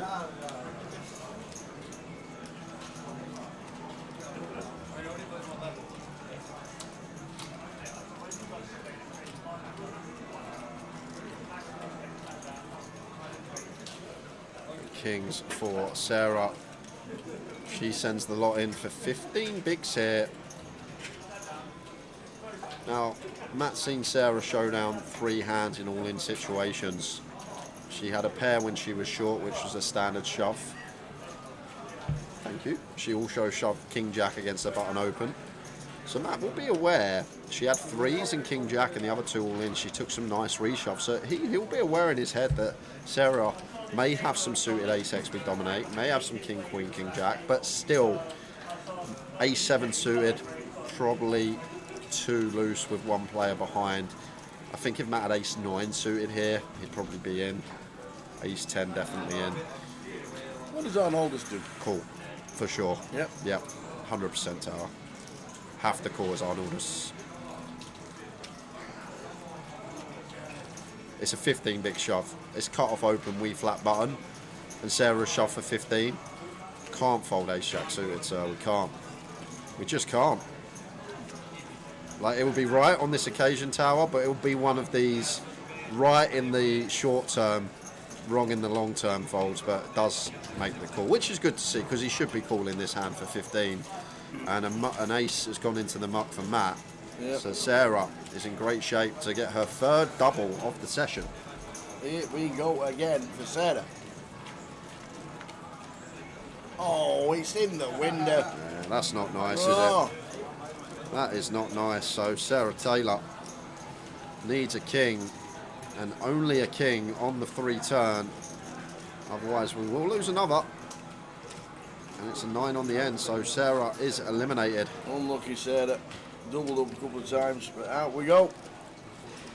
And that will give me some time to show you a little something. I'll see, this is. You think I'm going for 5-minute break? You think I'm having a little wander, having a chat? I'm not. I'm setting up stuff like this, Tower, as you can see. So, if you have got the Poker Live app, as I do here. If you haven't, why not? You can go to this little symbol here. It will show you the casinos. We are going to go to Leeds because we are in Leeds. So we will click on Leeds. It will load up. And you can see all the cash games that are running in club at the moment.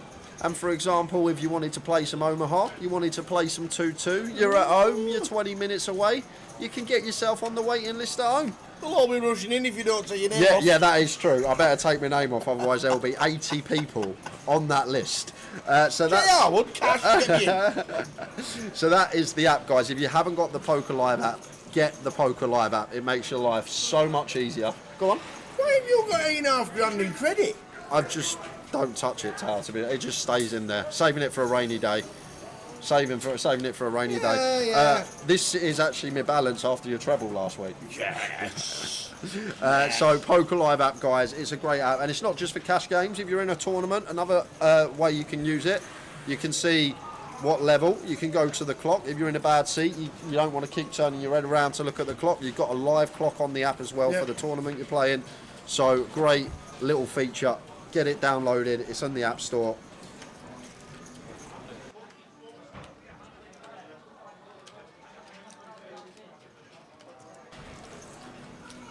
Nice one. Good stuff. Like it. And I'll jump back to the action tower because we've got some hands brewing here. Going to pull that back up after this hand because we got middle for Chris. Glenn, only one overcard to face, and David with top pair, top kicker. That'd be funny, but where's Harry and got 2 stacks of chips from? Good Two fold. racks. Really good fold there from Glenn. Not getting sticky. Basically recognises once it goes bet call. Difficult for 10s to be the best hand, and it's one of them hands that are unlikely to improve. The flush completes on the turn. Check, check.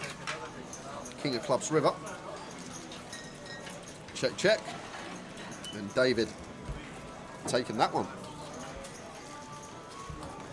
So guys, just want to show you this as well. If you're from the north, northwest, even just north or even northeast, and you like a bit of value, we have a 25 running this weekend at Blackpool. So I'm just going to go down to the Blackpool. Won't be far. Right here. So there's the cash that's running at Blackpool at the moment. But if you come over to here, the 25.50, here it is. So at the moment, 75 entries in there. You can still enter this flight today. Tomorrow, Sunday, if you can't get there tonight, we do have this turbo flight tomorrow for the 25.50 Blackpool. So if you can't get there tonight, there's going to be terrific value at Blackpool tomorrow. It's a it's a 25.50, so it's a 50k guarantee, Tower. So 50k guarantee, and at the moment in the prize pool there is 23,100. So come on, Blackpool. 220. It needs another about 110.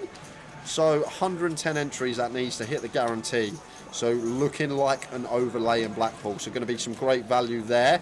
Tomorrow for the turbo, guys, if you're in from the northwest, even the north, and you can't play Leeds, I'd highly suggest travelling to Blackpool. Great value. So straight back to the table, Matt Davenport's King. Yeah, and Glenn Gaines. 30 bigs. has got the ace king, has got the tens, and this is just always going in pre. These two hands tower, two competent players under the gun facing +2. 30 effective. It's just north of Glenn Gaines. I expect him to move all in. Matt's going to call, and then we will be racing.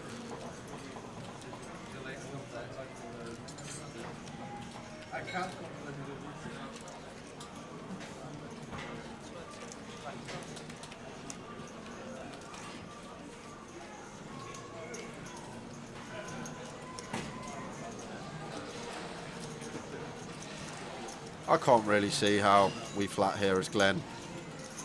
Only avenue, in my opinion, is to jam. And then we've got to try and do one of the most difficult tasks in the world, and that's beat Matt Davenport in a flip. But he's just going to land on call. And I'm guessing that's to do with positions, because we've opened gun, and Matt has free bet from +2.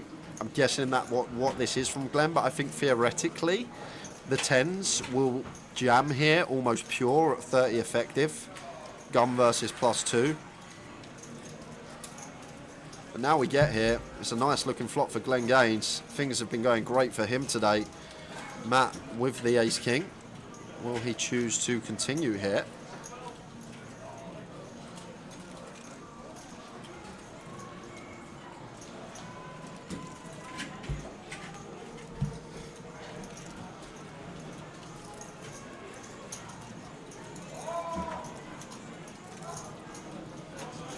Matt does continue. Goes for 14k, around 40%.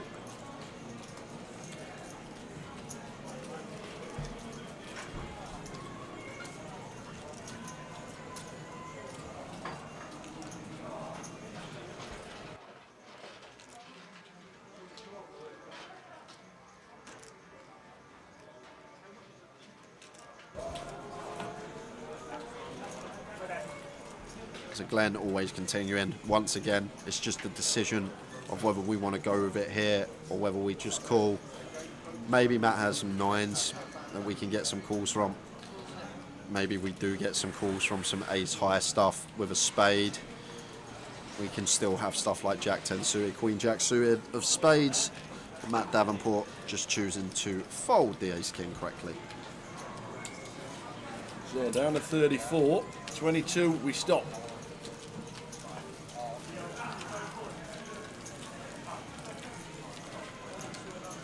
How many will that make for day 2?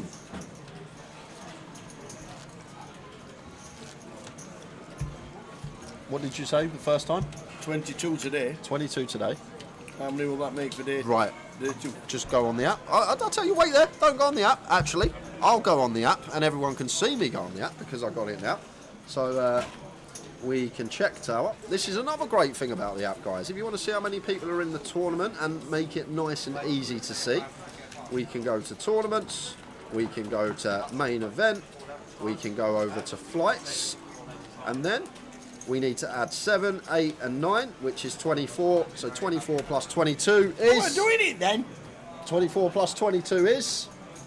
46. 46. So we are going to be coming back with 46 players tomorrow. 46 down to 1. Maximum 46. There is a scenario 2 players can bust on the bubble, right, but yeah. you get the gist. Yeah. Glenn in the big, checks the king 6 suited, flops top pair. You just have those days sometimes at the poker tables, Tower, where everything goes right. You're just hitting flops, you're getting some nice pre-flop holdings, things are going your way, and they're great when they happen. It just feels so good. Just amounting and accumulating these chips, hand after hand.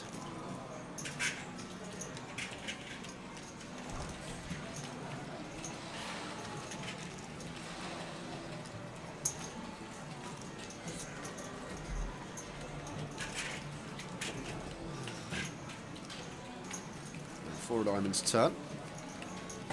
Renee has to call once here with the ace high. 4 on the turn here.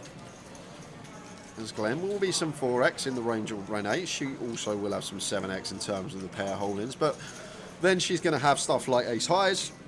She'll have some queen jack, some queen 10 suited. She'll have some 6-5, some 5-8, 5-3. And that is why these blind on blind spots are so difficult, because the range of hands are just countless combos, and to deduct all of them in such a short space of time is almost impossible. And I always say these blind on blind spots are the trickiest spots at the table. And Glenn's check on the turn is going to work out perfectly, because Rene's going to have the call now, Tower. Like, Glenn never has a 4, that always bets turn. It's the 7 and the King X that we're worried about, as Rene, a 7 would get to value bet this river, blind on blind. And a King obviously has to value bet this river. But I think Rene may pay here, Tower, although there is some extortion on this. Is that chunky? That is chunky. 150% from Glenn Gaines. And Rene with the ace high here.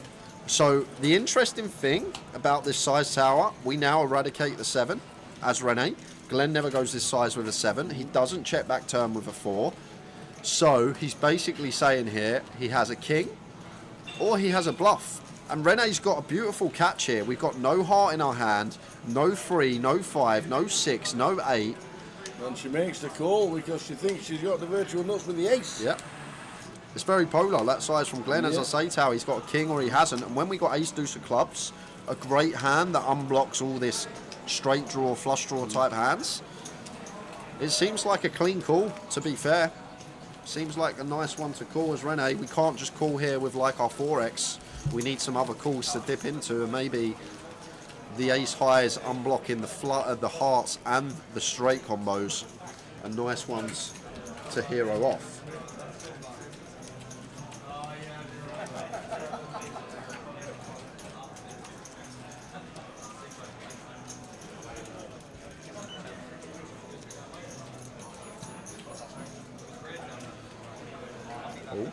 I've also got some other things coming up after this. This is the thing, Tower. You think I go home while you're looking at the treble in your lab? I'm in my lab. Thinking how we can make the stream better. Information is key. Arian's up to 250k. He max late regged about an hour and a half ago. He was in comms with us less than 2 hours ago. And he's run up probably a top 10 stack at the moment. Over to Rene on the button, just south of 30. Should be an open from her. The MLR, the high roller as well. Yeah. Third. Yep. 2.5 pigs he had. Well, hold on a minute. Hold on a minute. He MLR'd the high roller as well. What, you trying to get down with the kids? Yeah, you know what it's like. He MLR'd. Down with the kids is Tower. Jack 5 off for Andres. He can't call. Gonna let Rene have this one. And that will give me a chance to show you where we're off to next. The schedule is up. Boom. Luton. Yes. There it is. GUKPT Luton in a few weeks' time. That looks like a cracker. So we got the opener 100k guarantee on that. And there's 5 flights to get yourself into.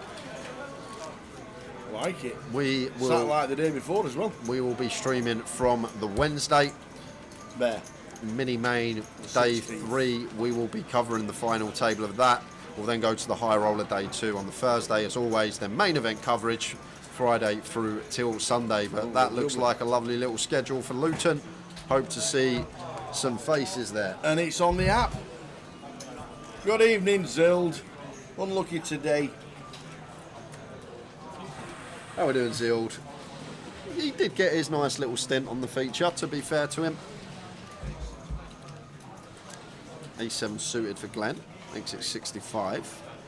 Queen 3 off in the big blind for Matt here. Once again, probably one that just folds off of 15. Not much playability, so much better to defend, like 5-6 off here. Then Queen 3 off, just no connectivity. Is there a seniors in Luton? Yes, there is, Ian. 22nd. 1 p.m. start, don't be late. There is indeed. There you go.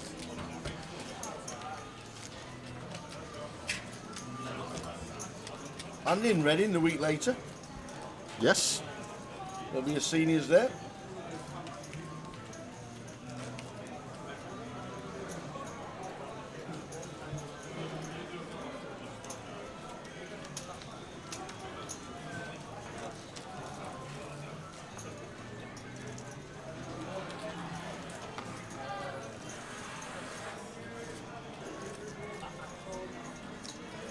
10 of clubs for Chris, makes it 6k from low jack.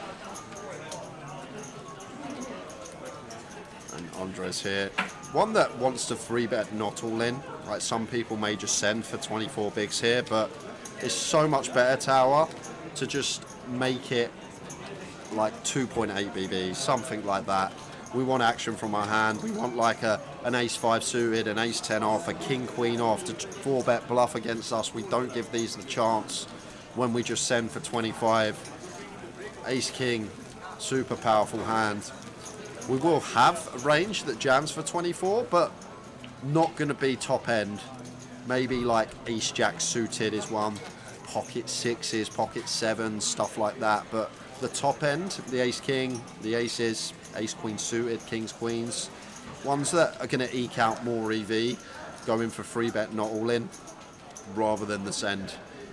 But either way, still going to make money with the jam. As Andreas, it's just, can we make more money in the long run? Awesome. Still enjoyed his time on the feature. Had fun chatting with Arian and Mr. Simpson. It sounded like you were... How many drinks you had? Sounds like he's typing like he's had about 6 pints of starter Brahman.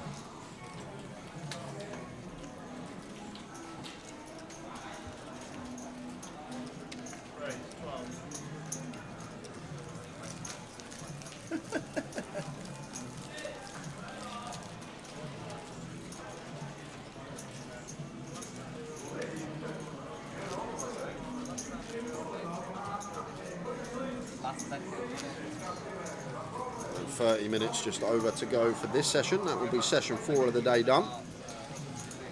And it will probably be next session that we will finish some point. 22 we are playing down to. They will all come back in the money for day 2 tomorrow.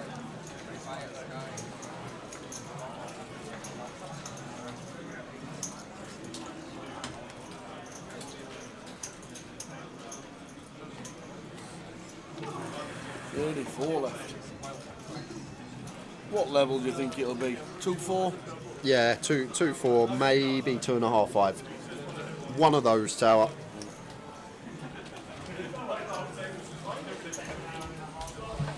They bagged up at 10 o'clock yesterday, so that same flight, same structure. So give or take half hour either way, plus the 20 minutes on stream. So 10 to 10, yep. Between 10 to 10 and 10 to 11. I think this will finish.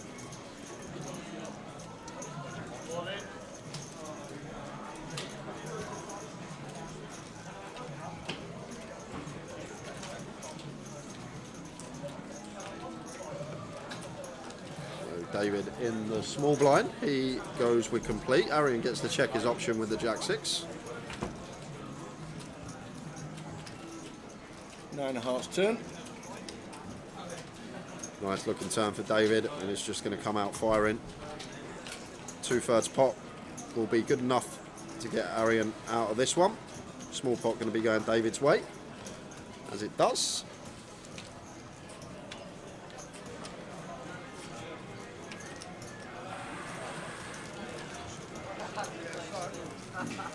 $31.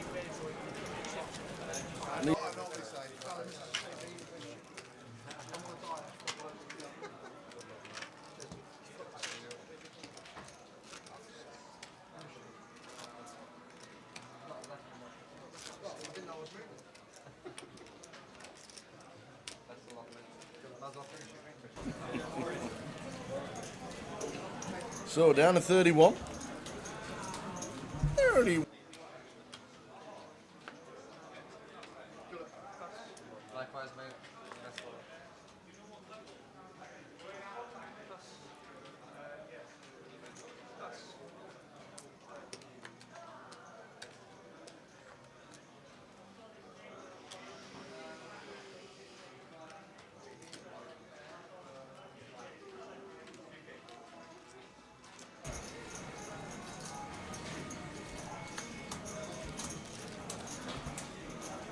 King 8 suited for Arnoldus. Should be an open in the cutoff here. Whoa, that is tight. That is as snug as it comes. Cutoff fold with King 8 of clubs at 60 effective. That is a tight fold from Arnoldus. David going to make it 6.5 on the button.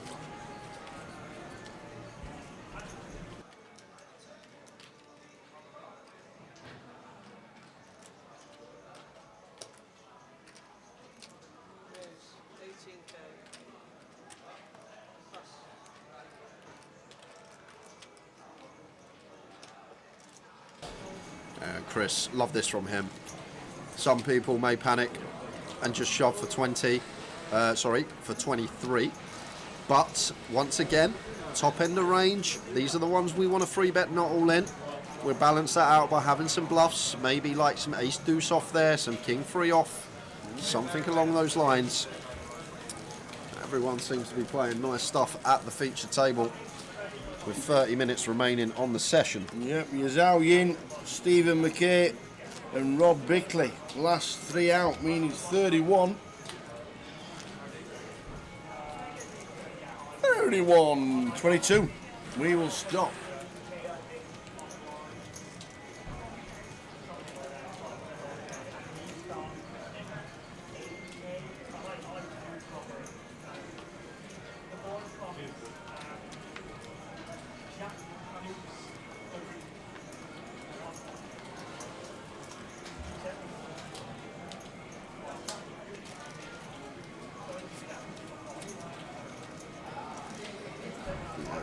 Sevens for Andres.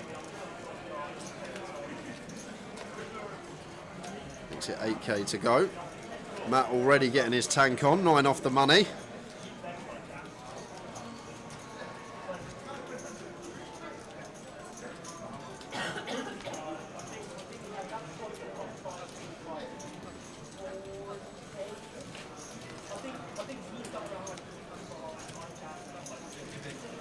Ace 5 of hearts here for Renee in the big. She won't be going anywhere. Cleared the fen. 90,000 with the lines at 3,000 now.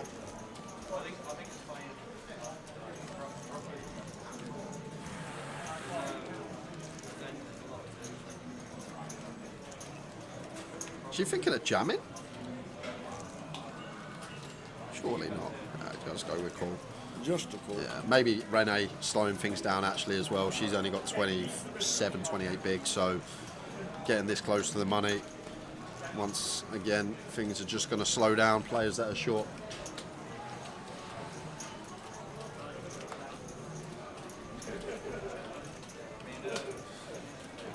Andres with the sevens, looks like he's just going to see that.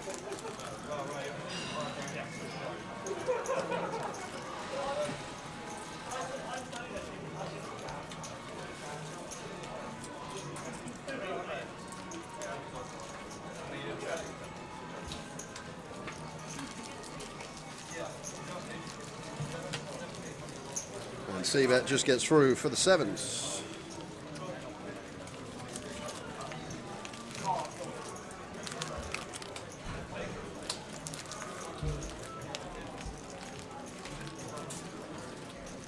So next hand, 31 players left. Lines are now 1,500, 3,000. 2,000, 4,000 was the last, the shortest, earliest stop. So tomorrow we do come back at 2-4. Deja vu for Andres. Couple of sevens. Makes it 7.5k. Back to back.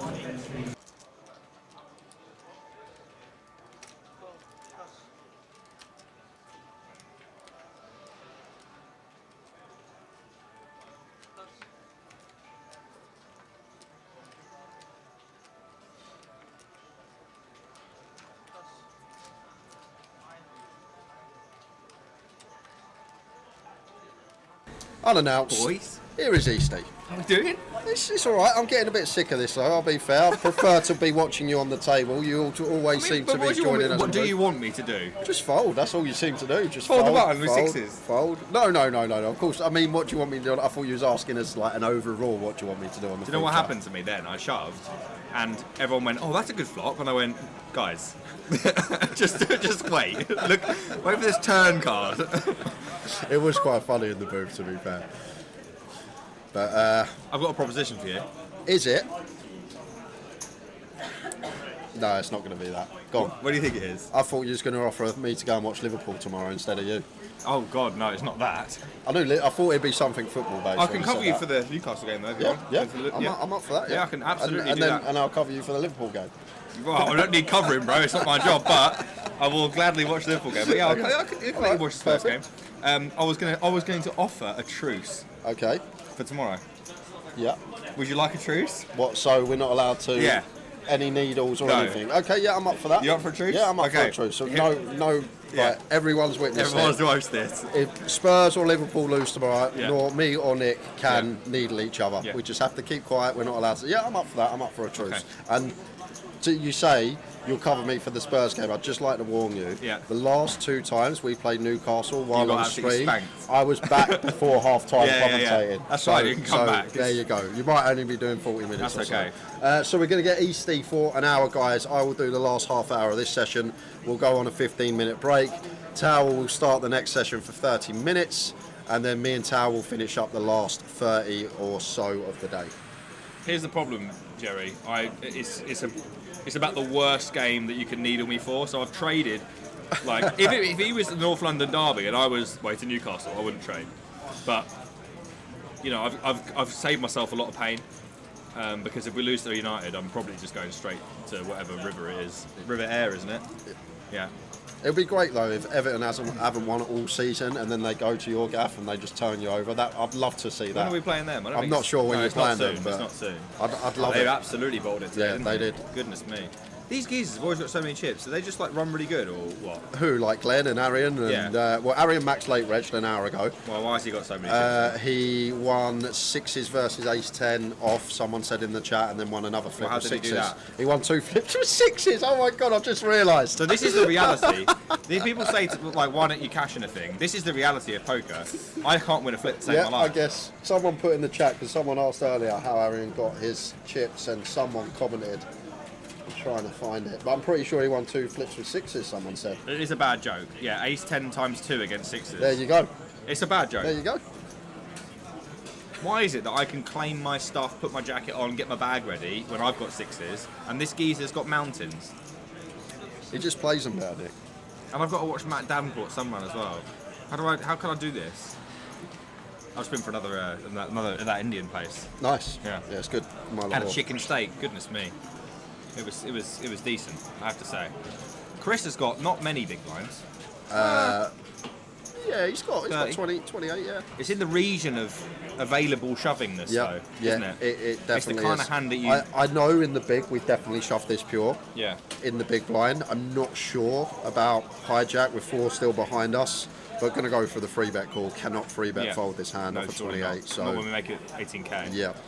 Matter of fact, I just want to clarify. That's just when you see me run bad. I do indeed run bad all of the His whole life. Go and follow him on YouTube. Just watch his YouTube channel. The only thing I can not complain about is that I've made a career out of how terrible I run. You did hit an 8 to Edinburgh. I did, but I hit a 1 outer to ladder £20. So if that's really what you're going to pin me on, I don't really think there's much point. He's going to call the 3-bet hit. Well, okay, Arnoldus wants to get in the mix. Chris only starting the hand with 28. 10-8 clubs probably just wants to fold at this stack depth, but there you are. I mean, Chris will believe he has the best hand at least, a decent chunk of the time, and probably will see bet. It's not the best spot for either of them, to be honest. Yeah, it's not the best board. Excuse me, Arnoldus is just going to lead into what are you doing? the aggressive. This is live Did you see poker. that little back tilt of the head there? Like, what are you doing? What are you doing, sir? Why are you leading this board? Because he's gone from should I check back, should I bet, how often does he fold, to fucking hell, sorry, excuse me, what am I going to do Sorry about now? the language, guys. What am I going to do now? Apologise for Easty on that one. But it's kind of awkward because what do we expect in this donk race? Even if he's got King Jack suited, something like that, like we're flipping against that. And then the times he's got 10x, Queen X, we're drawing to 2 outs, slim backdoor, straight draw. Maybe we just fold, Nick.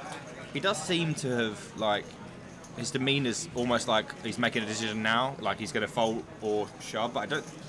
Oh, it's ugly shoving, isn't it? It's a horrible spot.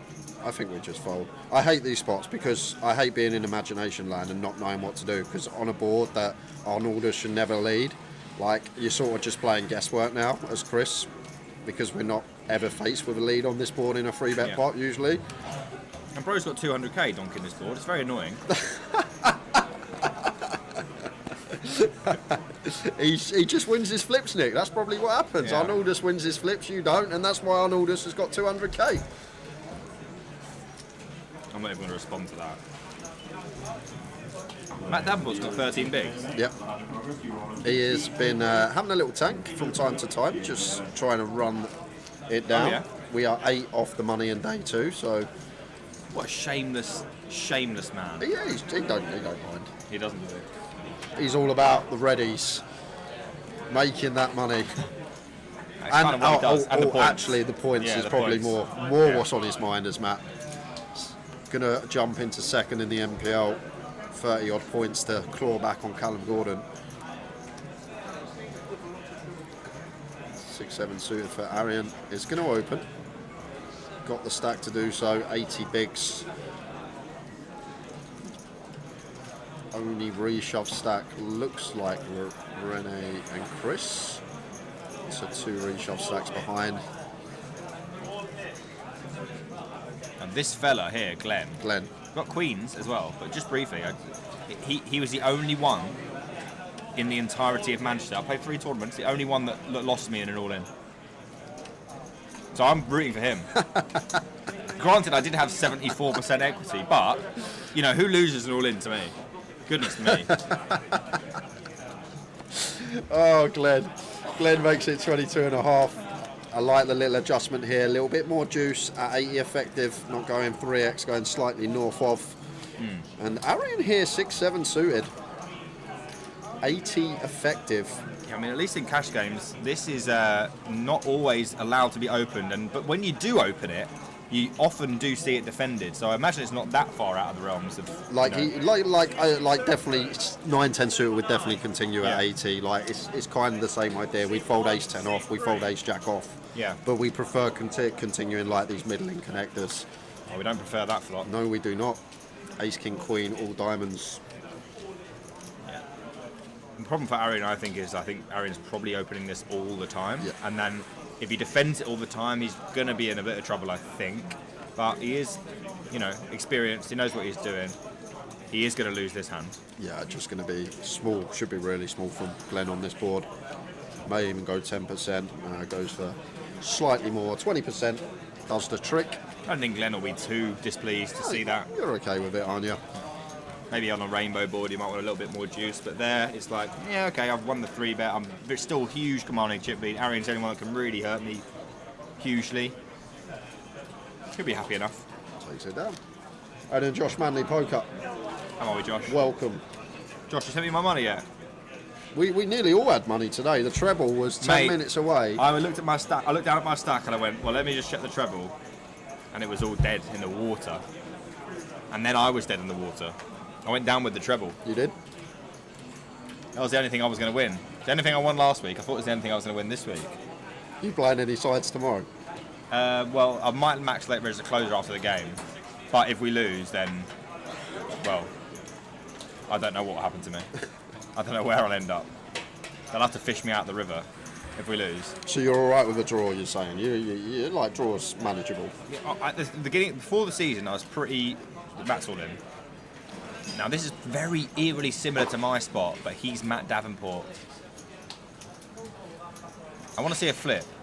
Well, we would see one if he called, but I don't think David can call. I don't think David will call King 10. It's been fairly snug. Just been playing some solid poker. Don't think he's going to call here. Maybe that's the difference. Maybe not getting there at all. Yeah, maybe just getting the shove through's the difference, Nick. I can't really control this, though. This is the problem. 150 bigs. Go on, then. I think Glenn's 4th in the MPL as well. Let me just check. Oh no, he's in the package places, top 8. Cal is there, obviously. Both Cals at the top. Cal Gordon, Cal Morial, Matt. Sponsorship package. What is that exactly? So you get 75k of buy-ins over the course of 3 years. Wow. So you get 30, 30, 15, I believe is how it's split. That's so huge. So you get 30k 1 year, 30k next year, 15k the third year. That's not too bad, is it? For free? Yeah, well, not for free. You have to top the leaderboard.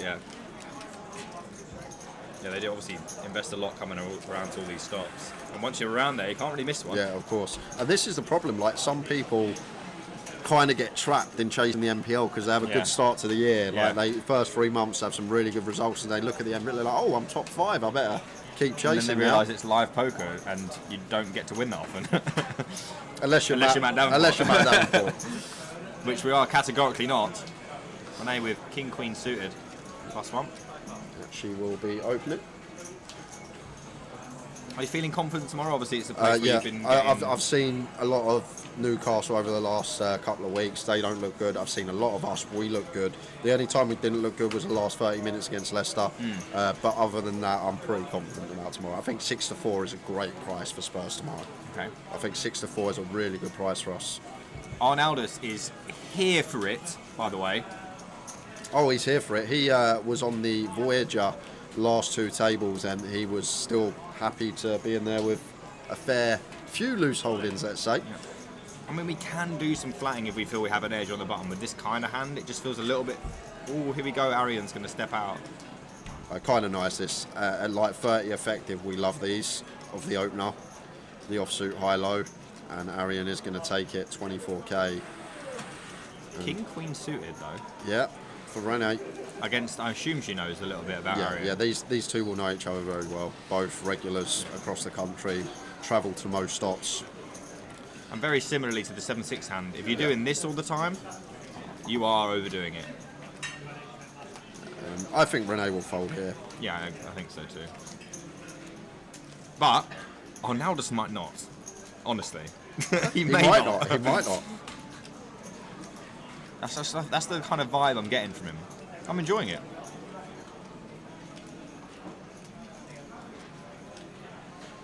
Tanking going on here for Renee. She's going to shove. Oh, let's go, Renee. She finds it. She Yeah. actually, and this is actually really tidy, Nick. They're using this combo as a bluff for suited Broadway. I never thought in a million years Renee would find this rip, but credit to her. What a shove. Yeah, I mean, it's less of a bluff, more of a removal situation. Yeah. And against the opponent, you know you're going to... I mean, you know you're just going to get some folds sometimes. And a lot of people, they're not going to have any bluffs there. He obviously will have bluffs there, and she's picked it off. Very nice from Renee. It was this casino back in 2017 where she nearly took home a UKPL title, losing heads up to Wayne Luang 7 years ago now at this feature here in Leeds. The reason I remember that, Nick, is because I was last 2 tables. Were you really? I lost a chip lead pot. They let you out of here, didn't they? After having 98% on the flop. You're going to talk to me about that. And I just like to get in there. I'd like to get that in there. Yeah, fair enough. That sounds gnarly. It hurt. Jerry, I'm not sure what you were talking about. Literally every corner I turn, I see Cal in the last 2 weeks. Yeah, he's just not been on the feature much. He's here. Yeah. He's just not on the feature. He busted the main about an hour ago. He's in the turbo now, and Renee going to be back-to-back opens for her. Thinks it's 6k. Oh, there's an awful lot of poker going on tonight. Yeah. What are we playing? Is there a turbo tonight? Yeah, there's a turbo. I'll tell you what, Nick, I've got a new little tool on my laptop. I'll show you and everyone else after what's going on. I didn't realise there was a... Because I don't, generally play tournaments. You could fool me all the times you lose flips in them. I mean, I do play them when they're available to me, but I obviously don't do very well in any of them. Do you ever play online tournaments, MTT? No, I don't play just any. cash, yeah. I had I don't know if I told you about my day one, but it was absolutely horrendous. Not today, the one yesterday. It was one of the most disgusting things I've ever seen. Genuinely, like I was feeling like I would think I was ship leading, and then I was out in 5 minutes. Okay. It was horrendous. Is there ever going to be a day, Steve, when you come into the booth, you go, yesterday was fantastic, I won my flips, I was winning me all No, wins. I'll stop you there. I mounted a stack. Like, No. Because every time you're here with me, it's just, I'm not being horrible, but you're just moaning about... I have nothing to be happy about. Like... What do you want me to be happy about? I'll tell you what to be happy about. You get to be play in these tournaments and in this community and be a poker player. That's something to be happy I about. want you to know that that's not enough for me. You're not waking up at 7 in the morning to go sit in an office and punch some numbers for 8 hours. You get to just shout at your screen all day and click some buttons. That's what you got to be happy But what about. about my blood pressure? To be fair, I have watched some of your stuff and it is ridiculous. Some of the stuff is ridiculous how you run.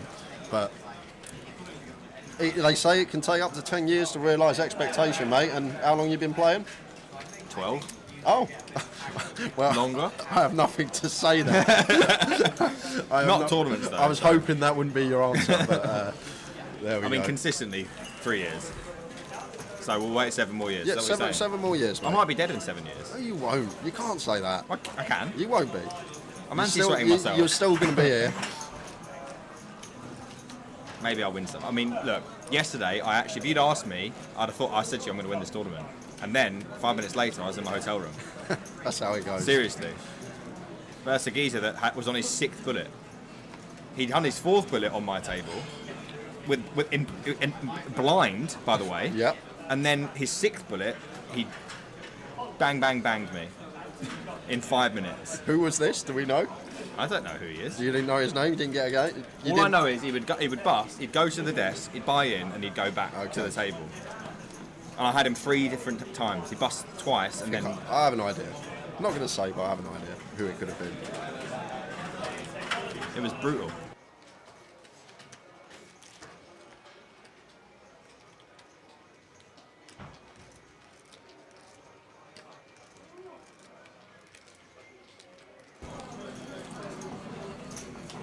Queen Jack of clubs for Matt.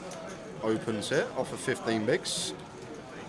David wants to get involved with ace-5 off. Maybe just a bit of itchy feet. Like, he hasn't been playing many hands, Nick. He's been pretty dead in terms of distribution this session. That doesn't mean you're flicking the ace. I know, but sometimes if you sat there, I wouldn't, you wouldn't, but sometimes you just get bored maybe at the table and he's like, I want to play a hand. Or maybe he just wants to stack Matt Davenport. Not many people have done that. I mean, I don't think that's really should be your general game plan, trying to stack this geezer. He has still got the lead though. Andy has a gut shot, so when you're going to flat this on the cut-off, I'll tell you something, you can't be folding yet. But Matt will check a lot, obviously, on this board, which does favour David quite a bit. And I think now Matt's going to force himself a little bit onto this pot. Will he go for the delay after picking up this gut shot? I love how David checks the old finger wag. The snap check. I mean, we have to bluff now if we're Matt. Yep.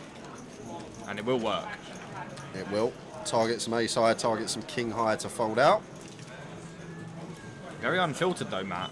It's not like you can call this off, but like he will be worried against this kind of opponent that he doesn't get enough folds. But that just doesn't really matter. Just block, you know. And he is going to block. And he's going to get it through. Very nicely done from Matt. Called it, Nick, with the block. I think, yeah, you just basically want him to fold exactly that. He knows probably this type of opponent is not going to fold a pair anyway after check, check, check. So you may as well not bet more than that because you're going to get folds from what you want to get folds from anyway, no matter what size you bet. And basically thinks he's going to be very inelastic versus a large size there. May as well just go bet small. Very nice. He's not just a flip winner. Matt plays unbelievably well. Like, we joke and we laugh, he wins flips, he gets nice hands, but if you go back over the content over the last 2 years and we put together every decision Matt has on the river, I reckon he's like 90% plus in how often he gets it right, whether to call, whether to fold. And that's where he's just a beast. On rivers, when he's got a decision to make. He had one yesterday in the high roller. He made this filthy hero call with king 10 high and was right against a double barrel. And it's just like, how do you do it sometimes? People are going to start thinking you're feeding information. Like, just his river decision making, honestly, Nick, I always say it, one of the best in the UK that we get to watch at least. Doesn't half help when you win all-ins as well. It does, of course it does. Nice fold there from Glenn Gaines. Ace-9 off in the big. A lot of people just defend there. Glenn just recognising against these two positions that we're likely to be dominated. Are going to be out of position to 2 with a hand with not much playability. Would have flopped the best of it. Punished. So Andreas checking over to Arnoldus.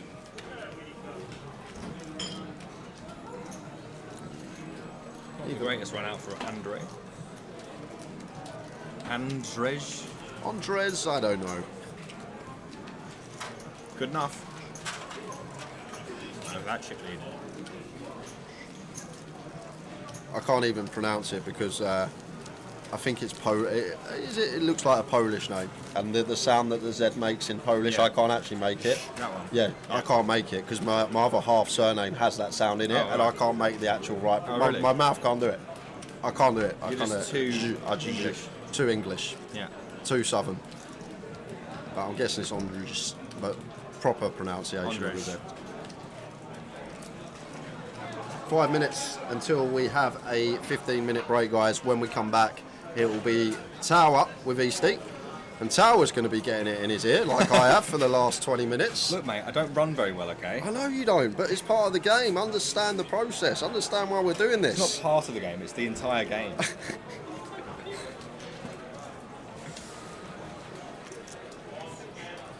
Aryan.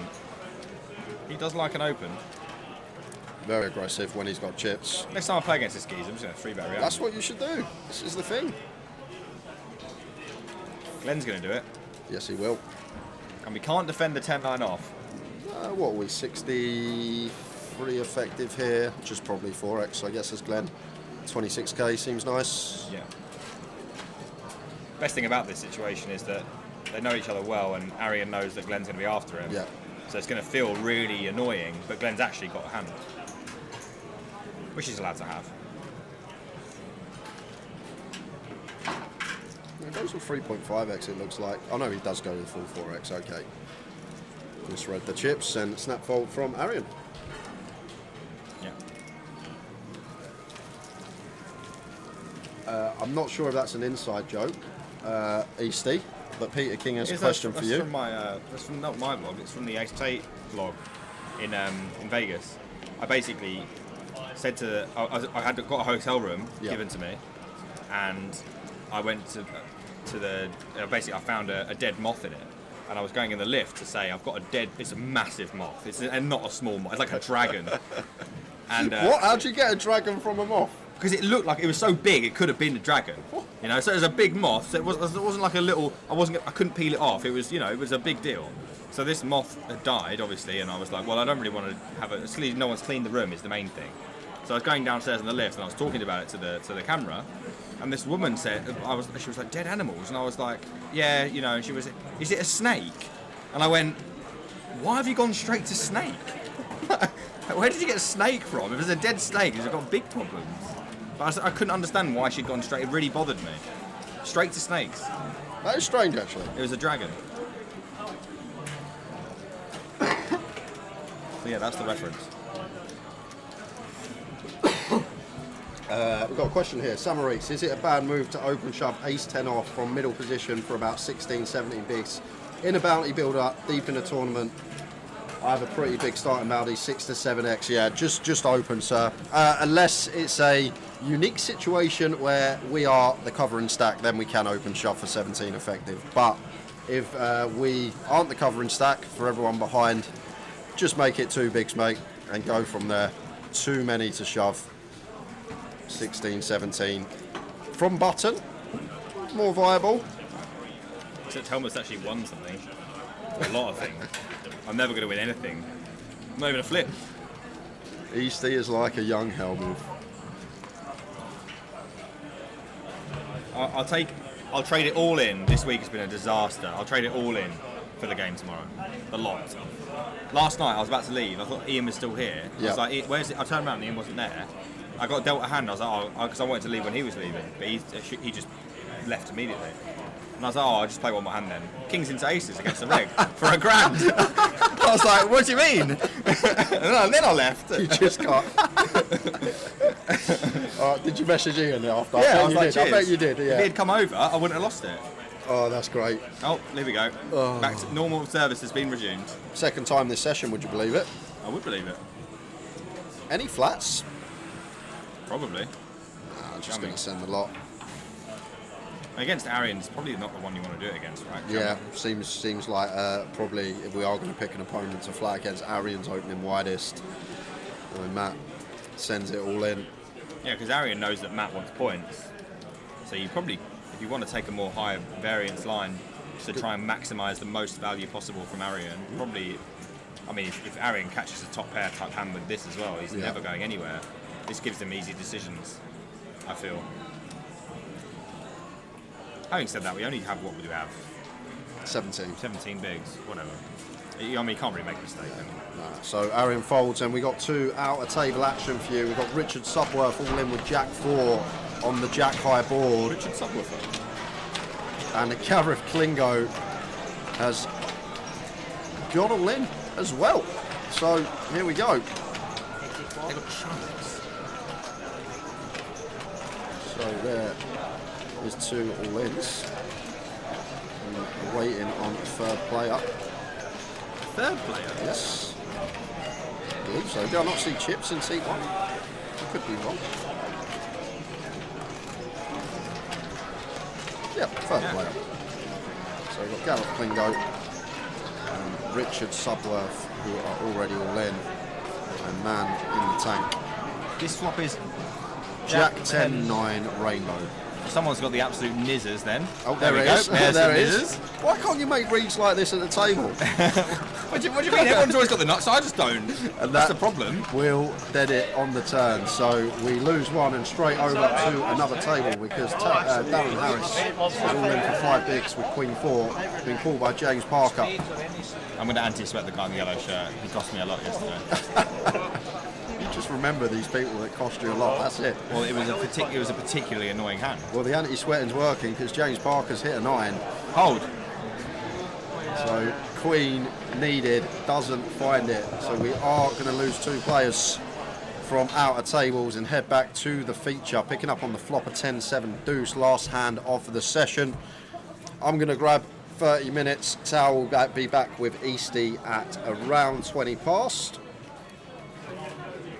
Well, we got top pair versus top pair first.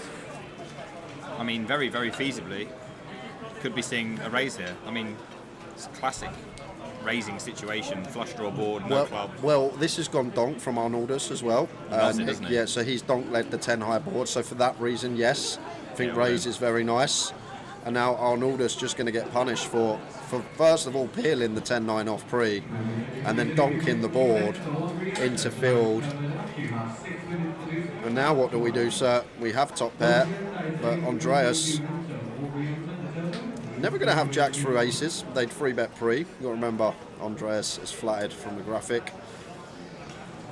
So situation here, as Arnoldus, does our opponent ever have some club draws? Does our opponent ever run 8-9 suited for this amount? Probably never, not 8-9 suited. Certainly clubs, but like, how often does he have that as well when he flats? Probably not like the ace, jack plus region. I would have thought he's going to call it off. He kind of has to, really, but like this is why we don't donk. Yep, and this is why we don't call 10-9 off pre either. Yeah, from the small specifically. All very avoidable stuff, but it ain't over yet. It's not. 16% is a lot. Yeah, I guess 1 in 6 shot. I mean, it's like guessing the right number on a dice. That's not going to help, but it does give some more chop outs. So 7 or deuce to chop, 9 to fade for Andres for a big old double, and does fade it. So last hand of the session, Andres doubles up, Arnoldus crippled. We will be back at 2K, 4K with Easty and Tower in about 10 minutes time. See you soon, guys. Yeah. Just flopped the nuts and turned everyone dead. Will this be the 100K bounty? Oh, it is. It's an awesome turn. Subscribe now for the best poker content on YouTube. 888 Poker, made to play. Some say the perfect game doesn't exist, but we beg to differ. Step inside our world and see what the Ace-8 Poker experience is all about. It might just surprise you. Whether you're at home, on the run, or in the middle of an adventure, you'll always have a seat at our tables. Discover the thrill of Ace-8 Poker on mobile or PC and find the perfect game for you, wherever life takes you. Ace-8 Poker, made to play. Have you ever wondered how some players consistently win at sit-and-goes? I'm Aaron Baroni, and in this video, I'm going to share 5 tips for crushing sit-and-goes. Tight is right. Your goal with sit and goes is finishing the top 1/3 of the field. In 9 max, that's top 3. In 6 max, that's top 2. Achieving this goal means playing a tight pre-flop strategy and avoiding unnecessary confrontation, so you give yourself a better chance to finish in the top 1/3 of the players. Know the payout structure. When playing sit and goes, it's important to pay attention to payout structures, as they can drastically impact your ranges. In 6 max, 3-handed would mean you're on the bubble, and the next person out receives nothing. Payouts there are 70, 30, 0. In 9 max, the bubble occurs with 4 left. Payouts there are 50, 30, 20, 0. It's important to recognize the difference between each potential ladder. In the previous examples, there were 3 pay jumps, 10, 20, and 30%. Our ranges will be different in each spot because the risk of busting the tournament is worth different amounts of equity. Understand how to play push-fold. As the blinds go up in a sit and go, stacks get shallower, and ultimately the game often turns into push-fold, where the majority of your decisions are simply boiled down to, should I go all in or should I fold? Many players think this is all luck, but there's actually a ton of skill involved that centers around push-fold. It's not only about how good your hand is, but how often your opponent folds. The more they fold, the more hands you can shove, as you're more likely to win the pot without a showdown. There are many programs you can use to calculate exact ranges based on your hand and opponent's tendencies. Study these so you're prepared when you find yourself in these situations. Bubble play. The bubble is arguably the highest equity spot in a sit and go. At that point, you'll be in one of 3 situations: short stack, middle stack, or chip leader. If you're the short stack, the good news is that you have the least amount of equity and can play a bit looser. You still want to make the money, but realize you're more likely the next one out, so you're freer to take risks and try to get yourself in a better position to cash. Congrats if you've chipped up to a middle stack. Your prize is discomfort. You've got to play tighter now because other players at the table are more likely to be forced into an all-in confrontation, which would allow you to make the money. If you're the chip leader, well, this is where the fun begins. As chip leader, you'll want to put pressure on the other stacks, specifically the middle ones who realize what's at stake. In the right circumstances, you can add a significant amount of chips to your stack by bullying the table. Volume. I was a professional sit and go player for more than half a decade. Take a wild guess how many sit and goes I played in my lifetime. The answer? 287,000. Playing multiple tables at once can help you put in this volume. When I started out, I was one tabling, and ultimately got up to playing 35 tables at a time. My advice for anyone trying to add tables would be to do it slowly, perhaps at a lower than normal buy-in, and get comfortable with the speed required to make the decisions and click the buttons before adding more. So there you have it, the foundations of a solid sit and go strategy. With a good understanding of these concepts and plenty of practice, you can start to crush multiple tables at a time and develop a solid win rate. What part of sit and go strategy do you struggle with the most? Let me know in the comments below. Tonight we're playing a sit and go. This is gonna be my 3rd tournament and, well, I hope gods will be on my side.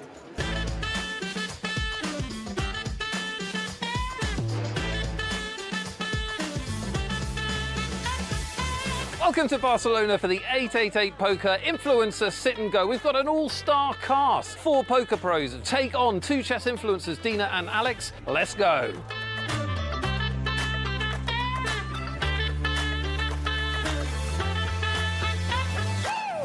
Never before I experienced a poker tournament. That's why I'm very excited and nervous at the same time. They say chess players are also good poker players. I think I have a chance, even if I'm like a beginner. But it's okay, they don't know that. My name is Aaron Baroni. I am 38 years old, and my nickname is A Baroni68. Have you got a name for tonight? Can you make one up later? A name for tonight? Winner. Alex in the big blind with her favourite hand. Ace real suit. Kill it. Rip his arms off. +2. Let's go. How much? Yes. 400? No, 500 you said. 500. Well, Aaron's just However, I would go. Oh my god, it's cool. This is super risky because obviously, like, what do you do if you don't connect? Ooh, a little 3. We love to see it. Okay, I go 1,000. Okay. You pick. Posición 4, apuesta 1000. And Aaron's folded. She bet quite big, so Aaron just kind of has to fold it. I will just show this. This chess player, who is amazing in chess, just 3-bet. Aaron Barone, light. Made a good fold on the flop.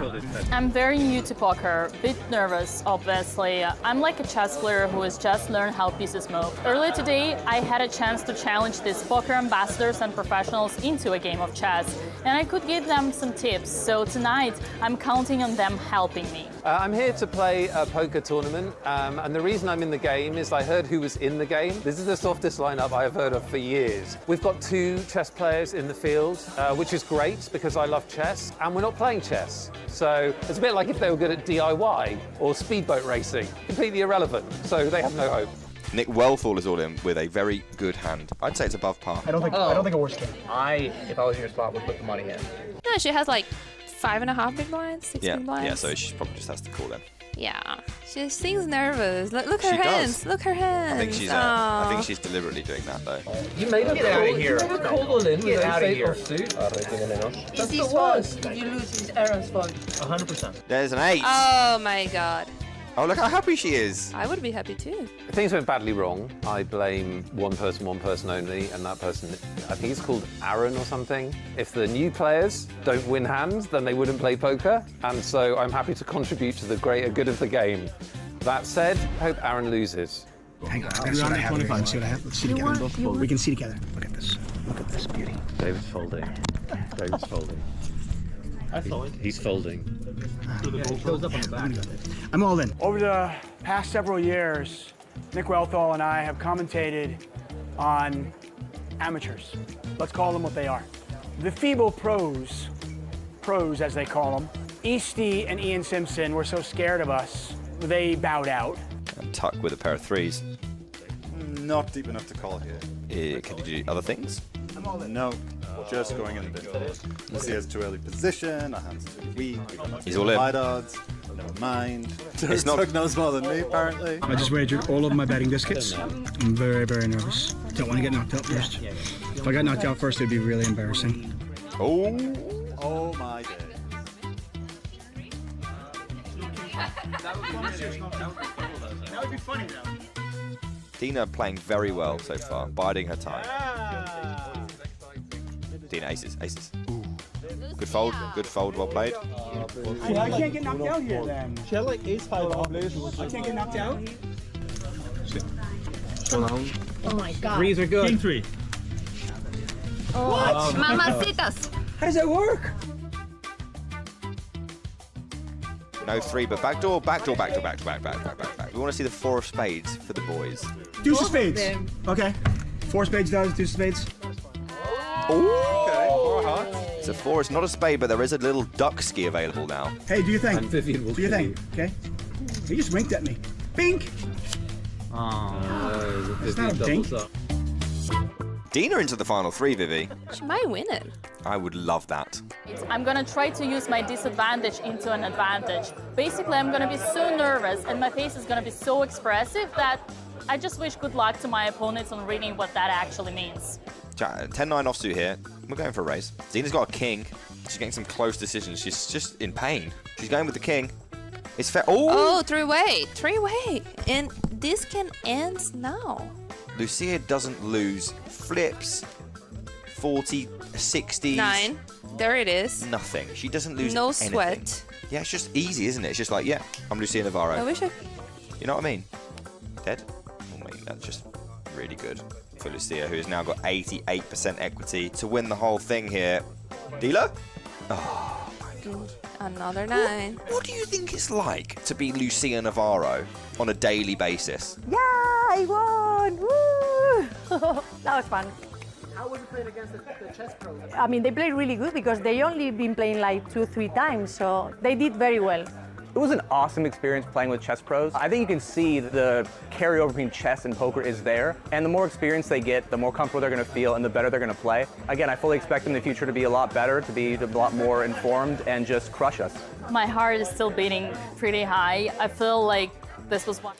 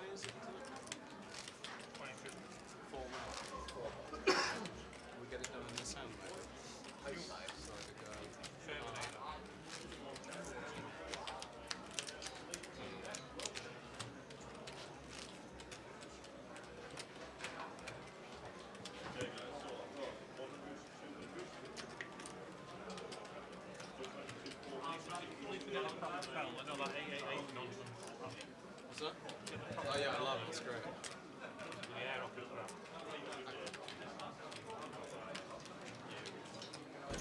So here we go again. I've changed. Jay's changed to me. So I've moved seats as well because Tower likes his hang on, seat. mate. Is he in queue for 200?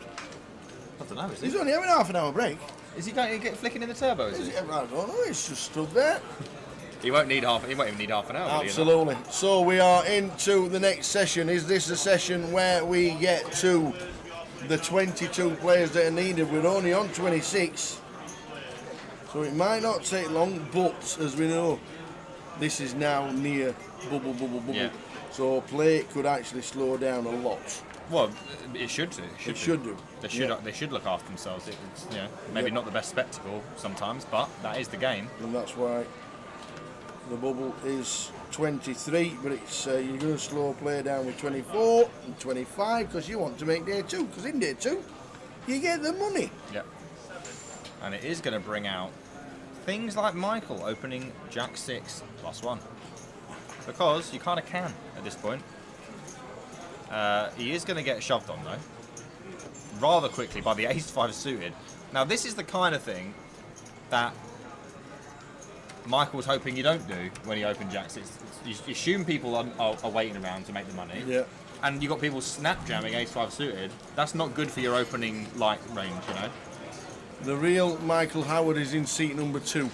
Yeah.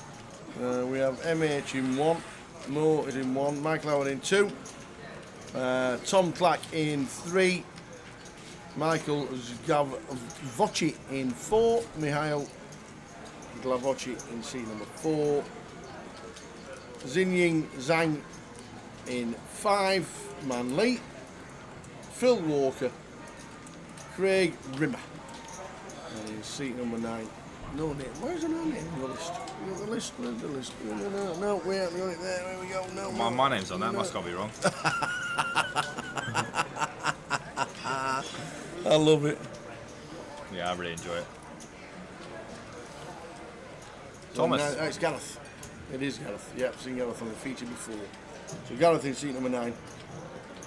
It is. We're playing to 22, I believe. We are.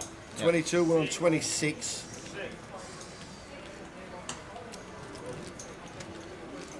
This can be deceptively long, though, to lose 4 people at this point in the tournament. Yeah. And it's not awfully shallow as well. So there's not really anyone forced to do anything. No, I think when Jay was looking at the average stack was like 55 bigs or something. Yeah. So it's pretty big. Yes. Hockley, Stephen Doherty and Darren Harris, the last 3 out, brings us down to 26. And we're playing to 22. I think it was 21 point something and then you round up to 22. Okay. It's not my specialty, so I'll just believe you. Gareth, 10-5 suited at the button, definitely can do some opening. Does have the chip leader of the table in the big though, so that will dissuade some things. Maybe not this though. Oh, he does end up folding. Certainly close. And Icky? Icky, yep. Icky's gonna fold. Icky in seat number 1. 4 do soft. Jay said, who's this in seat 1? IQY? No, it's Why would he go? Icky. Why would he It's Icky. default to IQY? It's a name, not an Yeah. acronym. Yeah, it's not your first 3 letters at Scrabble. Yeah. Good score. Oh, absolutely. So I said to Jay, if he wants to watch the game tomorrow, okay, it's fine by me. Yeah, you. Yeah. I'm just. I bet he snapped your hand off. He did, yeah, he did. So I don't know how much he'll watch. He did say though, last 2 times that they've gone to Newcastle, they've Yeah. lost 11-1 on aggregate. So, if Well, the last time we watched Newcastle, we give him the. Yeah. And then within 10 minutes he's Yeah. back, he's 4-0. yeah, exactly. So he said I might not be needed for very long, but he also did say he's very, very confident that they're going to win tomorrow. Ooh. I think 6-4 is a steal. There I you think Newcastle will turn up big tomorrow. They're very, very tough. Anyway, Icky, jamming the button here. It's about 15 bigs, pretty standard. Yeah. And the blinds at 4,000. 2,000 was the lowest level we finished at in the last 3 flights. We finished at 2,000, 4,000, 3,000, 6,000 and 4,000, 8,000. So those at 4/8 coming back to 2,4. Happy days then. Absolutely. It increases the stack immeasurably. Well, it's measurable, but... John Perkins from Blackpool. See, I said it was a Perkins because we have John Perkin watching from Edinburgh. Well done, John. There's going to be a big overlay in Blackpool at 25.50 and a chip leader from day 1A. Good luck, John. Good luck. I think a lot of people might turn up for the turbo tomorrow, but at this moment in time, we are doing a lot of money. I think we'll see shove here mostly. We are going to see a 2 big open actually. You know, ace king of this stack depth, it's kind of dicey to play. You know, when everyone can pressure you, they can't pressure you when you're all in. So it can be easier to just go ahead and shove. Doesn't take that chance though. He's going to open, which I think is probably the higher EV play. Sometimes it can be worth just avoiding it though. Mihal in the big blind has 8-5 off. Does fold, and same result as if she'd shoved. She'll be maybe disappointed not to get a bit more action, but still in the mix.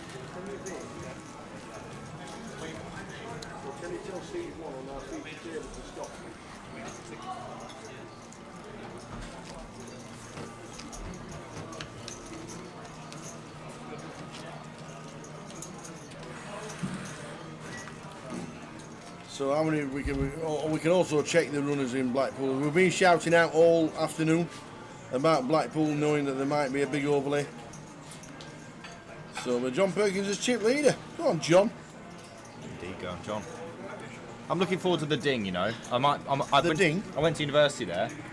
In Blackpool? Reading. Oh, the Reading. We called it the ding back in the day. The ding. That's what the kids called it. Yeah, the apostrophe ding. So you missed out the REA. Yeah. When are you back in the ding? That's what we used to say to each other. Anyway, I'm going to win it because it's home territory, you know? It's a home from home. I like it. I've decided I'm going If to we win. have an early finish Yeah. on one of the days in Ding, can we go to the Purple Turtle? We can go to the Purple Turtle. Yes! Yes, we can. Absolutely. Bingo. I'm not having an early finish though. I'm going to be FT. Yeah. It's going to be a late one for me in the ding. You won't win at EC, I'll be there. Oh, I'm not worried about you, Leroy. But you certainly shouldn't be worried about me. Anyway. 10, 10, 7 flop. A couple of good hands that won't be overly thrilled about this flop. Mostly going to go check, check here, I imagine, but Phil's going to go and bet. Sometimes you'll see check back here because getting check raise feels really horrible. But you do deny some equity from hands such as this when you do decide to bet. Phil's going to take it down. I'm going to be fairly happy to do so. How are we doing, Jace?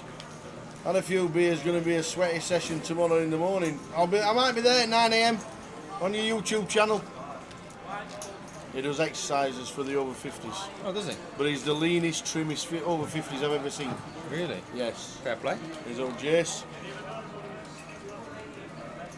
Like, my only sit up on the day he's getting out of bed. That's it. Don't you just roll out? And boom.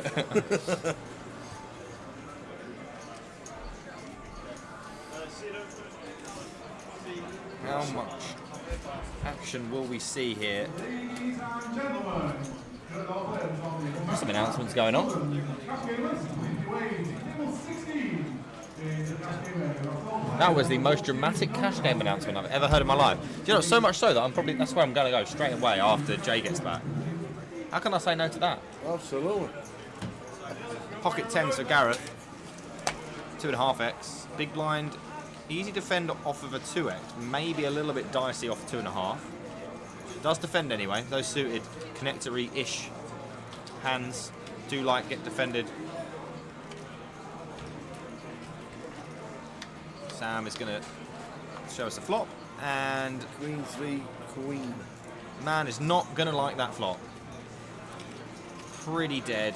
Not really much going on apart from obviously the pair draws that in this instance are not good.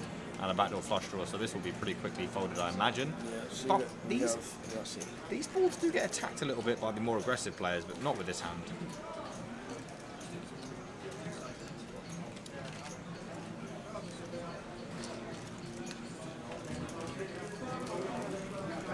And just a couple of stacks that are barely at risk in the teen region, but they still have some room to breathe.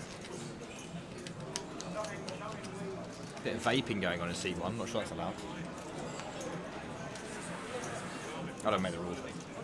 No, there's different rules for different casinos. I thought it was all banned and getting out in the smoking area, but who knows these things? I certainly don't.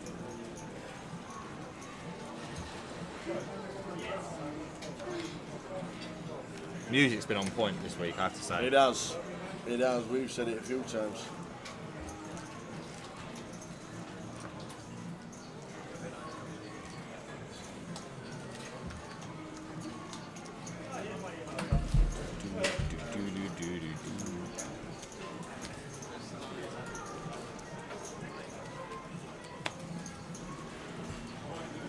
Man with the pocket tens now. On the small blind, Michael opened it up +3s, really stepping out there with that chip lead. Basically opening anything that looks remotely like each other. But pocket tens is a powerhouse from the small blind. And we're going to see 3-bet, and almost certainly going to see fold. We do.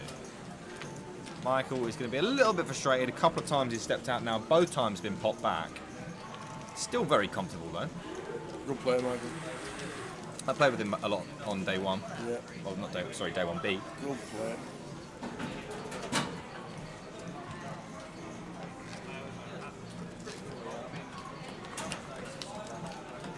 So 26. When we get to 22, we will stop, and 46 players will come back tomorrow. 46, that it? Very tidy. And they'll Well, be playing for... obviously 2 of the flags are rolling black, Yeah. back the clock, so... Gareth. Queen 9 suited. 229k in front of him. Probably an open in this dynamic. Having a moment to think about it. Probably will end up on open and does so.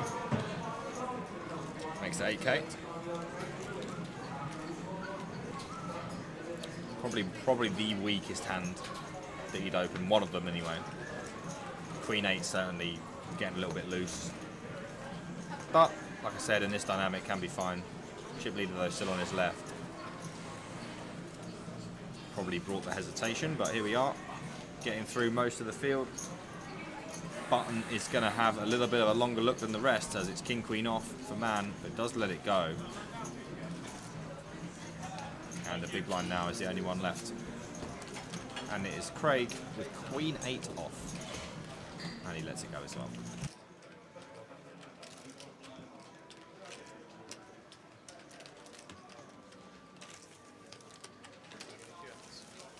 You know this setup, this whole...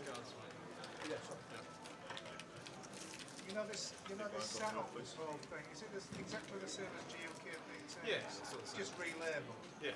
All these players. Everything, all the people who do it and run it and everything. It's just a partnership essentially. Yeah. The difference is that sticker on his shirt. Yeah, got this cool sticker. It just comes off. So you get the new sticker of the 10. Yeah. He's very happy about it. Don't you collect it? Don't you get to keep? It's like having caps for England football team. Quickly moving to the outer table. Josh Bell is all in front. It looks like someone's out, Tower. Yeah, we've got Mo. Mo's got ace king. Where's Mo? There's Mo. Mo's in the hand. And there is Mo. See what happens. Someone's very confusing. Someone's got an all-in chip in front of them. Someone's cutting out a bet.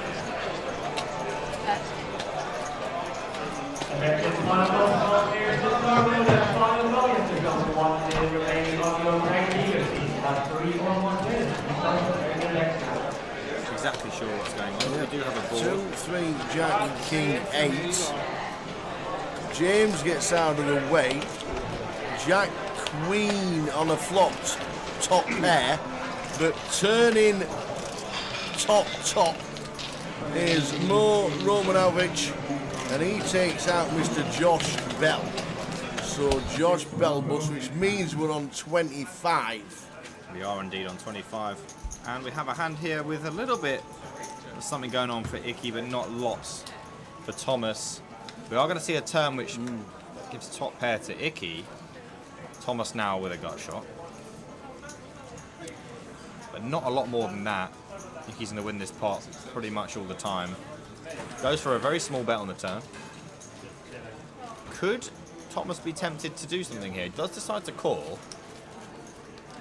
Does need to see a jack in order to take the lead. Or a king. And straight for Icky.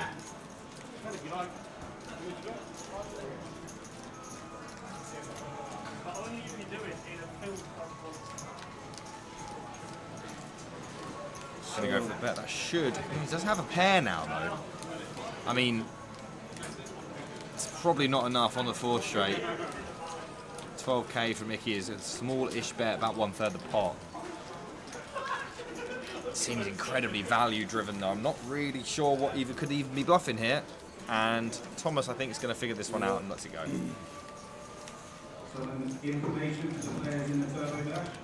So, as we saw, down to 25.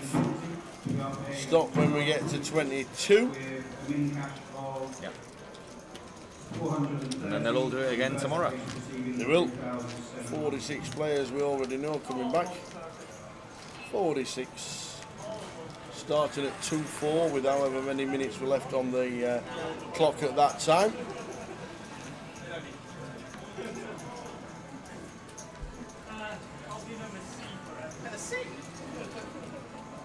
Ace king for Michal. Gonna go ahead and open it up, as you do. As you should. And he did announce his raise, and it is 210k, so it's a 2.5. Will mean that he will get less defense from the big blind, who is our chip leader on this table. I think he will want to defend pretty often, though. 10-9 offsuit's probably gonna barely qualify. Certainly would against 2x. Is gonna call the 2.5 as well. We're gonna see a flop here. Ace king of clubs for Michal. 26k in there, and a very bad board for Ace King, and a pretty good one for Michael, who could consider donking. Doesn't on this occasion. Goes check. Gives a chance to Michal to catch the turn, and he doesn't. And just a more solid lead than before now, with only chop outs for Michal. And this bet is going to get it through. Obviously not a lot of 7x going on in Michal's opening range under the gun. And while it is frustrating, there isn't really much you can do about it. Because while the big blind will defend a lot, they are just going to have a lot of these cards going on. And that is the case this time as 2 pair takes it down and Michael back up to 95 bigs. Lines 2,000, 4,000. This probably going to be the last session. Just depends when.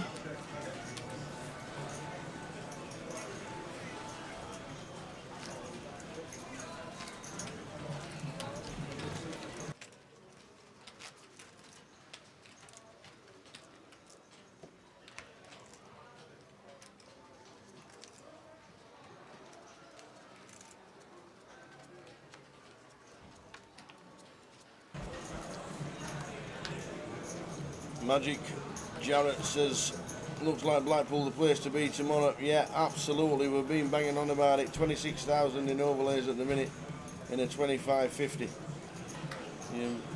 If you're not playing Leeds and you're anywhere in the northwest region, Blackpool has the value alerts.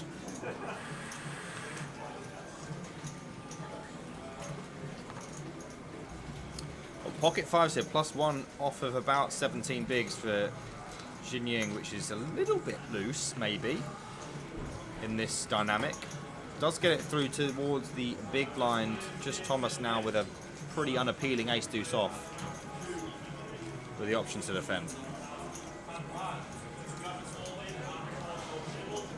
Obviously does have the fact that Jinying is at risk of sorts, and he is going to use that to not just defend, and using that offsuit ace-x, which we've seen a lot of from the big blind. Yeah.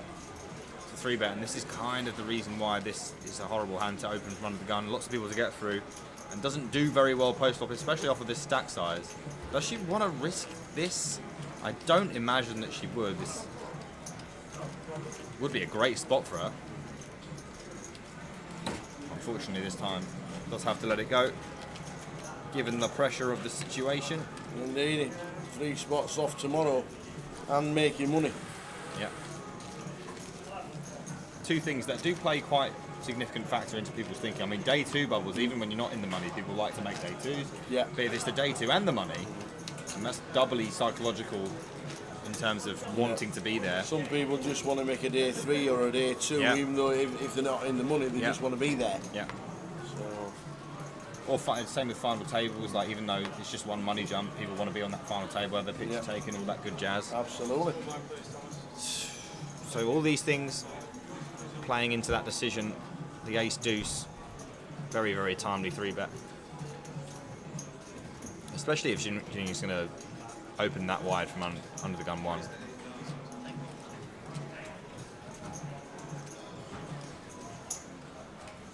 Ace king for Ricky.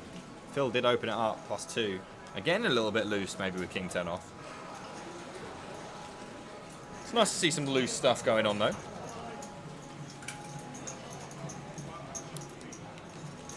Ace king probably could just go ahead and pile this in if he wanted to, off of about 20. And decides to call Tower. Just a call. Is this I've got 20 bigs and I don't want to inflate the pot? I've got ace king. Yeah, maybe he's trying to pick up some aggression behind him from the 2 active chip-ish leaders. One of them being Thomas, who did just take a spot previously with the ace deuce. Has ace 10 this time, obviously a significantly better hand, but has just stepped out. Does that play into his idea that maybe he doesn't want to do it 2 hands in a row? Or does he not care one bit? And he is going to find himself with his hand in the cookie jar here, Tower, because Icky laid the trap. And we have a very, very, very clear back jam now. All behalf of ace queen. I mean, what an interesting spot. I think he will just fold, but like... I'm got to be thinking folding once there's a 3-bet in front of him, even though we can see. We do have several uncapped ranges out there. Ace queen offsuit not performing that well. This close to the money is going to let it go, but will be, you know, somewhat frustrating to have to let go a hand of this caliber. Don't usually find yourself having to do that with 25 big blinds. Phil definitely going to have to let this one go, but we're going to see a back jam here, Tower. But we're better. Oh, he's absolutely fist pump jamming. And straight in. When you're Thomas, you've got to be thinking, when you get through the under the gun or the hijack razor, you're probably thinking this is going to get through all the time. This is getting through all the time. And then you get met with the absolute snap jam from Icky, who has really manufactured a decent spot for himself there. Managed to get himself an extra 20 odd K off of the squeeze, and is now going to be up to about 130. Thomas ain't calling. No, but doesn't want people to think he's after every hand. Absolutely not. Because he wants to get after it again, I imagine.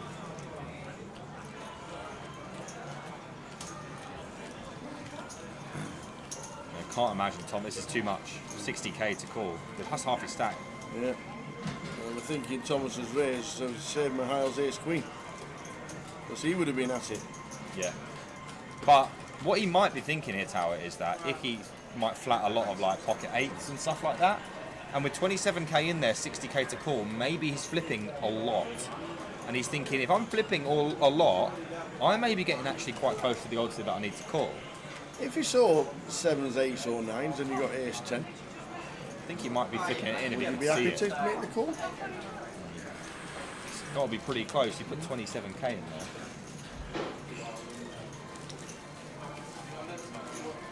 Still would have 60k back if he did lose as well, but there is that obviously chance that there's a trap there and you are really crushed. And that was the case on this occasion, so well played Mahal getting away from that one. Deduced it was probably a little bit stronger than it might seem. Great result though for Icky, who picks up uncontested chips. Pretty much doubles up without having to see a flop. all the way up to 130k.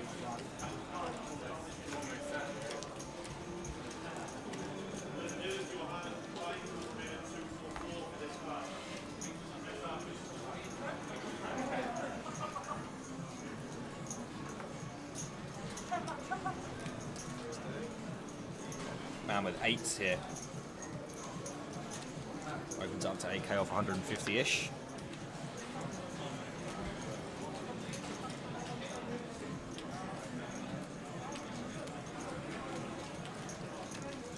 Jinging,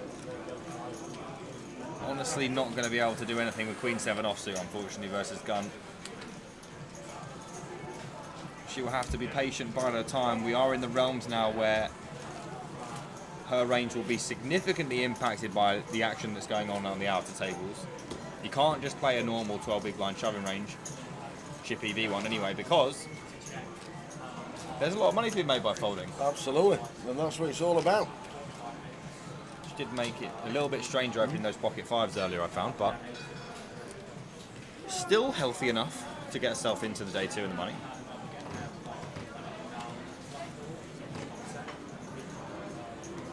Little Wagyu burger there on the side.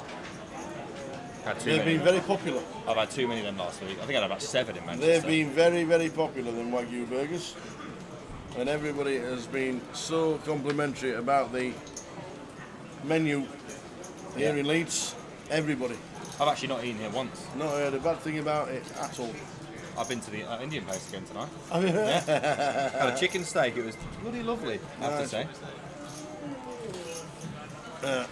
C1 does get a warning. You're told not to vapor the tables very shortly. Here we go. We've got Thomas from the cut-off, ace-9 offsuit. Man, the big blind with king 3 off is going to go for another. We're seeing so much stepping out from the big blind with these offsuit king and ace-x. And it's that low card, high card combination that people really, really like as bluffs. Because you do a lot of good blocking with the high card region, and a lot of good unblocking with the low card.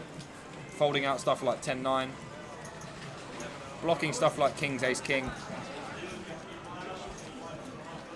So that's what they are the product of, and everyone seems to be finding them. Thomas here, tanking.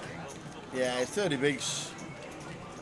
Doesn't want the clock to go down too far. Obviously, there's no pre-flop action clock on the day ones. There's a bit of he knows that I know that he knows going on here, Tower.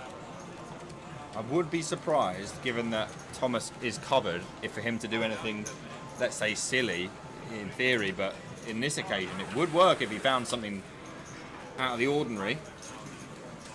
I think he knows that this is probably overdone by the big blind, but I don't think there's anything you can do about it, Tower. Can't just have to let him get away with it. Yep, and out they go, and out they go, out we go to the outer table, and we've got, there's the side pot, and there is a big side pot brewing. Mo in seat number 8, who's been involved in the last elimination, with Bazazi in seat number 9. These two, look at these two, they're involved in the side pot. Matt Archer is all in for 15,000, so that's a really, really short stack. Yeah. The board is 6, 5, ace, queen, deuce. So the turn card, the 6, 5, ace, queen, there we go. Pot's on its way.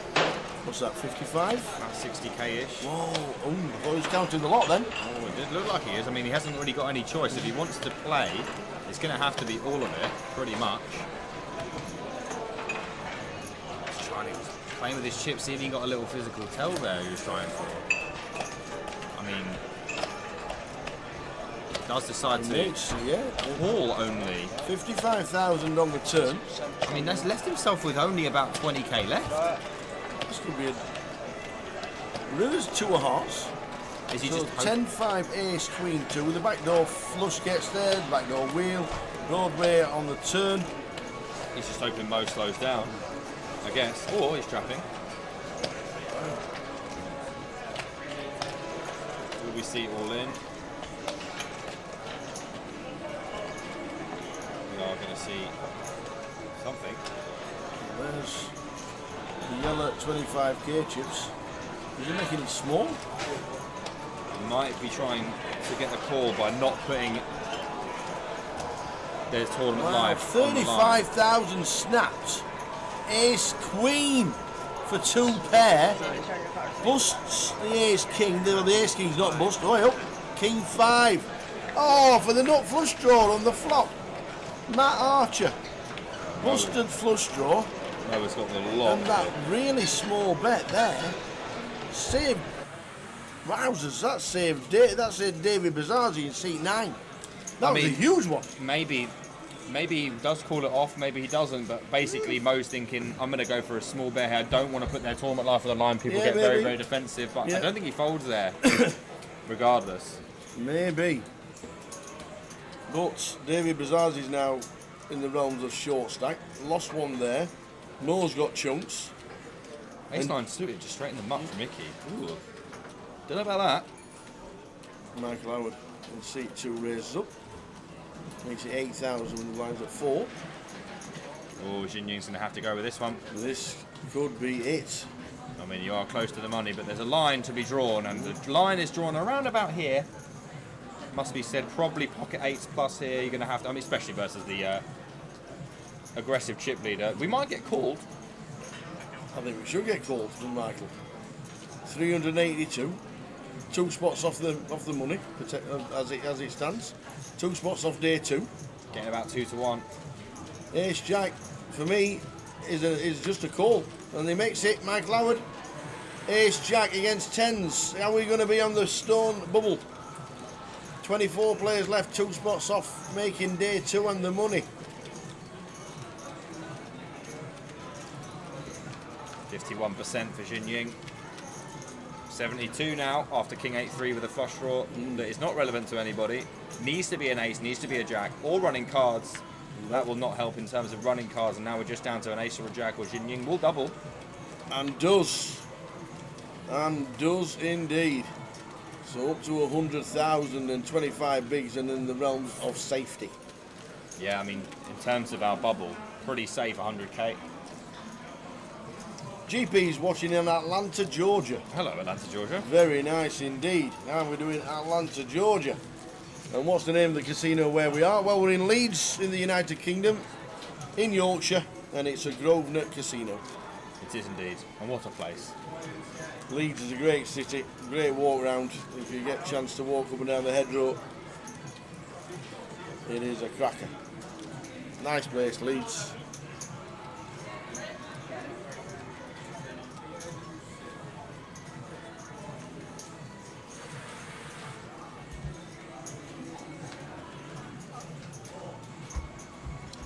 Michael does lose a few chips, but what are you going to do?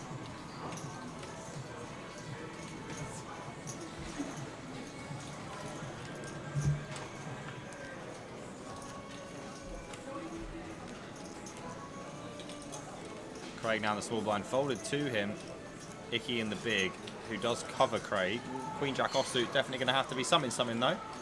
Probably going to be predominantly limp. Does decide to raise on this occasion.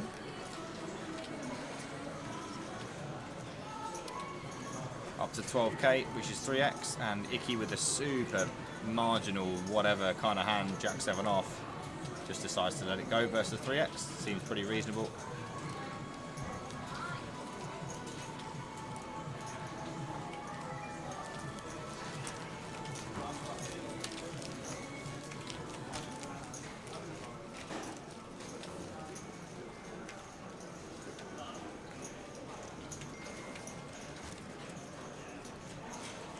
I'd love to beat Man United tomorrow, Tower. I didn't even know you were playing Man United until you said earlier this afternoon. I'd really, really love it. Where's he at? Old toilet. Old.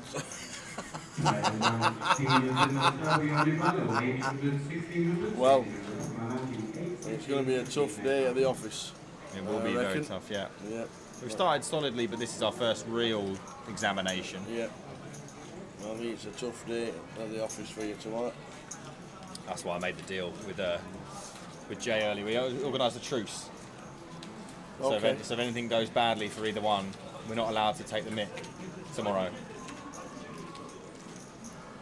Phil's opening the Jack 8 suited. Craig with the Ace 10 suited. He's got options. One of them's call. One of them's raise. One of them's... No, it's not. No, it's absolutely not fold. But the other two are very available.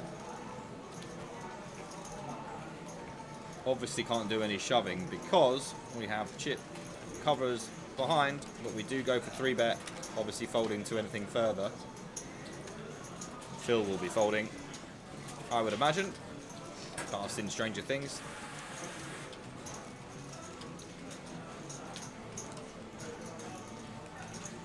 And it looks like Phil has gotten himself attracted to this Jack 8 suited, Tower. Which is not a place you want to be out of position. No, absolutely not. But still does have 40% equity as it stands as we go to a flop, which is 8-6-5 all hearts. I mean, Craig's going to absolutely hate that. It really doesn't get any worse. Check, check I would expect here, but Craig will be thinking there are some things with equity that just fold to a small bet here. And he would love to fold out King Queen offsuit here without a heart. Does decide to check it back though. Turns the best hand, and I think that this will now majority just check down.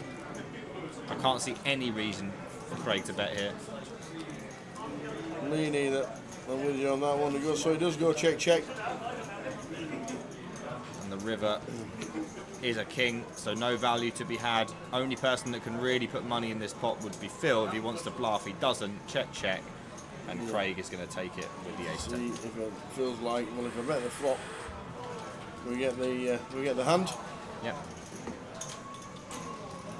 Yeah, not really a board you want to be donking, but we've seen some donking going on today. Some creative donking.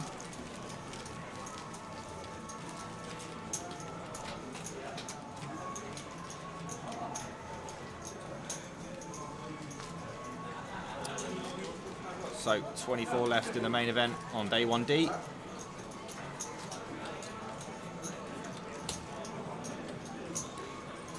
And the main stacks that are at risk are not with us on the feature table, they are on the outer. And obviously if anything is going on the outer table, PK will be there. Absolutely. With bells on. He always is. For now, we will continue our very interesting battle on the feature where no one's really at risk, lots of middling stacks that can be pressured. How did Tower's Treble do? That's a very sensitive subject. Until the 83rd minute, Paul, it was up rosy and everybody was dancing round the room. Unfortunately, through Alexander, decided to spoil the party. And they did. Aces for man, by the way. Unfortunately, you don't get anything for 2 out of 3. Absolutely nothing on a treble for a double. Nope. That Everton game, though, goodness me.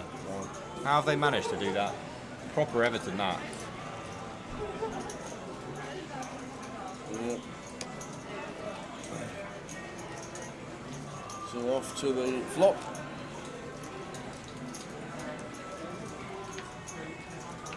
No 3 for Icky, which should mean that if we see C-bet from man, definitely a reasonable hand to go ahead and check as well. I expect to see bet mostly and then pretty quick fold. Can't see any reason to get sticky with the 3s here. If you're going to look for anything optimistic, it would be that we do have the 3 of spades, backdoor flush draw, and when we do hit a set, it is clean, but those are optimistic channels to be thinking down, and the fold is definitely best.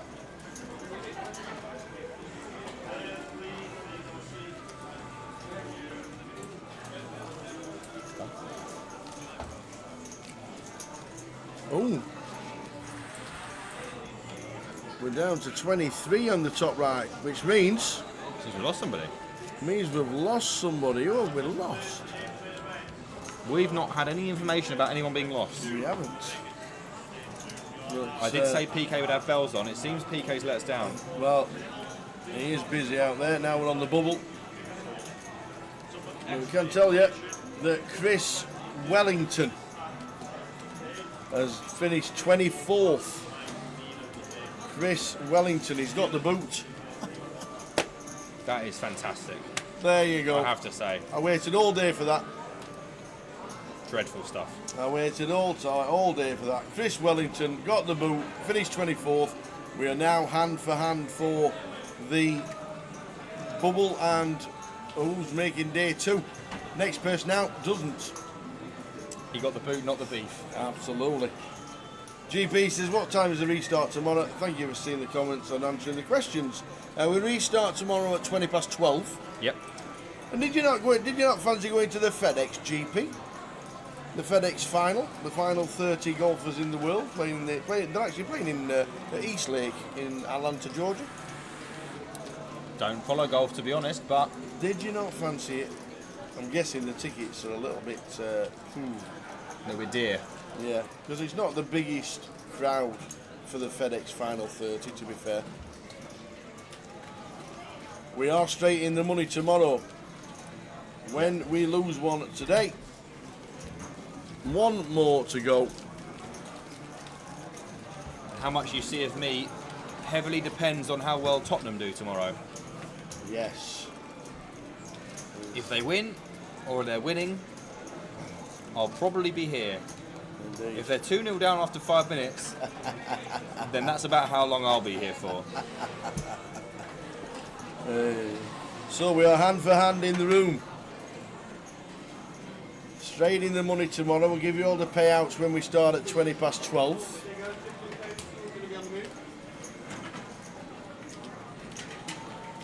Obviously a lot of looking around the room at this point. We've got 4 tables left.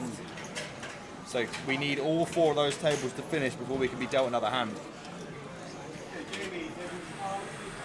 So it can get a little bit slower, guys. But that's tournament poker sometimes. Absolutely. Obviously, we've only got the table that we see, but if PK has any action on the outer tables, then we'll bring it to you.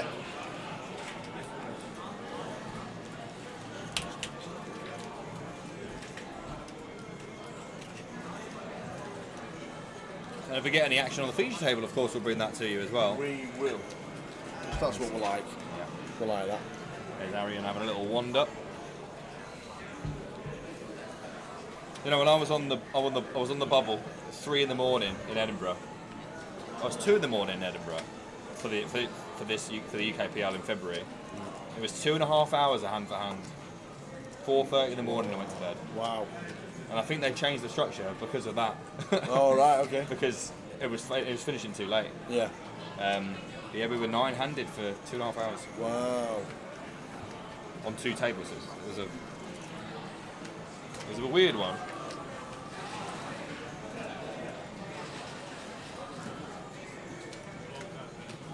There's no chance we'll be 2 down at any point tomorrow, fact. I don't know about that. Very, very poor record at St James's to Tottenham. Right. You want to do it? Yeah, you want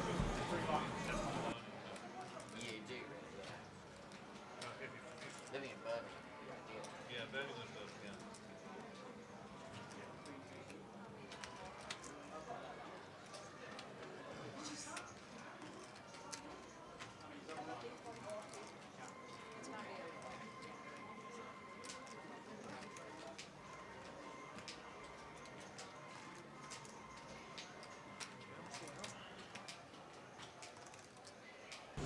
Everybody's standing up. Obviously, we can't see it at this moment in time. Maybe something's going on, Tower. Newcastle have been really bad this season so far. They have been.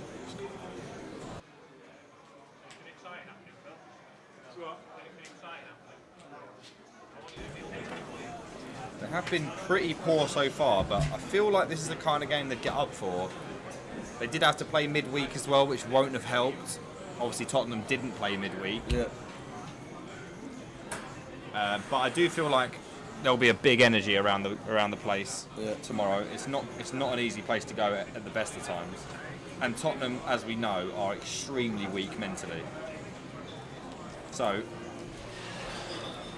in the face of any danger, I'm sure that we might see them collapse. Unfortunately for me, if they do collapse, as much as I will internally enjoy it, I'm not allowed to outwardly enjoy it with Jay. Because we have made a deal tomorrow that we're not allowed to take the mick out of each other if it goes wrong. Now, if they lose 4-0 and we win, I'm gonna have to keep my distance because I can't imagine not being able to. You know what I'm like? Can't imagine not being able to go for it because he does like to bite very, very easily, doesn't he? Yep. But tomorrow there's a truce on.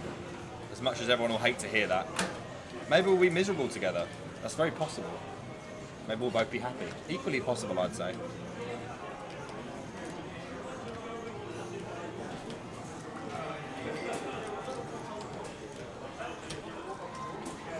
So we will have not the most going on for the time being, as we have one quick hand to sit down to. It's open and fold, and we've got 3 more tables to wait for again, Tower. Exactly right. That's how it is, unfortunately, when we're hand for hand for the money. It can take 1 hand, it can take 3 hours. I might have myself a treble tomorrow. 3 hours, 10 minutes, the longest bubble we ever did. Really? Yeah. In Brighton, of all places. Wow. Yeah. I'm going to have a treble on the Premier League tomorrow. What are the games tomorrow? We've got Chelsea Palace. Chelsea win 4-0. Newcastle Tottenham and Man United Liverpool. I'm gonna go 1-1 Newcastle. 1-1. Yeah. And then Man United Liverpool. I'll see what the double does and then decide. Okay. Well, I'm not one to go against you, so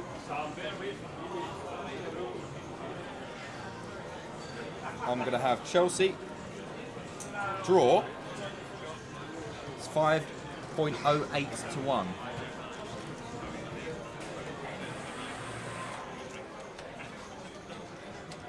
And Liverpool at 5 to 6 favourites at Old Trafford tomorrow. Yeah.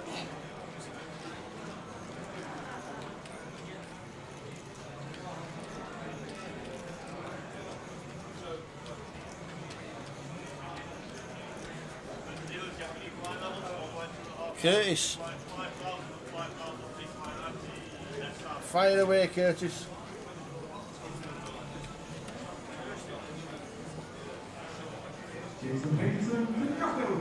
So what's the play, Tower? We've got 5.08 with 1 more leg. Of what? For, this, for my treble tomorrow. I think we do the double on the 130s, and then I think we wait to see what happens. I'm not prepared to do that. And obviously you're never back in Manchester United. Obviously I've got to back the Reds. Well, I'm having 10 on that. How much was the treble? 10.14. Wow. Like it. Not good. I like it. Well, the double obviously boosts it a lot. Yeah. The draw, sorry. Yeah, so we've got Chelsea, draw, and Liverpool tomorrow. Yep. That's what I've got anyway. There we go. Michael raises to 10,000. Caesar flop with man calling out of the big. 5-6-3. It's a pretty good flop for Michael. Does decide to check it back. It's going to favour the big blind, generally speaking. On this occasion, obviously, that's not the case. Third diamond on the turn. And now, man, with the Queen Jack, with the diamond, is going to start putting pressure on. Obviously, Michael's not checked back this flop to fold this turn, but it's one of the worst turns he could have seen. Does have to see a river, though, and will call. And I think that, man, no matter what this river is going to be putting a significant amount of chips into this pot. It is an ace.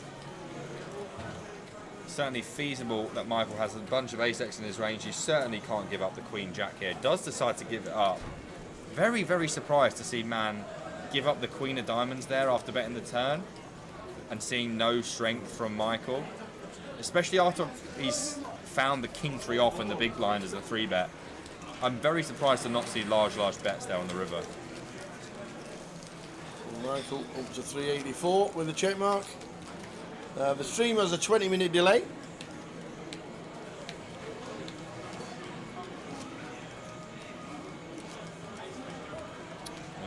And guys, 22 will go through to day 2 tomorrow, joining our other players that have already made it from the other flights.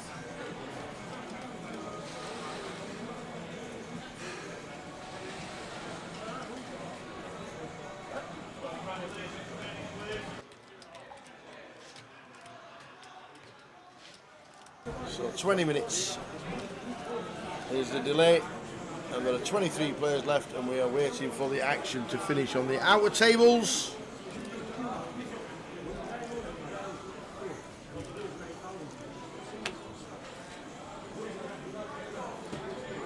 I've just said Chelsea are going to win 4-0. Yeah, I'm not sure about that. I think. And Curtis puts in over 3.5 goals as 5-1. Well, obviously now I've got to back it. I don't think Palace get smashed. You're not joking. No. Chelsea are on fire.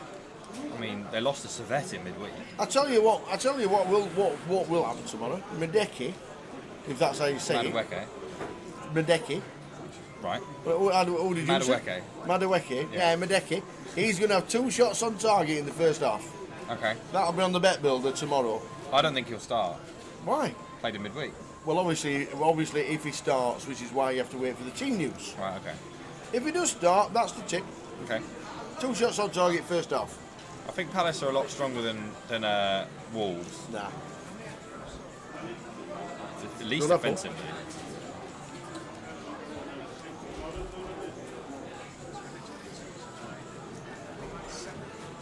So we are waiting for the outer tables to do their thing. If there's any interesting stuff and things going on, then PK will endeavour to bring it to you. But for now, we've got the back of the dealer's head and our remaining feature table players. We'll be waiting. Graham Cairns to the catch table. So do you think that your Rotherham will go up this year? No. I don't. I'll be very surprised if they make the playoffs this year.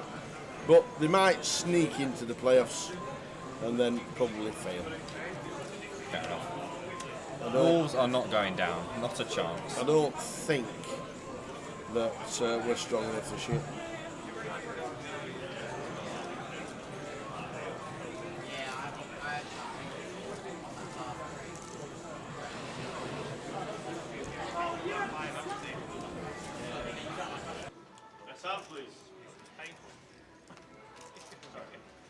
This is pen.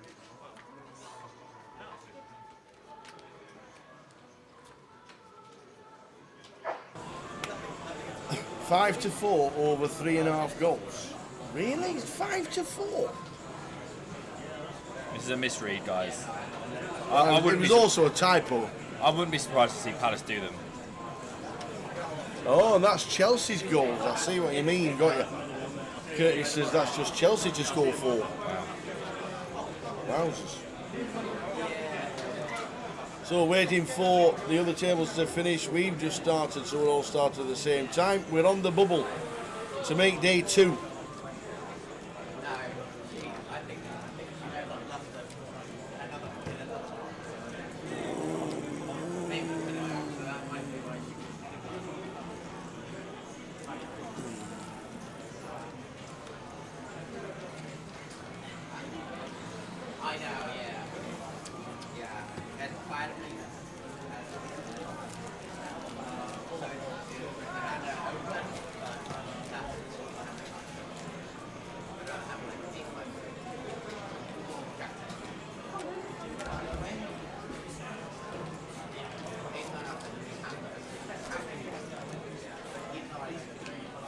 So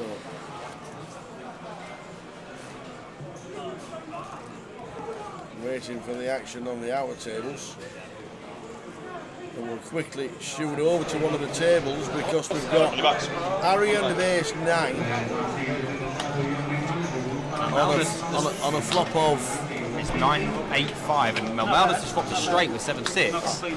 What can go wrong? What might be wrong here? Don't do it. Don't do it, ladies and gentlemen. There'd have been carnage. There'd have been scenes. Oh. Does get the double. I mean, he had loads when we left him on the feature. He's been really doing it off a little bit here. Does double now, though. Oh, Oldos. Wow. Doubles through Arian.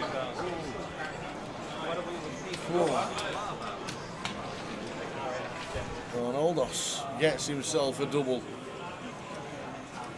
Timely double, so we will go on. That ace or 9 would have finished it. But alas, it is not over. It is not over. Curtis will be on tomorrow after the game when they win 4-1. See you tomorrow, lads. Yeah. I thought Curtis was an Arsenal fan. I mean, he can still be objective about what he thinks is going to happen, can't he? Be on after the games tomorrow. Kick off at 1:30 and then Liverpool kick off at 4, is that right? 4:30 should be. Yeah. No, I think it's 4. I think it's 1:30 and 4 this season. It was 4:30 last week in Manchester. Maybe they don't like to go in the dark. Don't mind either, I'm here for both. It is 4. Yeah. 1:30 and 4. So maybe I can flick in the closer afterwards. Well, might treat myself. Absolutely. I'll get Josh Manley to buy some. What, in the closer? How much is the closer? 200, but but the thing is, he won't be my friend if I do well. Yeah. And he hasn't got a P, so he'll never speak to me again. It's not about not being able to afford it, although it is touch and go after this week.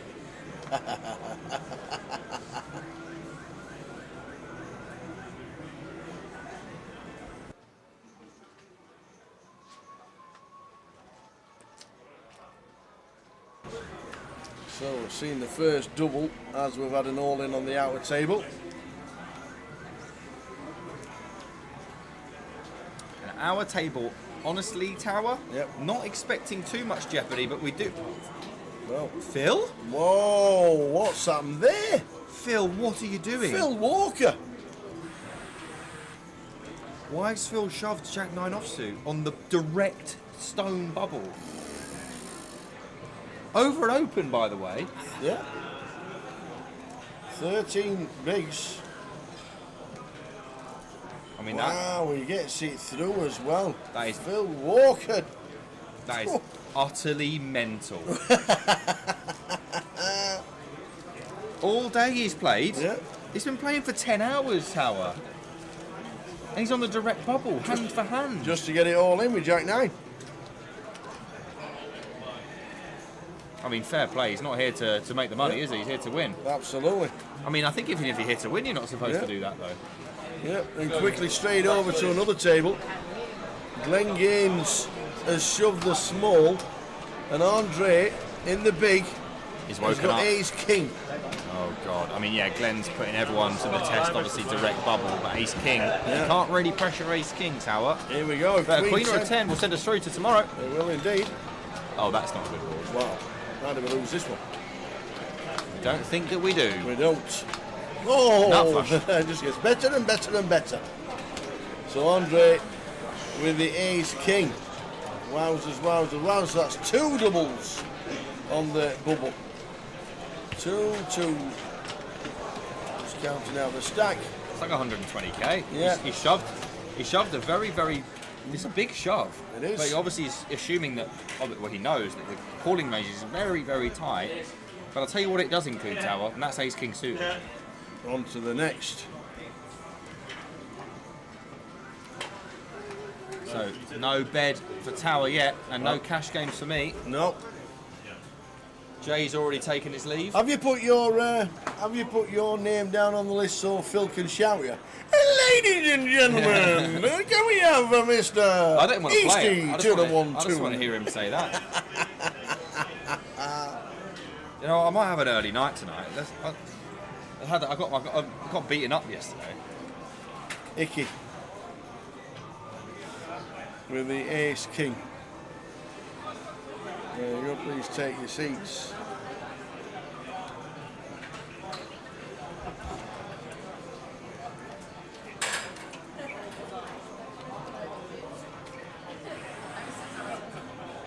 Craig's going to try and take it away. Icky's ace-king again. Did trap last time. He's looking behind him. I like this, Howard. He's looking behind him as if he's waiting for other people to do things. But really, he's got ace-king. Yep. And he is just going to flat again, by the way. Decides to go for another trap.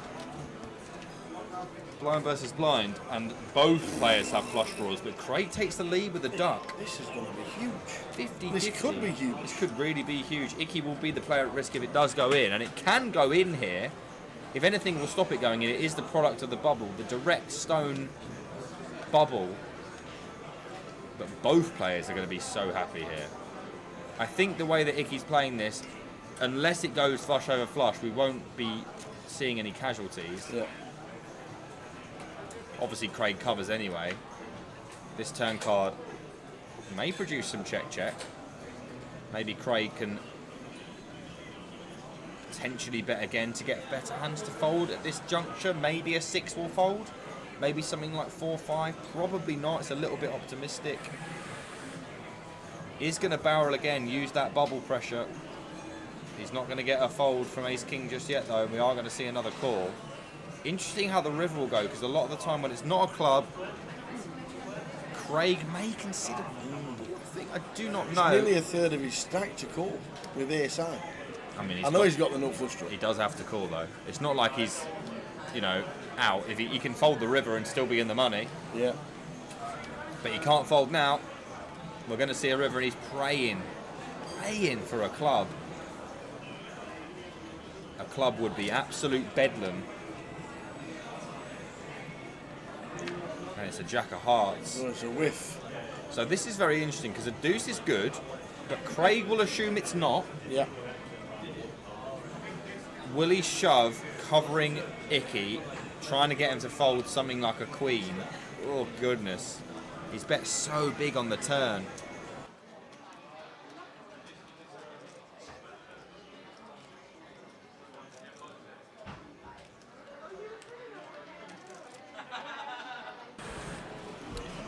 Craig trying to decide whether or not he needs to bluff his deuce. Yeah. Does he get to show it down if he checks? And is it ever good when it does show down? I think he might arrive at no. Either way, he's going to win this hand. Because he could shove as a bluff and get called, and he'd still win. So, he is going to check. Now, we have another interesting juncture here, because Icky will probably assume he can't win at showdown. Does he bluff on the direct bubble with his tournament life on the line? He doesn't, and a deuce is going to be good, and he's going to be so annoyed that he's let him win this one. Because at any point, I mean, obviously pre-flop he wins, no problem. Icky on 12 bigs. Wow, the deuce. I don't think he was expecting that deuce to be good. No, not at all. And he's just so glad there wasn't a club on the river. Yeah. So glad.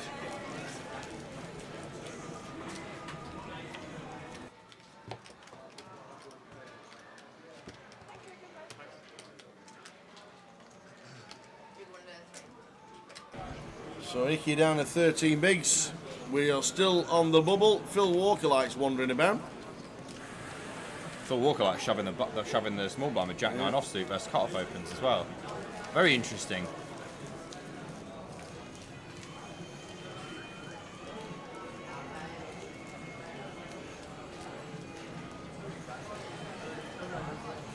We were the hand that everyone was waiting for, so we're going to deal another one now.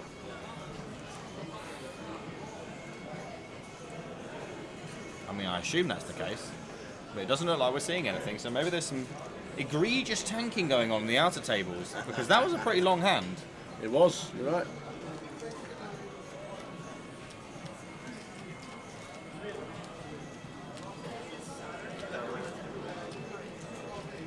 How did the cricket go on today? You like your cricket? I love my cricket. Joe Root is cemented himself as England's greatest ever batsman. Really? Why? 34 test centuries for England. Wow. Unbelievable numbers.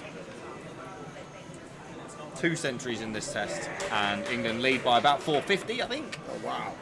And still not all out. 2 days to bowl them out. Well, actually, they are all out. Excuse me. Two down for Sri Lanka. They need 480 to win. which they won't get. With 8 wickets left. Yeah. Okay. Well, no one's ever chased down that, ever, in a test match. So, it's probably not going to happen. Rain, the only way I can see. Where are they playing? Are they playing up north? They're at Lords. Oh, Lords. There's always some chance at Lords.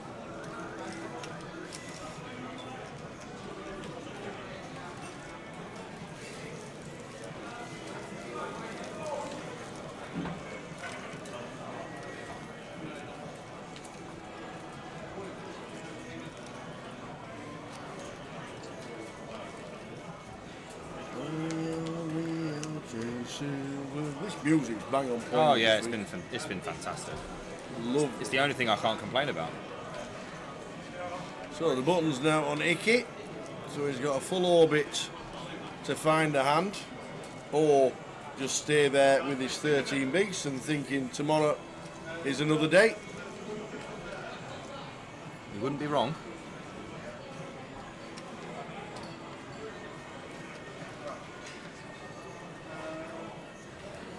So off we go.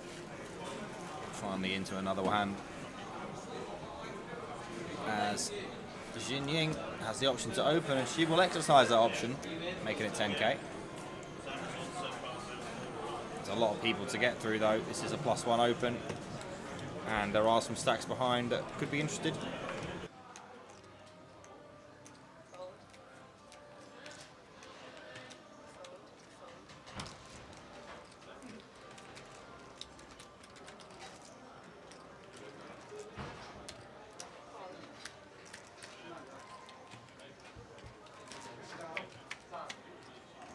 Thomas defends the big, and it's top pair for Thomas.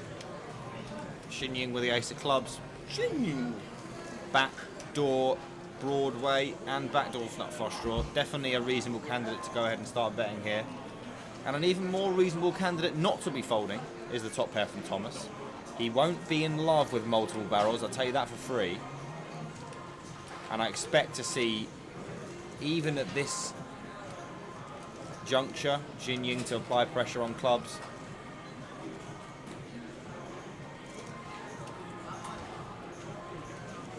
It's just not the best spot in the world. But you got top pair.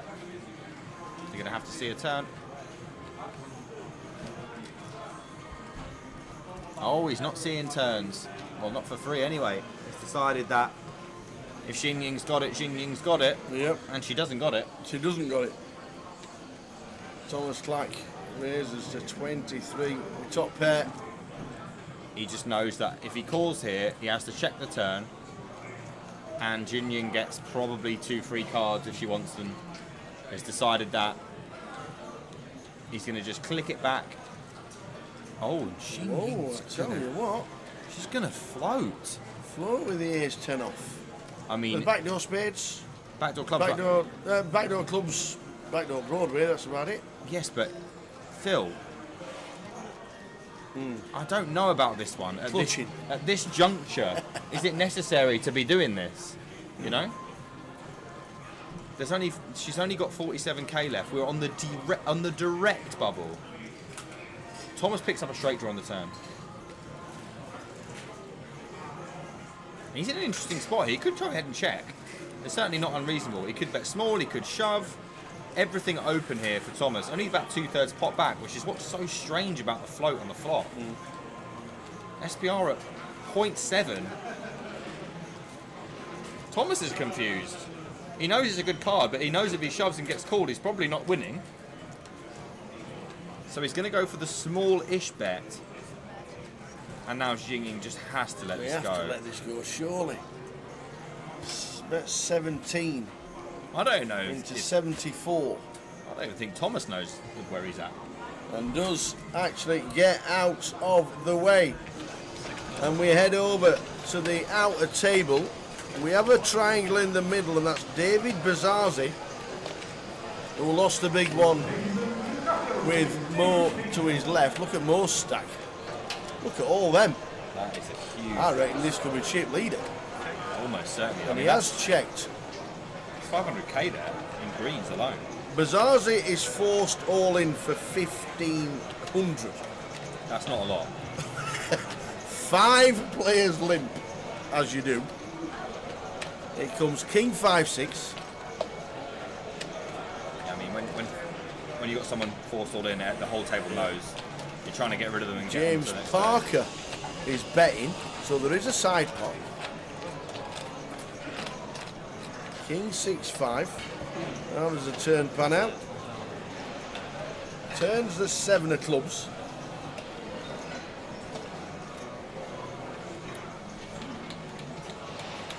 Mo and James now to take down David if they can and send us all to bed.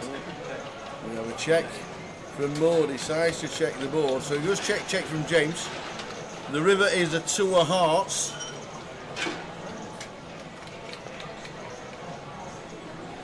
Back round to Mo.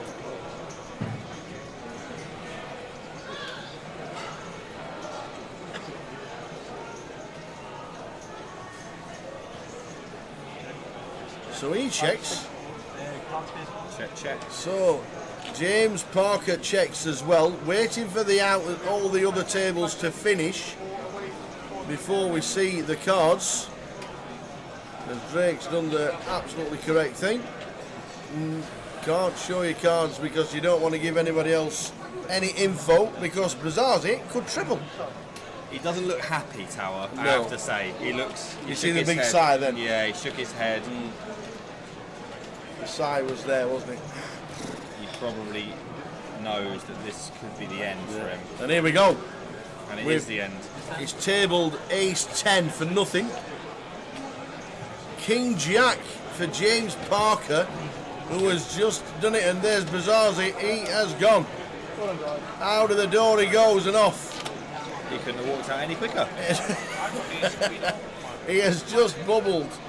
Wowzers. So, that is it, ladies and gentlemen. GG. James due back in 2 minutes' time. He's managed to finish you off. Good lad. Yeah, Good there we lad. go. So, you got Tower Treble last week. You've now seen the bubble this week. What more can I ask for? And you're going to be in tomorrow as well for us. I will be in.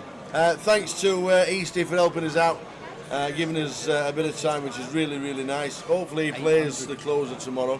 Or the closer? Yeah, I'm going to play the closer, yeah. Give you a little sweat if you want it. After the big Liverpool. After the big Liverpool win. Yeah. But tomorrow, we have 46 players coming through. They're from today and today only. 22, but look at Mo, 809. Learning, just like magic. They are the final 46 players making it through, and in the money payouts tomorrow when we get them at the start of the day. We'll have the ticket rolling across the board, we'll have all the payouts as well. But fantastic effort for everybody who has made the money. Billy Stevenson, who had a lot of love in the chat when he was on the table the other day. Plenty of names there. Wayne Watson.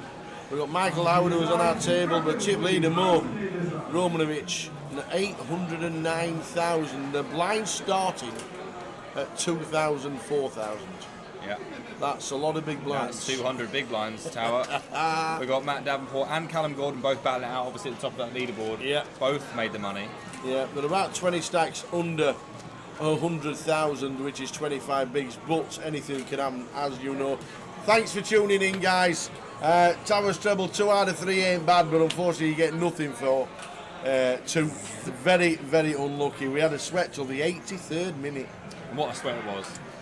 And then Crew scored 2, I got knocked out the main. And that was it, the day ruined. And that was it. The day ruined.